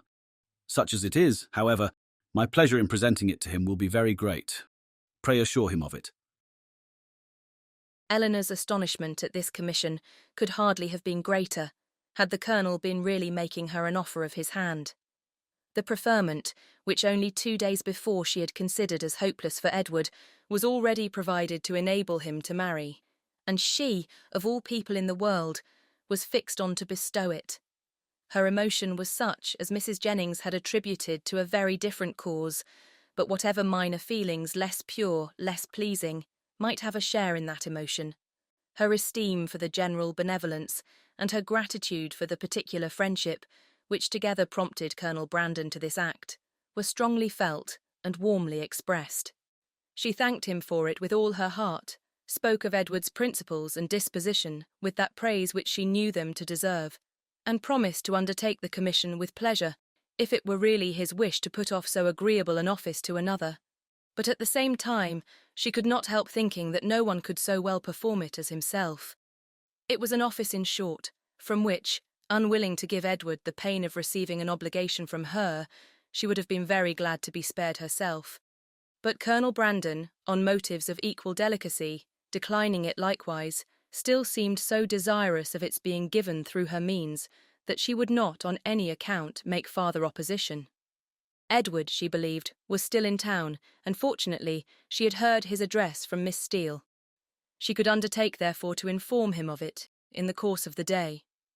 After this had been settled, Colonel Brandon began to talk of his own advantage in securing so respectable and agreeable a neighbour, and then it was that he mentioned with regret that the house was small and indifferent, an evil which Eleanor, as Mrs. Jennings had supposed her to do, made very light of, at least as far as regarded its size. The smallness of the house, said she. I cannot imagine any inconvenience to them, for it will be in proportion to their family and income. By which the Colonel was surprised to find that she was considering Mr. Ferrars's marriage as the certain consequence of the presentation, for he did not suppose it possible that Delaford living could supply such an income as anybody in his style of life would venture to settle on, and he said so. This little rectory can do no more than make Mr. Ferrars comfortable as a bachelor. It cannot enable him to marry. I am sorry to say that my patronage ends with this, and my interest is hardly more extensive. If, however, by an unforeseen chance it should be in my power to serve him farther, I must think very differently of him from what I now do, if I am not as ready to be useful to him then as I sincerely wish I could be at present. What I am now doing indeed seems nothing at all, since it can advance him so little towards what must be his principal, his only object of happiness. His marriage must still be a distant good. At least, I am afraid it cannot take place very soon. Such was the sentence which, when misunderstood, so justly offended the delicate feelings of Mrs. Jennings. But after this narration of what really passed between Colonel Brandon and Eleanor while they stood at the window, the gratitude expressed by the latter on their parting may perhaps appear in general not less reasonably excited, nor less properly worded, than if it had arisen from an offer of marriage. Chapter 40. Well, Miss Dashwood, said Mrs. Jennings, sagaciously smiling as soon as the gentleman had withdrawn. I do not ask you what the Colonel has been saying to you, for though, upon my honour, I tried to keep out of hearing, I could not help catching enough to understand his business, and I assure you I never was better pleased in my life, and I wish you joy of it with all my heart. Thank you, ma'am, said Eleanor. It is a matter of great joy to me, and I feel the goodness of Colonel Brandon most sensibly. There are not many men who would act as he has done, few people who have so compassionate a heart. I never was more astonished in my life. Lord, my dear, you are very modest. I aren't the least astonished at it in the world, for I have often thought of late there was nothing more likely to happen. You judged from your knowledge of the Colonel's general benevolence, but at least you could not foresee that the opportunity would so very soon occur. Opportunity, repeated Mrs. Jennings. Oh, as to that, when a man has once made up his mind to such a thing, somehow or other he will soon find an opportunity. Well, my dear, I wish you joy of it again and again, and if ever there was a happy couple in the world, I think I shall soon know where to look for them. You mean to go to Delaford after them, I suppose? Said Eleanor with a faint smile. Aye, my dear, that I do indeed, and as to the house being a bad one, I do not know what the Colonel would be at, for it is as good a one as ever I saw. He spoke of its being out of repair. Well, and whose fault is that? Why don't he repair it? Who should do it but himself? They were interrupted by the servants coming in to announce the carriage being at the door, and Mrs. Jennings, immediately preparing to go, said, Well, my dear, I must be gone before I have had half my talk out. But however, we may have it all over in the evening, for we shall be quite alone. I do not ask you to go with me, for I dare say your mind is too full of the matter to care for company. And besides, you must long to tell your sister all about it. Marianne had left the room before the conversation began. Certainly, ma'am. I shall tell Marianne of it, but I shall not mention it at present to anybody else. Oh, very well, said Mrs. Jennings, rather disappointed. Then you would not have me tell it to Lucy, for I think of going as far as Holborn today. No, ma'am. Not even Lucy, if you please. One day's delay will not be very material.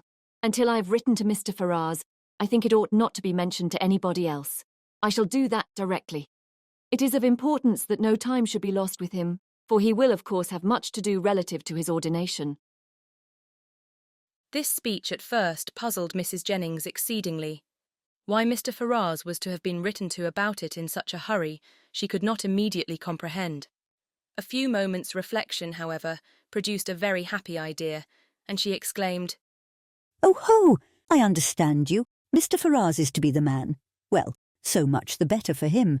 Aye, to be sure, he must be ordained in readiness, and I'm very glad to find things are so forward between you. But, my dear, is not this rather out of character? Should not the Colonel write himself? Sure, he is the proper person.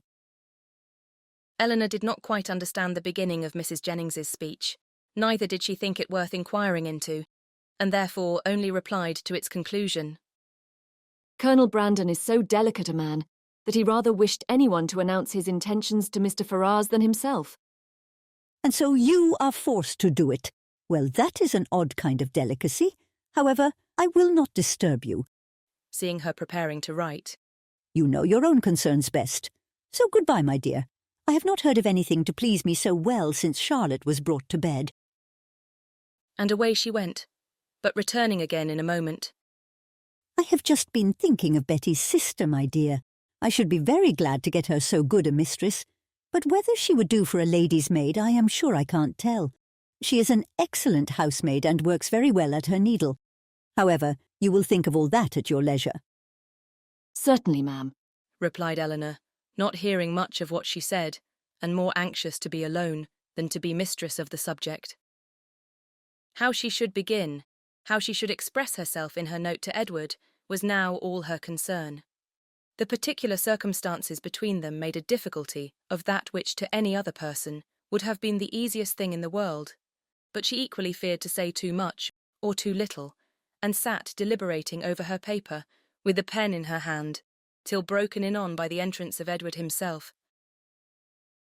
He had met Mrs. Jennings at the door in her way to the carriage, as he came to leave his farewell card, and she, after apologising for not returning herself, had obliged him to enter, by saying that Miss Dashwood was above, and wanted to speak with him on very particular business.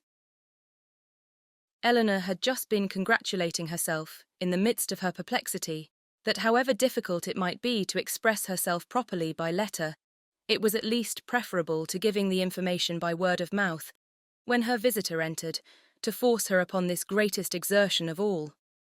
Her astonishment and confusion were very great on his so sudden appearance. She had not seen him before since his engagement became public, and therefore not since his knowing her to be acquainted with it, which, with the consciousness of what she had been thinking of, and what she had to tell him, made her feel particularly uncomfortable for some minutes. He too was much distressed, and they sat down together in a most promising state of embarrassment. Whether he had asked her pardon for his intrusion on first coming into the room, he could not recollect, but determining to be on the safe side, he made his apology in form as soon as he could say anything after taking a chair. "Mrs. Jennings told me," said he, "that you wished to speak with me. At least I understood her so, or I certainly should not have intruded on you in such a manner, though at the same time I should have been extremely sorry to leave London without seeing you and your sister, especially as it will most likely be some time. It is not probable that I should soon have the pleasure of meeting you again. I go to Oxford tomorrow." You would not have gone, however, said Eleanor, recovering herself and determined to get over what she so much dreaded as soon as possible, without receiving our good wishes, even if we had not been able to give them in person. Mrs. Jennings was quite right in what she said. I have something of consequence to inform you of, which I was on the point of communicating by paper. I am charged with the most agreeable office. breathing rather faster than usual as she spoke. Colonel Brandon, who was here only 10 minutes ago, has desired me to say that, understanding you mean to take orders, he has great pleasure in offering you the living of Delaford now just vacant, and only wishes it were more valuable. Allow me to congratulate you on having so respectable and well-judging a friend, and to join in his wish that the living, it is about 200 a year, were much more considerable, and such as might better enable you to, as might be more than a temporary accommodation to yourself. Such, in short, as might establish all your views of happiness. What Edward felt, as he could not say it himself, it cannot be expected that anyone else should say for him. He looked all the astonishment which such unexpected, such unthought-of information could not fail of exciting. But he said only these two words. "Colonel Brandon." "Yes," continued Eleanor, gathering more resolution, as some of the worst was over. Colonel Brandon means it as a testimony of his concern for what has lately passed, for the cruel situation in which the unjustifiable conduct of your family has placed you, a concern which I am sure Marianne, myself, and all your friends must share, and likewise as a proof of his high esteem for your general character, and his particular approbation of your behaviour on the present occasion. "Colonel Brandon give me a living. Can it be possible?" The unkindness of your own relations has made you astonished to find friendship anywhere. "No," replied he with sudden consciousness. "not to find it in you, for I cannot be ignorant that to you, to your goodness I owe it all. I feel it. I would express it if I could, but as you well know, I am no orator." You are very much mistaken. I do assure you that you owe it entirely, at least almost entirely, to your own merit, and Colonel Brandon's discernment of it. I have had no hand in it. I did not even know till I understood his design that the living was vacant, nor had it ever occurred to me that he might have had such a living in his gift. As a friend of mine, of my family, he may perhaps, indeed I know he has, still greater pleasure in bestowing it. But upon my word, you owe nothing to my solicitation. Truth obliged her to acknowledge some small share in the action, but she was at the same time so unwilling to appear as the benefactress of Edward that she acknowledged it with hesitation, which probably contributed to fix that suspicion in his mind which had recently entered it. For a short time he sat deep in thought, after Eleanor had ceased to speak. At last, and as if it were rather an effort, he said, "Colonel Brandon seems a man of great worth and respectability. I have always heard him spoken of as such, and your brother I know esteems him highly. He is undoubtedly a sensible man, and in his manners perfectly the gentleman." Indeed, replied Eleanor. I believe that you will find him, on farther acquaintance, all that you have heard him to be, and as you will be such very near neighbours, for I understand the parsonage is almost close to the mansion house, it is particularly important that he should be all this. Edward made no answer, but when she had turned away her head, gave her a look so serious, so earnest, so uncheerful, as seemed to say, that he might hereafter wish the distance between the parsonage and the mansion house much greater. Colonel Brandon, I think, lodges in St. James Street, said he soon afterwards, rising from his chair. Eleanor told him the number of the house. I must hurry away, then, to give him those thanks which you will not allow me to give you, to assure him that he has made me an exceedingly happy man. Eleanor did not offer to detain him, and they parted, with a very earnest assurance on her side of her unceasing good wishes for his happiness in every change of situation that might befall him.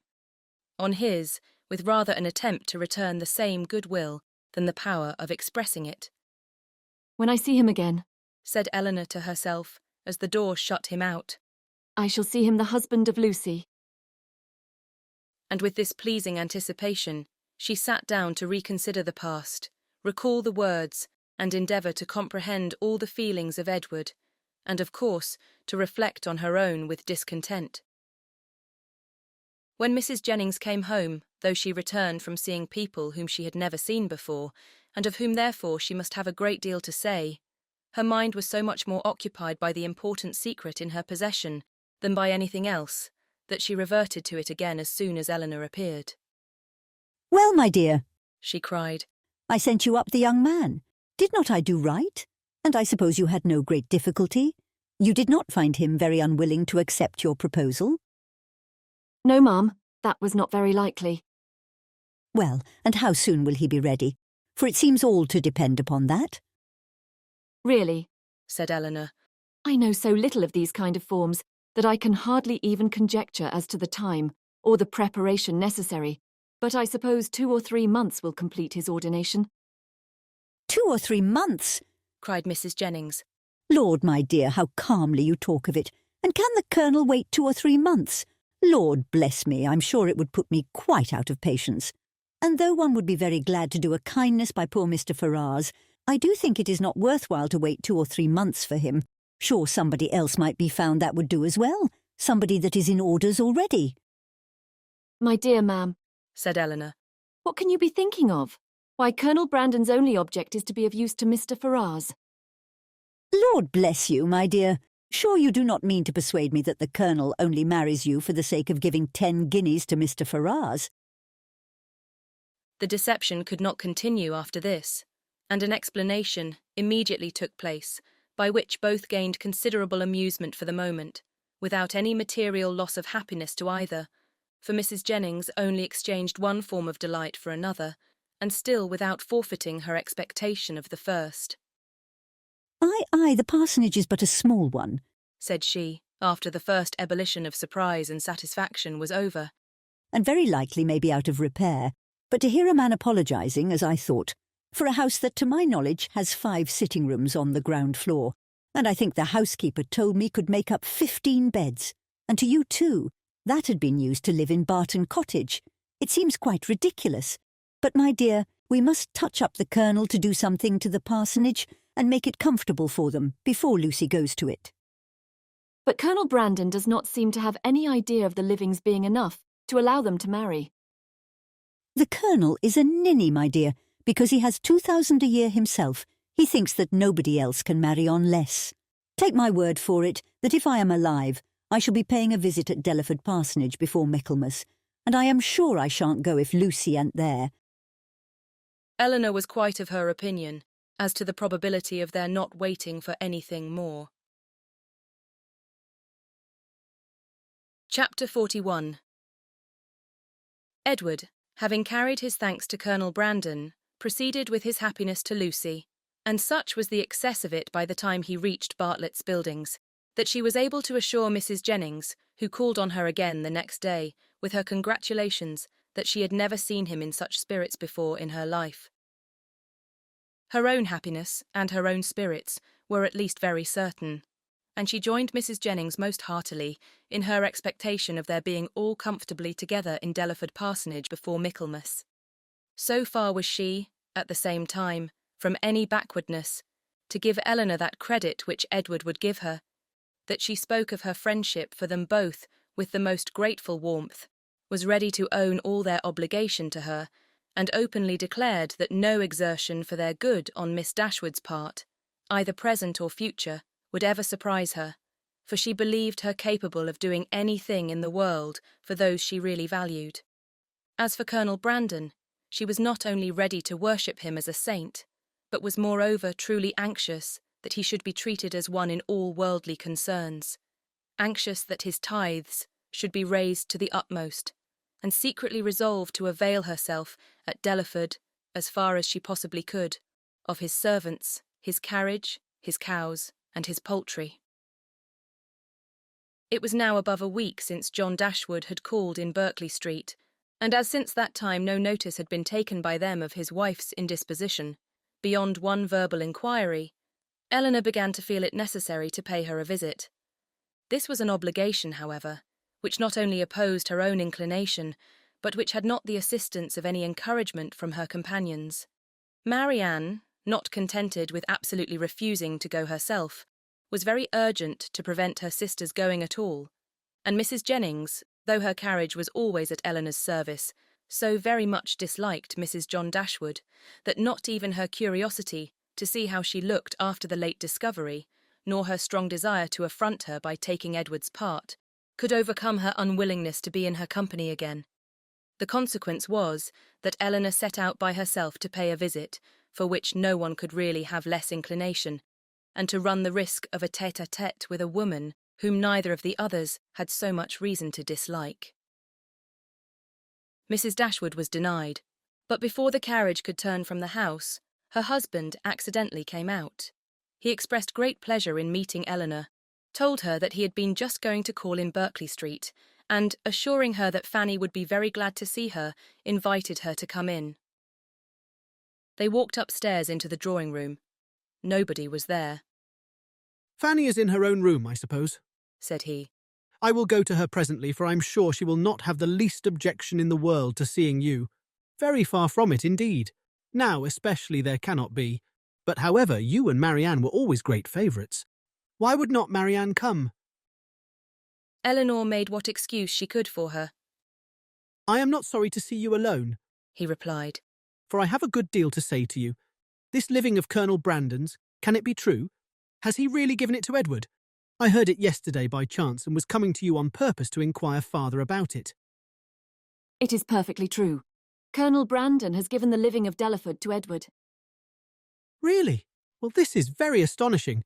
No relationship, no connection between them, and now that livings fetch such a price, what was the value of this?" About 200 a year. "Very well. And for the next presentation to a living of that value, supposing the late incumbent to have been old and sickly and likely to vacate it soon, he might have got, I dare say, £1,400. And how came he not to have settled that matter before this person's death? Now, indeed, it would be too late to sell it, but a man of Colonel Brandon's sense. I wonder he should be so improvident in a point of such common, such natural concern. Well, I am convinced that there is a vast deal of inconsistency in almost every human character. I suppose, however, on recollection, that the case may probably be this. Edward is only to hold the living till the person to whom the Colonel has really sold the presentation is old enough to take it. Aye, that is the fact, depend upon it."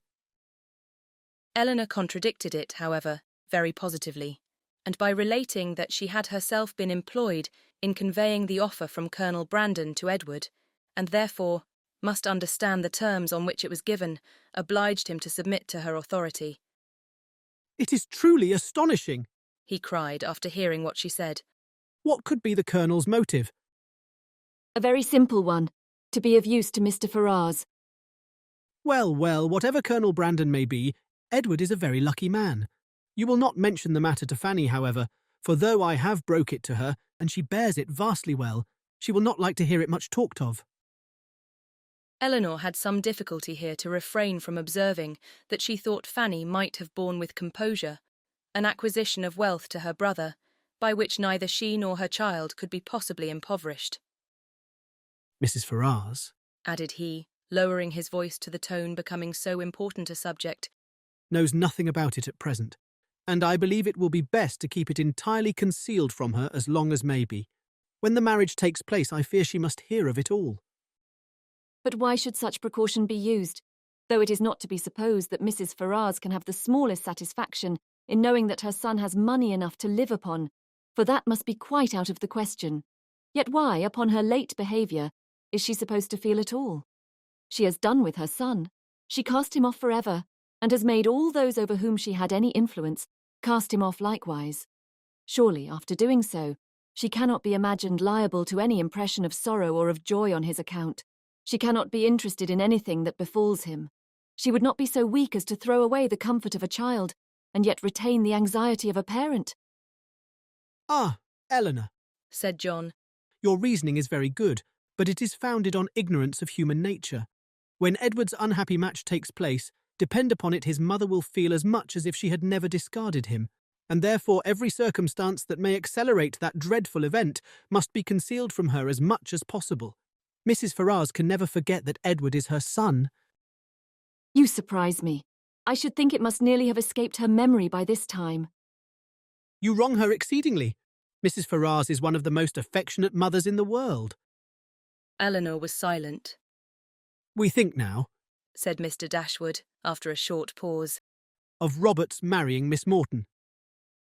Eleanor, smiling at the grave and decisive importance of her brother's tone, calmly replied, The lady, I suppose, has no choice in the affair. "Choice? How do you mean?" I only mean that I suppose, from your manner of speaking, it must be the same to Miss Morton whether she marry Edward or Robert.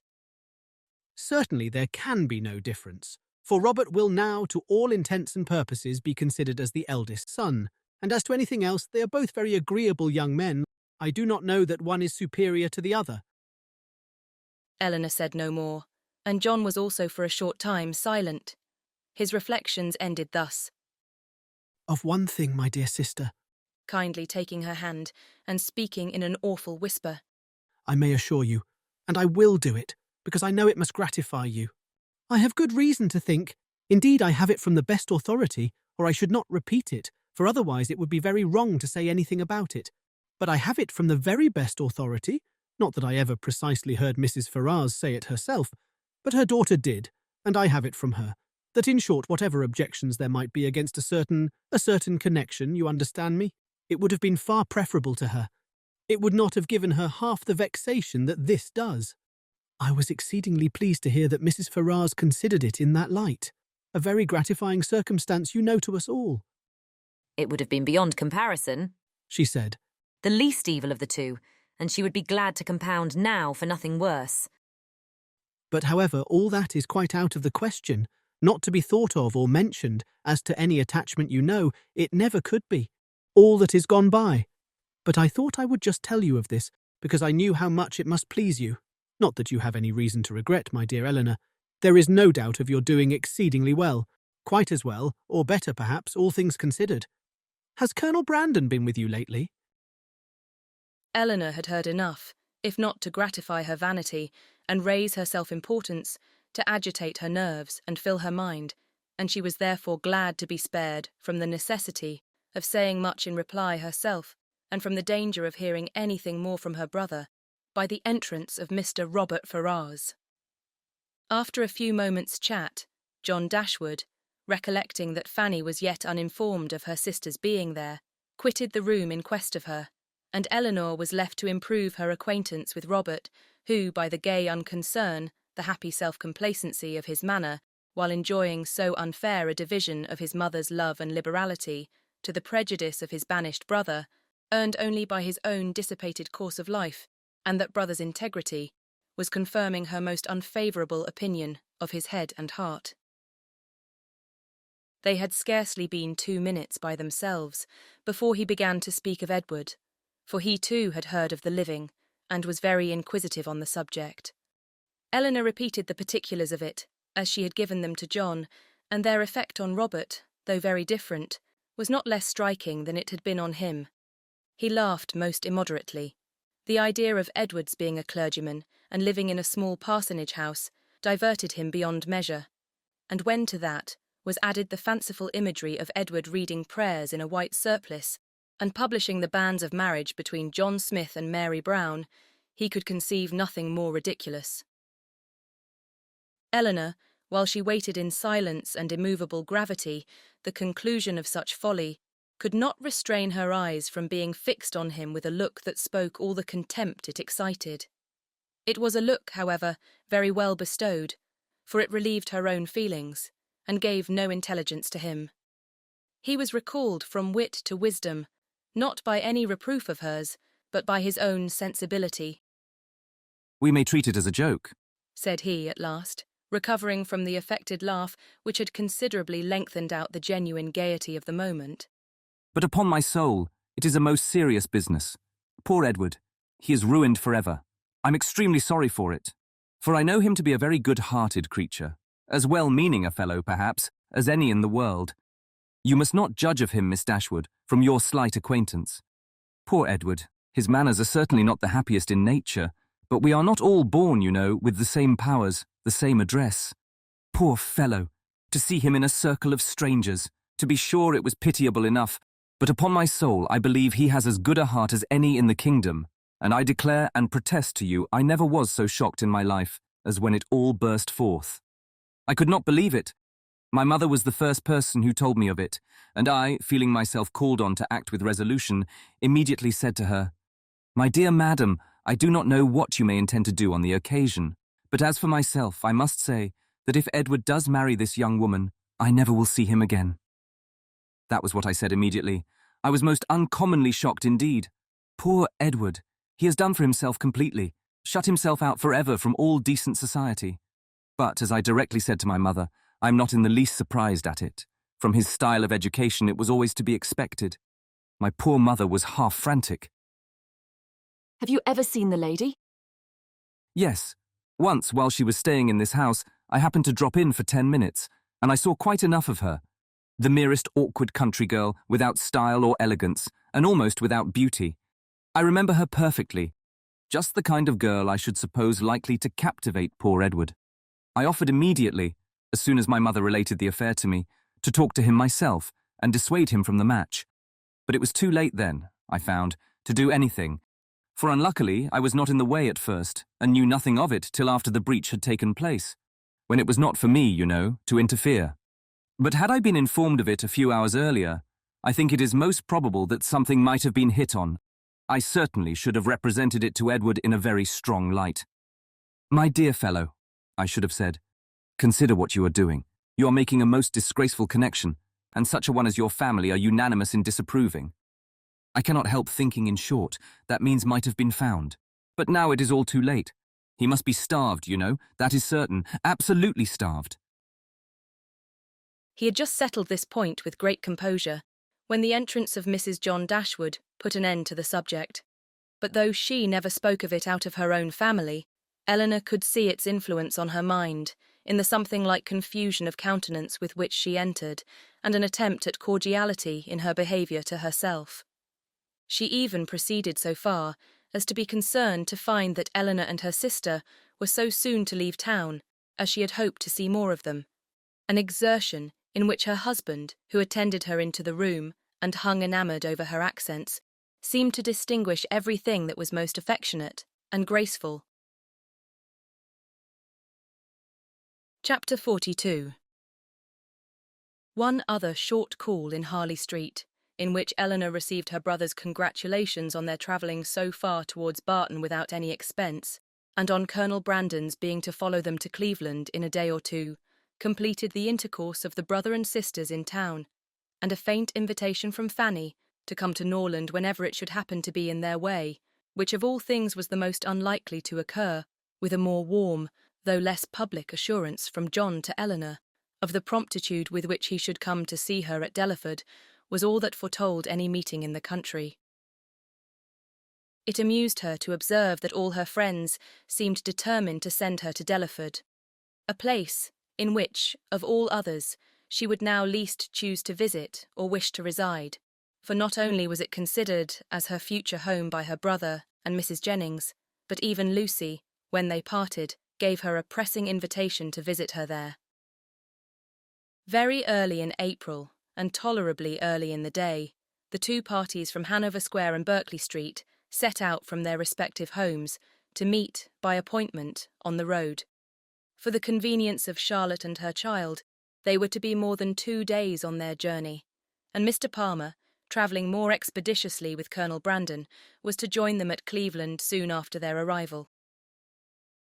Marianne, few as had been her hours of comfort in London, and eager as she had long been to quit it, could not, when it came to the point, bid adieu to the house in which she had for the last time enjoyed those hopes and that confidence in Willoughby, which were now extinguished for ever, without great pain.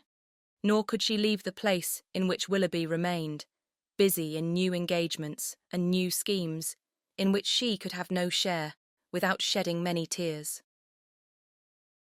Eleanor's satisfaction at the moment of removal was more positive. She had no such object for her lingering thoughts to fix on. She left no creature behind, from whom it would give her a moment's regret to be divided forever. She was pleased to be free herself from the persecution of Lucy's friendship. She was grateful for bringing her sister away unseen by Willoughby since his marriage, and she looked forward with hope to what a few months of tranquillity at Barton might do towards restoring Marianne's peace of mind and confirming her own. Their journey was safely performed. The second day brought them into the cherished or the prohibited county of Somerset, for as such was it dwelt on by turns in Marianne's imagination, and in the forenoon of the third they drove up to Cleveland. Cleveland was a spacious, modern-built house, situated on a sloping lawn. It had no park, but the pleasure grounds were tolerably extensive, and like every other place of the same degree of importance, it had its open shrubbery and closer wood walk. A road of smooth gravel winding round a plantation led to the front. The lawn was dotted over with timber. The house itself was under the guardianship of the fir, the mountain ash, and the acacia, and a thick screen of them all together, interspersed with tall Lombardy poplars, shut out the offices. Marianne entered the house with a heart swelling with emotion from the consciousness of being only 80 miles from Barton, and not 30 from Combe Magna, and before she had been 5 minutes within its walls, while the others were busily helping Charlotte to show her child to the housekeeper, she quitted it again, stealing away through the winding shrubberies, now just beginning to be in beauty, to gain a distant eminence, where, from its Grecian temple, her eye, wandering over a wide tract of country to the south-east, could fondly rest on the farthest ridge of hills in the horizon, and fancy that from their summits, Combe Magna might be seen. In such moments of precious, invaluable misery, she rejoiced in tears of agony to be at Cleveland, and as she returned by a different circuit to the house, feeling all the happy privilege of country liberty, of wandering from place to place in free and luxurious solitude, she resolved to spend almost every hour of every day while she remained with the Palmers in the indulgence of such solitary rambles. She returned just in time to join the others as they quitted the house on an excursion through its more immediate premises, and the rest of the morning was easily whiled away in lounging round the kitchen garden, examining the bloom upon its walls, and listening to the gardener's lamentations upon blights, in dawdling through the greenhouse, where the loss of her favourite plants, unwarily exposed and nipped by the lingering frost, raised the laughter of Charlotte, and in visiting her poultry yard, where, in the disappointed hopes of her dairymaid, by hens forsaking their nests, or being stolen by a fox, or in the rapid decrease of a promising young brood, she found fresh sources of merriment. The morning was fine and dry, and Marianne, in her plan of employment abroad, had not calculated for any change of weather during their stay at Cleveland. With great surprise, therefore, did she find herself prevented by a settled rain from going out again after dinner. She had depended on a twilight walk to the Grecian temple, and perhaps all over the grounds, and an evening merely cold or damp would not have deterred her from it, but a heavy and settled rain, even she could not fancy dry or pleasant weather for walking. Their party was small, and the hours passed quietly away. Mrs. Palmer had her child, and Mrs. Jennings her carpet work. They talked of the friends they had left behind, arranged Lady Middleton's engagements, and wondered whether Mr. Palmer and Colonel Brandon would get farther than Reading that night. Eleanor, however little concerned in it, joined in their discourse, and Marianne, who had the knack of finding her way in every house to the library, however it might be avoided by the family in general, soon procured herself a book, Nothing was wanting on Mrs. Palmer's side that constant and friendly good humour could do to make them feel themselves welcome. The openness and heartiness of her manner more than atoned for that want of recollection and elegance which made her often deficient in the forms of politeness. Her kindness, recommended by so pretty a face, was engaging. Her folly, though evident, was not disgusting, because it was not conceited, and Eleanor could have forgiven everything but her laugh. The two gentlemen arrived the next day to a very late dinner, affording a pleasant enlargement of the party, and a very welcome variety to their conversation, which a long morning of the same continued rain had reduced very low. Eleanor had seen so little of Mr. Palmer, and in that little had seen so much variety in his address to her sister and herself, that she knew not what to expect to find him in his own family.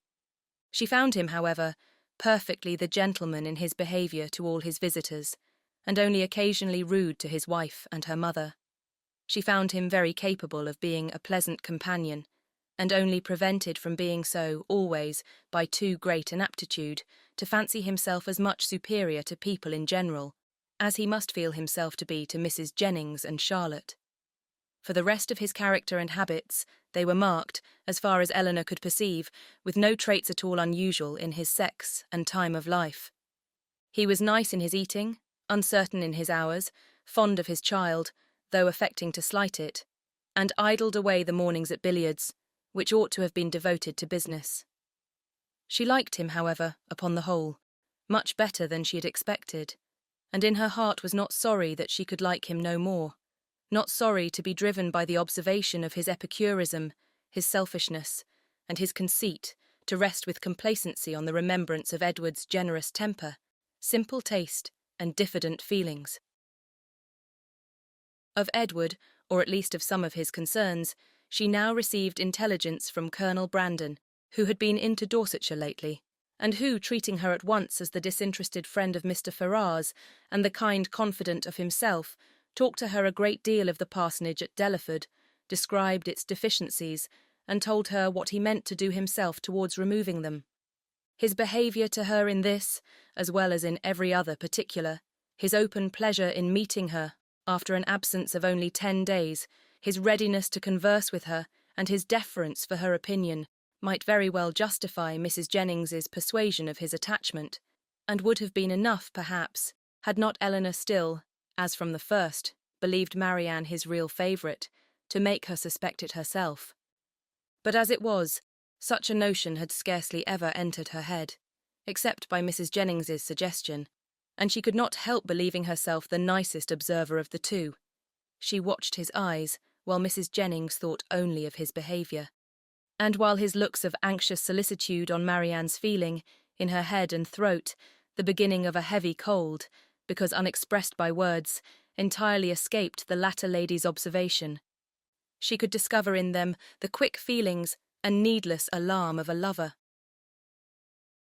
2 delightful twilight walks on the 3rd and 4th evenings of her being there, not merely on the dry gravel of the shrubbery, but all over the grounds, and especially in the most distant parts of them, where there was something more of wildness than in the rest, where the trees were the oldest, grass was the longest and wettest, had, assisted by the still greater imprudence of sitting in her wet shoes and stockings, given Marianne a cold so violent as, though for a day or two trifled with or denied, would force itself by increasing ailments on the concern of everybody and the notice of herself. Prescriptions poured in from all quarters, and as usual, were all declined. Though heavy and feverish, with a pain in her limbs, and a cough and a sore throat, a good night's rest was to cure her entirely, and it was with difficulty that Eleanor prevailed on her, when she went to bed, to try 1 or 2 of the simplest of the remedies. Chapter 43.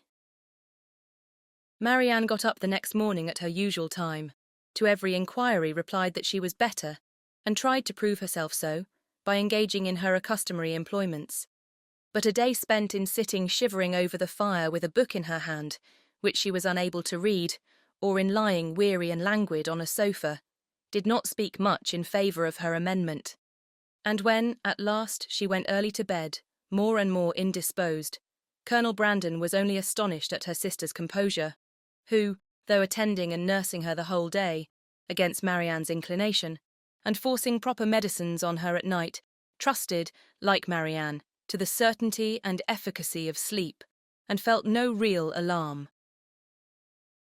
A very restless and feverish night, however, disappointed the expectation of both, and when Marianne, after persisting in rising, confessed herself unable to sit up, and returned voluntarily to her bed, Eleanor was very ready to adopt Mrs. Jennings's advice of sending for the Palmer's apothecary. He came, examined his patient, and though encouraging Miss Dashwood to expect that a very few days would restore her sister to health, yet by pronouncing her disorder to have a putrid tendency, and allowing the word infection to pass his lips, gave instant alarm to Mrs. Palmer on her baby's account. Mrs. Jennings, who had been inclined from the first to think Marianne's complaint more serious than Eleanor, now looked very grave on Mr. Harris's report, and confirming Charlotte's fears and caution, urged the necessity of her immediate removal with her infant. And Mr. Palmer, though treating their apprehensions as idle, found the anxiety and importunity of his wife too great to be withstood. Her departure, therefore, was fixed on, and within an hour after Mr. Harris's arrival, she set off, with her little boy and his nurse, for the house of a near relation of Mr. Palmer's, who lived a few miles on the other side of Bath, whither her husband promised, at her earnest entreaty, to join her in a day or two, and whither she was almost equally urgent with her mother to accompany her. Mrs. Jennings, however, with a kindness of heart which made Eleanor really love her, declared her resolution of not stirring from Cleveland as long as Marianne remained ill, and of endeavouring, by her own attentive care, to supply to her the place of the mother she had taken her from. And Eleanor found her on every occasion a most willing and active helpmate, desirous to share in all her fatigues, and often by her better experience in nursing, of material use. Poor Marianne, languid and low from the nature of her malady, and feeling herself universally ill, could no longer hope that tomorrow would find her recovered, and the idea of what tomorrow would have produced, but for this unlucky illness, made every ailment severe. For on that day they were to have begun their journey home, and attended the whole way by a servant of Mrs. Jennings, were to have taken their mother by surprise on the following forenoon. The little she said was all in lamentation of this inevitable delay, though Eleanor tried to raise her spirits and make her believe, as she then really believed herself, that it would be a very short one. The next day produced little or no alteration in the state of the patient. She certainly was not better, and, except that there was no amendment, did not appear worse. Their party was now farther reduced, for Mr. Palmer, though very unwilling to go as well from real humanity and good nature, as from a dislike of appearing to be frightened away by his wife, was persuaded at last by Colonel Brandon to perform his promise of following her, and while he was preparing to go, Colonel Brandon himself, with a much greater exertion, began to talk of going likewise. Here, however, the kindness of Mrs. Jennings interposed most acceptably, for to send the Colonel away while his love was in so much uneasiness on her sister's account would be to deprive them both, she thought, of every comfort, and therefore telling him at once that his stay at Cleveland was necessary to herself, that she should want him to play at piquet of an evening, while Miss Dashwood was above with her sister, etc. She urged him so strongly to remain, that he, who was gratifying the first wish of his own heart by a compliance, could not long even affect to demur, especially as Mrs. Jennings's entreaty was warmly seconded by Mr. Palmer, who seemed to feel a relief to himself in leaving behind him a person so well able to assist or advise Miss Dashwood in any emergence. Marianne was, of course, kept in ignorance of all these arrangements. She knew not that she had been the means of sending the owners of Cleveland away in about 7 days from the time of their arrival. It gave her no surprise that she saw nothing of Mrs. Palmer, and as it gave her likewise no concern, she never mentioned her name. 2 days passed away from the time of Mr. Palmer's departure, and her situation continued, with little variation, the same. Mr. Harris, who attended her every day, still talked boldly of a speedy recovery, and Miss Dashwood was equally sanguine, but the expectation of the others was by no means so cheerful. Mrs. Jennings had determined very early in the seizure that Marianne would never get over it, and Colonel Brandon, who was chiefly of use in listening to Mrs. Jennings's forebodings, was not in a state of mind to resist their influence. He tried to reason himself out of fears, which the different judgment of the apothecary seemed to render absurd, but the many hours of each day in which he was left entirely alone were but too favourable for the admission of every melancholy idea, and he could not expel from his mind the persuasion that he should see Marianne no more. On the morning of the third day, however, the gloomy anticipations of both were almost done away, for when Mr. Harris arrived, he declared his patient materially better. Her pulse was much stronger, and every symptom more favourable than on the preceding visit. Eleanor, confirmed in every pleasant hope, was all cheerfulness, rejoicing that in her letters to her mother she had pursued her own judgment rather than her friends', in making very light of the indisposition which delayed them at Cleveland, and almost fixing on the time when Marianne would be able to travel. But the day did not close so auspiciously as it began. Towards the evening, Marianne became ill again, growing more heavy, restless, and uncomfortable than before. Her sister, however, still sanguine, was willing to attribute the change to nothing more than the fatigue of having sat up to have her bed made, and carefully administering the cordials prescribed, saw her, with satisfaction, sink at last into a slumber, from which she expected the most beneficial effects. Her sleep, though not so quiet as Eleanor wished to see it, lasted a considerable time, and anxious to observe the result of it herself, she resolved to sit with her during the whole of it. Mrs. Jennings, knowing nothing of any change in the patient, went unusually early to bed.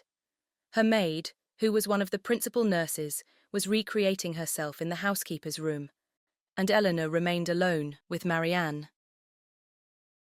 The repose of the latter became more and more disturbed, and her sister, who watched with unremitting attention her continual change of posture and heard the frequent but inarticulate sounds of complaint which passed her lips, was almost wishing to rouse her from so painful a slumber, when Marianne, suddenly awakened by some accidental noise in the house, started hastily up, and, with feverish wildness, cried out, "Is Mamma coming?" "Not yet," cried the other, concealing her terror and assisting Marianne to lie down again. "But she will be here, I hope, before it is long. It is a great way, you know, from hence to Barton." "But she must not go round by London," cried Marianne, in the same hurried manner. "I shall never see her if she goes by London." Eleanor perceived with alarm that she was not quite herself, and while attempting to soothe her, eagerly felt her pulse. It was lower and quicker than ever, and Marianne, still talking wildly of Mamma, her alarm increased so rapidly as to determine her on sending instantly for Mr. Harris and dispatching a messenger to Barton for her mother. To consult with Colonel Brandon on the best means of effecting the latter was a thought which immediately followed the resolution of its performance, and as soon she had rung up the maid to take her place by her sister, she hastened down to the drawing-room, where she knew he was generally to be found at a much later hour than the present. It was no time for hesitation. Her fears and her difficulties were immediately before him. Her fears he had no courage, no confidence to attempt the removal of. He listened to them in silent despondence. But her difficulties were instantly obviated, for with a readiness that seemed to speak the occasion, and the service prearranged in his mind, he offered himself as the messenger who should fetch Mrs. Dashwood. Eleanor made no resistance that was not easily overcome. She thanked him with brief, though fervent gratitude, and while he went to hurry off his servant with a message to Mr. Harris and an order for post-horses directly, she wrote a few lines to her mother. The comfort of such a friend at that moment as Colonel Brandon, or such a companion for her mother, how gratefully was it felt! A companion whose judgment would guide, whose attendance must relieve, and whose friendship might soothe her. As far as the shock of such a summons could be lessened to her, his presence, his manners, his assistance, would lessen it. He, meanwhile, whatever he might feel, acted with all the firmness of a collected mind, made every necessary arrangement with the utmost dispatch, and calculated with exactness the time in which she might look for his return. Not a moment was lost in delay of any kind. The horses arrived even before they were expected, and Colonel Brandon, only pressing her hand with a look of solemnity, and a few words spoken too low to reach her ear, hurried into the carriage. It was then about 12 o'clock, and she returned to her sister's apartment to wait for the arrival of the apothecary, and to watch by her the rest of the night. It was a night of almost equal suffering to both. Hour after hour passed away in sleepless pain and delirium on Marianne's side, and in the most cruel anxiety on Eleanor's, before Mr. Harris appeared. Her apprehensions once raised, paid by their excess for all her former security, and the servant who sat up with her, for she would not allow Mrs. Jennings to be called, only tortured her more by hints of what her mistress had always thought. Marianne's ideas were still, at intervals, fixed incoherently on her mother, and whenever she mentioned her name, it gave a pang to the heart of poor Eleanor, who, reproaching herself for having trifled with so many days of illness, and wretched for some immediate relief, fancied that all relief might soon be in vain, that everything had been delayed too long, and pictured to herself her suffering mother arriving too late to see this darling child, or to see her rational. She was on the point of sending again for Mr. Harris, or, if he could not come, for some other advice, when the former, but not till after 5 o'clock, arrived. His opinion, however, made some little amends for his delay, for though acknowledging a very unexpected and unpleasant alteration in his patient, he would not allow the danger to be material, and talked of the relief which a fresh mode of treatment must procure, with a confidence which, in a lesser degree, was communicated to Eleanor. He promised to call again in the course of 3 or 4 hours, and left both the patient and her anxious attendant more composed than he had found them. With strong concern and with many reproaches for not being called to their aid, did Mrs. Jennings hear in the morning of what had passed. Her former apprehensions, now with greater reason restored, left her no doubt of the event, and though trying to speak comfort to Eleanor, her conviction of her sister's danger would not allow her to offer the comfort of hope. Her heart was really grieved.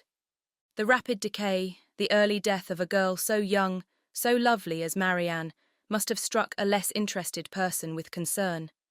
On Mrs. Jennings's compassion, she had other claims. She had been for 3 months her companion, was still under her care, and she was known to have been greatly injured and long unhappy. The distress of her sister, too, particularly a favourite, was before her, and as for their mother, when Mrs. Jennings considered that Marianne might probably be to her what Charlotte was to herself, her sympathy in her sufferings was very sincere. Mr. Harris was punctual in his second visit, but he came to be disappointed in his hopes of what the last would produce. His medicines had failed, the fever was unabated, and Marianne, only more quiet, not more herself, remained in a heavy stupor. Eleanor, catching all, and more than all his fears in a moment, proposed to call in further advice. But he judged it unnecessary. He had still something more to try, some more fresh application, of whose success he was as confident as the last, and his visit concluded with encouraging assurances which reached the ear, but could not enter the heart of Miss Dashwood.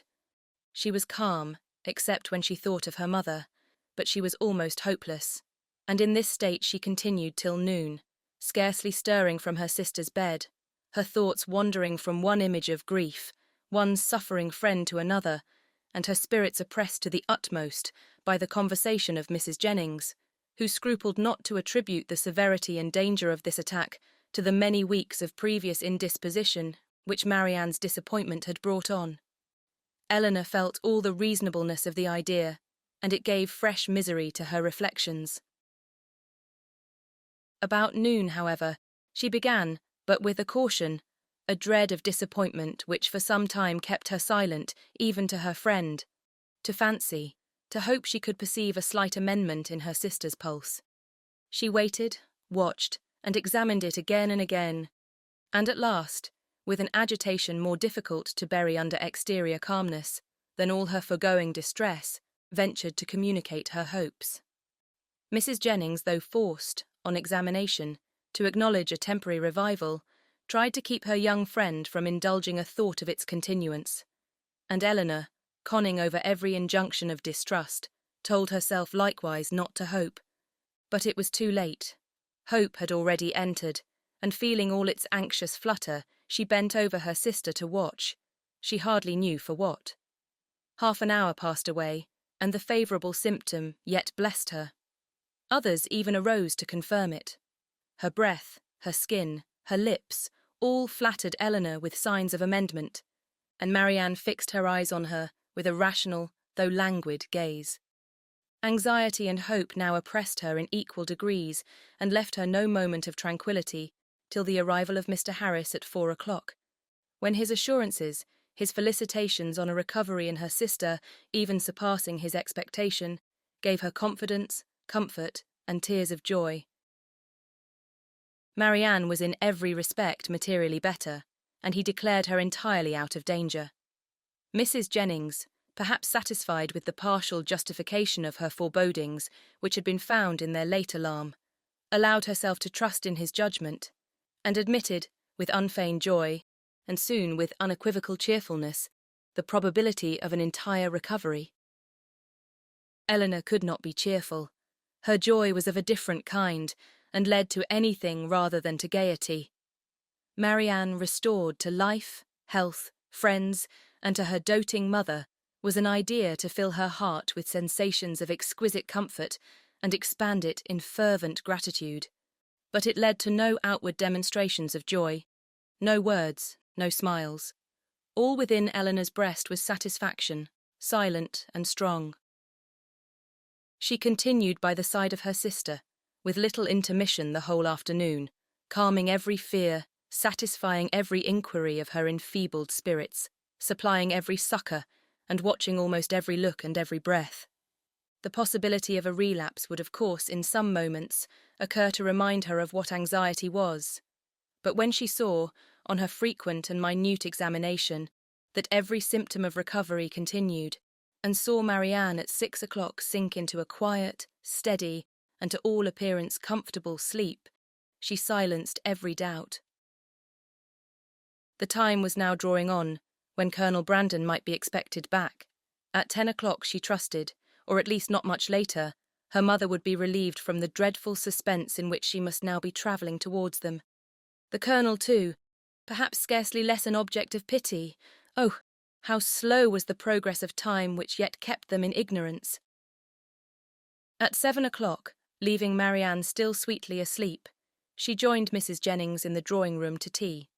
Of breakfast she had been kept by her fears, and of dinner by their sudden reverse, from eating much, and the present refreshment, therefore, with such feelings of content as she brought to it, was particularly welcome.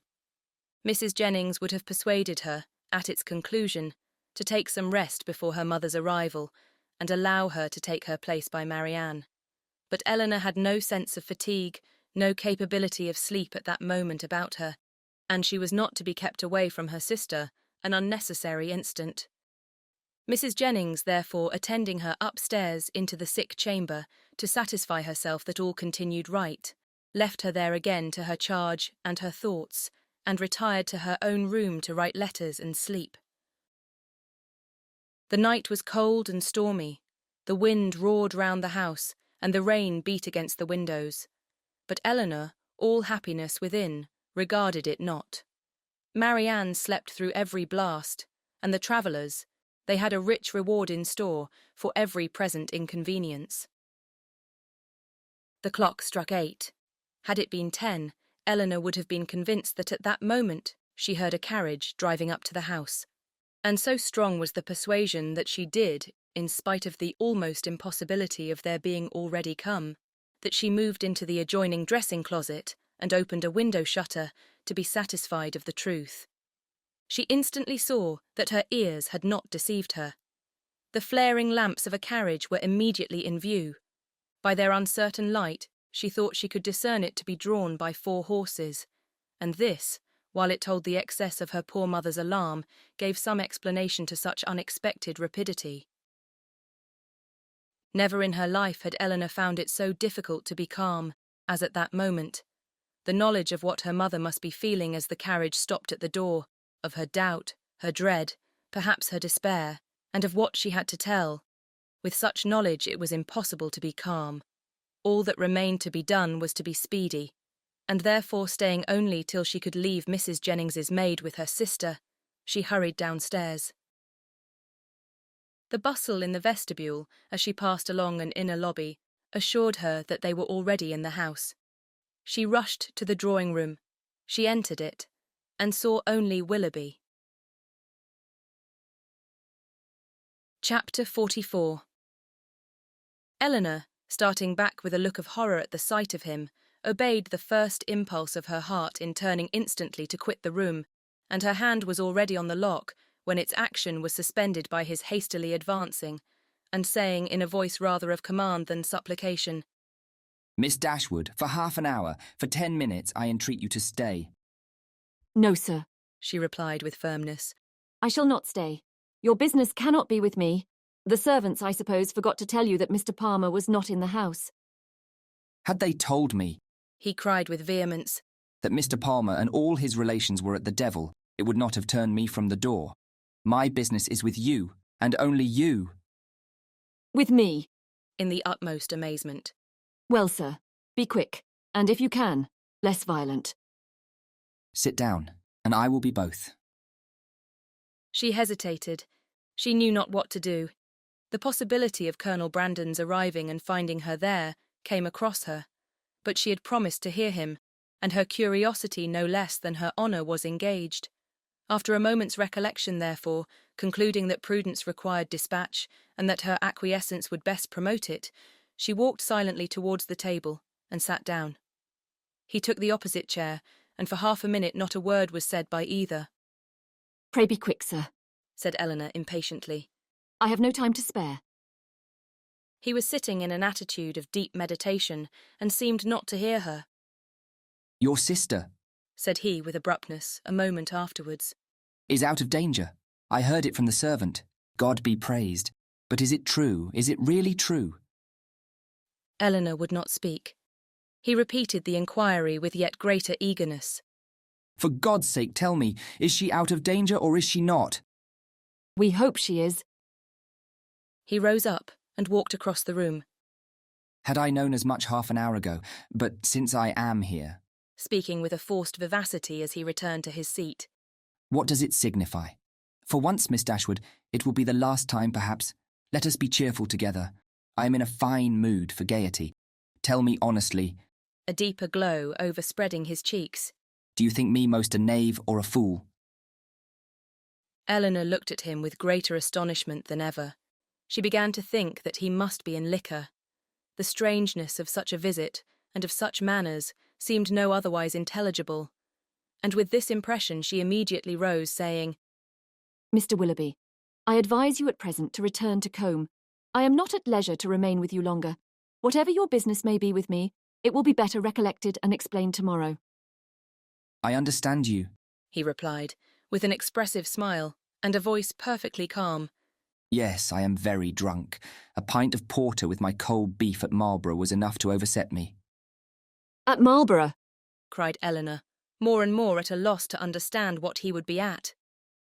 "Yes, I left London this morning at 8 o'clock, and the only 10 minutes I have spent out of my chaise since that time procured me a nuncheon at Marlborough."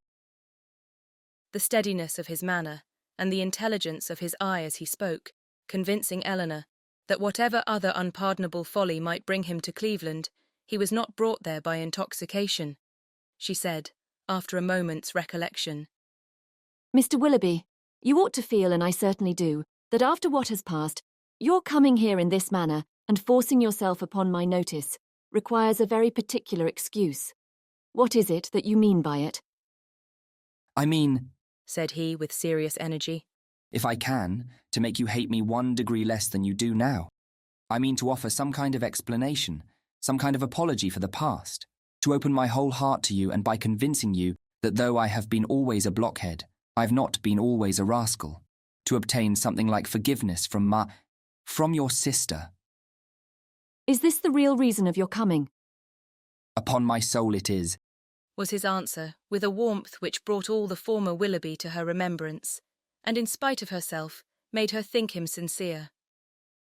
If that is all, you may be satisfied already, for Marianne does. She's long forgiven you. Has she? He cried in the same eager tone.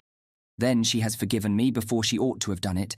But she shall forgive me again, and on more reasonable grounds. Now will you listen to me? Eleanor bowed her assent. I do not know, said he, after a pause of expectation on her side and thoughtfulness on his own, how you may have accounted for my behaviour to your sister, or what diabolical motive you may have imputed to me. Perhaps you will hardly think the better of me. It is worth the trial, however, and you shall hear everything. When I first became intimate in your family, I had no other intention, no other view in the acquaintance than to pass my time pleasantly while I was obliged to remain in Devonshire, more pleasantly than I had ever done before. Your sister's lovely person and interesting manners could not but please me, and her behaviour to me almost from the first was of a kind. It is astonishing, when I reflect on what it was and what she was, that my heart should have been so insensible. But at first I must confess my vanity only was elevated by it. Careless of her happiness, thinking only of my own amusement, giving way to feelings which I had always been too much in the habit of indulging, I endeavoured by every means in my power to make myself pleasing to her without any design of returning her affection. Miss Dashwood, at this point, turning her eyes on him with the most angry contempt, stopped him by saying, It is hardly worth while, Mr. Willoughby, for you to relate, or for me to listen any longer. Such a beginning as this cannot be followed by anything. Do not let me be pained by hearing anything more on the subject. I insist on you hearing the whole of it, he replied. My fortune was never large, and I had always been expensive, always in the habit of associating with people of better income than myself. Every year since my coming of age, or even before, I believe, had added to my debts, and though the death of my old cousin, Mrs. Smith, was to set me free, yet that event being uncertain and possibly far distant, it had been for some time my intention to re-establish my circumstances by marrying a woman of fortune. To attach myself to your sister, therefore, was not a thing to be thought of, and with a meanness, selfishness, cruelty, which no indignant, no contemptuous look even of yours, Miss Dashwood, can ever reprobate too much. I was acting in this manner, trying to engage her regard without a thought of returning it. But one thing may be said for me, even in that horrid state of selfish vanity, I did not know the extent of the injury I meditated, because I did not then know what it was to love. But have I ever known it? Well, may it be doubted, for had I really loved, could I have sacrificed my feelings to vanity, to avarice, or what is more, could I have sacrificed hers? But I have done it, to avoid a comparative poverty, which her affection and her society would have deprived of all its horrors. I have, by raising myself to affluence, lost everything that could make it a blessing. You did then, said Eleanor, a little softened, believe yourself at one time attached to her. To have resisted such attractions, to have withstood such tenderness, is there a man on earth who could have done it? Yes, I found myself by insensible degrees sincerely fond of her, and the happiest hours of my life were what I spent with her, when I felt my intentions were strictly honourable and my feelings blameless. Even then, however, when fully determined on paying my addresses to her, I allowed myself most improperly to put off from day to day the moment of doing it, from an unwillingness to enter into an engagement while my circumstances were so greatly embarrassed. I will not reason here, nor will I stop for you to expatiate on the absurdity, and the worse than absurdity, of scrupling to engage my faith where my honour was already bound. The event has proved that I was a cunning fool, providing with great circumspection for a possible opportunity of making myself contemptible and wretched forever. At last, however, my resolution was taken, and I had determined, as soon as I could engage her alone, to justify the attentions I had so invariably paid her, and openly assure her of an affection which I had already taken such pains to display. But in the interim of the very few hours that were to pass before I could have an opportunity of speaking with her in private, a circumstance occurred, an unlucky circumstance, to ruin all my resolution, and with it all my comfort. A discovery took place. Here he hesitated and looked down. Mrs. Smith had somehow or other been informed, I imagine by some distant relation whose interest it was to deprive me of her favour, of an affair, a connection. But I need not explain myself farther, he added, looking at her with an heightened colour and an inquiring eye. Your particular intimacy, you have probably heard the whole story long ago. I have, returned Eleanor, colouring likewise, and hardening her heart anew against any compassion for him. I've heard it all, and how you will explain away any part of your guilt in that dreadful business, I confess, is beyond my comprehension.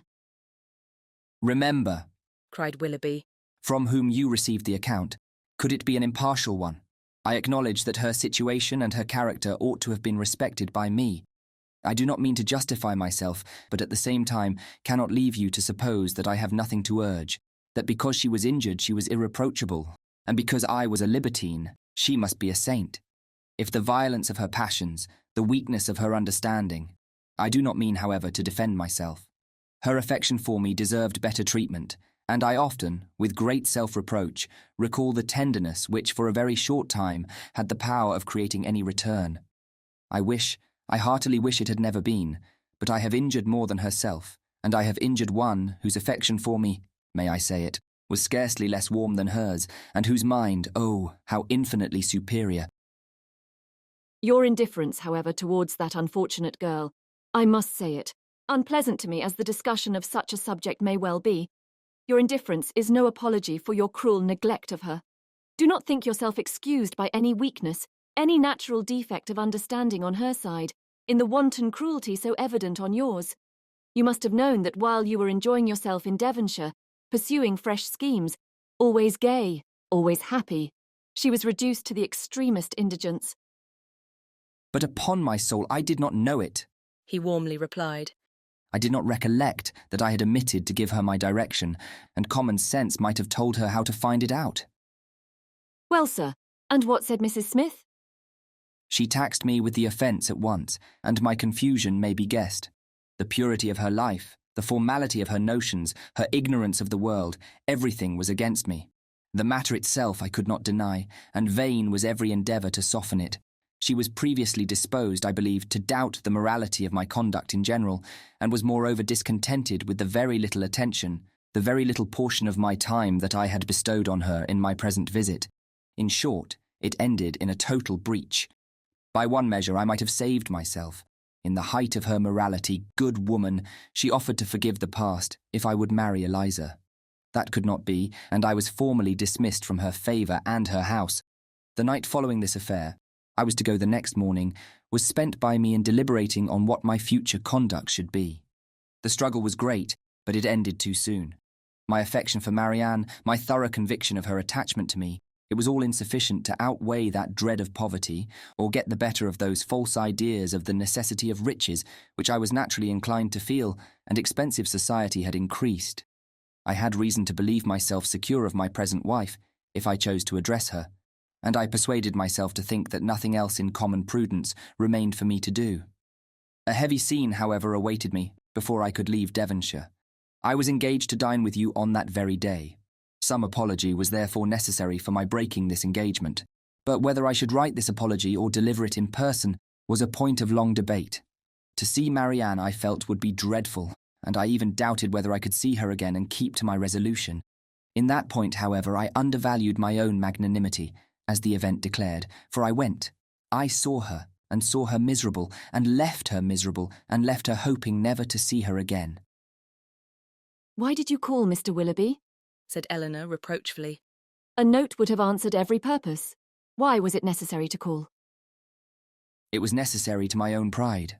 I could not bear to leave the country in a manner that might lead you, or the rest of the neighbourhood, to suspect any part of what had really passed between Mrs. Smith and myself, and I resolved therefore on calling at the cottage in my way to Honiton. The sight of your dear sister, however, was really dreadful, and to heighten the matter I found her alone. You were all gone, I do not know where. I had left her only the evening before, so fully, so firmly resolved within myself on doing right. A few hours were to have engaged her to me forever, and I remember how happy, how gay were my spirits as I walked from the cottage to Allenham, satisfied with myself, delighted with everybody. But in this, our last interview of friendship, I approached her with a sense of guilt that almost took from me the power of dissembling.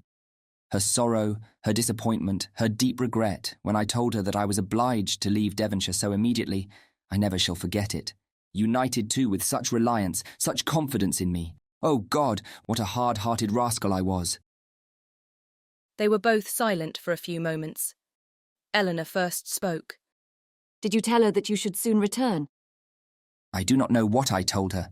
He replied impatiently. Less than was due to the past, beyond a doubt, and in all likelihood, much more than was justified by the future. I cannot think of it. It won't do. Then came your dear mother to torture me farther, with all her kindness and confidence. Thank heaven, it did torture me. I was miserable. Miss Dashwood, you cannot have an idea of the comfort it gives me to look back on my own misery. I owe such a grudge to myself for the stupid, rascally folly of my own heart, that all my past sufferings under it are only triumph and exultation to me now. Well, I went, left all that I loved, and went to those to whom, at best, I was only indifferent. My journey to town, travelling with my own horses and therefore so tediously, no creature to speak to, my own reflections so cheerful. When I looked forward, everything so inviting. When I looked back at Barton, the picture so soothing. Oh, it was a blessed journey. He stopped. Well, sir, said Eleanor, who, though pitying him, grew impatient for his departure. And this is all? All? No. Have you forgot what passed in town? That infamous letter? Did she show it you? Yes, I saw every note that passed. When the first of hers reached me, as it immediately did, for I was in town the whole time, what I felt is, in the common phrase, not to be expressed. In a more simple one, perhaps too simple to raise any emotion. My feelings were very, very painful. Every line, every word was, in the hackneyed metaphor which their dear writer, were she here, would forbid, a dagger to my heart. To know that Marianne was in town was, in the same language, a thunderbolt. Thunderbolts and daggers, what a reproof would she have given me? Her taste, her opinions, I believe they are better known to me than my own, and I am sure they are dearer. Eleanor's heart, which had undergone many changes in the course of this extraordinary conversation, was now softened again. Yet she felt it her duty to check such ideas in her companion as the last. This is not right, Mr. Willoughby. Remember that you are married. Relate only what in your conscience you think necessary for me to hear. Marianne's note, by assuring me that I was still as dear to her as in former days, that in spite of the many, many weeks we had been separated, she was as constant in her own feelings, and as full of faith in the constancy of mine as ever, awakened all my remorse. I say awakened because time and London, business and dissipation had in some measure quieted it, and I'd been growing a fine, hardened villain, fancying myself indifferent to her, and choosing to fancy that she too must have become indifferent to me, talking to myself of our past attachment as a mere idle, trifling business, shrugging up my shoulders in proof of its being so, and silencing every reproach, overcoming every scruple by secretly saying now and then, I shall be heartily glad to hear she is well married. But this note made me know myself better. I felt that she was infinitely dearer to me than any other woman in the world, and that I was using her infamously. But everything was then just settled between Miss Grey and me. To retreat was impossible. All that I had to do was to avoid you both. I sent no answer to Marianne, intending by that to preserve myself from her farther notice, and for some time I was even determined not to call in Berkeley Street. But at last, judging it wiser to affect the air of a cool, common acquaintance than anything else, I watched you all safely out of the house one morning and left my name. Watched us out of the house? Even so. You would be surprised to hear how often I watched you, how often I was on the point of falling in with you.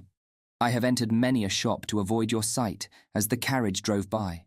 Lodging as I did in Bond Street, there was hardly a day in which I did not catch a glimpse of one or other of you, and nothing but the most constant watchfulness on my side, a most invariably prevailing desire to keep out of your sight, could have separated us so long. I avoided the Middletons as much as possible, as well as everybody else who was likely to prove an acquaintance in common. Not aware of their being in town, however, I blundered on Sir John, I believe, the first day of his coming, and the day after I had called at Mrs. Jennings's. He asked me to a party, a dance at his house in the evening. Had he not told me as an inducement that you and your sister were to be there, I should have felt it too certain a thing to trust myself near him. The next morning brought another short note from Marianne, still affectionate, open, artless, confiding, everything that could make my conduct most hateful. I could not answer it. I tried, but could not frame a sentence. But I thought of her, I believe, every moment of the day. If you can pity me, Miss Dashwood, pity my situation as it was then. With my head and heart full of your sister, I was forced to play the happy lover to another woman. Those 3 or 4 weeks were worse than all. Well, at last, as I need not tell you, you were forced on me, and what a sweet figure I cut, what an evening of agony it was, Marianne, beautiful as an angel on one side, calling me Willoughby in such a tone.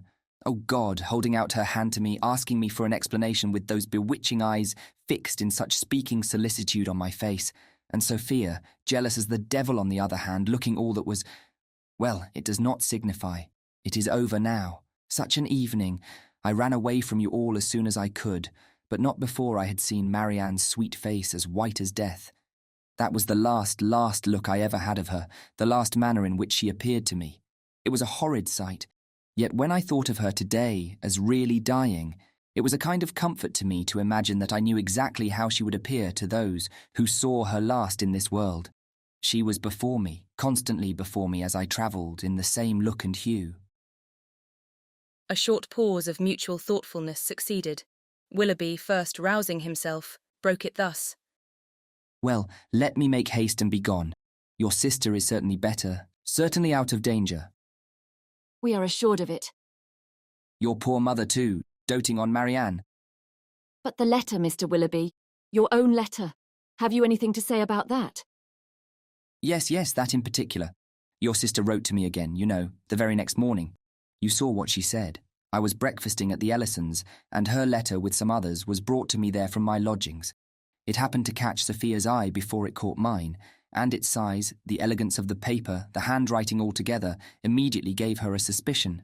Some vague report had reached her before of my attachment to some young lady in Devonshire, and what had passed within her observation the preceding evening had marked who the young lady was, and made her more jealous than ever. Affecting that air of playfulness, therefore, which is delightful in a woman one loves, she opened the letter directly and read its contents. She was well paid for her impudence. She read what made her wretched. Her wretchedness I could have borne, but her passion, her malice, at all events it must be appeased. And in short, what do you think of my wife's style of letter-writing? Delicate, tender, truly feminine, was it not? Your wife? The letter was in your own handwriting. Yes, but I had only the credit of servilely copying such sentences as I was ashamed to put my name to. The original was all her own happy thoughts and gentle diction. But what could I do? We were engaged. Everything in preparation, the day almost fixed. But I am talking like a fool. Preparation, day. In honest words, her money was necessary to me, and in a situation like mine, anything was to be done to prevent a rupture. And after all, what did it signify to my character, in the opinion of Marianne and her friends, in what language my answer was couched? It must have been only to one end. My business was to declare myself a scoundrel, and whether I did it with a bow or a bluster was of little importance. I am ruined forever in their opinion, said I to myself. I am shut out forever from their society. They already think me an unprincipled fellow. This letter will only make them think me a blackguard one. Such were my reasonings as, in a sort of desperate carelessness, I copied my wife's words and parted with the last relics of Marianne. Her 3 notes, unluckily they were all in my pocket-book, or I should have denied their existence and hoarded them forever. I was forced to put them up and could not even kiss them. And the lock of hair, that too, I had always carried about me in the same pocket-book, which was now searched by Madam with the most ingratiating virulence. The dear lock, every memento was torn from me. You are very wrong, Mr. Willoughby, very blamable, said Eleanor, while her voice, in spite of herself, betrayed her compassionate emotion. You ought not to speak in this way, either of Mrs. Willoughby or my sister. You had made your own choice. It was not forced on you. Your wife has a claim to your politeness, to your respect at least. She must be attached to you or she would not have married you. To treat her with unkindness, to speak of her slightingly is no atonement to Marianne, nor can I suppose it a relief to your own conscience. Do not talk to me of my wife, said he with a heavy sigh. She does not deserve your compassion. She knew I had no regard for her when we married. Well, married we were, and came down to Combe Magna to be happy, and afterwards returned to town to be gay. And now do you pity me, Miss Dashwood, or have I said all this to no purpose? Am I, be it only 1 degree, am I less guilty in your opinion than I was before? My intentions were not always wrong. Have I explained away any part of my guilt? Yes. You have certainly removed something, a little. You have proved yourself, on the whole, less faulty than I had believed you. You have proved your heart less wicked, much less wicked. But I hardly know the misery that you have inflicted. I hardly know what could have made it worse. Will you repeat to your sister when she is recovered what I have been telling you? Let me be a little lightened too in her opinion as well as in yours. You tell me that she has forgiven me already.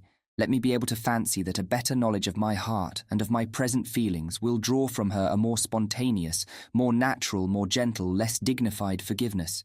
Tell her of my misery and my penitence. Tell her that my heart was never inconstant to her, and if you will, that at this moment she is dearer to me than ever. I will tell her all that is necessary to what may comparatively be called your justification. But you have not explained to me the particular reason of your coming now, nor how you heard of her illness.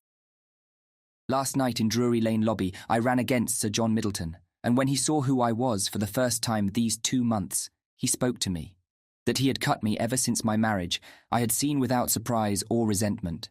Now, however, his good-natured, honest, stupid soul, full of indignation against me and concern for your sister, could not resist the temptation of telling me what he knew ought to, though probably he did not think it would, vex me horridly. As bluntly as he could speak it, therefore, he told me that Marianne Dashwood was dying of a putrid fever at Cleveland. A letter that morning, received from Mrs. Jennings, declared her danger most imminent. The Palmers are all gone off in a fright, etc. I was too much shocked to be able to pass myself off as insensible even to the undiscerning Sir John. His heart was softened in seeing mine suffer, and so much of his ill will was done away, that when we parted he almost shook me by the hand, while he reminded me of an old promise about a pointer puppy. What I felt on hearing that your sister was dying, and dying too, believing me the greatest villain upon earth, scorning, hating me in her latest moments. For how could I tell what horrid projects might not have been imputed? One person I was sure would represent me as capable of anything. What I felt was dreadful. My resolution was soon made, and at 8 o'clock this morning I was in my carriage. Now you know all. Eleanor made no answer.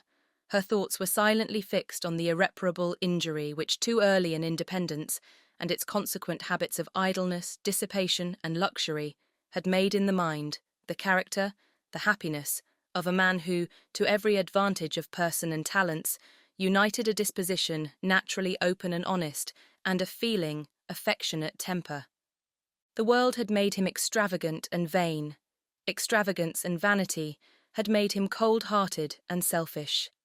Vanity, while seeking its own guilty triumph at the expense of another, had involved him in a real attachment, which extravagance, or at least its offspring, necessity, had required to be sacrificed. Each faulty propensity, in leading him to evil, had led him likewise to punishment.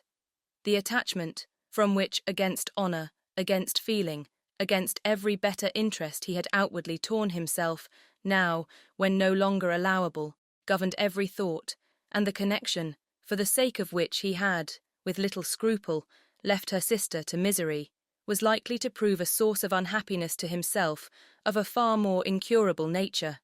From a reverie of this kind, she was recalled at the end of some minutes by Willoughby, who, rousing himself from a reverie at least equally painful, started up in preparation for going, and said, "There is no use in staying here. I must be off."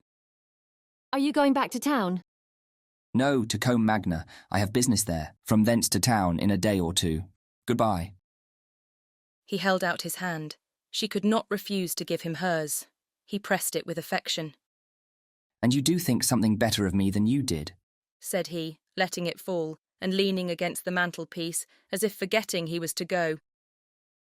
Eleanor assured him that she did, that she forgave, pitied, wished him well, was even interested in his happiness, and added some gentle counsel as to the behaviour most likely to promote it. His answer was not very encouraging. "As to that," said he, "I must rub through the world as well as I can. Domestic happiness is out of the question.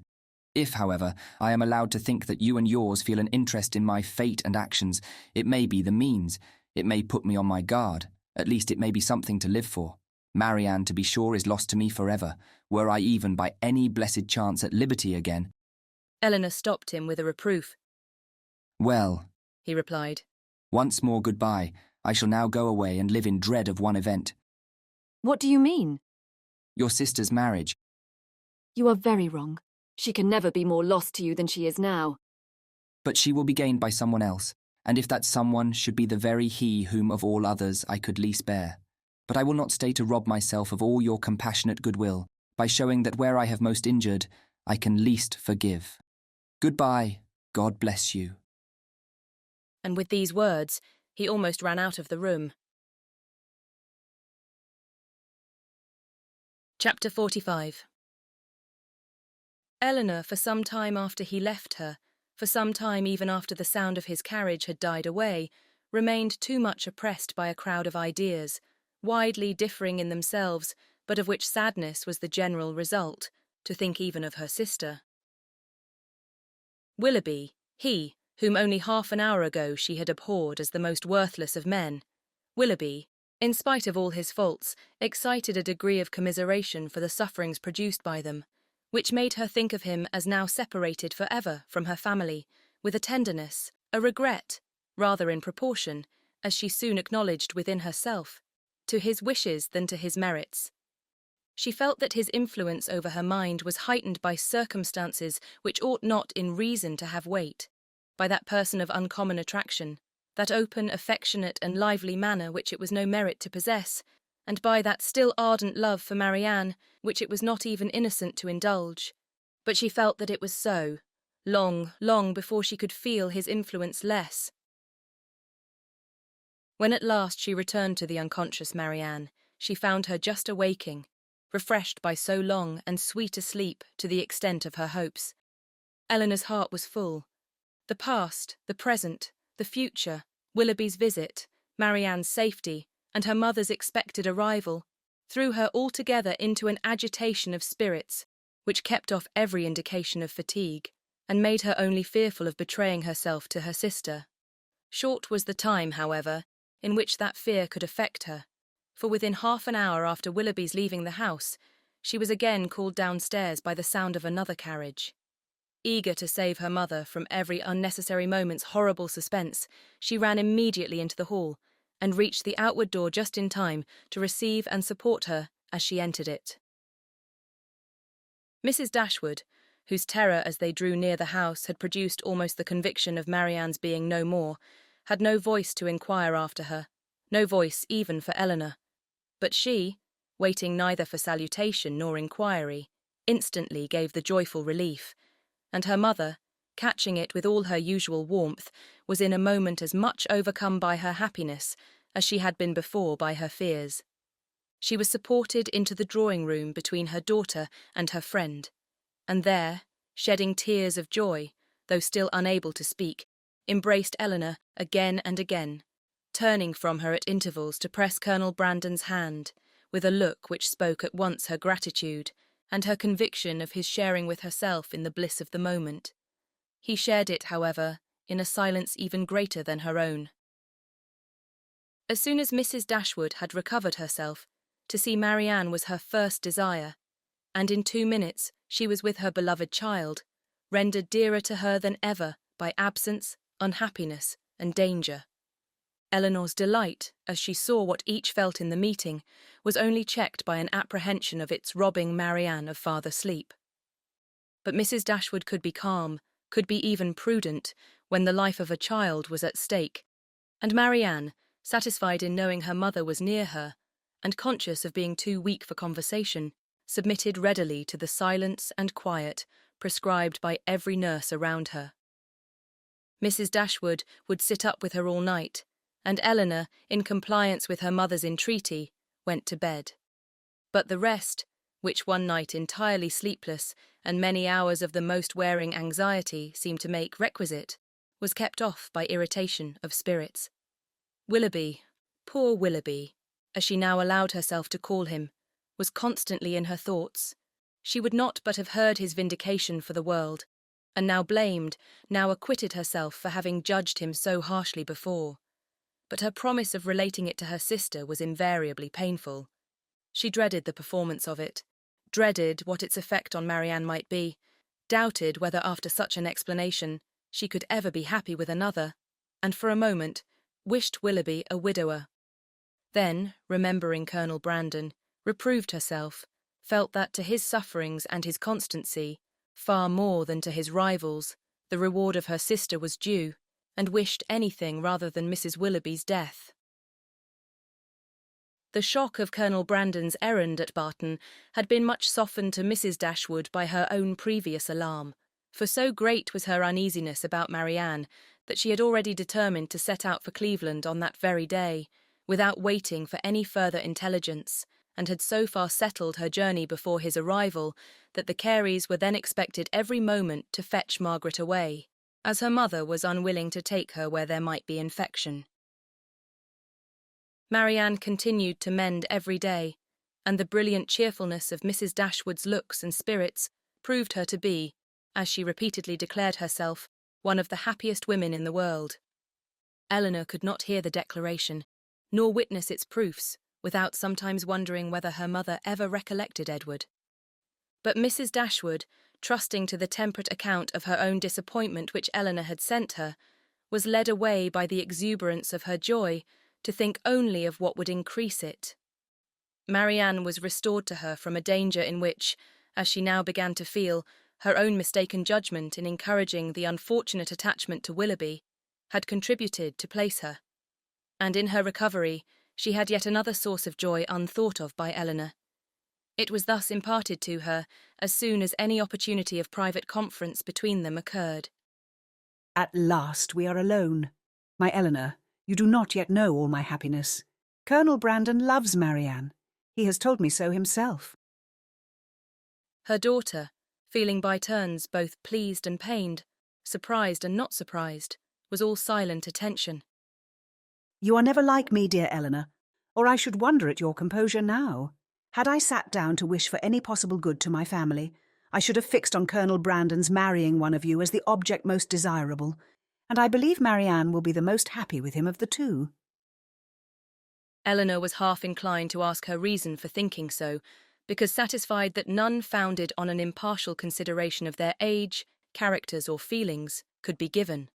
But her mother must always be carried away by her imagination on any interesting subject, and therefore, instead of an inquiry, she passed it off with a smile.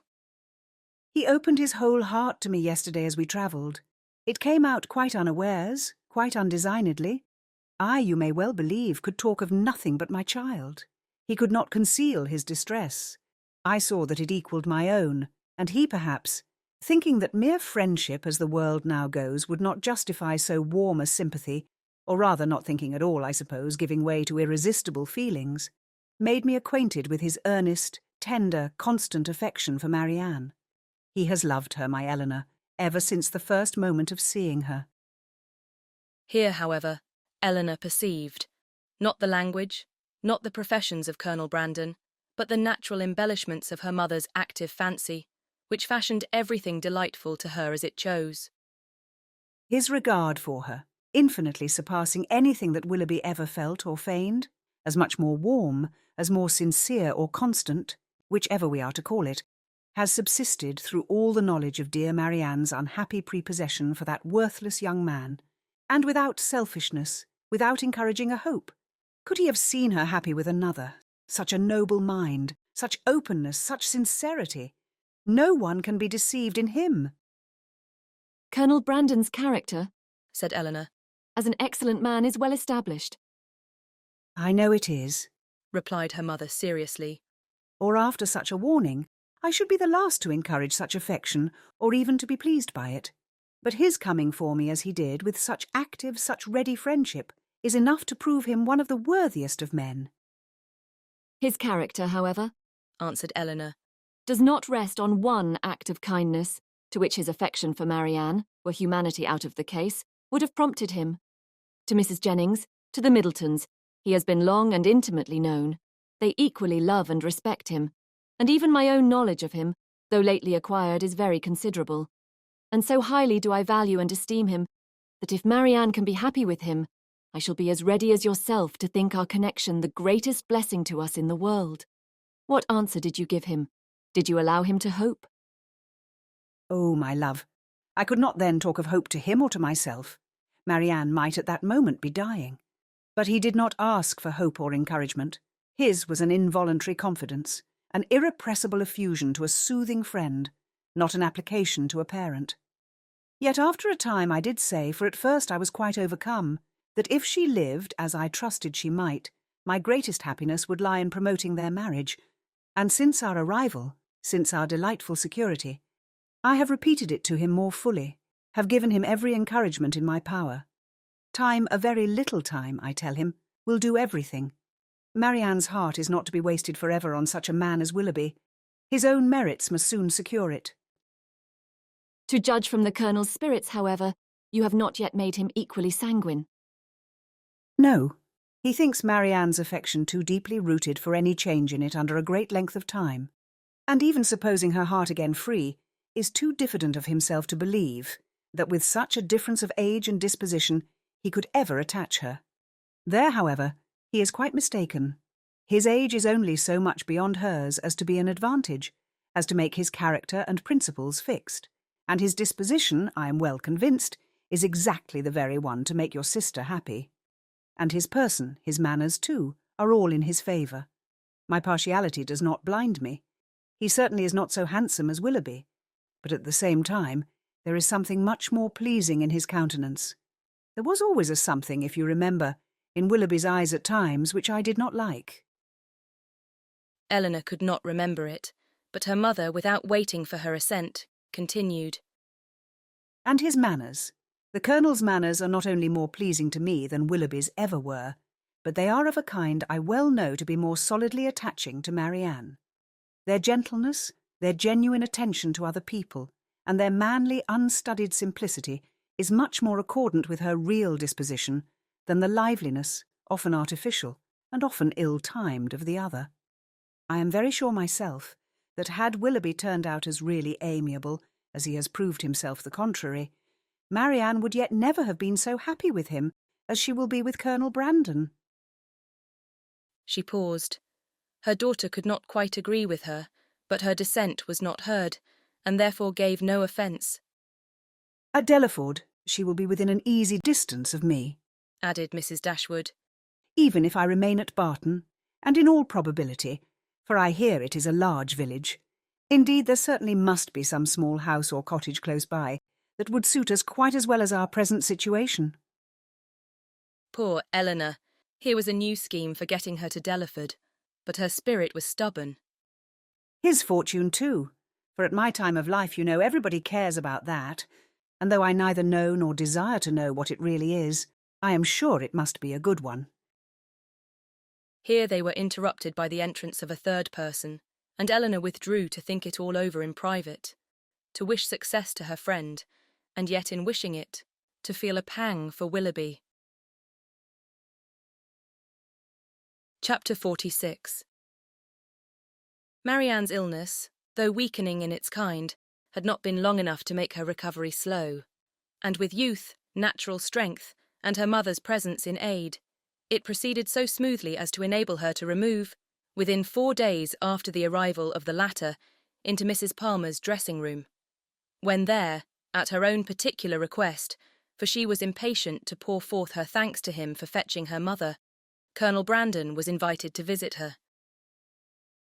His emotion on entering the room, in seeing her altered looks, and in receiving the pale hand which she immediately held out to him, was such as, in Eleanor's conjecture, must arise from something more than his affection for Marianne, or the consciousness of its being known to others, and she soon discovered in his melancholy eye and varying complexion as he looked at her sister the probable recurrence of many past scenes of misery to his mind, brought back by that resemblance between Marianne and Eliza already acknowledged, and now strengthened by the hollow eye, the sickly skin, the posture of reclining weakness, and the warm acknowledgment of peculiar obligation.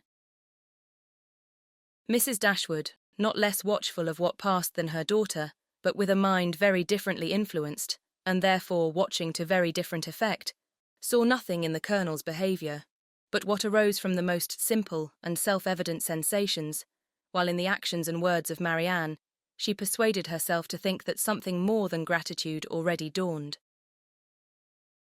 At the end of another day or two, Marianne growing visibly stronger every 12 hours, Mrs. Dashwood, urged equally by her own and her daughter's wishes, began to talk of removing to Barton.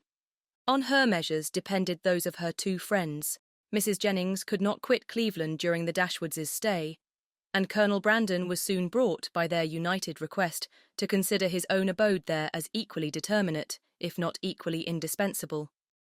At his and Mrs. Jennings's united request in return, Mrs. Dashwood was prevailed on to accept the use of his carriage on her journey back for the better accommodation of her sick child, and the Colonel, at the joint invitation of Mrs. Dashwood and Mrs. Jennings, whose active good nature made her friendly and hospitable for other people as well as herself, engaged with pleasure to redeem it by a visit at the cottage in the course of a few weeks. The day of separation and departure arrived, and Marianne, after taking so particular and lengthened a leave of Mrs. Jennings, one so earnestly grateful, so full of respect and kind wishes as seemed due to her own heart from a secret acknowledgment of past inattention, and bidding Colonel Brandon farewell with a cordiality of a friend, was carefully assisted by him into the carriage, of which he seemed anxious that she should engross at least half. Mrs. Dashwood and Eleanor then followed, and the others were left by themselves to talk of the travellers and feel their own dullness, till Mrs. Jennings was summoned to her chaise to take comfort in the gossip of her maid for the loss of her two young companions, and Colonel Brandon immediately afterwards took his solitary way to Delaford. The Dashwoods were 2 days on the road, and Marianne bore her journey on both without essential fatigue. Everything that the most zealous affection, the most solicitous care could do to render her comfortable, was the office of each watchful companion, and each found their reward in her bodily ease and her calmness of spirits. To Eleanor, the observation of the latter was particularly grateful.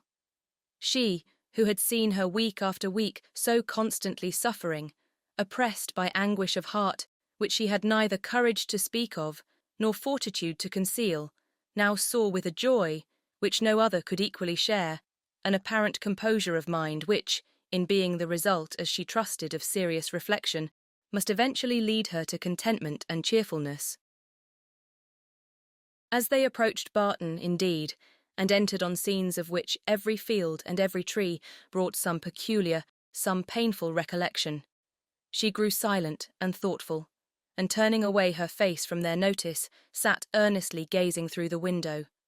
But here Eleanor could neither wonder nor blame, and when she saw, as she assisted Marianne from the carriage, that she had been crying, she saw only an emotion too natural in itself to raise anything less tender than pity, and in its unobtrusiveness entitled to praise. In the whole of her subsequent manner, she traced the direction of a mind awakened to reasonable exertion, for no sooner had they entered their common sitting-room than Marianne turned her eyes around it with a look of resolute firmness, as if determined at once to accustom herself to the sight of every object with which the remembrance of Willoughby could be connected. She said little, but every sentence aimed at cheerfulness, and though a sigh sometimes escaped her, it never passed away without the atonement of a smile. After dinner, she would try her pianoforte. She went to it, but the music on which her eye first rested was an opera, procured for her by Willoughby, containing some of their favourite duets, and bearing on its outward leaf her own name in his handwriting. That would not do. She shook her head, put the music aside, and after running over the keys for a minute, complained of feebleness in her fingers, and closed the instrument again, declaring, however, with firmness as she did so, that she should in future practice much. The next morning produced no abatement in these happy symptoms. On the contrary, with a mind and body alike strengthened by rest, she looked and spoke with more genuine spirit, anticipating the pleasure of Margaret's return, and talking of the dear family party which would then be restored, of their mutual pursuits and cheerful society, as the only happiness worth a wish. "When the weather is settled and I have recovered my strength," said she, "we will take long walks together every day. We will walk to the farm at the edge of the down and see how the children go on. We will walk to Sir John's new plantations at Barton Cross and the Abbey land, and we will often go to the old ruins of the Priory and try to trace its foundations as far as we are told they once reached. I know we shall be happy. I know the summer will pass happily away. I mean never to be later in rising than 6, and from that time till dinner I shall divide every moment between music and reading. I have formed my plan, and am determined to enter on a course of serious study. Our own library is too well known to me to be resorted to for anything beyond mere amusement. But there are many works well worth reading at the park, and there are others of more modern production which I know I can borrow of Colonel Brandon. By reading only 6 hours a day, I shall gain in the course of a 12-month a great deal of instruction which I now feel myself to want. Eleanor honoured her for a plan which originated so nobly as this, though smiling to see the same eager fancy which had been leading her to the extreme of languid indolence and selfish repining, now at work in introducing excess into a scheme of such rational employment and virtuous self-control. Her smile, however, changed to a sigh when she remembered that promise to Willoughby was yet unfulfilled, and feared she had that to communicate which might again unsettle the mind of Marianne, and ruin at least for a time this fair prospect of busy tranquillity. Willing, therefore, to delay the evil hour, she resolved to wait till her sister's health were more secure, before she appointed it. But the resolution was made only to be broken. Marianne had been 2 or 3 days at home, before the weather was fine enough for an invalid like herself to venture out. But at last a soft, genial morning appeared, such as might tempt the daughter's wishes and the mother's confidence, and Marianne, leaning on Eleanor's arm, was authorised to walk as long as she could without fatigue in the lane before the house. The sisters set out at a pace slow as the feebleness of Marianne, in an exercise hitherto untried since her illness required, and they had advanced only so far beyond the house as to admit a full view of the hill, the important hill behind, when pausing with her eyes turned towards it, Marianne calmly said, "There, exactly there," pointing with one hand. "On that projecting mound. There I fell, and there I first saw Willoughby." Her voice sunk with the word, but presently reviving, she added, "I'm thankful to find that I can look with so little pain on the spot. Shall we ever talk on that subject, Eleanor?" Hesitatingly, it was said. "Or will it be wrong? I can talk of it now, I hope, as I ought to do." Eleanor tenderly invited her to be open. "As for regret," said Marianne, "I have done with that as far as he is concerned. I do not mean to talk to you of what my feelings have been for him, but what they are now.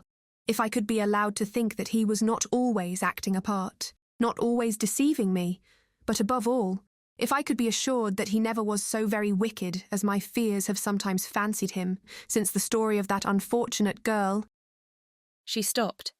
Eleanor joyfully treasured her words as she answered, "If you could be assured of that, you think you should be easy." "Yes, my peace of mind is doubly involved in it, for not only is it horrible to suspect a person who has been what he has been to me of such designs, but what must it make me appear to myself?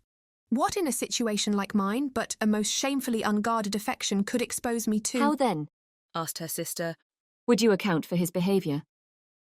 "I would suppose him. Oh, how gladly would I suppose him, only fickle, very, very fickle." Eleanor said no more. She was debating within herself on the eligibility of beginning her story directly, or postponing it till Marianne were in stronger health, and they crept on for a few minutes in silence. "I am not wishing him too much good," said Marianne at last with a sigh. "When I wish his secret reflections may be no more unpleasant than my own. He will suffer enough in them." "Do you compare your conduct with his?" "No, I compare it with what it ought to have been. I compare it with yours." "Our situations have borne little resemblance." "They have borne more than our conduct. Do not, my dearest Eleanor, let your kindness defend what I know your judgment must censure. My illness has made me think.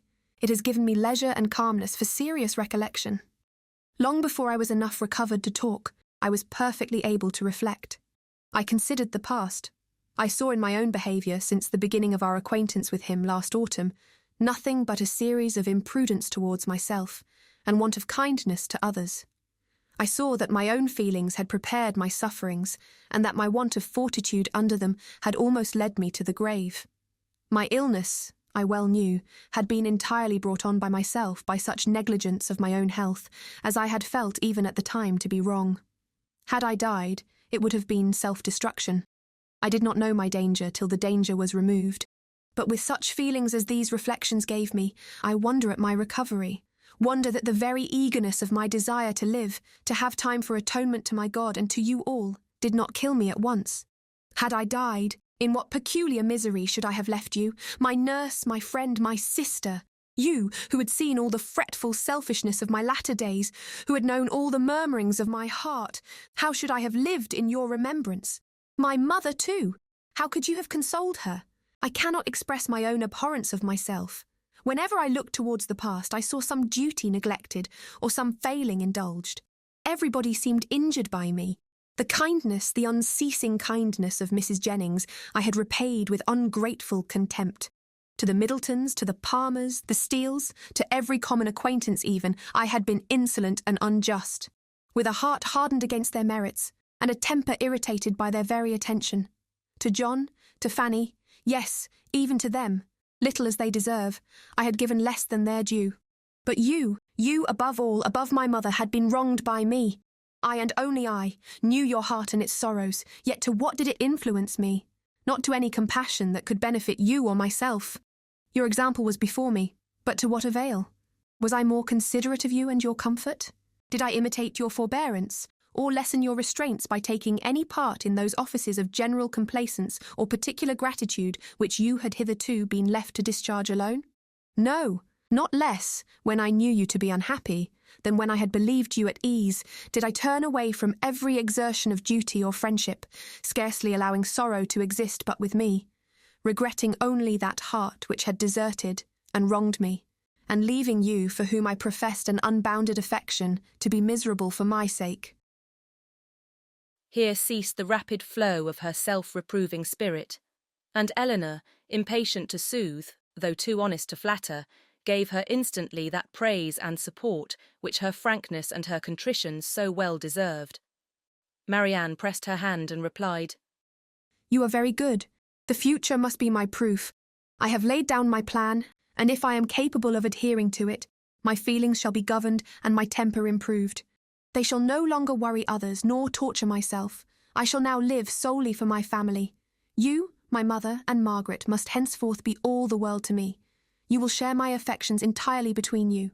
From my home, I shall never again have the smallest incitement to move. And if I do mix in other society, it will be only to show that my spirit is humbled, my heart amended, and that I can practice the civilities, the lesser duties of life, with gentleness and forbearance. As for Willoughby, to say that I shall soon or that I shall ever forget him would be idle. His remembrance can be overcome by no change of circumstances or opinions, but it shall be regulated. It shall be checked by religion, by reason, by constant employment. She paused and added in a low voice, If I could but know his heart, everything would become easy. Eleanor, who had now been for some time reflecting on the propriety or impropriety of speedily hazarding her narration, without feeling at all nearer decision than at first, heard this, and perceiving that as reflection did nothing, resolution must do all, soon found herself leading to the fact. She managed the recital as she hoped, with address, prepared her anxious listener with caution, related simply and honestly the chief points on which Willoughby grounded his apology, did justice to his repentance, and softened only his protestations of present regard. Marianne said not a word. She trembled, her eyes were fixed on the ground, and her lips became whiter than even sickness had left them. 1,000 inquiries sprung up from her heart, but she dared not urge one. She caught every syllable with panting eagerness, her hand, unknowingly to herself, closely pressed her sister's, and tears covered her cheeks.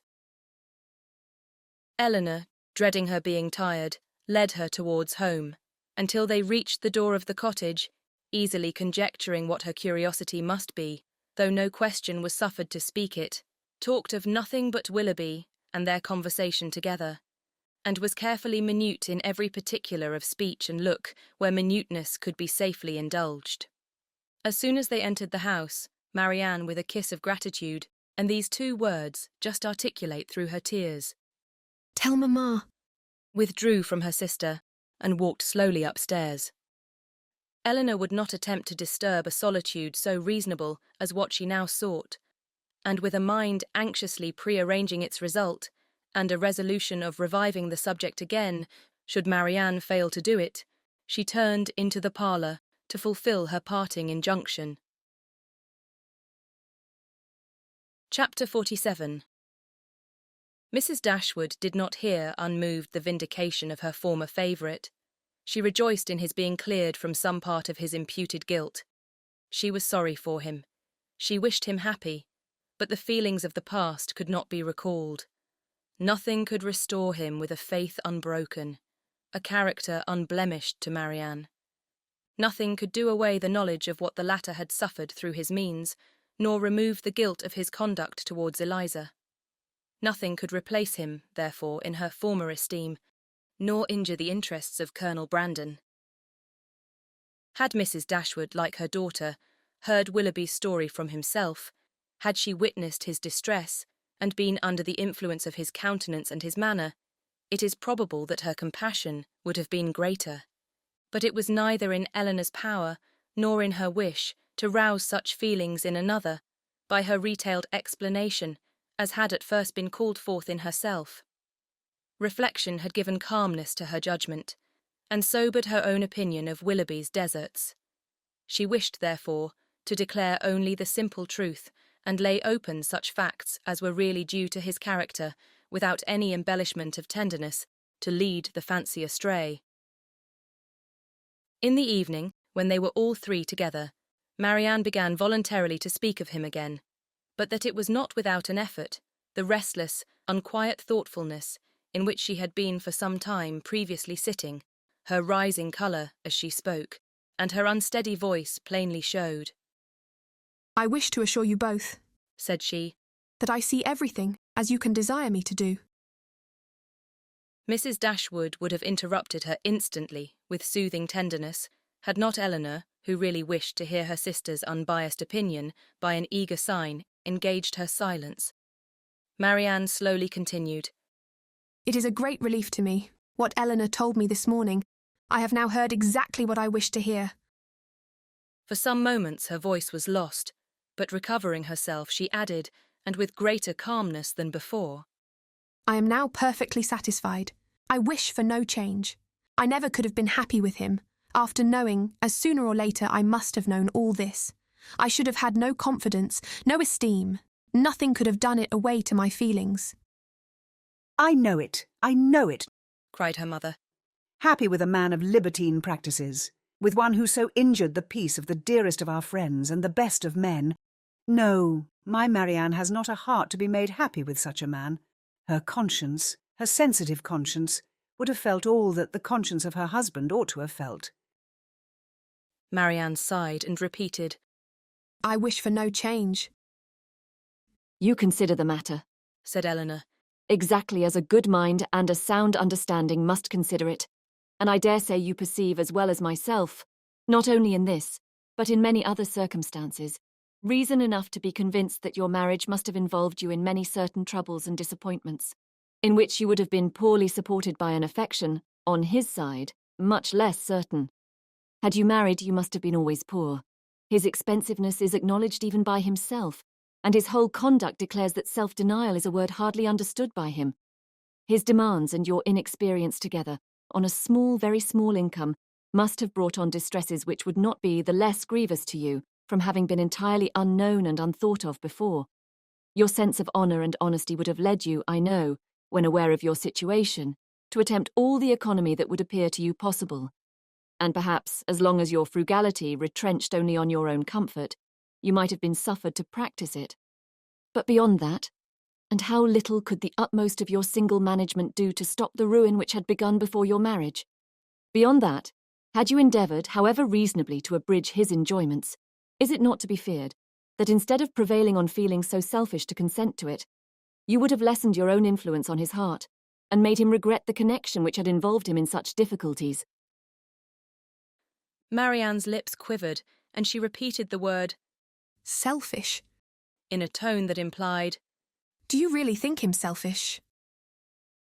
"The whole of his behaviour," replied Eleanor, "from the beginning to the end of the affair, has been grounded on selfishness. It was selfishness which first made him sport with your affections, which afterwards, when his own were engaged, made him delay the confession of it, and which finally carried him from Barton. His own enjoyment, or his own ease, was, in every particular, his ruling principle. It is very true. My happiness never was his object. At present, continued Eleanor, he regrets what he has done. And why does he regret it? Because he finds it has not answered towards himself. It has not made him happy. His circumstances are now unembarrassed. He suffers from no evil of that kind, and he thinks only that he has married a woman of a less amiable temper than yourself. But does it follow that had he married you, he would have been happy? The inconveniences would have been different. He would then have suffered under the pecuniary distresses which, because they are removed, he now reckons as nothing.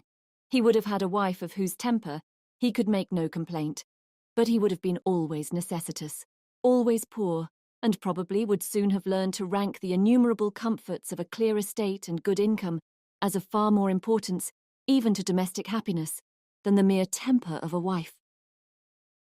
I have not a doubt of it, said Marianne. And I have nothing to regret, nothing but my own folly. Rather say your mother's imprudence, my child, said Mrs. Dashwood. She must be answerable. Marianne would not let her proceed, and Eleanor, satisfied that each felt their own error, wished to avoid any survey of the past that might weaken her sister's spirits. She, therefore, pursuing the first subject, immediately continued. One observation may, I think, be fairly drawn from the whole of the story, that all Willoughby's difficulties have arisen from the first offence against virtue, in his behaviour to Eliza Williams. That crime has been the origin of every lesser one, and of all his present discontents. Marianne assented most feelingly to the remark, and her mother was led by it to an enumeration of Colonel Brandon's injuries and merits, warm as friendship and design could unitedly dictate. Her daughter did not look, however, as if much of it were heard by her. Eleanor, according to her expectation, saw on the 2 or 3 following days that Marianne did not continue to gain strength as she had done, but while her resolution was unsubdued and she still tried to appear cheerful and easy, her sister could safely trust to the effect of time upon her health. Margaret returned, and the family were again all restored to each other, again quietly settled at the cottage, and if not pursuing their usual studies with quite so much vigour as when they first came to Barton, at least planning a vigorous prosecution of them in future. Eleanor grew impatient for some tidings of Edward. She had heard nothing of him since her leaving London, nothing new of his plans, nothing certain even of his present abode. Some letters had passed between her and her brother in consequence of Marianne's illness, and in the first of John's there had been this sentence: "We know nothing of our unfortunate Edward, and can make no inquiries on so prohibited a subject, but conclude him to be still at Oxford," which was all the intelligence of Edward afforded her by the correspondence, for his name was not even mentioned in any of the succeeding letters. She was not doomed, however, to be long in ignorance of his measures. Their manservant had been sent one morning to Exeter on business, and when, as he waited at table, he had satisfied the inquiries of his mistress as to the event of his errand, this was his voluntary communication. "I suppose you know, ma'am, that Mr. Ferrars is married?" Marianne gave a violent start, fixed her eyes upon Eleanor, saw her turning pale, and fell back in her chair in hysterics. Mrs. Dashwood, whose eyes, as she answered the servant's inquiry, had intuitively taken the same direction, was shocked to perceive by Eleanor's countenance how much she really suffered, and a moment afterwards, alike distressed by Marianne's situation, knew not on which child to bestow her principal attention. The servant, who saw only that Miss Marianne was taken ill, had sense enough to call one of the maids, who, with Mrs. Dashwood's assistance, supported her into the other room. By that time, Marianne was rather better, and her mother, leaving her to the care of Margaret and the maid, returned to Eleanor, who, though still much disordered, had so far recovered the use of her reason and voice as to be just beginning an inquiry of Thomas as to the source of his intelligence. Mrs. Dashwood immediately took all that trouble on herself, and Eleanor had the benefit of the information without the exertion of seeking it. Who told you that Mr. Ferrars was married, Thomas? I see Mr. Ferrars myself, ma'am, this morning in Exeter, and his lady too, Miss Steele as was. They were stopping in a chaise at the door of the New London Inn, as I went there with a message from Sally at the park to her brother, who is one of the postboys. I happened to look up as I went by the chaise, and so I see directly it was the youngest Miss Steele. So I took off my hat, and she knew me and called to me, and inquired after you, ma'am, and the young ladies, especially Miss Marianne, and bid me I should give her compliments and Mr. Ferrars's, their best compliments and service, and how sorry they was they had not time to come on and see you, but they was in a great hurry to go forwards, for they was going further down for a little while, but howsever, when they come back, they'd make sure to come and see you. But did she tell you she was married, Thomas? Yes, ma'am. She smiled and said how she had changed her name since she was in these parts. She was always a very affable and free-spoken young lady, and very civil behaved. So, I made free to wish her joy. Was Mr. Ferrars in the carriage with her? Yes, ma'am. I just see him leaning back in it, but he did not look up. He never was a gentleman much for talking. Eleanor's heart could easily account for his not putting himself forward, and Mrs. Dashwood probably found the same explanation. Was there no one else in the carriage? No, ma'am. Only they two. Do you know where they came from? They come straight from town, as Miss Lucy, Mrs. Ferrars told me. And are they going farther westward? Yes, ma'am, but not to bide long. They will soon be back again, and then they'd be sure and call here. Mrs. Dashwood now looked at her daughter, but Eleanor knew better than to expect them. She recognised the whole of Lucy in the message, and was very confident that Edward would never come near them.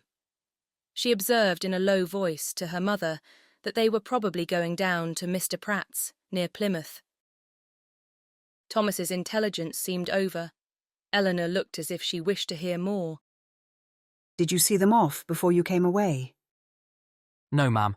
The horses were just coming out, but I could not bide any longer. I was afraid of being late. Did Mrs. Ferrars look well? Yes, ma'am. She said how she was very well, and to my mind she was always a very handsome young lady, and she seemed vastly contented. Mrs. Dashwood could think of no other question, and Thomas and the tablecloth, now alike needless, were soon afterwards dismissed. Marianne had already sent to say that she should eat nothing more. Mrs. Dashwood's and Eleanor's appetites were equally lost, and Margaret might think herself very well off, that with so much uneasiness as both her sisters had lately experienced, so much reason as they had often had to be careless of their meals, she had never been obliged to go without her dinner before. When the dessert and the wine were arranged, and Mrs. Dashwood and Eleanor were left by themselves, they remained long together in a similarity of thoughtfulness and silence. Mrs. Dashwood feared to hazard any remark, and ventured not to offer consolation. She now found that she had erred in relying on Eleanor's representation of herself, and justly concluded that everything had been expressly softened at the time, to spare her from an increase of unhappiness, suffering as she then had suffered for Marianne.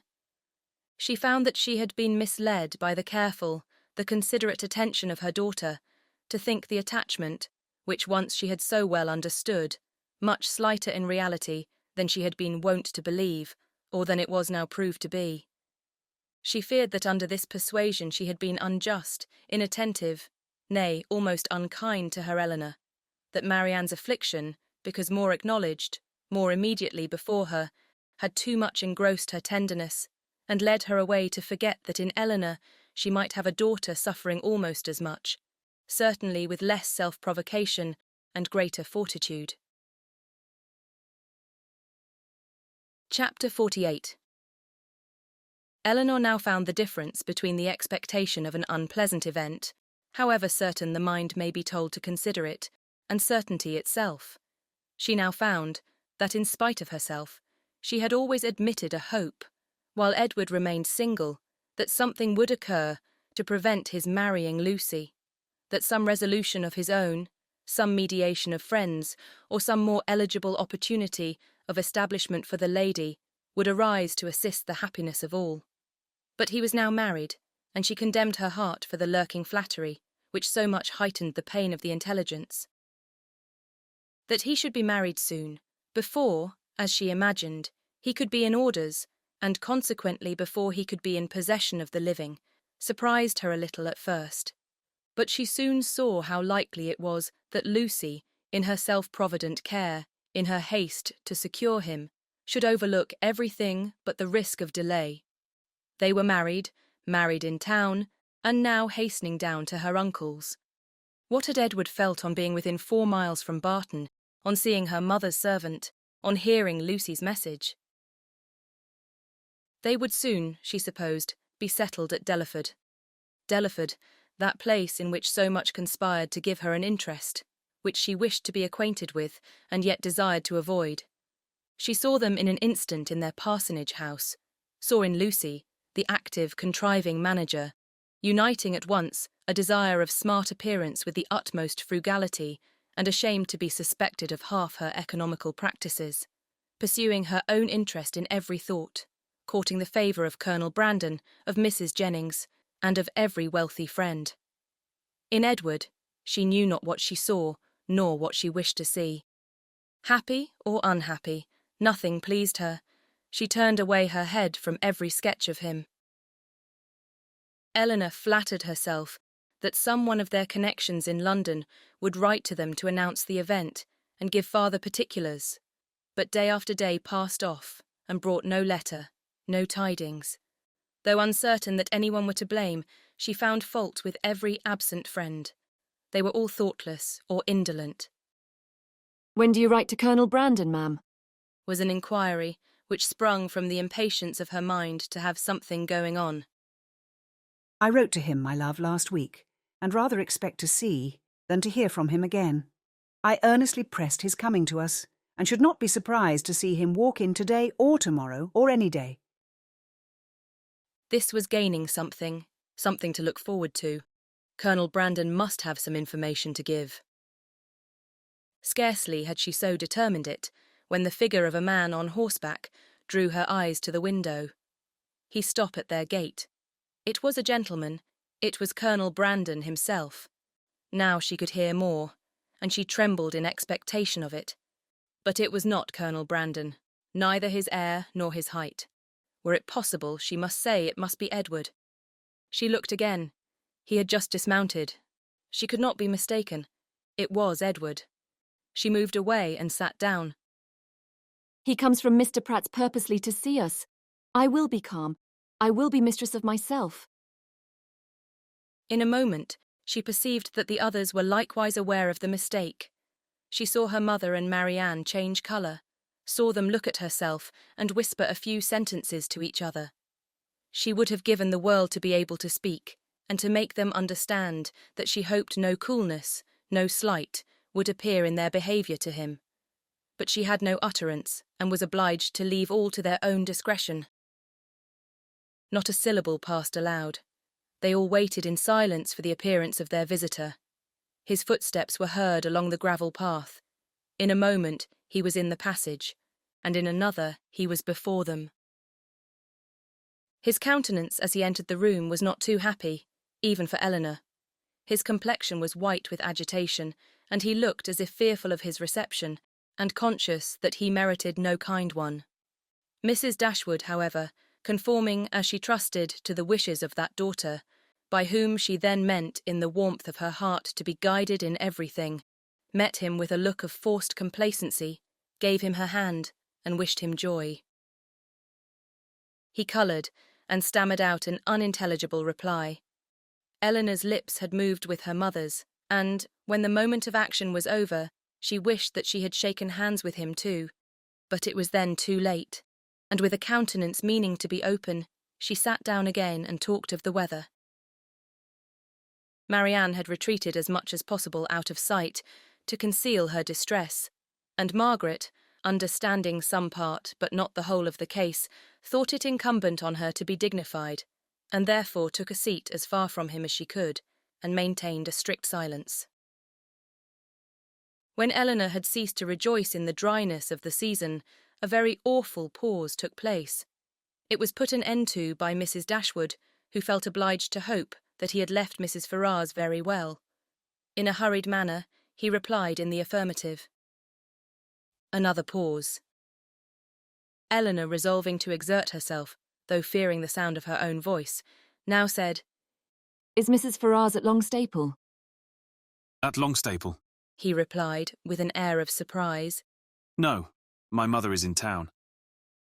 I meant, said Eleanor, taking up some work from the table, to inquire for Mrs. Edward Ferrars. She dared not look up, but her mother and Marianne both turned their eyes on him. He coloured, seemed perplexed, looked doubtingly, and after some hesitation said, Perhaps you mean my brother, you mean Mrs. Robert Ferrars. Mrs. Robert Ferrars, was repeated by Marianne and her mother in an accent of the utmost amazement, and though Eleanor could not speak, even her eyes were fixed on him with the same impatient wonder. He rose from his seat and walked to the window, apparently from not knowing what to do, took up a pair of scissors that lay there, and while spoiling both them and their sheath by cutting the latter to pieces as he spoke, said in a hurried voice, Perhaps you do not know. You may not have heard that my brother is lately married to the youngest, to Miss Lucy Steele. His words were echoed with unspeakable astonishment by all but Eleanor, who sat with her head leaning over her work, in a state of such agitation as made her hardly know where she was. Yes, said he. They were married last week, and are now at Dawlish. Eleanor could sit it no longer. She almost ran out of the room, and as soon as the door was closed, burst into tears of joy, which at first she thought would never cease. Edward, who had till then looked anywhere rather than at her, saw her hurry away, and perhaps saw, or even heard, her emotion, for immediately afterwards he fell into a reverie, which no remarks, no inquiries, no affectionate address of Mrs. Dashwood could penetrate, and at last, without saying a word, quitted the room and walked out towards the village, leaving the others in the greatest astonishment and perplexity on a change in his situation, so wonderful and so sudden, a perplexity which they had no means of lessening but by their own conjectures. Chapter 49. Unaccountable, however, as the circumstances of his release might appear to the whole family, it was certain that Edward was free, and to what purpose that freedom would be employed was easily predetermined by all, for after experiencing the blessings of one imprudent engagement, contracted without his mother's consent, as he had already done for more than 4 years, nothing less could be expected of him in the failure of that than the immediate contraction of another. His errand at Barton, in fact, was a simple one. It was only to ask Eleanor to marry him, and considering that he was not altogether inexperienced in such a question, it might be strange that he should feel so uncomfortable in the present case, as he really did, so much in need of encouragement and fresh air. How soon he had walked himself into the proper resolution, however, how soon an opportunity of exercising it occurred, in what manner he expressed himself, and how he was received, need not be particularly told. This only need be said, that when they all sat down to table at 4 o'clock, about 3 hours after his arrival, he had secured his lady, engaged her mother's consent, and was not only in the rapturous profession of the lover, but in the reality of reason and truth, one of the happiest of men. His situation indeed was more than commonly joyful. He had more than the ordinary triumph of accepted love to swell his heart and raise his spirits. He was released without any reproach to himself from an entanglement which had long formed his misery, from a woman whom he had long ceased to love, and elevated at once to that security with another which he must have thought of almost with despair as soon as he had learnt to consider it with desire. He was brought, not from doubt or suspense, but from misery to happiness, and the change was openly spoken in such a genuine, flowing, grateful cheerfulness as his friends had never witnessed in him before. His heart was now open to Eleanor, all its weaknesses, all its errors confessed, and his first boyish attachment to Lucy treated with all the philosophic dignity of 24. It was a foolish idle inclination on my side, said he, the consequence of ignorance of the world and want of employment. Had my mother given me some active profession when I was removed at 18 from the care of Mr. Pratt, I think, Nay, I am sure it would never have happened. For though I left Longstaple with what I thought, at the time, a most unconquerable preference for his niece, yet had I then had any pursuit, any object to engage my time and keep me at a distance from her for a few months, I should very soon have outgrown the fancied attachment, especially by mixing more with the world, as in such case I must have done. But instead of having anything to do, instead of having any profession chosen for me, or being allowed to choose any myself, I returned home to be completely idle, and for the first 12 months afterwards, I had not even the nominal employment, which belonging to the university would have given me. For I was not entered at Oxford till I was 19. I had therefore nothing in the world to do, but to fancy myself in love. And as my mother did not make my home in every respect comfortable, as I had no friend, no companion in my brother, and disliked new acquaintance, it was not unnatural for me to be very often at Longstaple, where I always felt myself at home, and was always sure of a welcome, and accordingly I spent the greatest part of my time there from 18 to 19. Lucy appeared everything that was amiable and obliging. She was pretty too, at least I thought so then, and I had seen so little of other women that I could make no comparisons, and see no defects. Considering everything, therefore, I hope, foolish as our engagement was, foolish as it has since in every way been proved, it was not at the time an unnatural or an inexcusable piece of folly. The change which a few hours had wrought in the minds and the happiness of the Dashwoods was such, so great, as promised them all the satisfaction of a sleepless night.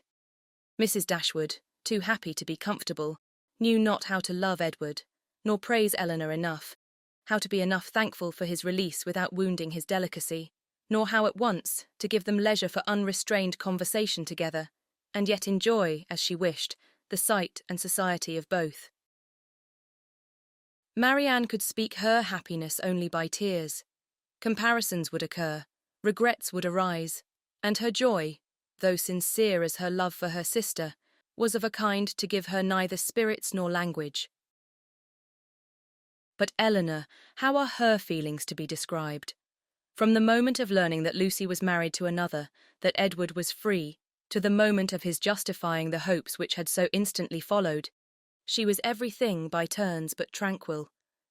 But when the second moment had passed, when she found every doubt, every solicitude removed, compared her situation with what so lately it had been, saw him honourably released from his former engagement, saw him instantly profiting by the release, to address herself and declare an affection as tender, as constant as she had ever supposed it to be. She was oppressed, she was overcome by her own felicity, and happily disposed, as is the human mind, to be easily familiarised with any change for the better. It required several hours to give sedateness to her spirits, or any degree of tranquillity to her heart. Edward was now fixed at the cottage at least for a week. For whatever other claims might be made on him, it was impossible that less than a week should be given up to the enjoyment of Eleanor's company, or suffice to say half that was to be said of the past, the present, and the future, for though a very few hours spent in the hard labour of incessant talking will dispatch more subjects than can really be in common between any two rational creatures, yet with lovers it is different. Between them no subject is finished, no communication is even made, till it has been made at least 20 times over. Lucy's marriage, the unceasing and reasonable wonder among them all, formed, of course, one of the earliest discussions of the lovers, and Eleanor's particular knowledge of each party made it appear to her in every view as one of the most extraordinary and unaccountable circumstances she had ever heard. How they could be thrown together, and by what attraction Robert could be drawn on to marry a girl, of whose beauty she had herself heard him speak without any admiration. A girl, too, already engaged to his brother, and on whose account that brother had been thrown off by his family. It was beyond her comprehension to make out. To her own heart it was a delightful affair, to her imagination it was even a ridiculous one, but to her reason, her judgment, it was completely a puzzle.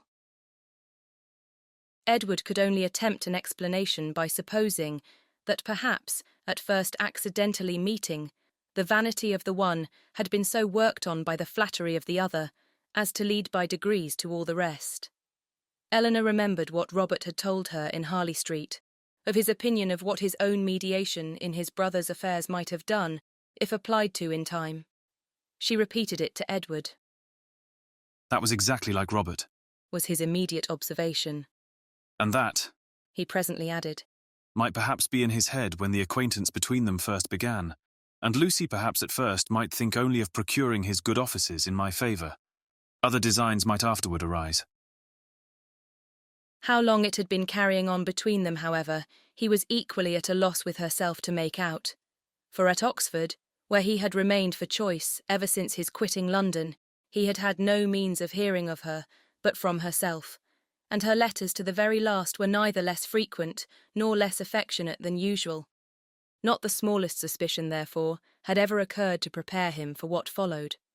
And when at last it burst on him in a letter from Lucy herself, he had been for some time, he believed, half stupefied between the wonder, the horror, and the joy of such a deliverance. He put the letter into Eleanor's hands. Dear Sir, being very sure I have long lost your affections, I have thought myself at liberty to bestow my own on another, and have no doubt of being as happy with him as I once used to think I might be with you. But I scorn to accept a hand while the heart was another's. Sincerely wish you happy in your choice, and it shall not be my fault if we are not always good friends, as our near relationship now makes proper. I can safely say, I owe you no ill will, and am sure you will be too generous to do us any ill offices. Your brother has gained my affections entirely, and as we could not live without one another, we are just returned from the altar, and are now on our way to Dawlish for a few weeks, which place your dear brother has great curiosity to see, but thought I would first trouble you with these few lines, and shall always remain your sincere well-wisher, friend and sister, Lucy Ferrars. I have burnt all your letters, and will return your picture the first opportunity. Please to destroy my scrawls, but the ring with my hair you are very welcome to keep. Eleanor read, and returned it without any comment. I will not ask your opinion of it as a composition, said Edward. For worlds would not I have had a letter of hers seen by you in former days. In a sister it is bad enough, but in a wife, how I have blushed over the pages of her writing. And I believe I may say that since the first half-year of our foolish business, this is the only letter I ever received from her, of which the substance made me any amends for the defect of the style. However it may have come about, said Eleanor after a pause, they are certainly married, and your mother has brought on herself a most appropriate punishment. The independence she settled on Robert, through resentment against you, has put it in his power to make his own choice, and she has actually been bribing one son with 1,000 a year to do the very deed which she disinherited the other for intending to do. She will hardly be less hurt, I suppose, by Robert's marrying Lucy than she would have been by your marrying her. She will be more hurt by it, for Robert always was her favourite. She will be more hurt by it, and on the same principle will forgive him much sooner. In what state the affair stood at present between them, Edward knew not, for no communication with any of his family had yet been attempted by him. He had quitted Oxford within 24 hours after Lucy's letter arrived, and with only one object before him, the nearest road to Barton, had had no leisure to form any scheme of conduct, with which that road did not hold the most intimate connection. He could do nothing till he were assured of his fate with Miss Dashwood, and by his rapidity in seeking that fate, it is to be supposed, in spite of the jealousy with which he had once thought of Colonel Brandon, in spite of the modesty with which he rated his own deserts, and the politeness with which he talked of his doubts, he did not, upon the whole, expect a very cruel reception. It was his business, however, to say that he did, and he said it very prettily. What he might say on the subject a 12-month after must be referred to the imagination of husbands and wives. That Lucy had certainly meant to deceive, to go off with a flourish of malice against him in her message by Thomas, was perfectly clear to Eleanor, and Edward himself, now thoroughly enlightened on her character, had no scruple in believing her capable of the utmost meanness of wanton ill-nature. Though his eyes had been long opened, even before his acquaintance with Eleanor began, to her ignorance and a want of liberality in some of her opinions, they had been equally imputed, by him, to her want of education. Until her last letter reached him, he had always believed her to be a well-disposed, good-hearted girl, and thoroughly attached to himself. Nothing but such a persuasion could have prevented his putting an end to an engagement, which, long before the discovery of it, laid him open to his mother's anger, had been a continual source of disquiet and regret to him. I thought it my duty, said he, independent of my feelings, to give her the option of continuing the engagement or not, when I was renounced by my mother and stood to all appearance without a friend in the world to assist me. In such a situation as that, where there seemed nothing to tempt the avarice or the vanity of any living creature, how could I suppose, when she so earnestly, so warmly insisted on sharing my fate, whatever it might be, that anything but the most disinterested affection was her inducement? And even now, I cannot comprehend on what motive she acted, or what fancied advantage it could be to her, to be fettered to a man for whom she had not the smallest regard, and who had only £2,000 in the world. She could not foresee that Colonel Brandon would give me a living. No, but she might suppose that something would occur in your favour, that your own family might in time relent, and at any rate, she lost nothing by continuing the engagement, for she has proved that it fettered neither her inclination nor her actions. The connection was certainly a respectable one, and probably gained her consideration among her friends, and if nothing more advantageous occurred, it would be better for her to marry you than be single. Edward was, of course, immediately convinced that nothing could have been more natural than Lucy's conduct, nor more self-evident than the motive of it. Eleanor scolded him, harshly as ladies always scold the imprudence which compliments themselves for having spent so much time with them at Norland, when he must have felt his own inconstancy. Your behaviour was certainly very wrong, said she, because, to say nothing of my own conviction, our relations were all led away by it to fancy and expect what, as you were then situated, could never be. He could only plead an ignorance of his own heart, and a mistaken confidence in the force of his engagement. I was simple enough to think that because my faith was plighted to another, there could be no danger in my being with you, and that the consciousness of my engagement was to keep my heart as safe and sacred as my honour. I felt that I admired you, but I told myself it was only friendship, until I began to make comparisons between yourself and Lucy. I did not know how far I was got. After that, I suppose, I was wrong in remaining so much in Sussex, and the arguments with which I reconciled myself to the expediency of it were no better than these. The danger is my own. I am doing no injury to anybody but myself. Eleanor smiled and shook her head. Edward heard with pleasure of Colonel Brandon's being expected at the cottage, as he really wished not only to be better acquainted with him, but to have an opportunity of convincing him that he no longer resented his giving him the living of Delaford. Which at present, said he, after thanks so ungraciously delivered as mine were on the occasion, he must think I have never forgiven him for offering. Now he felt astonished himself that he had never yet been to the place, but so little interest had he taken in the matter that he owed all his knowledge of the house, garden and glebe, extent of the parish, condition of the land, and rate of the tithes, to Eleanor herself, who had heard so much of it from Colonel Brandon, and heard it with so much attention as to be entirely mistress of the subject. One question after this only remained undecided. Between them, one difficulty only was to be overcome. They were brought together by mutual affection, with the warmest approbation of their real friends. Their intimate knowledge of each other seemed to make their happiness certain, and they only wanted something to live upon.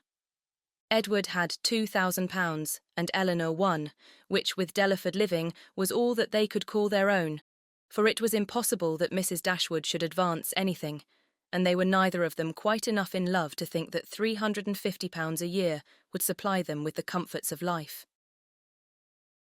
Edward was not entirely without hopes of some favourable change in his mother towards him, and on that he rested for the residue of their income. But Eleanor had no such dependence, for since Edward would still be unable to marry Miss Morton, and his choosing herself had been spoken of in Mrs. Ferrars's flattering language as only a lesser evil than his choosing Lucy Steele, she feared that Robert's offence would serve no other purpose than to enrich Fanny.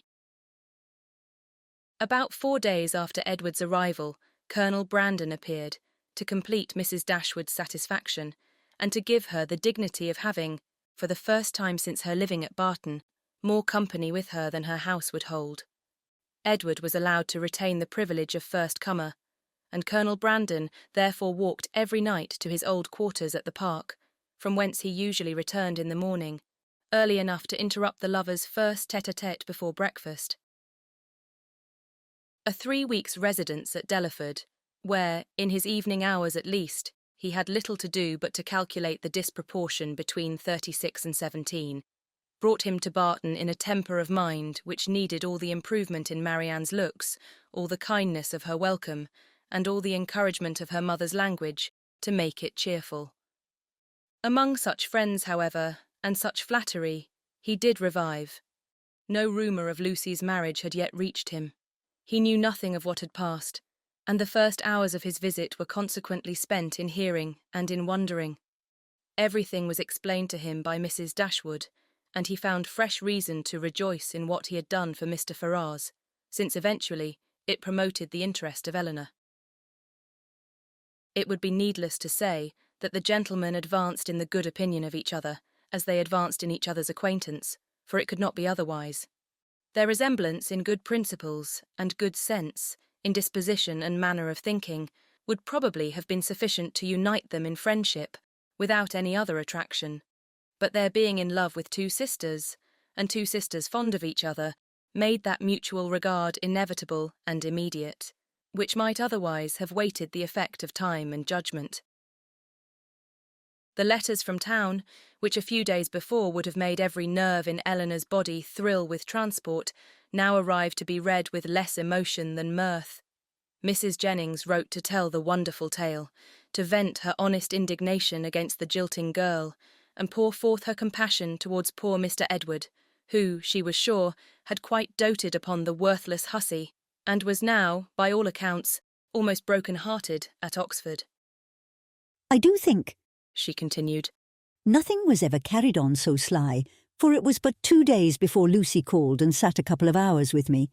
Not a soul suspected anything of the matter, not even Nancy, who, poor soul, came crying to me the day after, in a great fright for fear of Mrs. Ferrars, as well as not knowing how to get to Plymouth, for Lucy, it seems, borrowed all her money before she went off to be married, on purpose, we suppose, to make a show with, and poor Nancy had not 7 shillings in the world. So I was very glad to give her 5 guineas to take her down to Exeter, where she thinks of staying 3 or 4 weeks with Mrs. Burgess, in hopes, as I tell her, to fall in with the doctor again. And I must say that Lucy's crossness not to take them along with them in the chaise is worse than all. Poor Mr. Edward, I cannot get him out of my head, but you must send for him to Barton, and Miss Marianne must try to comfort him. Mr. Dashwood's strains were more solemn. Mrs. Ferrars was the most unfortunate of women. Poor Fanny had suffered agonies of sensibility, and he considered the existence of each under such a blow with grateful wonder. Robert's offence was unpardonable, but Lucy's was infinitely worse. Neither of them were ever again to be mentioned to Mrs. Ferrars, and even, if she might hereafter be induced to forgive her son, his wife should never be acknowledged as her daughter, nor be permitted to appear in her presence. The secrecy with which everything had been carried on between them was rationally treated as enormously heightening the crime, because, had any suspicion of it occurred to the others, proper measures would have been taken to prevent the marriage. And he called on Eleanor to join with him in regretting that Lucy's engagement with Edward had not rather been fulfilled, than that she should thus be the means of spreading misery farther in the family. He thus continued, Mrs. Ferrars has never yet mentioned Edward's name, which does not surprise us, but, to our great astonishment, not a line has been received from him on the occasion. Perhaps, however, he is kept silent by his fear of offending, and I shall therefore give him a hint by a line to Oxford that his sister and I both think a letter of proper submission from him, addressed perhaps to Fanny and by her shown to her mother, might not be taken amiss, for we all know the tenderness of Mrs. Ferrars's heart, and that she wishes for nothing so much as to be on good terms with her children. This paragraph was of some importance to the prospects and conduct of Edward. It determined him to attempt a reconciliation, though not exactly in the manner pointed out by their brother and sister. A letter of proper submission, repeated he. Would they have me beg my mother's pardon for Robert's ingratitude to her, and breach of honour to me?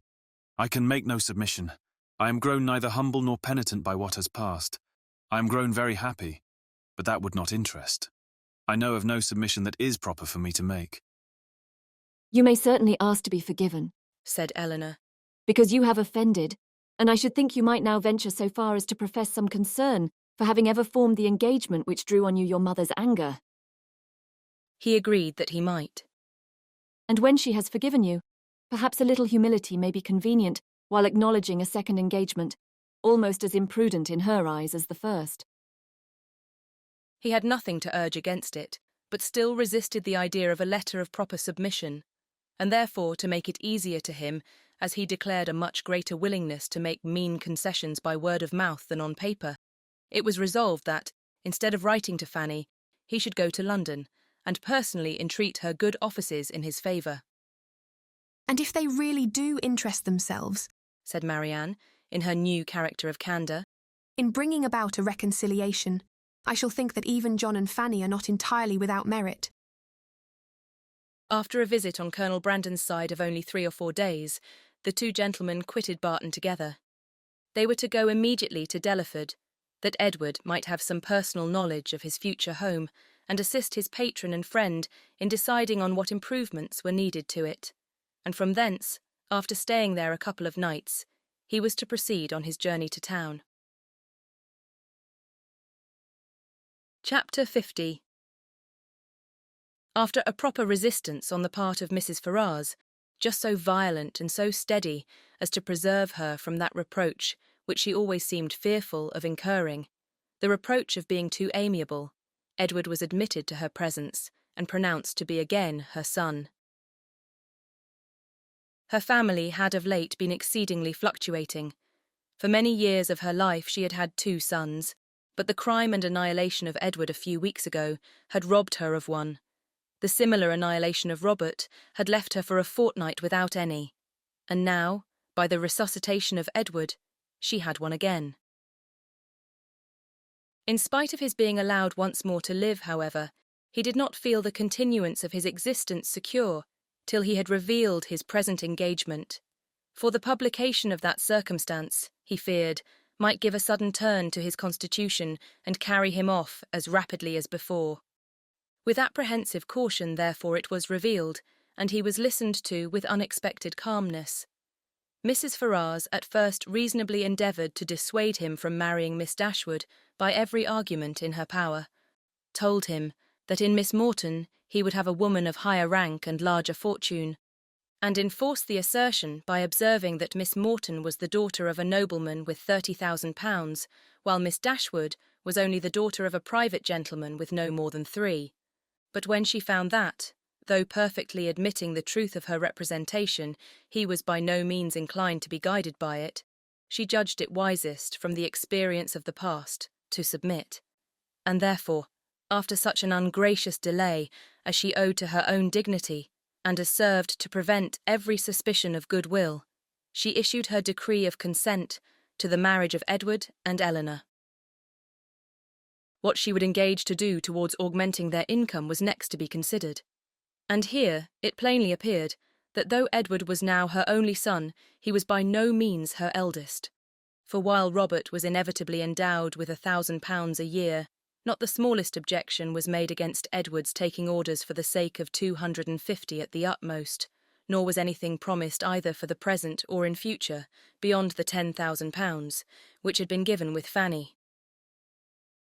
It was as much, however, as was desired, and more than was expected by Edward and Eleanor, and Mrs. Ferrars herself, by her shuffling excuses, seemed the only person surprised at her not giving more. With an income quite sufficient to their wants thus secured to them, they had nothing to wait for after Edward was in possession of the living, but the readiness of the house, to which Colonel Brandon, with an eager desire for the accommodation of Eleanor, was making considerable improvements. And after waiting some time for their completion, after experiencing, as usual, 1,000 disappointments and delays from the unaccountable dilatoriness of the workmen, Eleanor, as usual, broke through the first positive resolution of not marrying till everything was ready, and the ceremony took place in Barton Church early in the autumn. The first month after their marriage was spent with their friend at the Mansion House, from whence they could superintend the progress of the parsonage and direct everything as they liked on the spot, could choose papers, project shrubberies, and invent a sweep. Mrs. Jennings's prophecies, though rather jumbled together, were chiefly fulfilled, for she was able to visit Edward and his wife in their parsonage by Michaelmas, and she found in Eleanor and her husband, as she really believed, one of the happiest couples in the world. They had in fact nothing to wish for but the marriage of Colonel Brandon and Marianne, and rather better pasturage for their cows. They were visited on their first settling by almost all their relations and friends. Mrs. Ferrars came to inspect the happiness which she was almost ashamed of having authorised, and even the Dashwoods were at the expense of a journey from Sussex to do them honour. "I will not say that I am disappointed, my dear sister," said John, as they were walking together one morning before the gates of Delaford House. "That would be saying too much, for certainly you have been one of the most fortunate young women in the world as it is. But I confess, it would give me great pleasure to call Colonel Brandon brother. His property here, his place, his house, everything is in such respectable and excellent condition. And his woods. I have not seen such timber anywhere in Dorsetshire as there is now standing in Delaford Hanger. And though, perhaps, Marianne may not seem exactly the person to attract him, yet I think it would altogether be advisable for you to have them now frequently staying with you. For as Colonel Brandon seems a great deal at home, nobody can tell what may happen.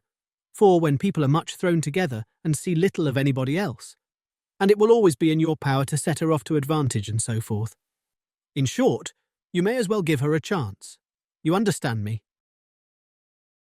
But though Mrs. Ferrars did come to see them, and always treated them with the make-believe of decent affection, they were never insulted by her real favour and preference. That was due to the folly of Robert and the cunning of his wife, and it was earned by them before many months had passed away. The selfish sagacity of the latter, which had at first drawn Robert into the scrape, was the principal instrument of his deliverance from it, for her respectful humility, assiduous attentions, and endless flatteries, as soon as the smallest opening was given for their exercise, reconciled Mrs. Ferrars to his choice, and re-established him completely in her favour. The whole of Lucy's behaviour in the affair, and the prosperity which crowned it therefore, may be held forth as a most encouraging instance of what an earnest and unceasing attention to self-interest, however its progress may be apparently obstructed, will do in securing every advantage of fortune, with no other sacrifice than that of time and conscience. When Robert first sought her acquaintance, and privately visited her in Bartlett's buildings, it was only with the view imputed to him by his brother. He merely meant to persuade her to give up the engagement, and as there could be nothing to overcome but the affection of both, he naturally expected that 1 or 2 interviews would settle the matter. In that point, however, and that only, he erred.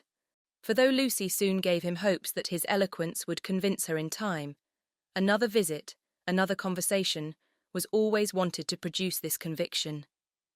Some doubts always lingered in her mind when they parted, which could only be removed by another half-hour's discourse with himself.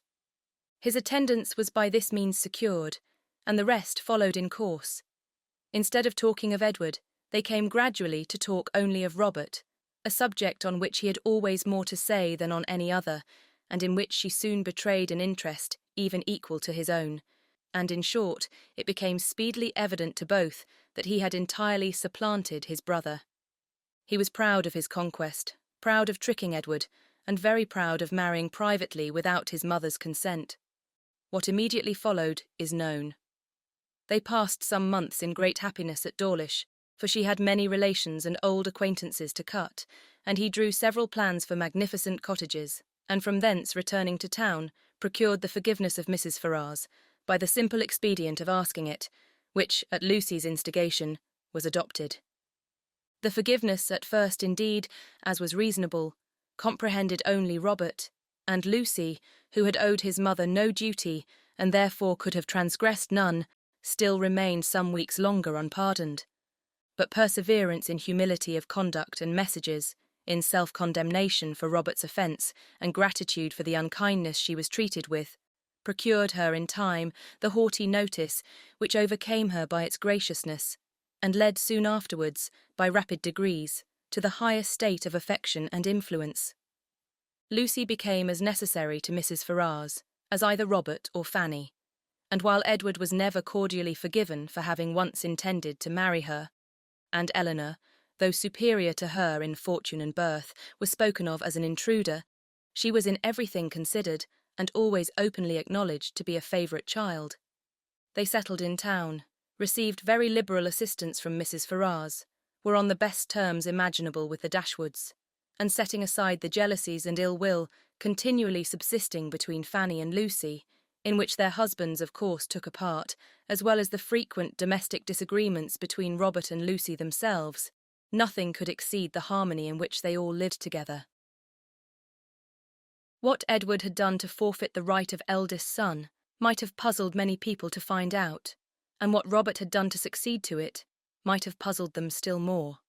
It was an arrangement, however, justified in its effects, if not in its cause, for nothing ever appeared in Robert's style of living or of talking to give a suspicion of his regretting the extent of his income as either leaving his brother too little or bringing himself too much, and if Edward might be judged from the ready discharge of his duties in every particular, from an increasing attachment to his wife and his home, and from the regular cheerfulness of his spirits, he might be supposed no less contented with his lot, no less free from every wish of an exchange. Eleanor's marriage divided her as little from her family as could well be contrived, without rendering the cottage at Barton entirely useless, for her mother and sisters spent much more than half their time with her. Mrs. Dashwood was acting on motives of policy as well as pleasure in the frequency of her visits at Delaford, for her wish of bringing Marianne and Colonel Brandon together was hardly less earnest, though rather more liberal than what John had expressed. It was now her darling object. Precious as was the company of her daughter to her, she desired nothing so much as to give up its constant enjoyment to her valued friend, and to see Marianne settled at the mansion house was equally the wish of Edward and Eleanor. They each felt his sorrows and their own obligations, and Marianne, by general consent, was to be the reward of all. With such a confederacy against her, with a knowledge so intimate of his goodness, with a conviction of his fond attachment to herself, which at last, though long after it was observable to everybody else, burst on her, what could she do? Marianne Dashwood was born to an extraordinary fate. She was born to discover the falsehood of her own opinions and to counteract, by her conduct, her most favourite maxims. She was born to overcome an affection formed so late in life as at 17, and with no sentiment superior to strong esteem and lively friendship, voluntarily to give her hand to another, and that other, a man who had suffered no less than herself under the event of a former attachment, whom, 2 years before, she had considered too old to be married, and who still sought the constitutional safeguard of a flannel waistcoat. But so it was. Instead of falling a sacrifice to an irresistible passion, as once she had fondly flattered herself with expecting, instead of remaining even forever with her mother, and finding her only pleasures in retirement and study, as afterwards in her more calm and sober judgment she had determined on, she found herself at 19, submitting to new attachments, entering on new duties, placed in a new home, a wife, the mistress of a family, and the patroness of a village. Colonel Brandon was now as happy as all those who best loved him believed he deserved to be. In Marianne he was consoled for every past affliction. Her regard and her society restored his mind to animation and his spirits to cheerfulness, and that Marianne found her own happiness in forming his was equally the persuasion and delight of each observing friend. Marianne could never love by halves, and her whole heart became in time as much devoted to her husband as it had once been to Willoughby.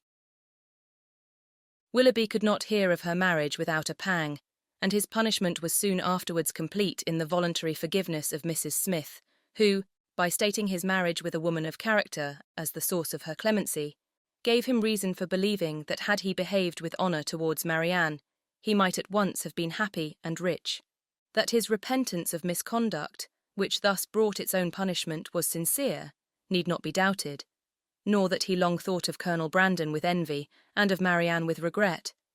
but that he was forever inconsolable, that he fled from society, or contracted an habitual gloom of temper, or died of a broken heart, must not be depended on, for he did neither. He lived to exert, and frequently to enjoy himself. His wife was not always out of humour, nor his home always uncomfortable, and in his breed of horses and dogs, and in sporting of every kind, he found no inconsiderable degree of domestic felicity. For Marianne, however, in spite of his incivility in surviving her loss, he always retained that decided regard which interested him in everything that befell her, and made her his secret standard of perfection in woman. And many a rising beauty would be slighted by him in after days, as bearing no comparison with Mrs. Brandon. Mrs. Dashwood was prudent enough to remain at the cottage, without attempting a removal to Delaford, and fortunately for Sir John and Mrs. Jennings, when Marianne was taken from them, Margaret had reached an age highly suitable for dancing, and not very ineligible for being supposed to have a lover. Between Barton and Delaford there was that constant communication which strong family affection would naturally dictate, and among the merits and the happiness of Eleanor and Marianne, let it not be ranked as the least considerable, that though sisters, and living almost within sight of each other, they could live without disagreement between themselves, or producing coolness between their husbands.